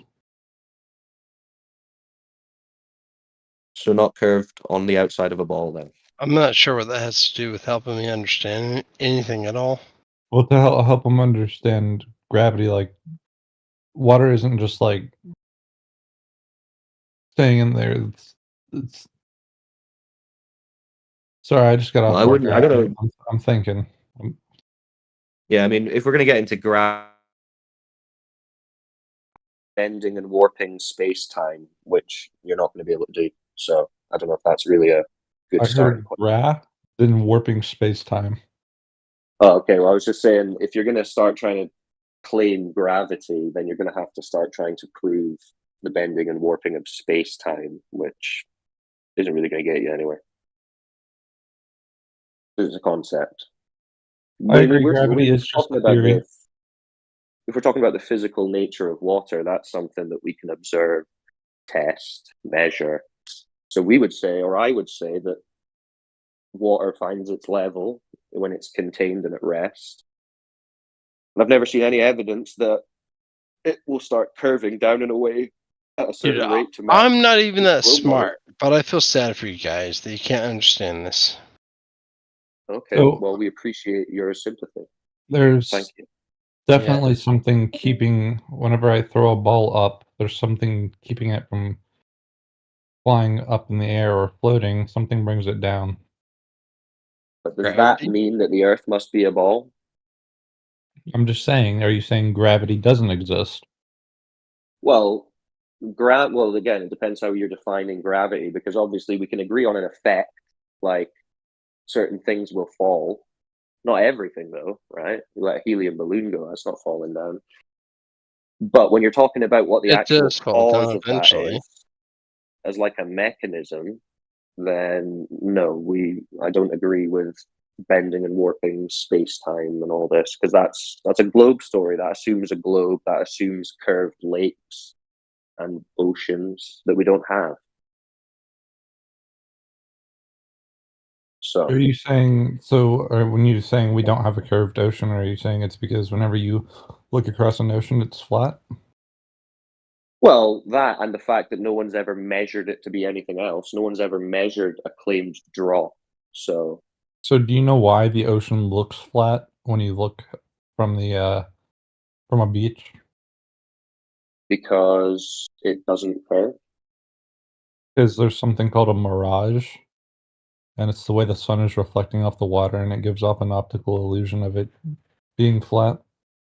So mirage is flat and curves now. Gives off the illusion of it being flat. Who told you that? Yes. How? Who told you that? Well, let's Source, look up please? the Citation? sciences of mirages.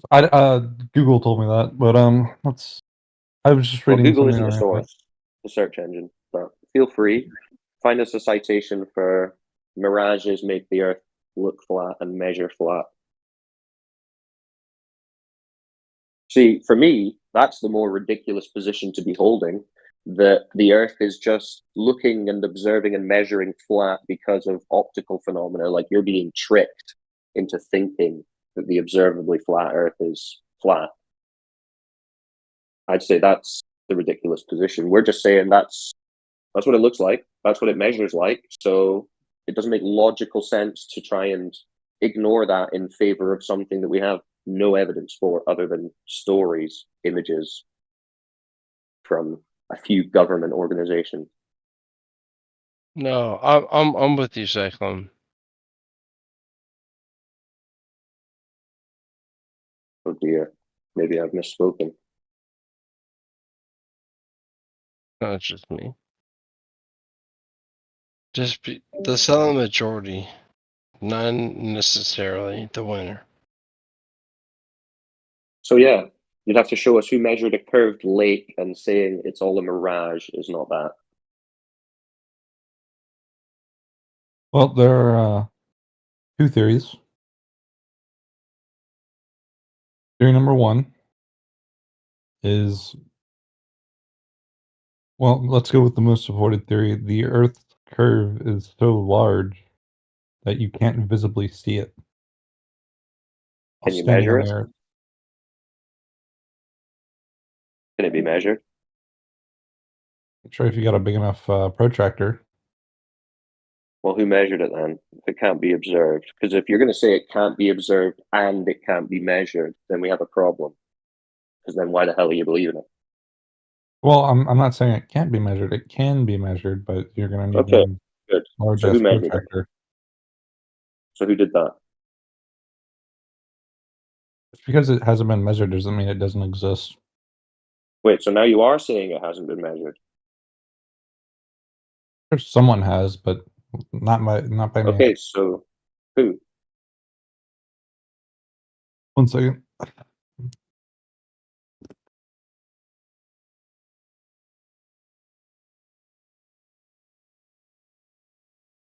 Peek the lid on Pandora's box. So I know for a fact you know who I'm going to say, and I know you're going to have a follow-up answer to that. So can Don't we say skip ahead? Eratosthenes. Sticks and shadows, Don't yeah? say Eratosthenes. You gonna say Eratosthenes, bro? The guy you know Of didn't course. measure it? So why is Google giving you a guy who didn't measure it as the guy who measured it? Why would that be? Did he have a massive protractor, as you said?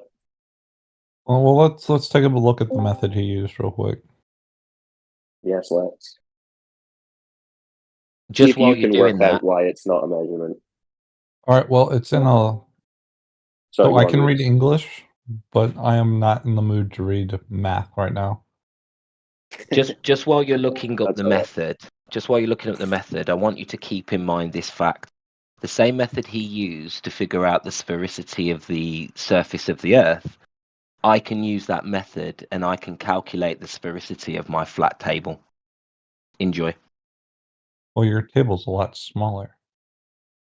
Yeah, but I can It's also still give flat. you a radius and a circumference using the same method of my flat table. So why can't he give the radius and? Well, let's see if you Yeah, can work it he out. did. You read his method and tell us why you think we don't accept that's a measurement of Earth's curvature or radius or circumference. It's a bit of a stretch. What? You're going to have to Have think you this one through. think it out? Like, go and learn what his method was, claimed to be, and then see if you can work out why we don't accept that as a measurement of the Earth's surface being a ball.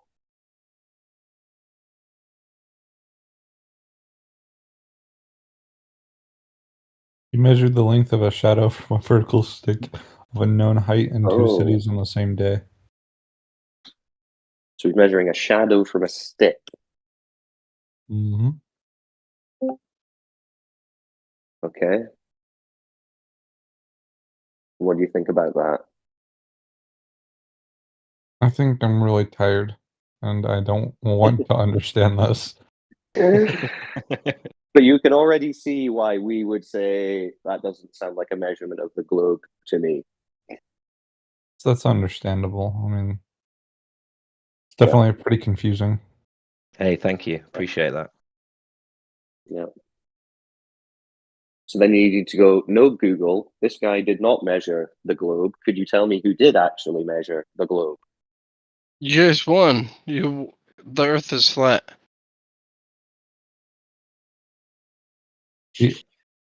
Come on, bros. What? It's not about winning or losing. Nobody cares You guys about won. the No, Earth. the Earth is flat. Clearly, Let's face it. obviously. Let's face it. Let's Nobody all cares. agree the Earth is flat. I disagree. The point is not the shape of the Earth that's important. It's the point. The point is, what can we prove? What is actually true? What is belief? And what do we know to be actually real? And that's what we're trying to establish here. What we actually know about this world comports with a flat, motionless plane, not a curving, spinning ball. And all of nature will show you that on every level. GG.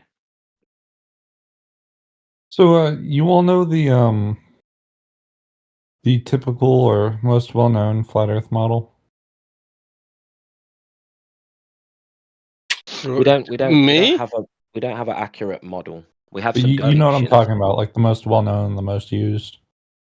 Magnetic north is the center. But do you know where that came from? All maps were drawn like that until the recent heliocentric model. I'll post this. Get him. Do you know where this model came from? How are we on to models? What happened to Nobody believes in a disk in space. And as I told you, there isn't a model. There is only depictions to give people like you the ability to My bad. imagine. My But bad. there's A no model. depiction. So would you say this is like the most common depiction to yeah. give us the ability to imagine what's going No. on? I just told you nobody believes in a disk in space. Well, Nobody I'm not believes saying it. you've got I'm not saying it's what disk in looks like space. I'm just like giving water like this as a pouring off the reference side of. here. I'm giving this Yeah. as a reference. You've got the disc in space with the water pouring off it. Come on, bro. Yeah. This is a straw man. This is ridiculous, really. Come on, The bro. glaciers are Come shrinking, on. guys.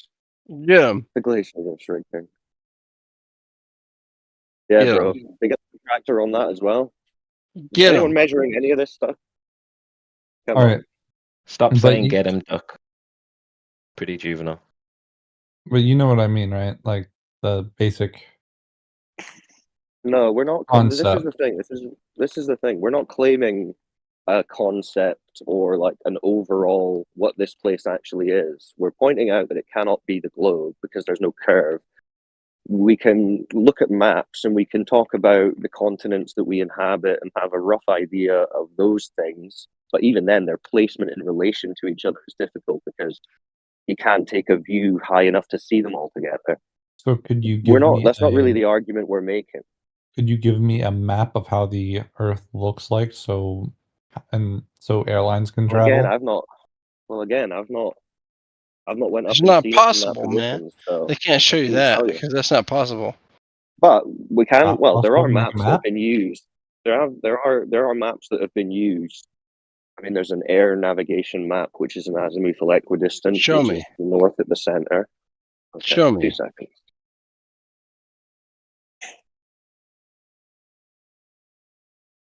You better say thank you I will. when I do. I promise. 2 seconds. Not a single map is a perfect depiction of reality either. Like, flat earthers can use a globe and not have a problem with it. Do you understand that? Okay.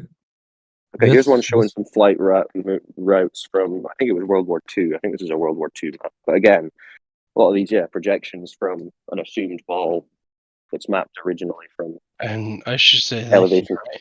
Thank you. from a flat baseline. So let's take a look at this map, and a lot of flat earthers claim that there's a circle of ice keeping us in. Well, I'm not making that claim, but yeah, some do. Let's just go with that claim and. No, that's a Glober which claim. map are we That's the looking at? U.S. Geological Survey. USGS surveyed ice walls. That's their quote. 97% of Antarctic coastline is an ice wall.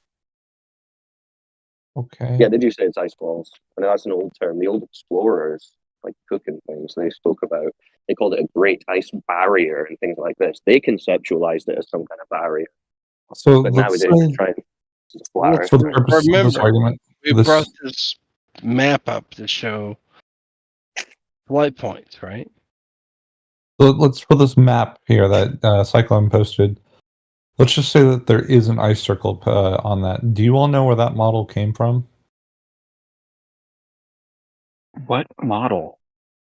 What do you mean? It's Okay, just so it's just a certain type of projection. Okay, do you know where that Talking projection about the came from? azimuthal Yeah, equidistant. that's a globe that's been flattened out. Yeah. And the That's my globe point. was created from flat Earth measurements. Okay. Yeah. Yeah, so the thing with the maps is they've been like, it's a flat Earth, which they've then wrapped into a globe, and then they've then flattened out again in different styles of projections. So that's why they're all fucked up. They're all like distorted and wrong. Hmm. On top of the fact that it's just hard to make maps, right? Unless you've got like a navy, you're going to struggle to do any kind of large scale cartography. You should look into cartography. It's an interesting thing, but it's not easy to do, even on a small scale. That's not to say People that tell us, what it's been projected from was correct either, though, is it?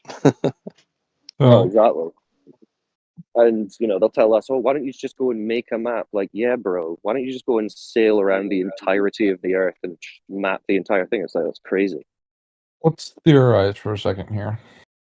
I just want to theorize for a second with you all. So let's just say if the Earth was flat, do you all think it goes on for infinity, or do you think there's an edge? Who knows? I've never seen an edge of reality. Don't know about you. But then I've not traveled the entirety of the I Earth. assume they think there's an edge because they see there's an ice wall, right? No, the No, ice but that's wall's the not. globe concept. The ice wall came from Glovers. Well, either way, We that all wouldn't are be the throwing away edge. the ice. Like that So wouldn't be you like don't the believe in ending. ice wall? I Even if don't that care concept was about. correct, No, that wouldn't be an edge. you Like you're gonna don't fall care. off the edge of the Earth. You know what I mean? I'm a few No one's years claiming behind that. apparently on the conspiracy theories. I thought you guys only believed in the flat Earth. I didn't know you also believed. No, We're you not talking want about it to be conspiracy about theories. conspiracy All right. theories, You've dude, obviously and it's not been not. listening. Yeah, you've obviously not been listening. No flat earthers are using the term ice wall. Now, Captain Cook claimed there was an ice wall. I'm behind. Yeah, I'm behind So on my listen. jargon. Captain Cook, he sailed around the Antarctic Circle. Antarctica was always known as the Antarctic Circle. Okay. Now, Captain Cook sailed around that for 3 years. I think it was 60 something thousand miles he traveled over 3 years trying to circumnavigate the Earth. He found what he described as an ice shelf and followed it all the way around until he got back to where he started. It took him 3 years. It's called the Antarctic Circle, and the Globers, you guys are the ones who come up with the term ice wall originally. That's where you get the idea of the ice wall, though. Yeah. Well, because if you look into this at all, you'll know that Antarctica, the Antarctic Circle, is the highest elevation on the Earth. So you can equate that to an ice wall or an ice shelf or an ice cliff. It doesn't change the fact that it's the highest elevation and it pretty much contains all of our water. And that's where you kind of combine all your theories into. All right, well, I'll take that last bit away. You don't have to understand how water behaves. But what I'm telling you is Antarctic Circle is the highest elevation on Earth. The mystery's over. That's why they call it the ice shelf or the ice wall. Look at it for myself. Who's the other guy asking questions? He sounded like he was thinking. I might have been Who was thinking, that? but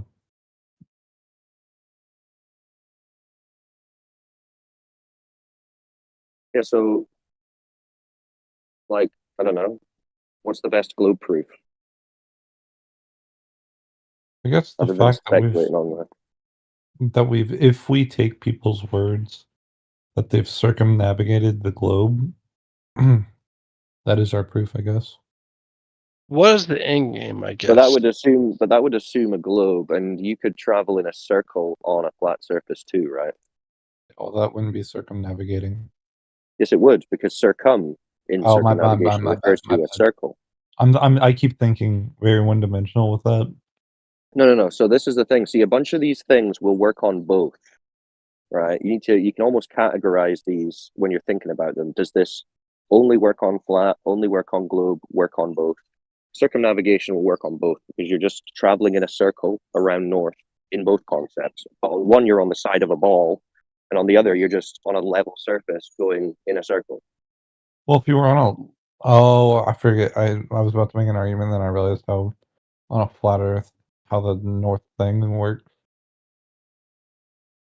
So that would work on both. Doesn't really prove. Although saying that, that's talking about east to west. North to south would be a slightly different story, but there's really very few even claims that anyone's done a north to south circumnavigation.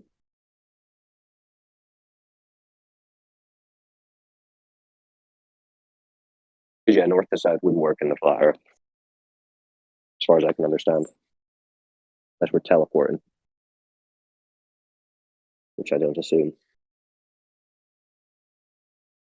But yeah, you could think maybe Antarctica's like the out of bounds zone in a video game. You know, our area are these continents that we have in the middle of this giant lake, the world's oceans.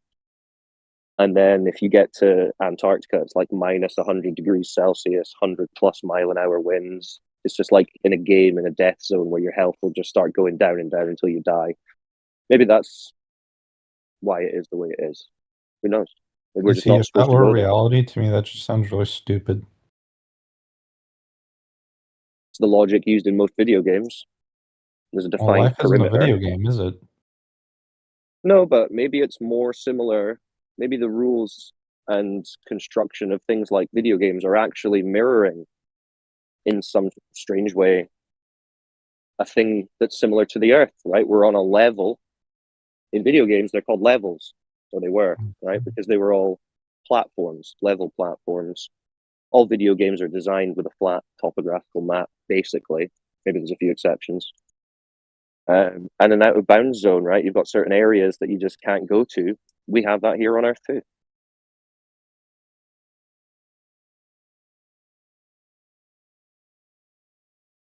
I guess to me, so the way water is stored on a flat Earth versus a globe, it just makes a lot more sense with the. Let's just take the theory of gravity. The theory of gravity being applied onto It a globe. doesn't. It really doesn't, because, like, if you think about it, right, when you pour yourself a glass of water, right, it not only looks but measures flat. It's just a flat surface on top, right? And you've got yourself a small area of it, and you can sit it down on a table, horizontal, you know. And if you go to tip it away from horizontal, like a gyroscope, it maintains. It's like the surface of the water maintains its orientation. It doesn't deviate away from that. And then you'll observe it on a little bit larger of a scale, like a bathtub, and in a pond, and scaling up to a lake, to the point you go to the ocean and it still looks like that to you. It's still looking like it's just flat. Yeah, but it's so big that you What can't see the what would be like unusual about having to use something like a glass, right, to hold some water in where it is, and having its surface horizontal to an ocean, having to have walls and an area which it cannot break free from, because it's contained, and the surface is flat and level, just like it was in your glass. You see, my Like, problem. that's not unusual. My problem Think with that about. is, without the concept of gravity, what's keeping the ball I throw up in the air? What's keeping that from not coming down?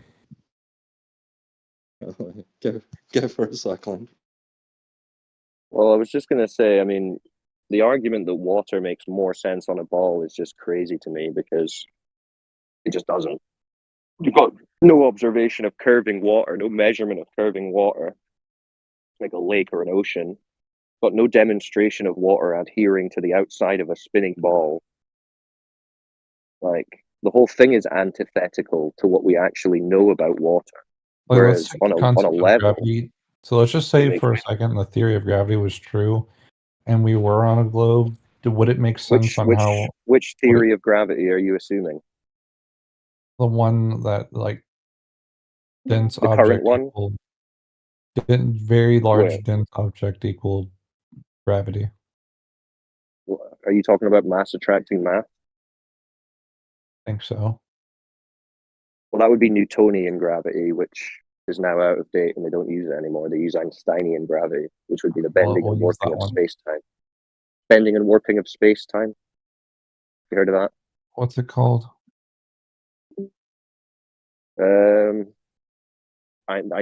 Einstein's theory of gravity, Einsteinian gravity. You can look that up if you like. And then, I don't know. Will you just believe it when you read it? I don't even want to try to wrap my head around space-time. Well, if that's going to be your main argument for the globe, you're kind of going to have to. Well, to me, it just makes. But you can't say it makes In my sense, because head, You can't wrap your head around it. I don't want to wrap my head around space-time, but I can wrap my head around the concept of gravity. Well, no, that is the concept of gravity, space-time, Right. bending and warping. So you can't have your cake and eat it, my friend. If that makes sense to you, please explain it. Yeah, just a side comment. Sorry. Just a side comment before you do try to explain it. The math that Newtonian mechanics uses is completely different to the Einsteinian math. They don't work together. It's not like the warping and bending of space-time math adds on to the mechanics of mass attracting mass. They don't work together. They are completely different causes. So we can't actually just, band in Newtonian and Einsteinian math as or claim as the same force or cause. It's a completely different cause. They don't work together. So I'm gonna use Newton's gravity, and I don't see anything that says it's out of date. So let's just use Newton's gravity concept, because to me that makes they say that does they say that's not what it is though. So you can't really use that. to me that makes the most sense. Right, but to them, the mainstream, the people who are saying this stuff, because it's not your theory, remember, this is the theory that you've been taught. And their theory is Einstein, not Newton. So even What though if you I'm might going prefer on a- Newton, What if I'm going on a limb?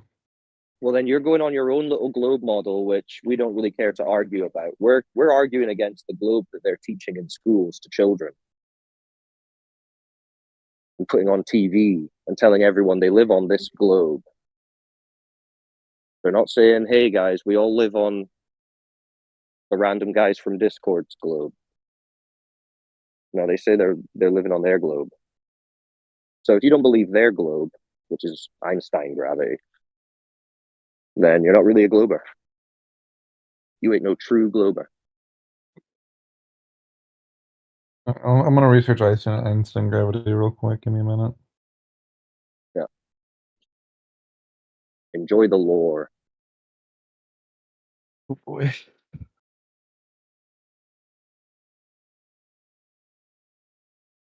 Enjoy the sci-fi before you realize it's sci-fi. The image I just looked at definitely looks really sci-fi. It is all sci-fi. Globe in space, it's all sci-fi. And in fact, you'll find that a lot of these concepts predate the quote-unquote science and were found first in science fiction writing. Like satellites. Was it H.G. Wells? These concepts were fictionalized in story form years ahead of when they claim to have actually then done it in reality. So there's a very interesting relationship between the fiction and the reality when it comes to the globe, the sci-fi. I just skimmed through Einstein's gravity theory, and I think it's perfectly okay to disagree with the theory here. Yeah.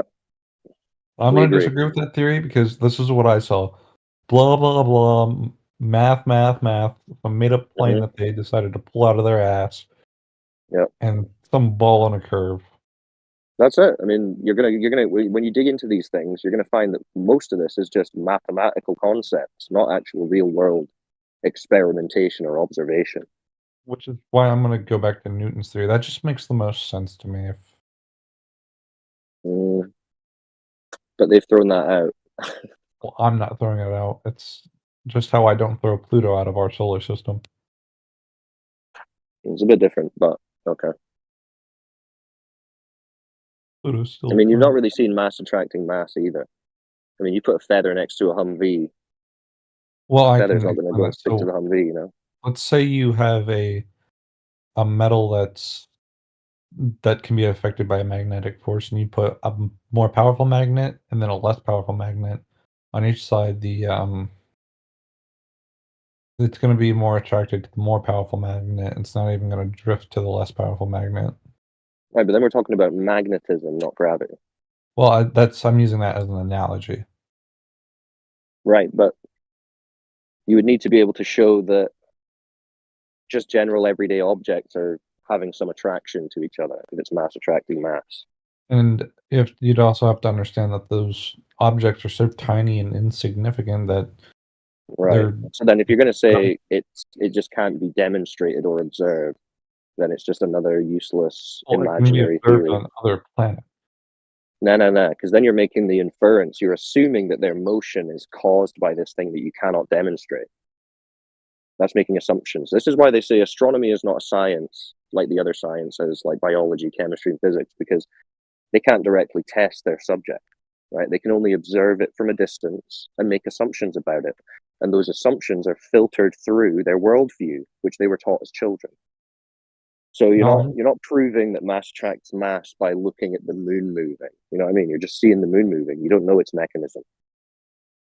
Just realize that you all aren't saying the Earth is flat. You just think there are flaws in the theory that the Earth is a globe, and that you yourself haven't seen it as a globe. So it's perfectly fine to.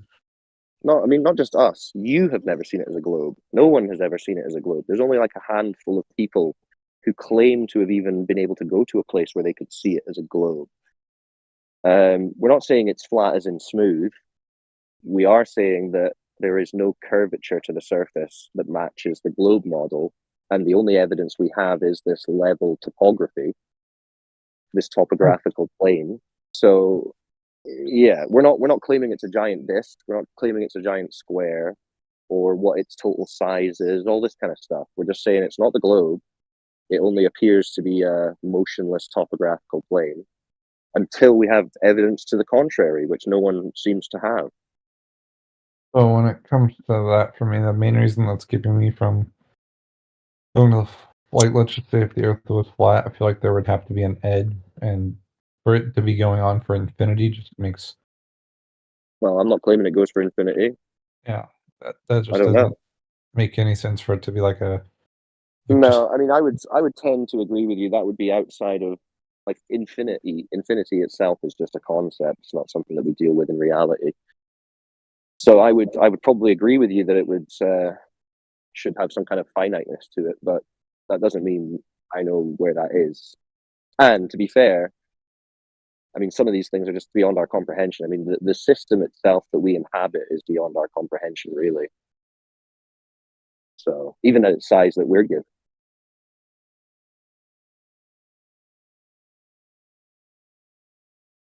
So I wouldn't be trying to marry yourself to concepts and sizes, things that we just can't confirm. You need to just be thinking about what can we confirm, what can we test, and see where that takes you. Makes you curious.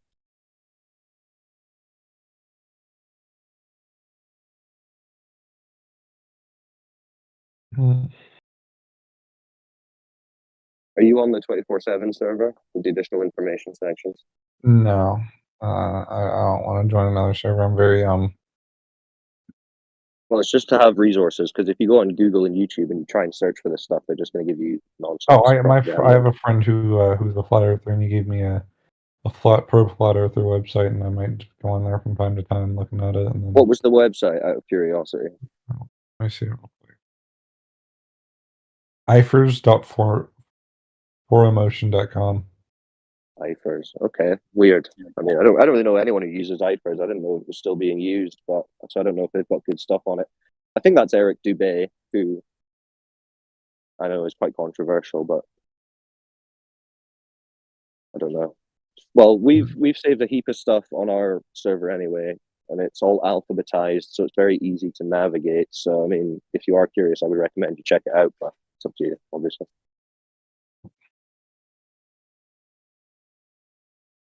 Yeah, YouTube and Google are just going to serve you nonsense. Flat Earth Society, discs in space with water falling off the edge. They're just going to give you bullshit. I mean, that is kind of a funny idea, though. Yeah, that's why they do it, to make it sound ridiculous, so that when anyone who's thinking, hey, I actually want to see what these guys say, they Google it, and then they see these images, and they're like, wow, these people must be retarded, and that's no more investigation. It works amazingly. That probably puts off 80% of people from actually asking good questions. So it's quite insidious, really. But yeah, I know you're right. The most respectful way I can. Or I've heard someone put the flat Earth community is they're not stupid. They're one of the most educated communities that anyone could ever point out. They're just people just believe that they're wrongly educated, and Well, we were all educated the same way that everyone else was educated, basically. I mean, people come from all walks of life, right? They've got public school, private school, university, college. I mean, it's the same education. We were all taught the globe. We all believe the globe. We just no longer have that belief. That's the difference. But yeah, I mean, that's it. When you actually speak to people about this topic who are into the discussion, you'll quickly realize they're not these science deniers, religious fundamentalists, crazy people that the media wants you to think, which should be another red flag to you. You should be thinking, well, why is it that the media is painting this as like a ridiculous conspiracy theory that shouldn't be debated, when you have the first-hand experience of knowing, no, this is quite an interesting subject, and I don't actually readily have solid proof one way or the other at my disposal.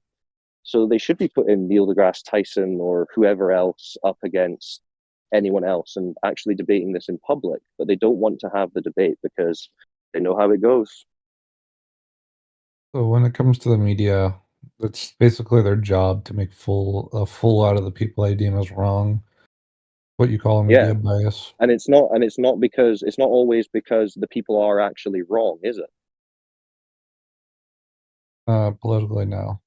We want to. There you go. It's like, so then you should be very skeptical when you start seeing the media try and dissuade you from investigating something. That should be your clue to actually investigate it. I always am. I mean, when I hear the T word, I just do my own research, and I think we all know what the T word is here. What's the T word? Trump. Like anytime anyone says anything about Trump, I have to go on my own little research expedition.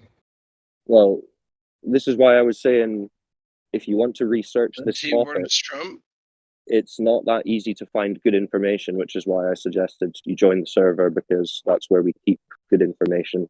It's a very good resource for finding good information.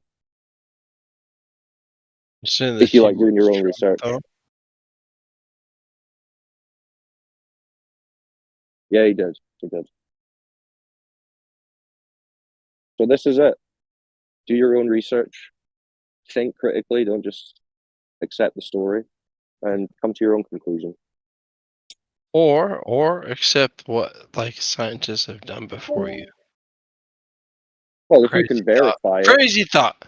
Just accept what scientists have done before you. So you should just accept without verification.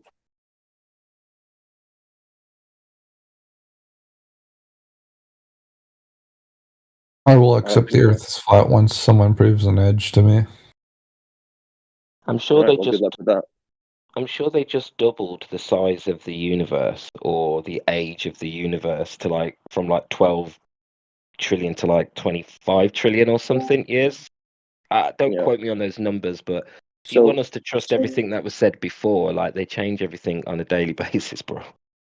Yeah, and also you're saying you'll believe that the Earth is flat when they've given you an edge. So presumably when they told you that you live in a universe of I'm in a universe. empty vacuum, you said to them, well, I'll only believe that when you show me the edge of this universe. Was that what you did? Well, I don't understand what you're saying. Understanding the concept of universe theory, or that's just a theory because no one's yet to go to the quote unquote edge of the universe. But if we take Big Bang theory into account, technically there is an edge, but it's considered ever. So why? But you don't have an edge. You've never observed or detected an edge. The problem with that is so why do you need one? Why do you need one here on the Earth?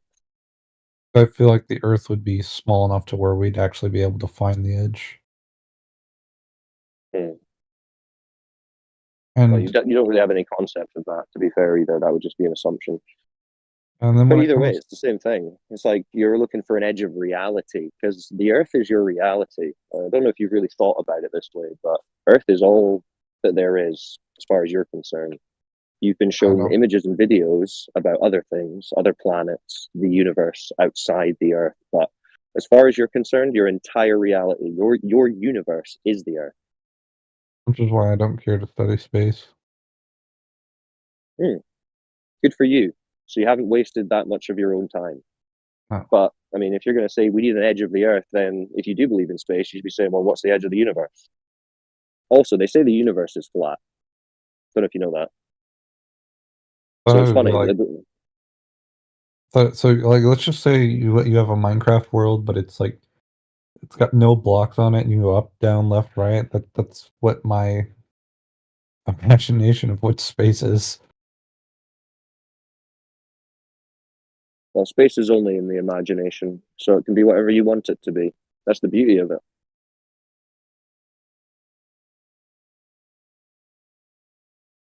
Yeah, in reality, we're in a contained system. It's a closed system. You can't leave it.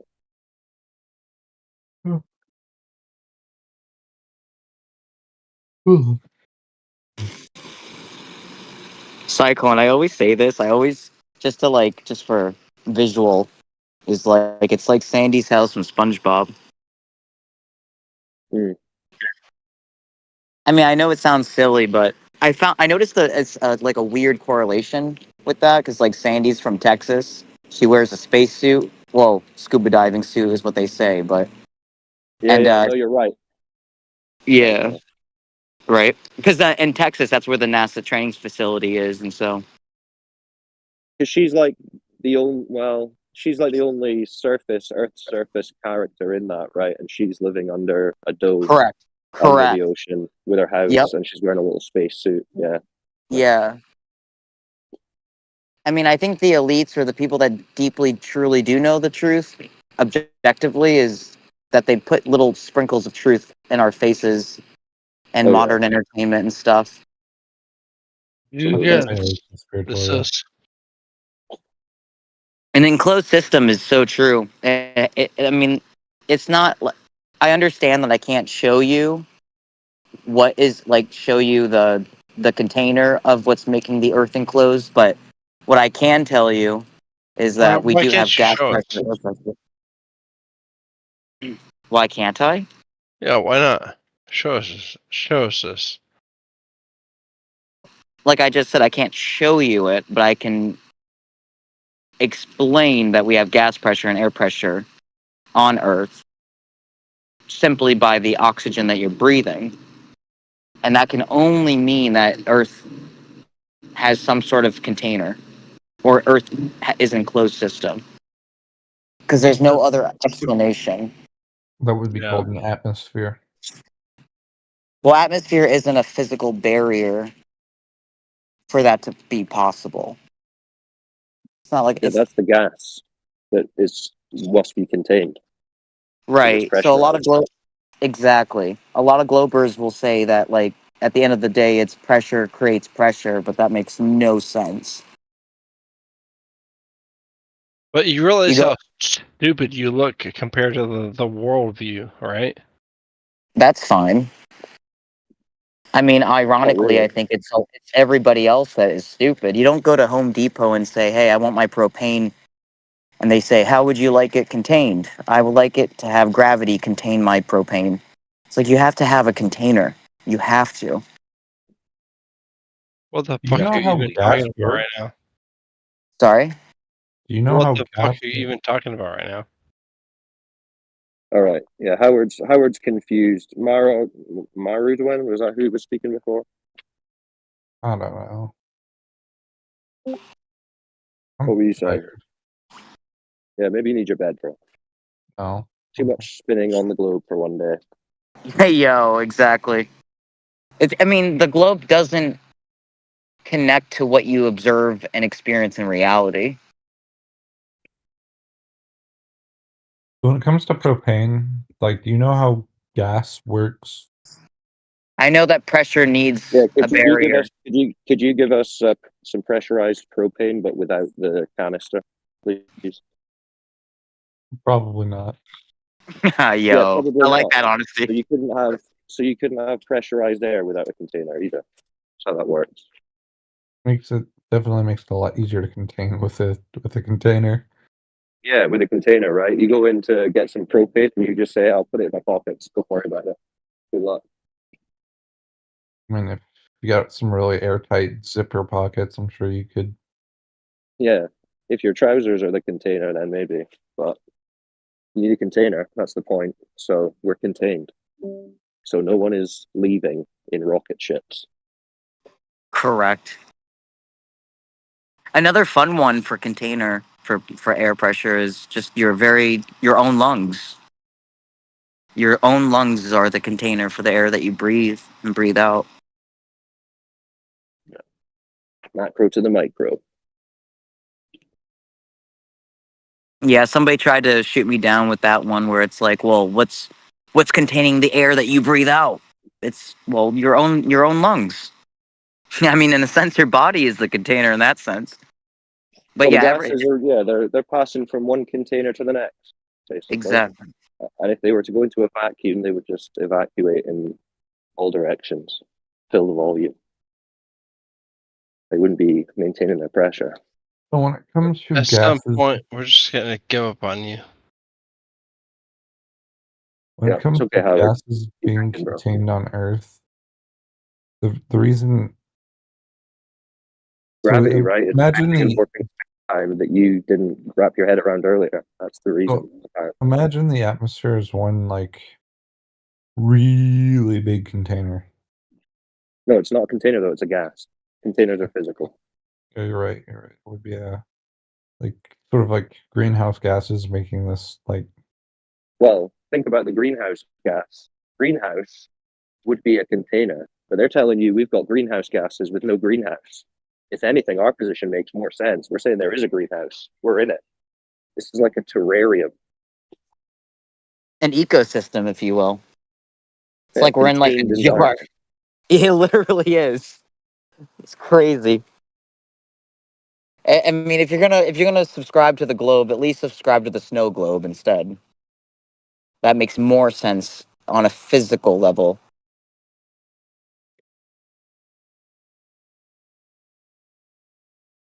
Not heard that one before, Lo-Fi. Yeah, I'm a little weird sometimes, but I try my best.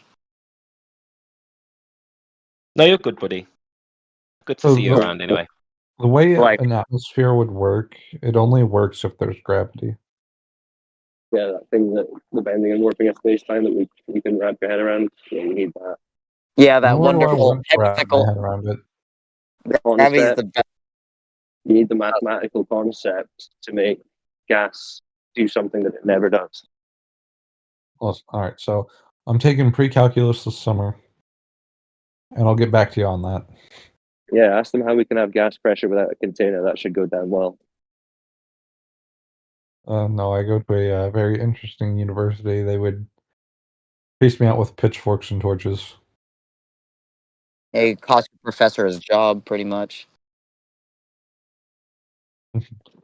But it doesn't matter, like, you don't have to go around telling everybody, that their belief is an assumption. Like, we have this room set up like this to give people opportunities to come back like you have. You've come back several times to ask questions. This isn't something you really take to normal people who are just living their life that don't have an interest in it. But it's just good to have that knowledge base and that understanding that, it's all belief. And once you understand that, you can use that as a launching pad to, to really build a knowledge base of the natural world. Go ahead. I just like to understand the other side sometimes. All right, I got a question. Yo, what's the question? Go ahead. If the world is flat, what's at the edge? If there's no edge, what is there? Shaman, you've asked this question like 15 times in the last week. I haven't got an answer yet. You get the same What's answer at the every edge? time. Yeah. Go ahead, Cyclone. Oh, no, I'm just... It's always the same, isn't it? What's at the edge of reality? I don't know. And that's another thing. Is like flat earthers don't claim to know all the answers. They just claim what they know objectively, what we experience in reality. But I mean, a genuine guesstimate would be what's at the edge would be something that's containing the waters. The ocean waters aren't being held by gravity. What we observe is that the water is leveled and the water is contained. The bodies of water are contained, just like in a lake, an ocean, a pond, a cup of water, a bathtub, a pool. That's not true. How so? Because if the world was flat, then that would mean the water would also be flat. Water doesn't bend. All the way across the okay, then how come when you take a picture of a building from a long distance you can't see the bottom of it? That doesn't mean anything. When you're standing at the bottom of a piece of land. What do you presume that means when you ask me that question? What are you saying? It sounds like you're asking it in a rhetorical way. So what do you mean by that? You explain that. Because the burden of proof is on you. Because if you were to look over a body of water, you would see the top of the water before you would see the bottom of the building. Oh, you're talking about hill water now. the hill water. I mean, what? You're talking about the hypothetical hill water. Like the boats disappear over the curve is what you're saying?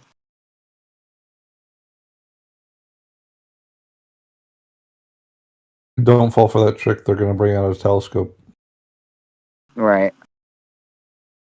It's just you just can't replicate what you're saying. You can't make a. I don't really like your answer of the edge of the earth that it's made out of something. That's a cop out. It's all right. You don't need to like the answers. You ask a question, you get an answer. That's it. That's not a good answer. Well, it depends what your definition of good is. Would you rather he made up It's a story contained in for you? something. How big is the container and who made it? No one How would claimed to you know these verify answers. that? We're just Why would you verify objectively. that? Yeah, how would you? That's a good. So then why, if nobody claims to know these answers, then why would you give them? No Well, one that was claimed the it. answer he gave you. He I said, gave you the answer "You're not best telling of me." my ability. I said best to my ability. All right, next, who can actually answer the question? This is one of the main problems with that a lot of people have with flat Earth theory. It's pretty incomplete when it comes to the concept of water and there Yeah, being we're an not edge, just whether or not telling. there's an No, edge. no.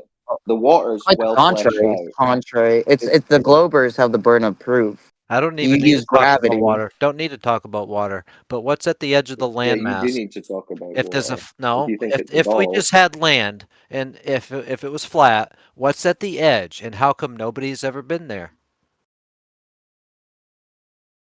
Come Oh, on, there's bro. no edge now? Come on, bro. Maybe there isn't an edge. That's my point. You guys have no answer. What's the edge to the Big Bang cosmology? What does that look like? You don't have an answer. Where's your edge? See, you come up with some other You bullshit. don't have an answer either. Exactly. The globe model has none hold on. of the answers. Were we You talking don't about have the Big any Bang? answer. Were we talking about the Big Bang? No, we weren't. You're talking about the edge of reality. Literally. Dude, I'm talking about the end of land. You don't know what the edge of The reality end of is. land. The end Earth of is the land. universe. So you deny that people have traveled almost every inch of the globe with like all the terrain vehicles that we have? Captain James Cook You joking? circumnavigated the world, and he did what 66 south latitude. Every inch of the globe. Dude, there's airplane routes right now going around the fucking globe. Explain that. Delusional. Uh-huh. Yeah, Ship planes, routes. pilots. Explain the ship routes. Treat the Earth as Explain all the flat ship and routes and the motionless. plane routes that are Yeah, going they all around the treat the globe. Earth as flat and motionless. They all treat it as flat and motionless. They're not accounting for curve, are they? Or motion. See, So the yeah, you problem travel is over a flat Earth. if I strapped one of you to a jet, right, and flew in a straight direction, right? Oh, you can't go in a straight line. Yeah, but if you slowly, let's imagine hypothetically say that the Earth is a sphere, you would have to slowly go in a circle of direction. You wouldn't go in a straight line out into space, right? That'd be stupid. Yeah, we already discussed this earlier on today. I mean, you can rewind the live stream. We just went through it with Marudwin. I would suggest thinking about. I would suggest reflecting on the horizon to kind of simplify it a little bit easier for you. Think like, oh my God, why do you guys think that looking in the horizon that it goes on forever? That must mean it's flat. Why do you guys assume that? Everyone can observe the horizon. Every single human being on Earth can why do you observe the assume horizon. that? Why do you assume that it's not curved after it goes out so far? If it keeps going, why do you assume that it just is flat all the way? I don't assume it. It's just the slope of the horizon is literally goose egg. It's zero. There's no slope of a horizon. No. It would be called a horizon if there was a slope. Yes. To bacteria, It's a listen, line. listen to It's a bacteria line. on a cue ball. They don't know the cue ball is fucking round. It's a They think line. It's a the line. bacteria on a cue ball. They think it's flat too. If it was again. But guess what? exactly. Come on, bro. This is weak. It's a straight line. It's a line. You observe the horizon as a line. You don't observe it as a swirl. It's not a swirly swirl. It's a line.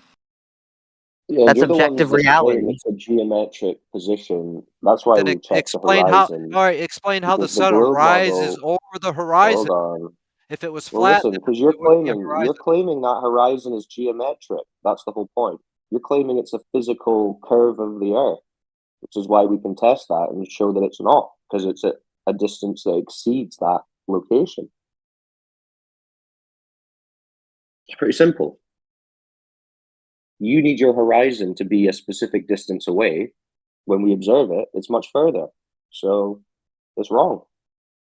Much further, like over 10 miles. What's a horizon? What's a horizon? You can observe. You can observe. It's when the land meets the sky. You can see a horizon for over 10 miles, which doesn't make any sense if we're on a sphere, even according to the numbers that your NASA gives us. Okay. So if there's no horizon or whatever, right? What happens if you travel to that point where you claim it's no longer a sphere? That's a And you just keep hypothetical going? phenomenon. No. You just said a hypothetical phenomenon. You just said if there was no horizon. Okay. Well, if whatever you're There is claiming. a horizon. Okay. If you were to travel to your point of destination, and then you keep going, the problem is that you can keep going. There's no fucking edge. Yeah, there's no curve of the ball. So Yeah, the burden of proof is not upon me to prove that there's a sphere. It is. The Of burden course of it proof, is. no. Of course it is. The burden of Of proof is course it upon is. you to prove that No, we're not not walking at around all. on a No, giant ball bro. just like the moon. No, bro. You've got that all twisted. You got that all fucked up in your head. No. You have the positive claim of curvature. You have the positive claim of motion of the Earth. You have the positive claim of Earth being a ball of water and rock in a vacuum. Those are positive claims, my dude. And they're all backed by most scientists and most people that are alive Right. that Well, conduct that science. remains to Listen, be seen. science is not like this one individual that claims, "Hey, this must be right," like the Pope. That's not science. Science Right. is like So anybody on the planet can come up with a hypothesis or a theory, and then everybody on the planet tries to debunk it and attack it. That's what right, that's science what we're is. doing. There you go. We're doing No, science. We are attacking the no. theory, the positive claim that the Earth has curvature, for example. And you said scientists have proven this. So let's start with that positive claim. Who measured the curvature? Deny that there's a curvature is silliness. We've never been Well, who presented measured it? evidence in the first place, Shaman. No, the problem is you don't even believe that the photos that we have of stars You're are right. real. I don't believe That's your unverifiable problem. claims. That's your problem. It's not empirical at all. Not That's at all. not a problem. It's a fairy That's not a tale. problem. By Dude, definition, it's fairy tale. listen. If it Why was don't you fake, believe in listen photos to of me. Bigfoot, Shaman? Listen to me. If it was fake, if photos of galaxies were fake, everybody Oh, would know God. it. It would be, Yeah, we do Jeez, know you're it. like dude, Everyone it does Glover wouldn't know it. be this little 101. conspiracy theory. It They wouldn't tell be a you. They tell conspiracy you they are theory. composite images and artistic Oh my God. representations. Why You why They don't tell you you believe that. them? you guys are Hey, like the Shaman, 1% of Shaman. people on the planet. Shh, Not shh. even that. You guys are probably Why less don't than the 1%. why don't you believe them when they tell you the images are faked themselves? Are you serious? Yeah, they say they're composites, digital renders, artistic renders. They have all these fine prints that they put at the bottom of these Dude, images. Have you ever read those? our brains do the same thing that the fucking cameras are doing. There's They're no No, not. fucking They're not no. mystery, taking dude. Yes, photos. That's the our point. reality is not what our fucking eyes pick Have up. you listened Okay, to NASA you artist have Robert Simmons describe how he you created know the how the globe brain for you to you know how look the at on brain your iPhone? do you know how the brain He created it generates out of reality? strips of flat images and wrapped them around a 3D image ball. That's not how your eye works, Shaman. Where's your evidence? Where's your Listen, measurement? Where's all listen. the scientific evidence that you think exists? that you can't bring us. Where All is of it? it would have been disproven by now because if Oh, somebody it would have. listen, when somebody Escape to the discovers an future asteroid, fallacy. listen, when somebody Can you discovers talk without making an a fallacious asteroid, argument? if you let me talk without you fucking interrupting me. If you can do it without making a fallacious comment.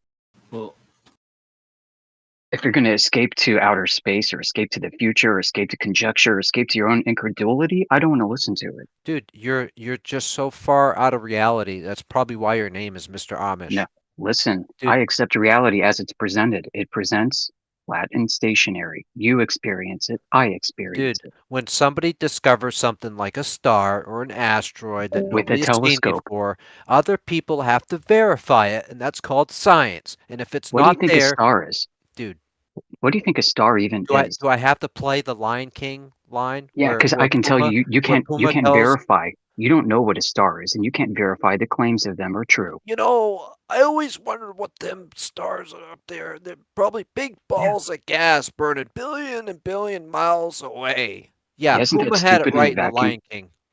Who would think you have gas burning in a vacuum? That's stupid, shaman. You believe that? All right, explain what a star is. What's it doing? I don't know. Exactly. I don't freaking know. Because You know, Dr. Eric P. Dollard from Sonoma State, who studied the sun what's for nuclear like fusion? 10 you know years. What nuclear fusion is? Yeah. He said the sun is hollow inside, and is a transformer, big energy transformer. Oh, yeah. Now we're in a conspiracy theory. You know what? No, we're If not. that's No, all he's true, a heliophysicist, if that's shaman. all true, then I'm the chosen one because I went in the fucking mental hospital not too long ago. We got other heliophysicists that right now the current literature is discussing whether or not the sun is some kind of form of liquid metallic plasma. Yeah. It's got a crystalline structure. Yeah.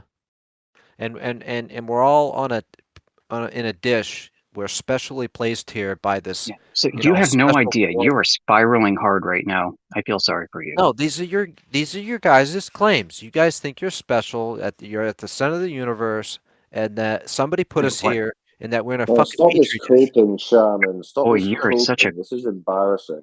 crybaby. Tell me I'm wrong. Yeah, you're wrong. You're a You're a crybaby. child. Dude, I've heard you guys literally say that. Bro, have you got an argument, or are you just crying. gonna whine?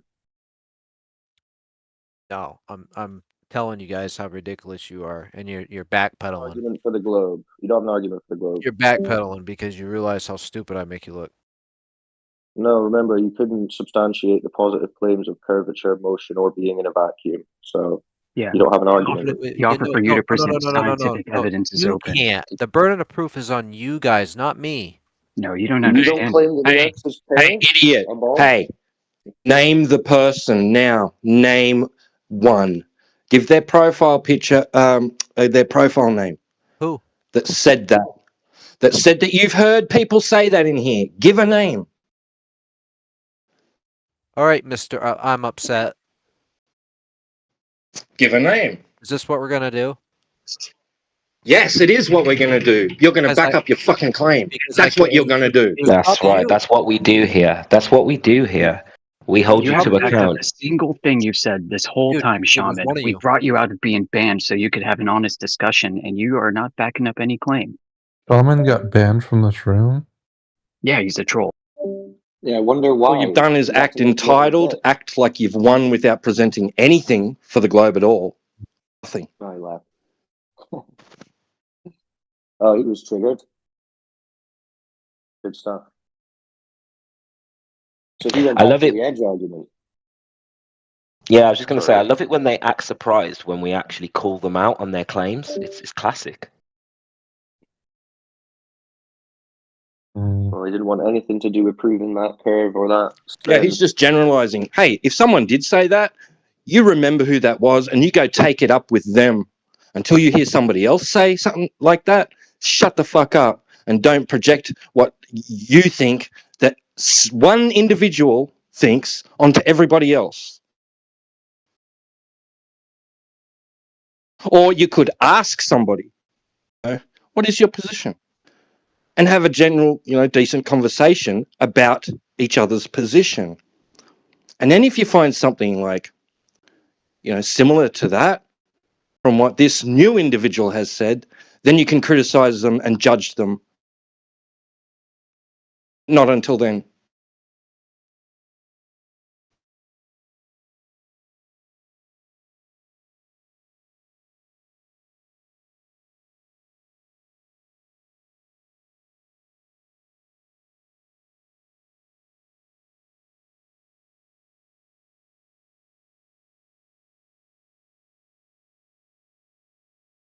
Amish was not even saying anything remotely similar to what his retort was.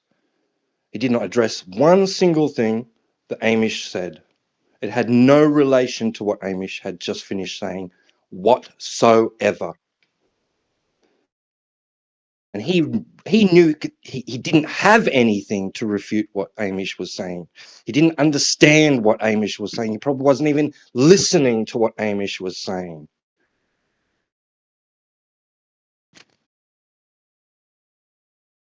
Yeah, he was just looking to argue against some straw man nonsense. So, doesn't matter. Globy's gonna globe.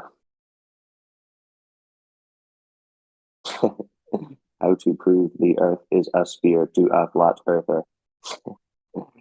Bing.com. There you go. Spiraling in the chat.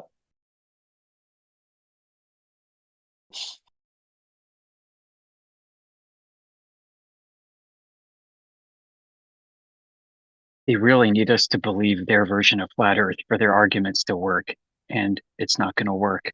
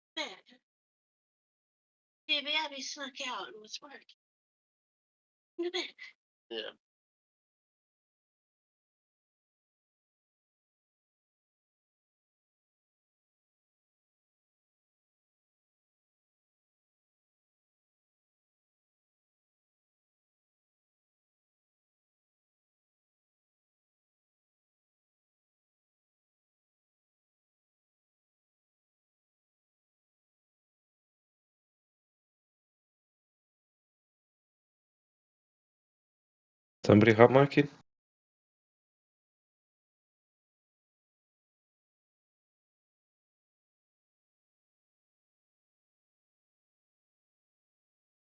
Yeah, I think the duck guy was.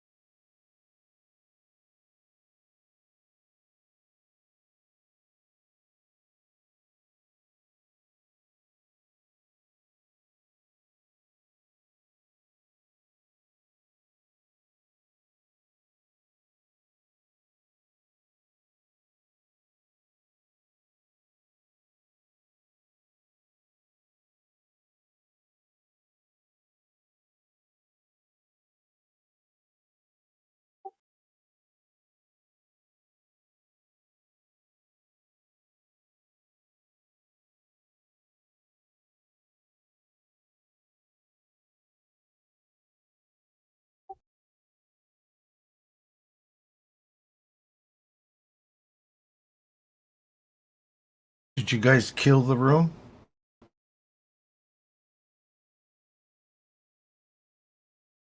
I guess someone did.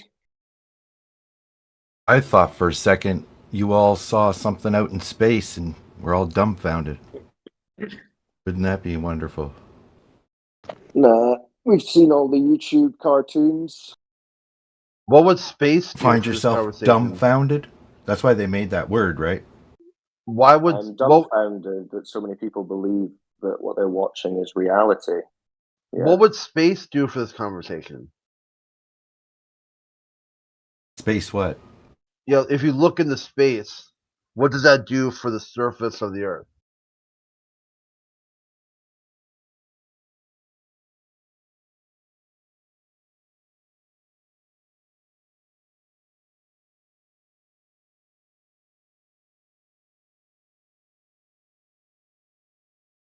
No, he's muted. Someone mute him? Yeah, I give him pause to contemplate an answer instead of just freaking out like he normally does.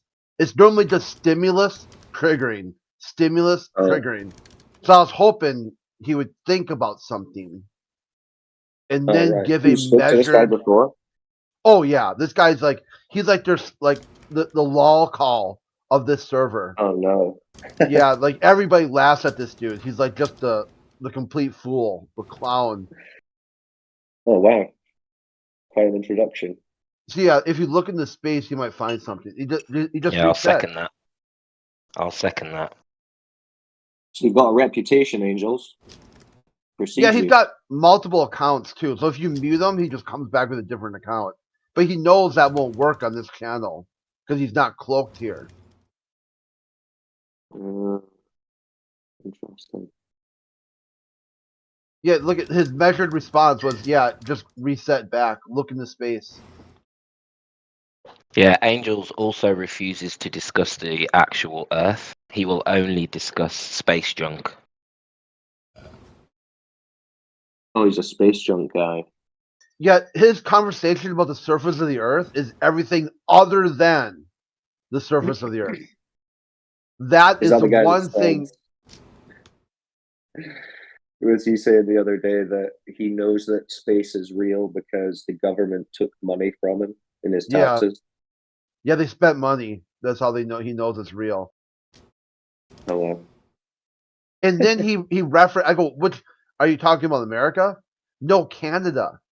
The Canadian space budget to him proves it's real. Like holy shit.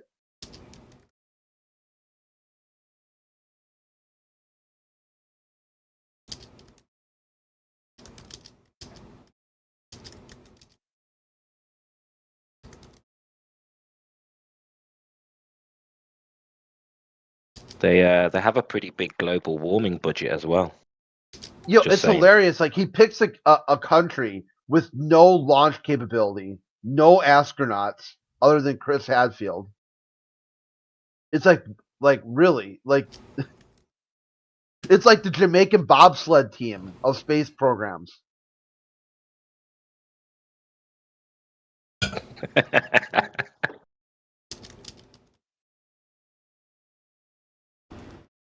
They supposedly have contributed transportation and storage. Canada, we have a space flight team.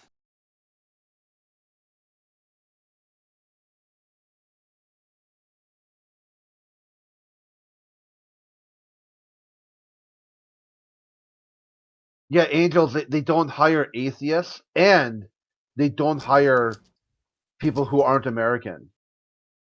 So you'll never get a job at NASA, not even as like the cook, like at the food court.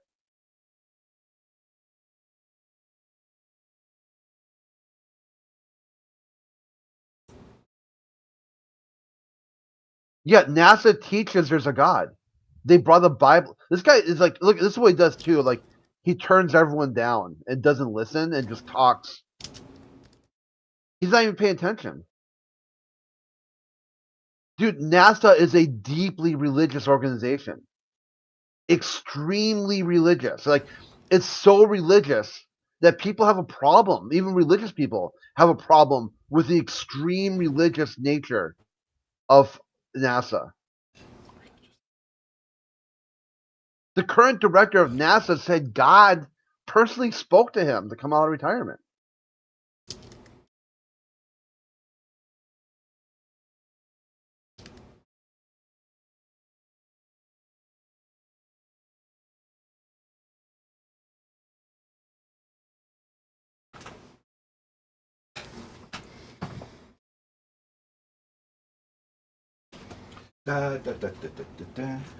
These guys are so stupid. They're too stupid to know. Guys are so stupid. Too stupid to know. See, now he's on his mantra. Didn't hear anything anyone said. No Guys feedback. are so stupid. Too stupid to know. The guys are so stupid. This is one of the stages of denial, Angels. Well, this is I'm good. just We thinking can of put the this. music to put behind it for you guys. Make you a Please lad. continue. Give us your little song and dance. Do a little dance for us, monkey. Well, you're all going to be on the Voodoo Review. What, you think you're not going to get on the Voodoo Review when you say things that stupid? The Voodoo Review. Is that when you go through your Star Wars action figure collection on YouTube? That's my show, Voodoo Review. Yeah, when you go through, this is my Han Solo from 1989, and it was made by this company, and he's in pristine condition. This is Carbonite Han Solo. Is that what you review? No, I was actually watching about the crisis in China right now with the kids saying, let it rot. That's what I'm watching. I watch real stuff. I don't sit Real around. stuff. This is entertainment. Like the cartoons, You're entertainment, are the dude. cartoons, How could you be so stupid? That's a good are the question. Are the space cartoons the real stuff? I don't really care what you're playing with and whose games you've been trapped in. I know the truth. I don't need your games of confusion. Are the space videos the truth? GPS is the truth. So not the Using space videos. Einstein's theories to have these satellites synchronized is the truth. There's jobs doing this. There's data. There's money. All religious so if these people, guys are getting free money for all religious people, you shouldn't be allowed to use that stuff. If you're this foaming at the mouth radical atheist, how are you? What intellectual firepower are you using to use this technology? You think they're stupid for believing in a God, and you think they're smart for proving the globe to you. You are contradictory. You know, Crit, I think if he's going to bring up GPS, he needs to describe for the audience exactly how it works and supports his claim in a very technical manner. Yeah, it's God did it. His worldview is literally God did it, and then he denies God did it. Yeah, I think Amish is right. I think I want to hear Angels' explanation for how GPS supports a globe. Let's make a prediction. I think he'll just spaz out about flat Earth. He won't even talk about GPS. All right, I'll bite, Crit. I'll take the opposite view. I think he's going to explain exactly how GPS systems work. Like, you can talk about him because he's got everyone turned down. So it's not like he's hearing anything.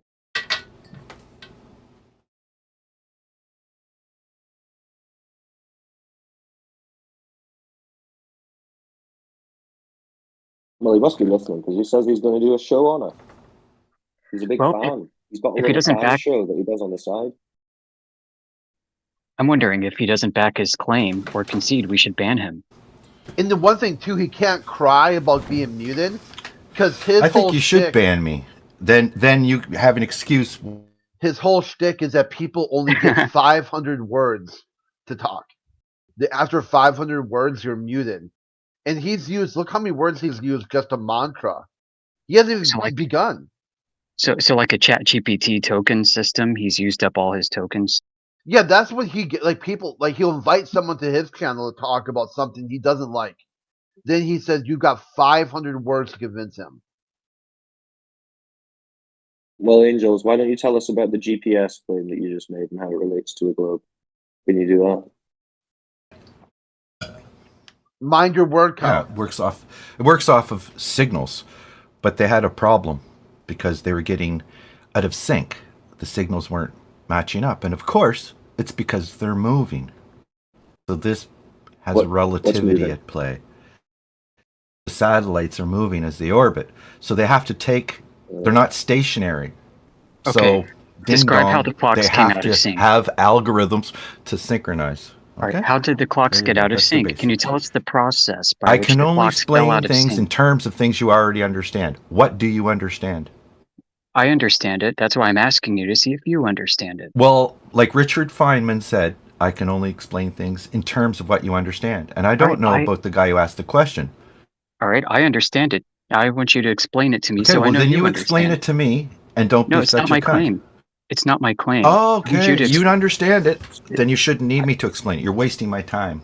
This Angel, is for stop the audience. wasting our time. This is You for need the to audience. explain Angel. your claim. Angel, you're talking to a whole audience on YouTube. The world is out there. They're I listening know I to am. you. They want you to explain it. I know. I just did. No, you didn't. In terms that most people could understand. In terms that most people can understand. Electromagnetics. What do you know about electromagnetics? I don't know more than you, maybe. Probably Why don't you not. explain the process by which the clocks fell out of sync? If you know how GPS works, this is your entire belief system. It's through the signals being out of sync. The signals are electromagnetic. What do you know about electromagnetics? I can't explain it any further if you don't understand electromagnetics. I do understand it. In fact, I would. Well, who else in the room does? Who else in the room does? Probably everybody else understands Maxwell's equations. I don't think so. Especially the people out there on YouTube that we're talking to that you're ignoring. Which one of Maxwell's equations? Which one of Maxwell's equations apply to this? Does it really matter to the people out on YouTube? I explained all you need to know to go to the manager and say, it's not. I think we exposed you for being a pretender clown. You don't know anything about what you're talking about. You don't have any evidence for your belief. So you can stay on mute.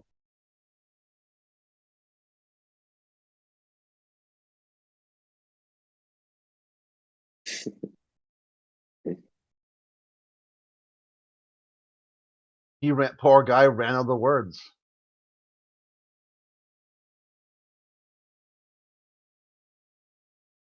It's kind of crazy at that age to be like, clearly you don't know something, but instead of saying, oh, I don't know that, you say, well, how would that benefit the dumb people who are listening? They don't know, so I won't bother explaining it. It's like, they're just, you don't know. Yeah, I'm too smart to explain it. It's like the Discord mod version of taking your ball and going home. Dunning-Kruger. Like the fat kid who doesn't get picked for the sports team. He's like the dumb kid who never got picked for the science team. But kids, I want a science too. No, you're too dumb, kid.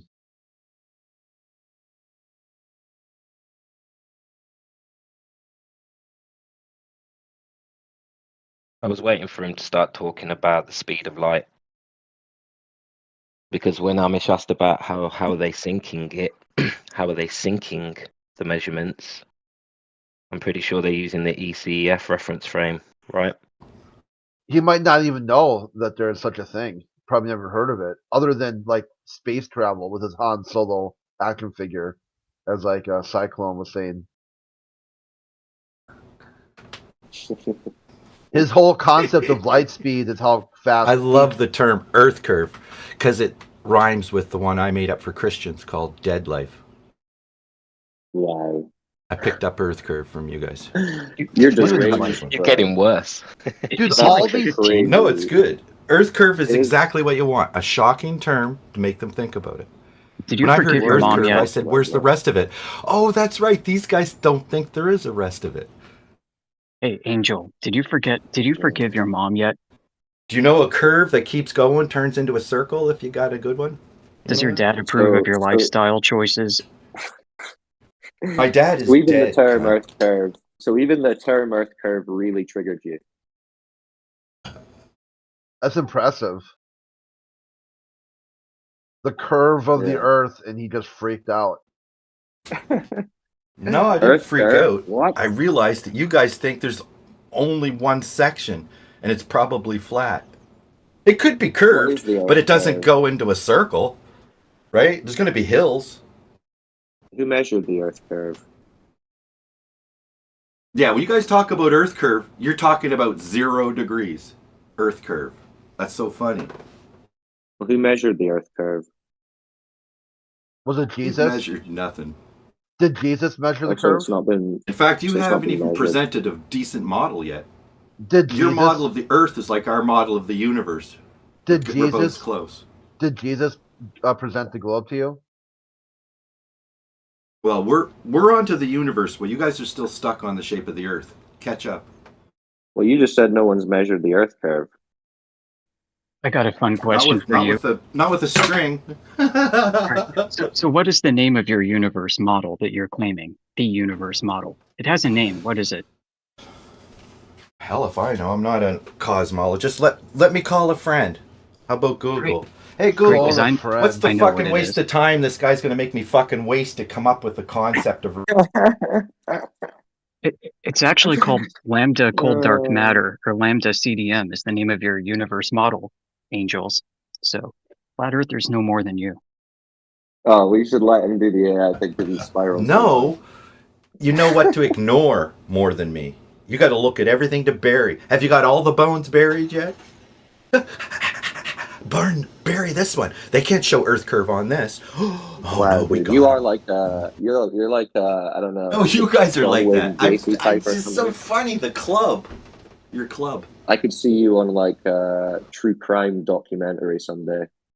You could see a lot of things, couldn't you, projector? Yeah, me too. What kind of drugs you taking, angels? What kind of drugs are you on?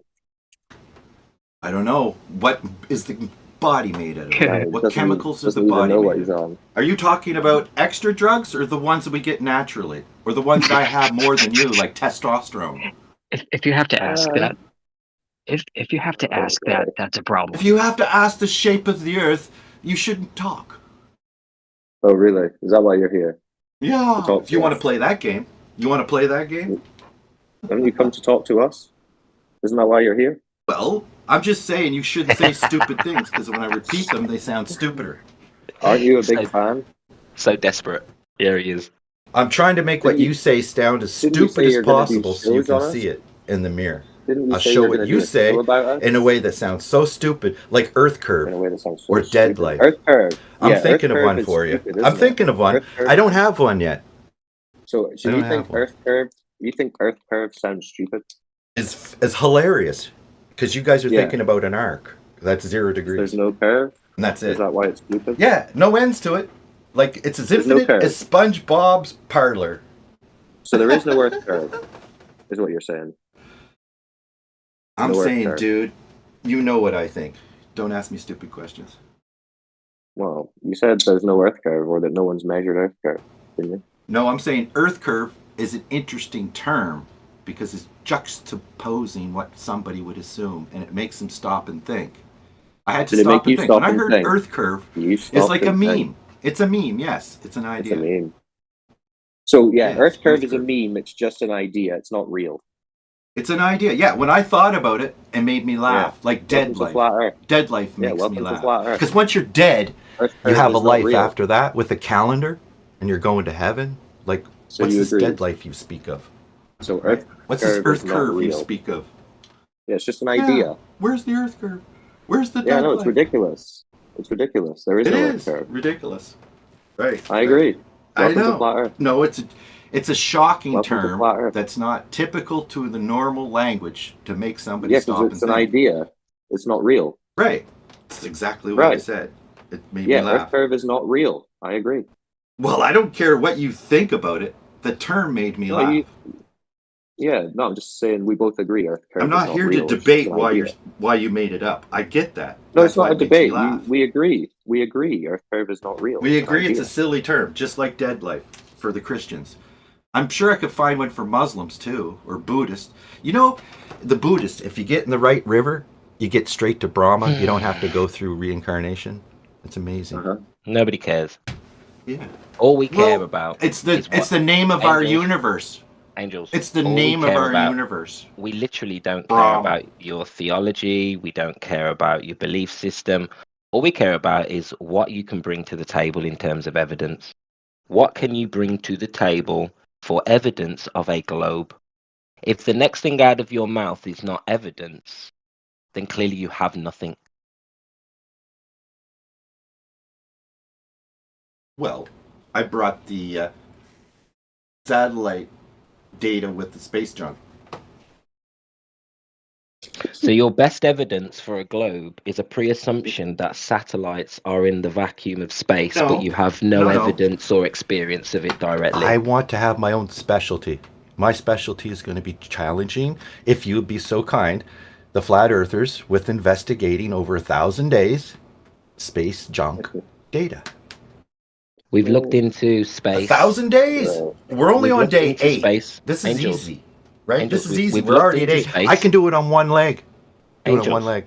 all you can do is pre-assume your belief system. That's all you can do. What? Pre-assume it. Angels is going to do No, this we for can investigate 1,000 it days. together. We'll have lots of time for sensible questions. You don't get to go ask the game-ending questions at the beginning of the show. So are you gonna? And you don't get to tell us what we get to do or not. We're the arbiters of what we get to do.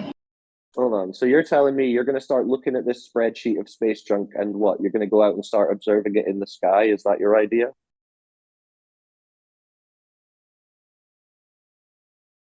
How are you comporting this with reality? This space junk spreadsheet you've come across?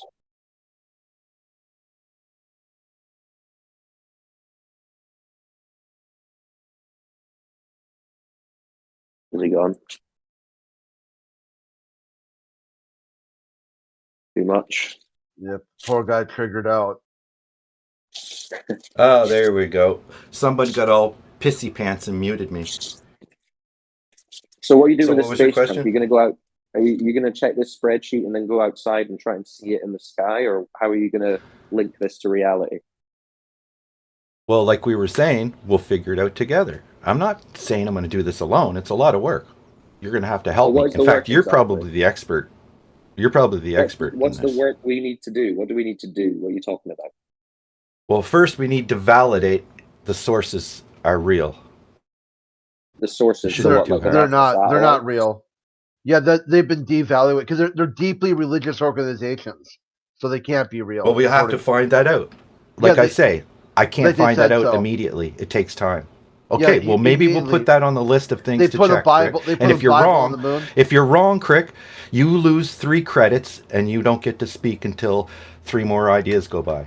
Okay? Yeah, they put the Bible on the moon. You have to be right to continue on. You have to be right to continue on, or you lose. Okay, so the turns. idea is that you need to verify the source of this data before you can then evaluate the data. Is that right?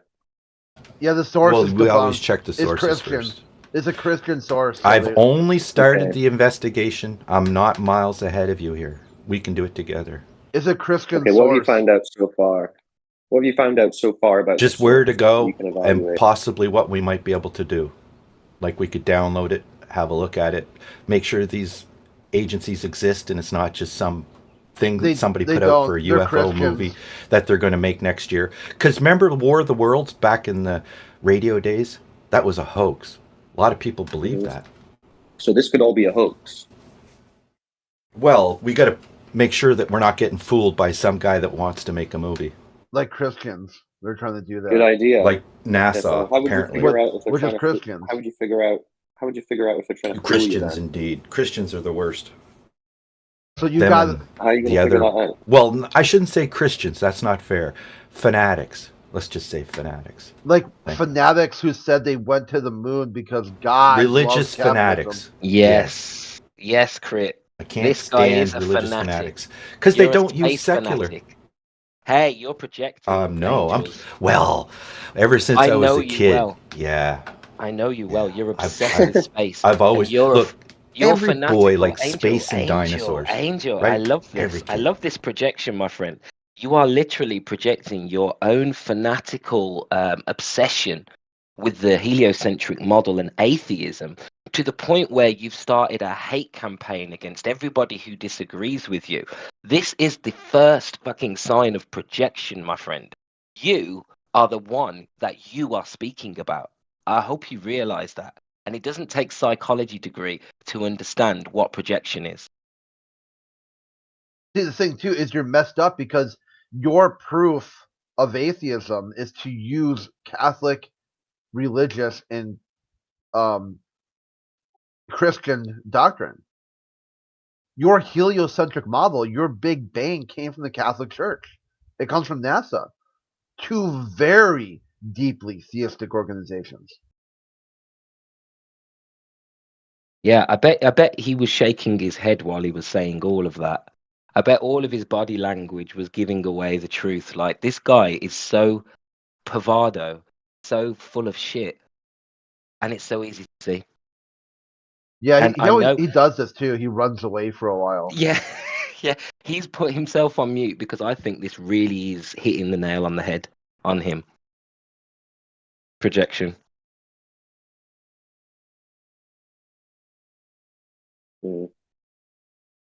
It's an interesting spiral.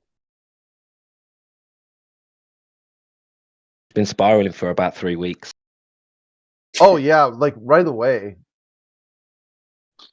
He's like an instant triggering type of person.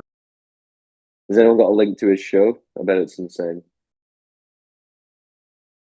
Yeah, I'm gonna look for it actually. What did he call it? Voodoo. Voodoo something? Review. I'm gonna find it.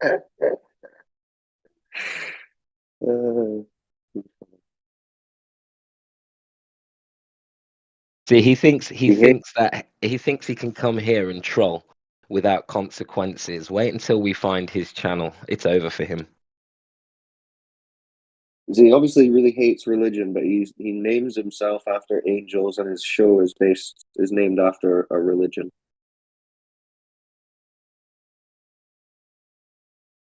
That's Maybe part he's of the just projection. a hardcore voodooist. Yeah, totally. It's just projecting.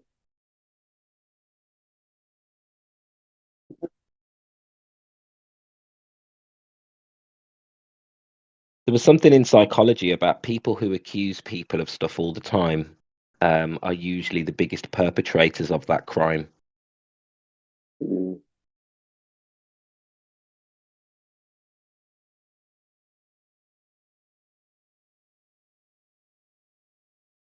See that a lot here.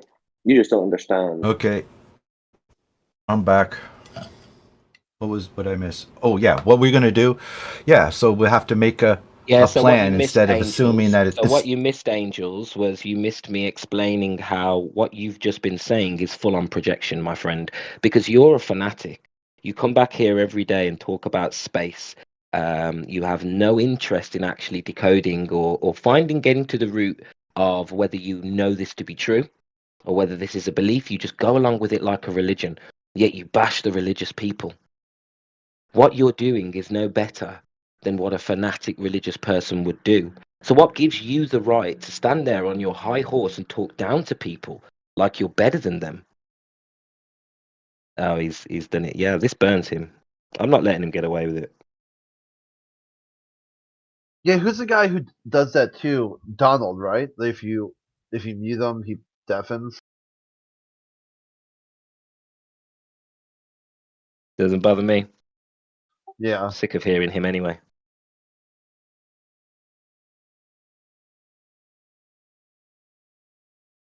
And then he has the audacity to think he can just undeafen and then just start his tyrannical spiel on his projection. Like, no, bro, get the fuck out of here. You're fruity, Angels. You're a fruity guy.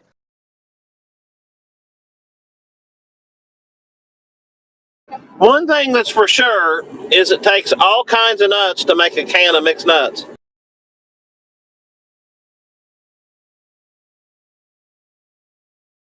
He's like going to be it's like 2025. The last atheist on the internet refuses to back down. Yeah, is this what it looks like at the end of this flat Earth journey we've all been on here? Is this a sign of the end? Yeah, this is all they have left. They're done. They got an extremely triggered millionaire preacher doing the final experiment, and they got angels. That's the two people they have left.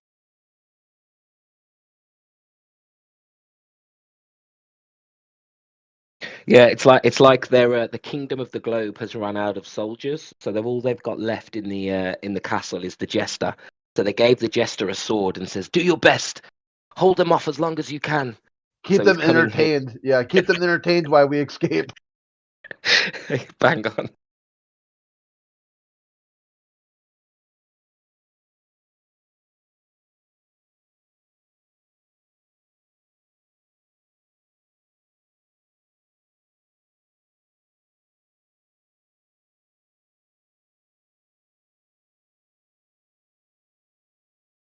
I just hope the other the other impartial people or the other globers in here just see what's happening, because man, it doesn't take long to realize that these guys are full of shit.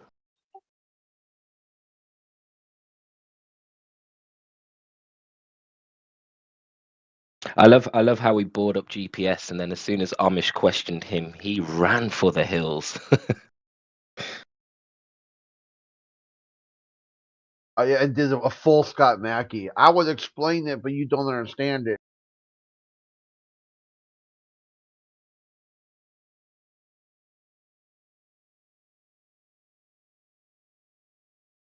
So what is Scott Mackey trying to prove? Because is he just trying to have like the Scott Mackey is greater than everybody else hour? Like,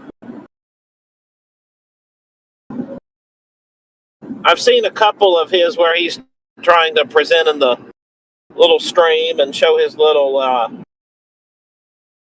caricatures of stars and how he's better than us, so he can't do it, so he knows that we can't do it either.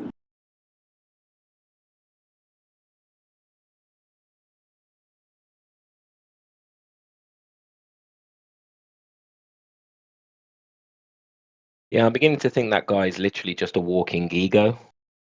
I don't know what he gets out of anything, of any of these conversations. He doesn't prove anything. He doesn't really bring evidence to the table anymore. Kind of play semantics. Yeah, that's what I notice. And then the moment somebody starts the very moment somebody starts hard charging him, he takes his ego and goes back on mute for a while and then goes away.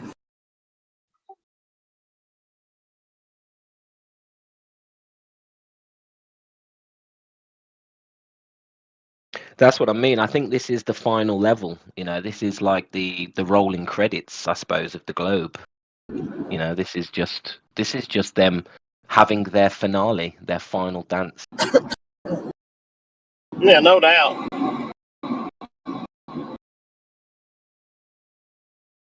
That, or maybe they're training up a new crop, so they're so all their quote unquote experts are busy right now. Nah, they're literally like the band All right. on the Titanic. It's a busy day today. Sorry. The ship I'll is wait. sinking. Yeah, the ship is sinking, right? And they're the band on the Titanic. Now, the band on the Titanic were very proud. They played the hell out of them instruments, and they went down with a salute. And that's what's going on here. These guys are just going down with a salute. I like it. I like it.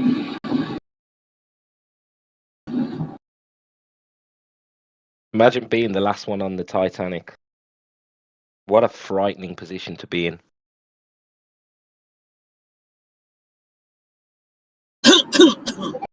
Though I think it's pretty well been disproven, I just still fancy the lore of the captain standing on the front of the ship going, "Not even God himself can sink this ship."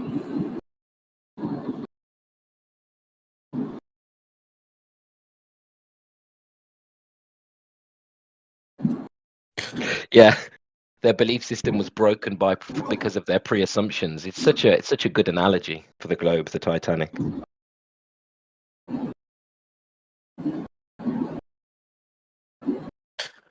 So Chica's joined the chat. Hey, welcome aboard.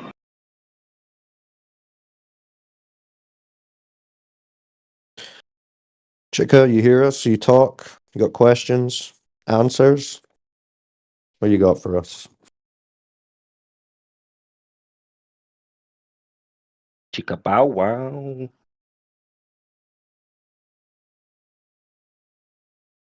Nothing? Shy? All right.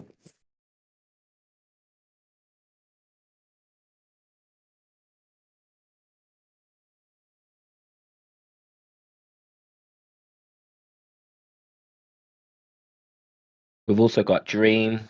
I think Duck's still listening.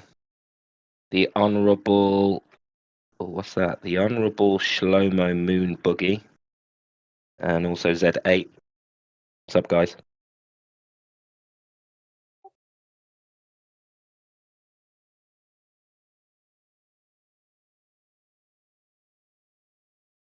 Oh, and of course, Manufactotum. What's up?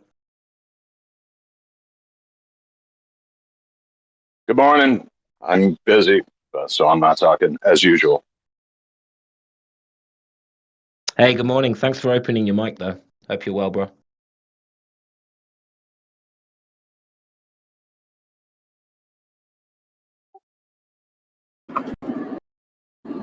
Hope you have a great day on this beautiful flat Earth.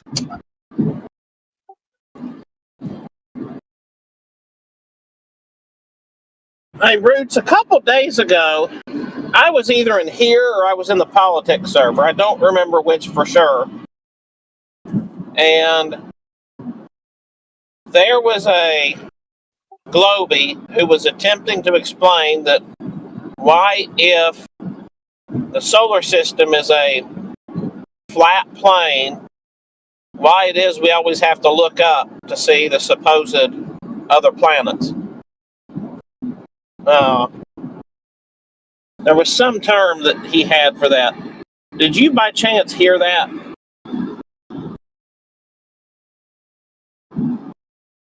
I wasn't in the conversation, no. So what? He claimed on a flat Earth, why do we have to look up to see the stars?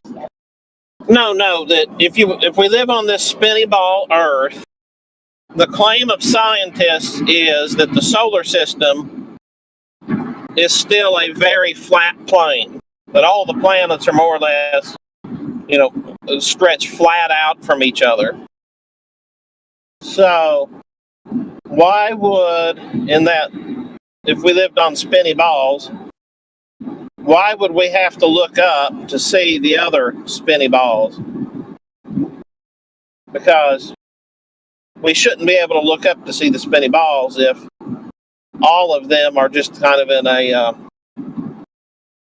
flat plane of the solar system.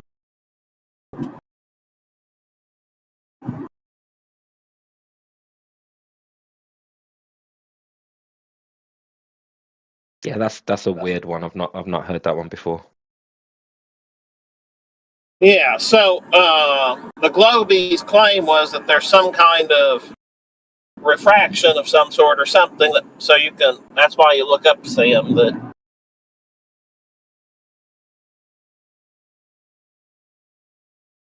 Are you sure they're not talking about the celestial sphere?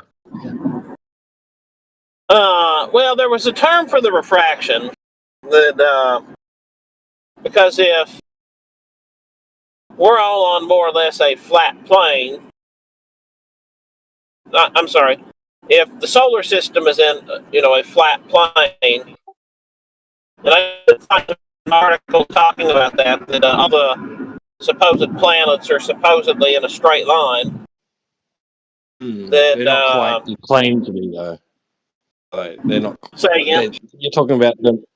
You're talking about the planets being within the. Is it the elliptic plane? Yeah. So they claim that. So where their orbits are. Sort of in line with the sun's equator, right? Yes, exactly. Yes. Right. Yeah. Yeah. I don't know that I'm gonna have to have a look one day and see where the planets are positioned exactly here. But I have to look more north and occasionally upwards to see. That's mainly where I see Jupiter, Mars, and I don't know if I can identify Saturn just by looking. I'd have to check on that. But I'd never look really like. It's not really. I don't know, occasionally, it might be directly up.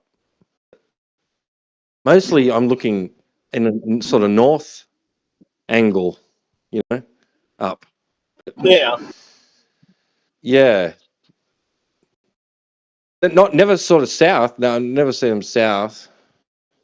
I think I'm pretty sure I've seen Jupiter like fairly like low, like not super low, like near the horizon, but like 45 degrees maybe.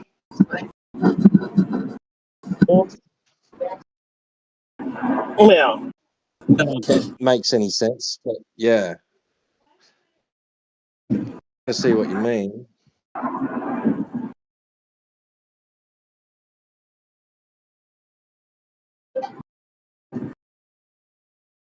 Now I realize that I'm going to have to go back and look at some of the supposed projections of where they're supposed to be and figure out, but that was somebody's question is as well, if we're all on the same level, why do we have to look up to see them? And that was a very fascinating, interesting question, but I don't know if that was true or not. But the Globy had a term and said, well, no, we're all at the same level, but you've got X. And, it was kind of like them pulling out the refraction bit. Yeah, I don't understand their argument either. I mean, if you go to the equator or that region and you watch to the east at night, you see the planets go straight up overhead and then back around the other side and set in the west. And they stay within a few degrees of that equator. I think the moon wanders to the left and right about 5 degrees almost, and the sun is like 23.4 degrees to the left and right. We're on a tilt though, aren't we? Supposed to be. Well, I mean, this is at the equator, I guess, on the equinox, and the tilt is relative to the sun and not Polaris. Wait a sec.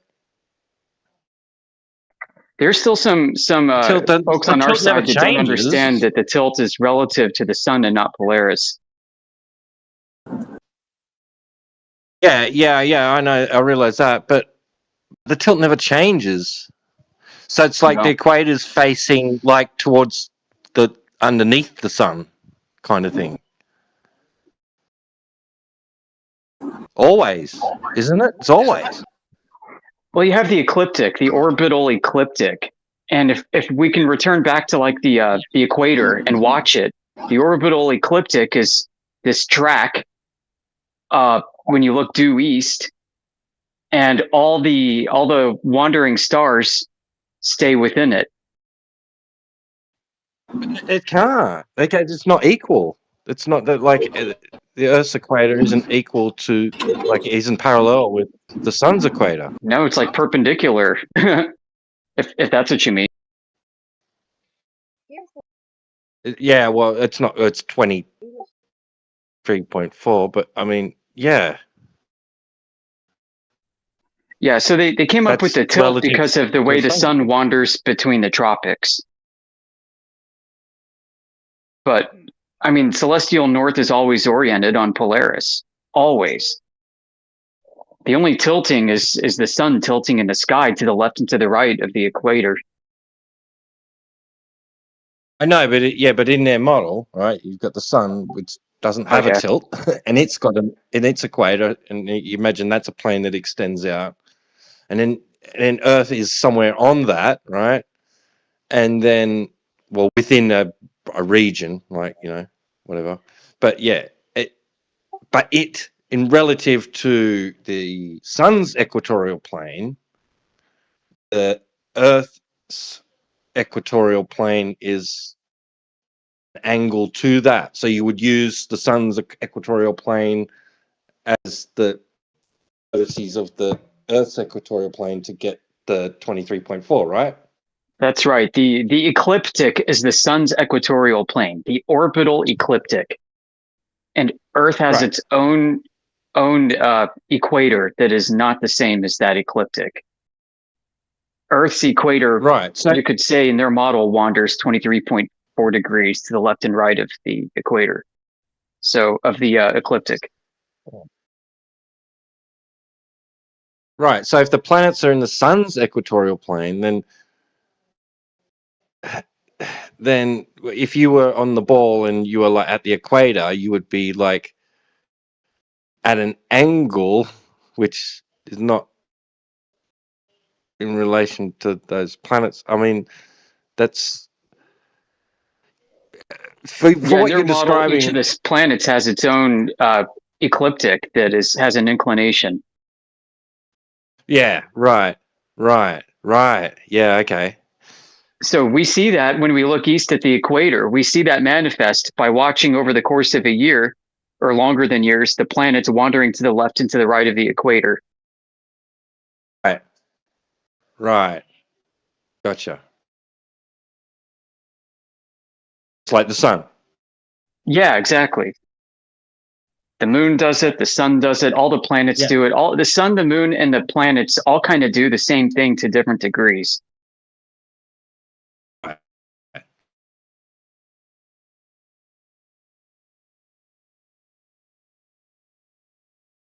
And I don't think there's anything that we track that goes outside the boundaries of the tropics. The boundaries of the tropics represent the tilt and the orbital path of Earth around the sun in the heliocentric model. But how we see it is a lot different, right? I mean, we look east, like I say, and all the wandering stars rise up from the same general vicinity of each other, the equator. They go overhead and they set in the west. They rise east and set in the west.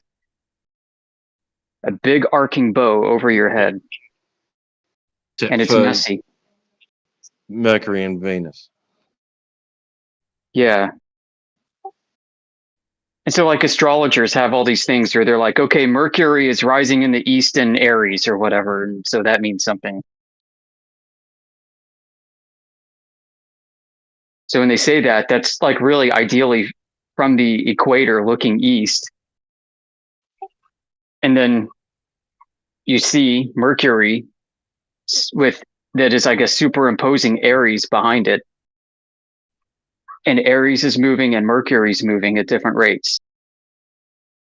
So all of the constellations that we have are also in the same like belt and the same bowing arc that stretches from east to west at the equator.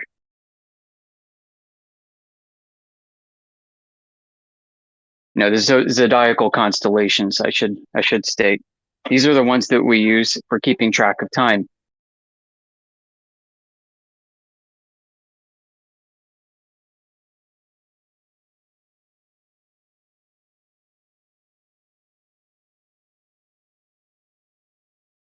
So going back to what J.E. Barrington was saying, I guess I don't really understand what the Globers are conceiving here. Based off of what you described, it sounds like it's another case of the Globies not really understanding their own model.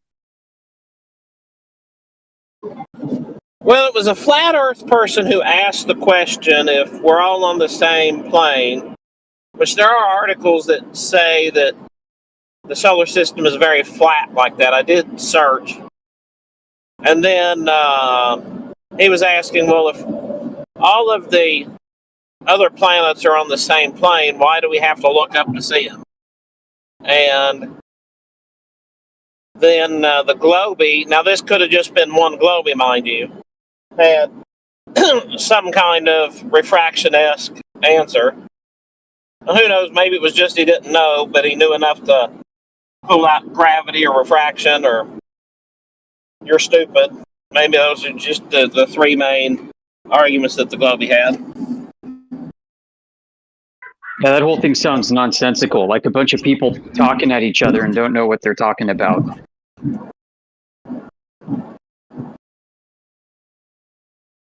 Well, we wouldn't have it any other way, would we? Yeah, present party excluded. I mean, these guys, they have their own cosmology that we find ourselves arguing against, and we have to peel off.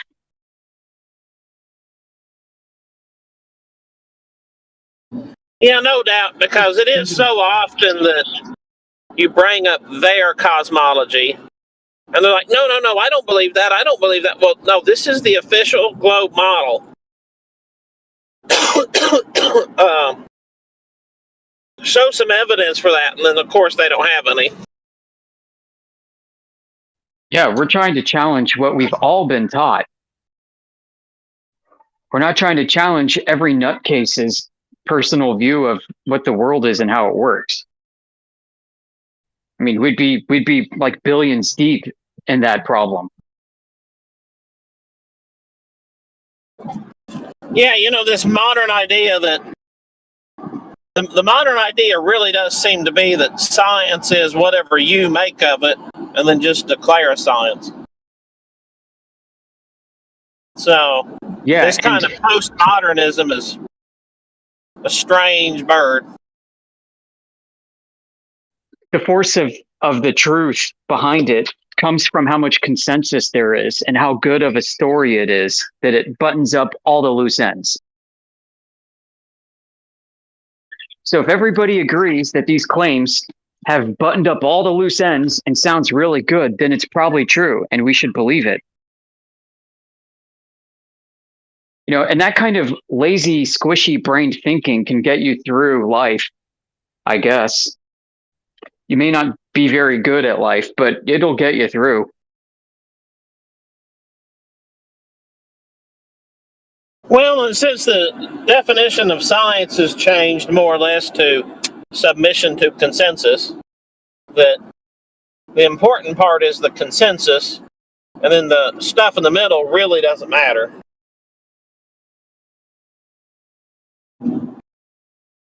I find it somewhat ironic, too, that in this postmodern age, if you can even call it that anymore, it came from it, where truth is all relative and subjective individually, that they would seek something like consensus to find truth.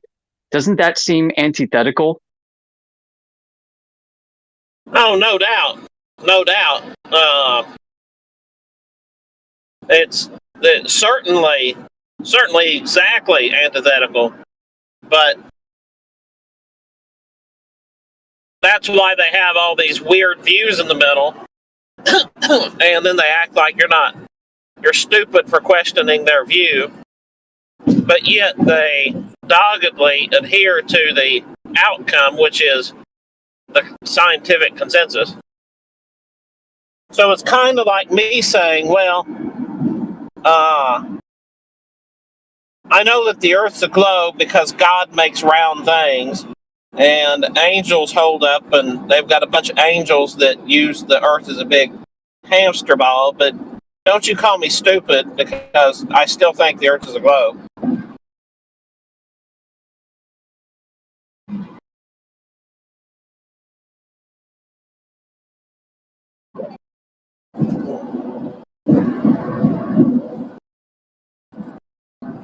But it really is amazing.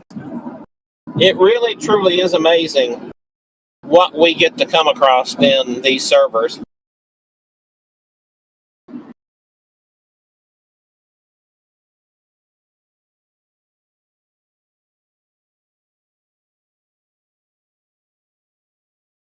It's almost like we need an IQ test before we allow them to join the voice channel. Like, okay, what's 2 plus 2?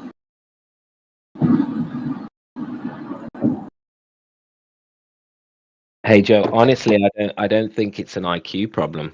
I actually think some people with the higher IQs have the biggest problem with the difference between logic and belief. I actually think those with the higher IQs find it harder to challenge what they already know. Well, yeah, because really, and I'm of course kidding. I'm not sincere on that. Just, but what I think it is that the way that IQs are traditionally measured have nothing to really do with intelligence. They really should call it a memory quotient, because the IQ tests really are just testing your memory. Okay, do you know math? Does this person know math? Well, okay, does he know math? Or does he just remember formulas really well?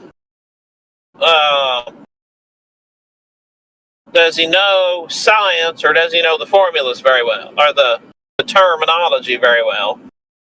And then you're ranked and graded on how well you remember. And I hate to say it, but in kind of, I would anticipate and envision that the people with the best memories are people with rote memories that are by the book. Okay, this is what this definition is. So when I hear this word, this is exactly what it means. Yeah, it's easier to remember things that are more concrete like that you can firm up in your mind in an image. Exactly. And so I would go so far to say that the people with the highest IQs are probably the ones that are most difficult to communicate with, because they're going to expect that concreteness. And then it's going to be, okay, well, you said this word here a moment ago, but really that didn't fit, so I need you to clarify what you're saying. And then they get the idea, okay, well, the Earth is a globe. They don't know that, they just remember that, and they remember this, and they remember that. And so really what you're getting into is a conversation of their memory, not really of something that they're surmising. Well, science says the Earth is a globe. Okay, well, what science? And they're going back and going, oh, I don't have a memory record for that.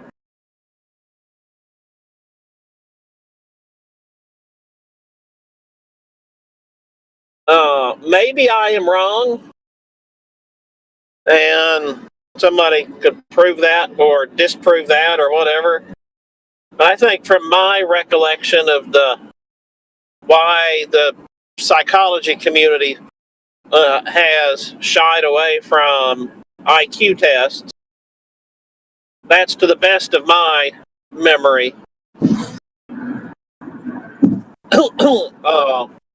No, you're right. They have, they're trying to get away from questions that are fact-based and information-based and more based on how to solve problems. And the problem here with that is people who come up with questions lack a lot of creativity. And so if you're a good test taker, you're used to seeing certain kinds of questions asked certain ways. You're going to be able to, just through your experience at taking tests, you're going to be able to figure out the trick that's being asked in these kinds of tests. And you'll be able to get through without really having to think and process a problem. You just remember how to apply how you fixed the previous problem to this. And you may have been taught even how to solve these kinds of problems.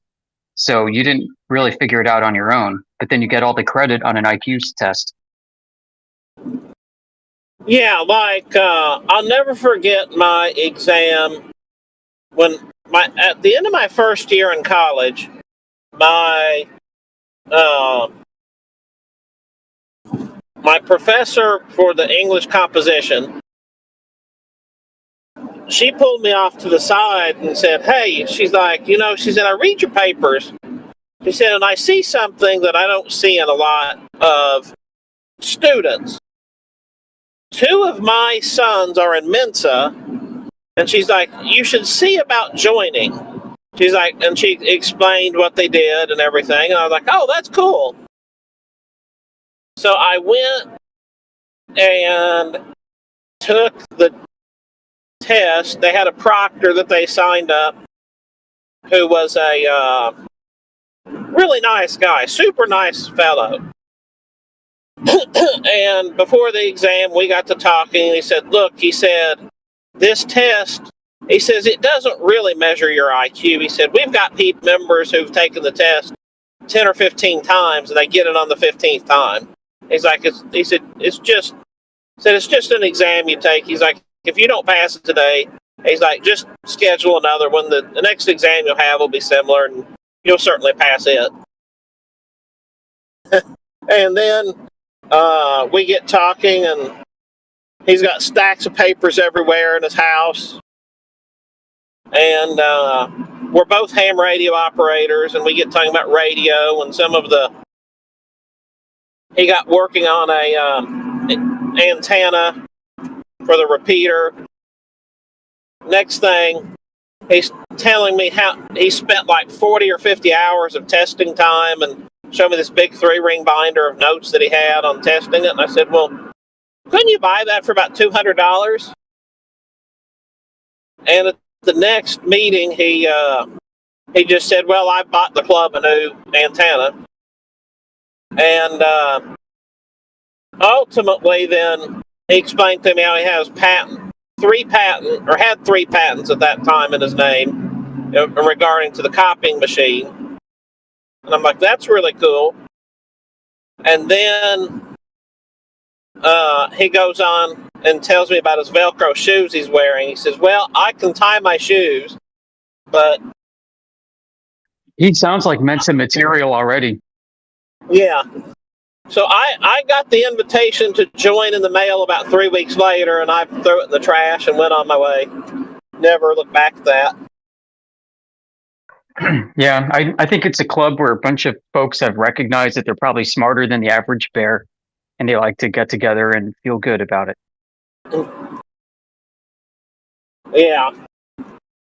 Meanwhile, there are real support groups for behavioral health for like this profoundly gifted who have problems functioning in society.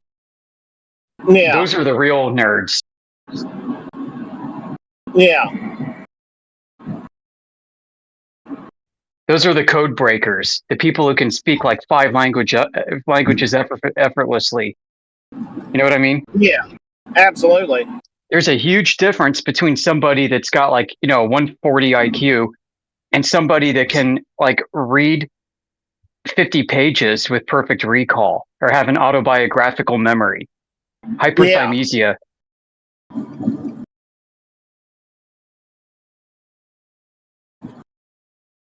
Yeah, if you get a chance to meet people like that, and then you see like Mensa types, it's like, oh, come on.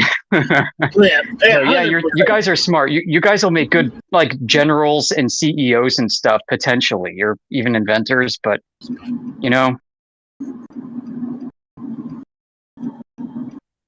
going to be the next inventor of like the greatest thing. So.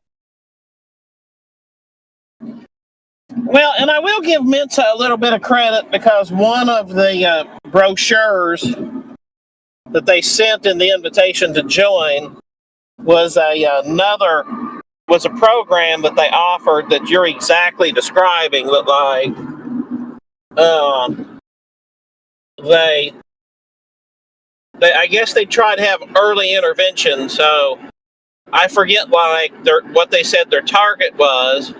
But they said that one of the shames of Mensa membership is the number of Mensa members who can't even get low paying jobs.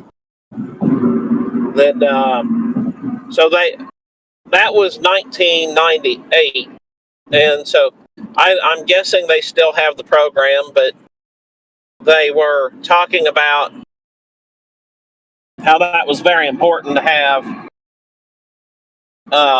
to get this early intervention. And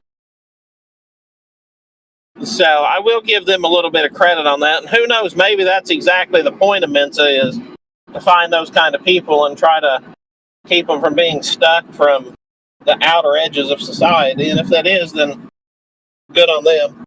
Yeah, I never thought of it that way. But if that is what they're doing behind the scenes and they're focused on that, that's very noble. And yeah, I mean, everyone could use help, and even super smart people, because they have disabilities to counter their abilities. Yeah. Like I can imagine like some super geek who's like a polymath just having a bad time functioning as like some corporate ladder climbing, bureaucratic nerd, dealing with like a boss that's half their intellect, and then coworkers who talk endlessly about ESPN Zone or whatever it's called. Yeah. And then you're sitting there trying to like apply your mind to solve real hard problems, and everybody around you is just jacking off and acting like idiots. Yeah. And then you can't realize your potential either if you work like a menial job like retail or at a gas station, right? I mean, you'd be so pissed off dealing with customers and counting coins. Like, come on, man, this is below me. This is stupid. I'm not using my mind. So an organization like Mensa that could identify people that have gifted talents and help them with placement and functioning in a real world, I think that's valuable. Yeah. So our twins that are now almost 5, they were premature, and twins are always behind when it comes to talking and doing certain things. I should say identical twins. And a lot of that comes down to the fact of just that there's 2 of them that instinctively know what each other wants, so they figure, well, Dad, Mom, you don't teach us, we teach you. And I could see that. So we were told when they were about 2 that we needed to get them into a program called Early Step. They said that lasts until they're 3 years old, and then it transfers to the school district. And so as I was kind of exploring, well, what is Early Steps? And they told me, well, this is a program for kids who, aren't talking, aren't walking, aren't whatever. And so it pays for therapy visits and whatever else. And it's not based on any income requirement or whatever. It's based on the need of the child, nothing else. So it was really nice. We had an infant toddler development specialist. And then when we ended up moving about the time we were turning 3, and then they got into the school district and been in the early preschool program. And this was they just finished their first full year, but they were in it half the year before, and they've got 1 more year preschool before they go to kindergarten. And, here's the interesting thing that I found out, that in many school districts, maybe not every school district, but in many school districts, they're now looking for kids who are above, way beyond normal intelligence, and they come up with a individualized education program. And they are actually considered special needs students, because they say that in the quest to help kids over the last several generations, they overlooked the people who needed the help the most, and that was the kid who was sitting in math class that already did the last assignment, and then you're trying to get them to do stuff in the middle. And he's like, well, how do I stoop down to that level to do that? And failing math or history or whatever else. And so hopefully that'll be a big shift in the way education and everything else is thought, is make it a lot more individualized instead of just a big mainstream of, we're going to shove everybody down this pipe whether you're ready or not.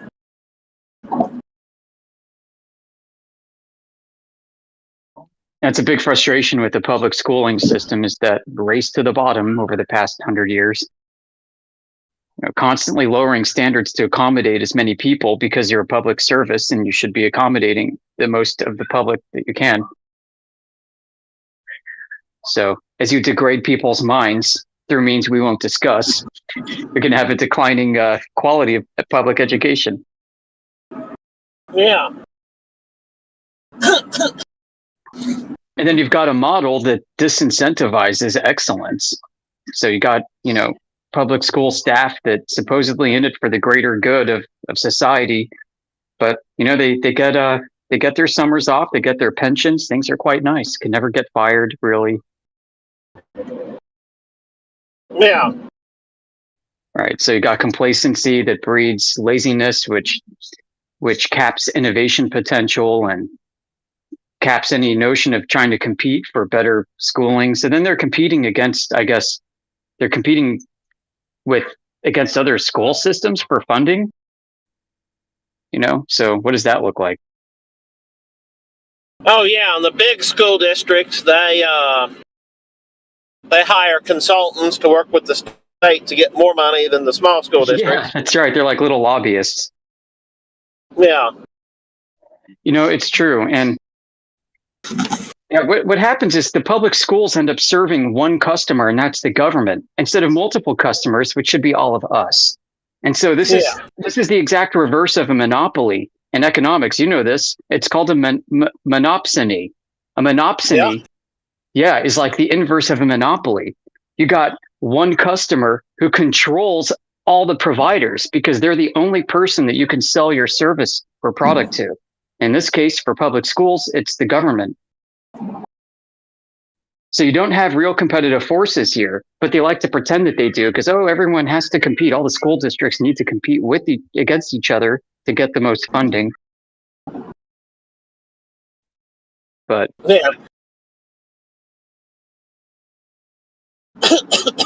you got the political parties. You got like supposedly the Republicans who want to stop education. They want to defund education, which is going to make everybody a bunch of gibbering, booger picking morons in their view, right? And you got the Democrats that want full on public education for everybody, mandatory government education. No other kind of education allowed, has to be the government program, so everybody gets the same stuff. And it's like, no.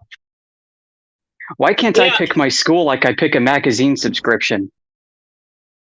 Yeah, no doubt. In the state that I live in, there is a congressman, a state congressman, who says that when the lefties get picking on him, his question is, okay, well, the state spends 54% of its budget on education and nothing else.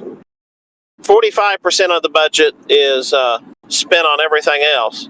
How much more should that number be? And of course, they never have answers.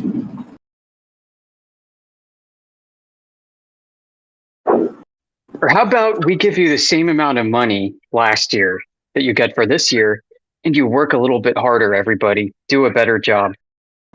Yeah. Because, some companies don't give raises to employees unless they have to, like federal minimum wage laws. Yep. So, what incentive does the government have to be efficient with its resource inputs besides, competing with other school districts who don't seem to be equally as efficient or better with their resource inputs? Yeah. Now what's interesting is I was at the high school in the town that I work in a few weeks ago for a meeting with the vocational program. And what's interesting about the vocational program that now is like when I was in the vocational program back in the 90s, it was a nice program, but wow, now like the welding program for next year, they have something like 120 applicants, and have 120 applicants, 5 spots, I think it is, and something like a third of those are girls for welding. Amazing. That's great. I think the trades are the way to go. I'm going to have to go in a few minutes and then I'll return. Yeah, you're fine. People should do like 4 years in a trade, get your journeyman's shit, and then get like a 4-year business degree or something. And then start your own company, be your own contractor, hire 5 guys, and off you go. You do 20% of the work, and then you do 80% of the business development. And then your 5 guys do 80% of the work and 20% of the business development. There you go. There's your business plan. 100%. 110%. That's spot on, and it's really amazing. So even they have a little cafe there to where like I forget how many days of year the culinary arts program is in, and something like 30 of those days they're cooking in the kitchen, and so then they have various groups that come in that will eat, and then they have, like, sometimes I guess it's the parents and whatever else, and so it's impressive as to what some schools are trying to do to just get out of the have the science flunk out teaching kids history or math, or not math, but history or literature or something, and have the literature flunk outs teaching math and science.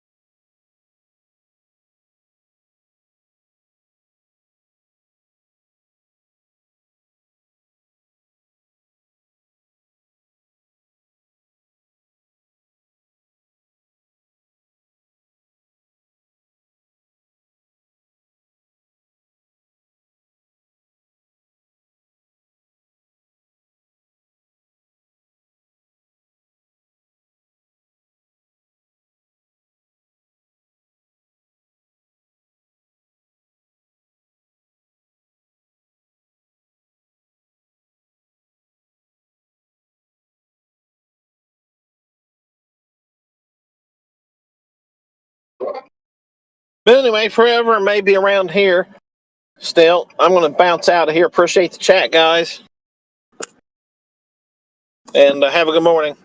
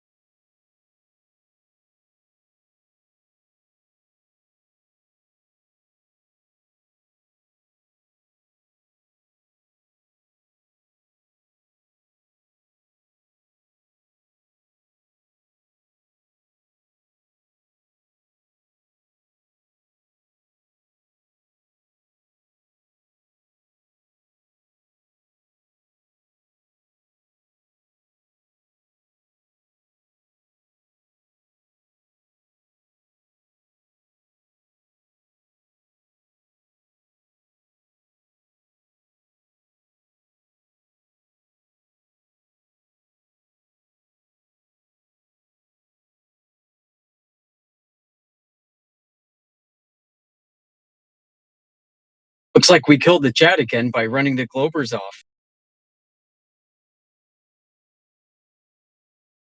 Bummer. Sometimes I think we should let them cook a little bit longer. Other times I think back and listen to the recording and say, nah, we should have banned them and we would have been nicer to stay in silence. So it's sometimes hard.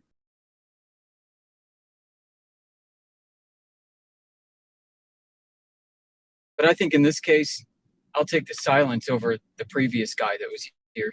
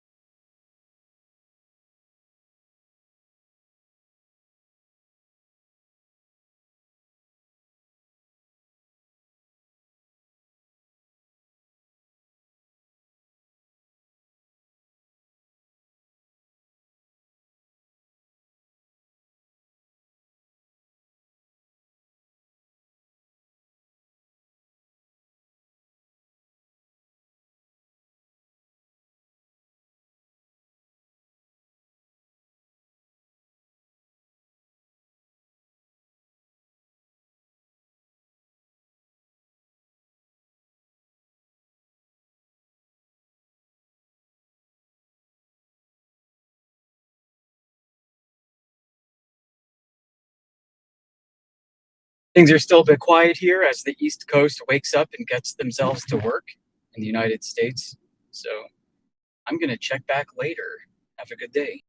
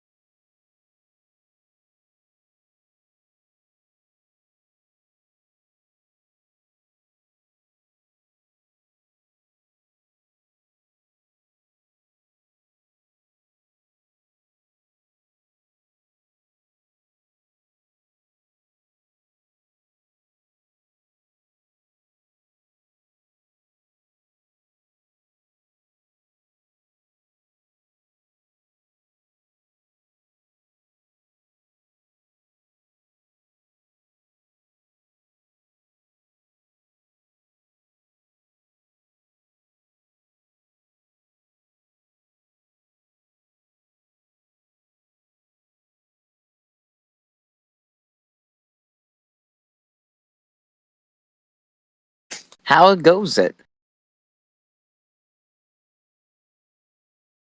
Is everyone wait? Is everyone just chilling?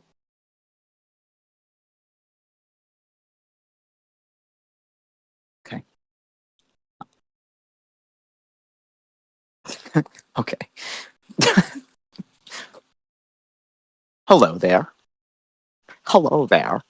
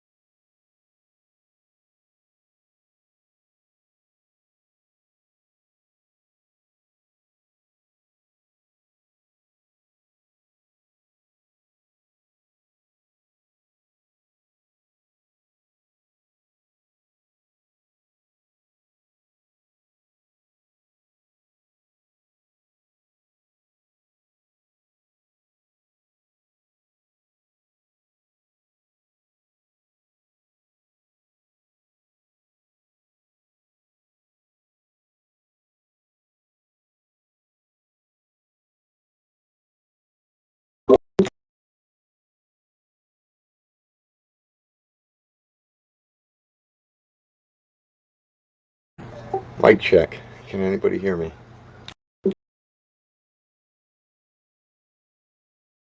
Yeah, I reckon it's working. Good morning, everybody.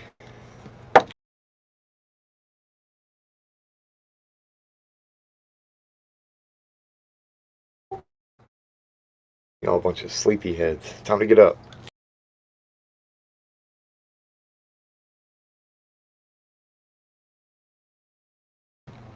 I hope all is well with everyone.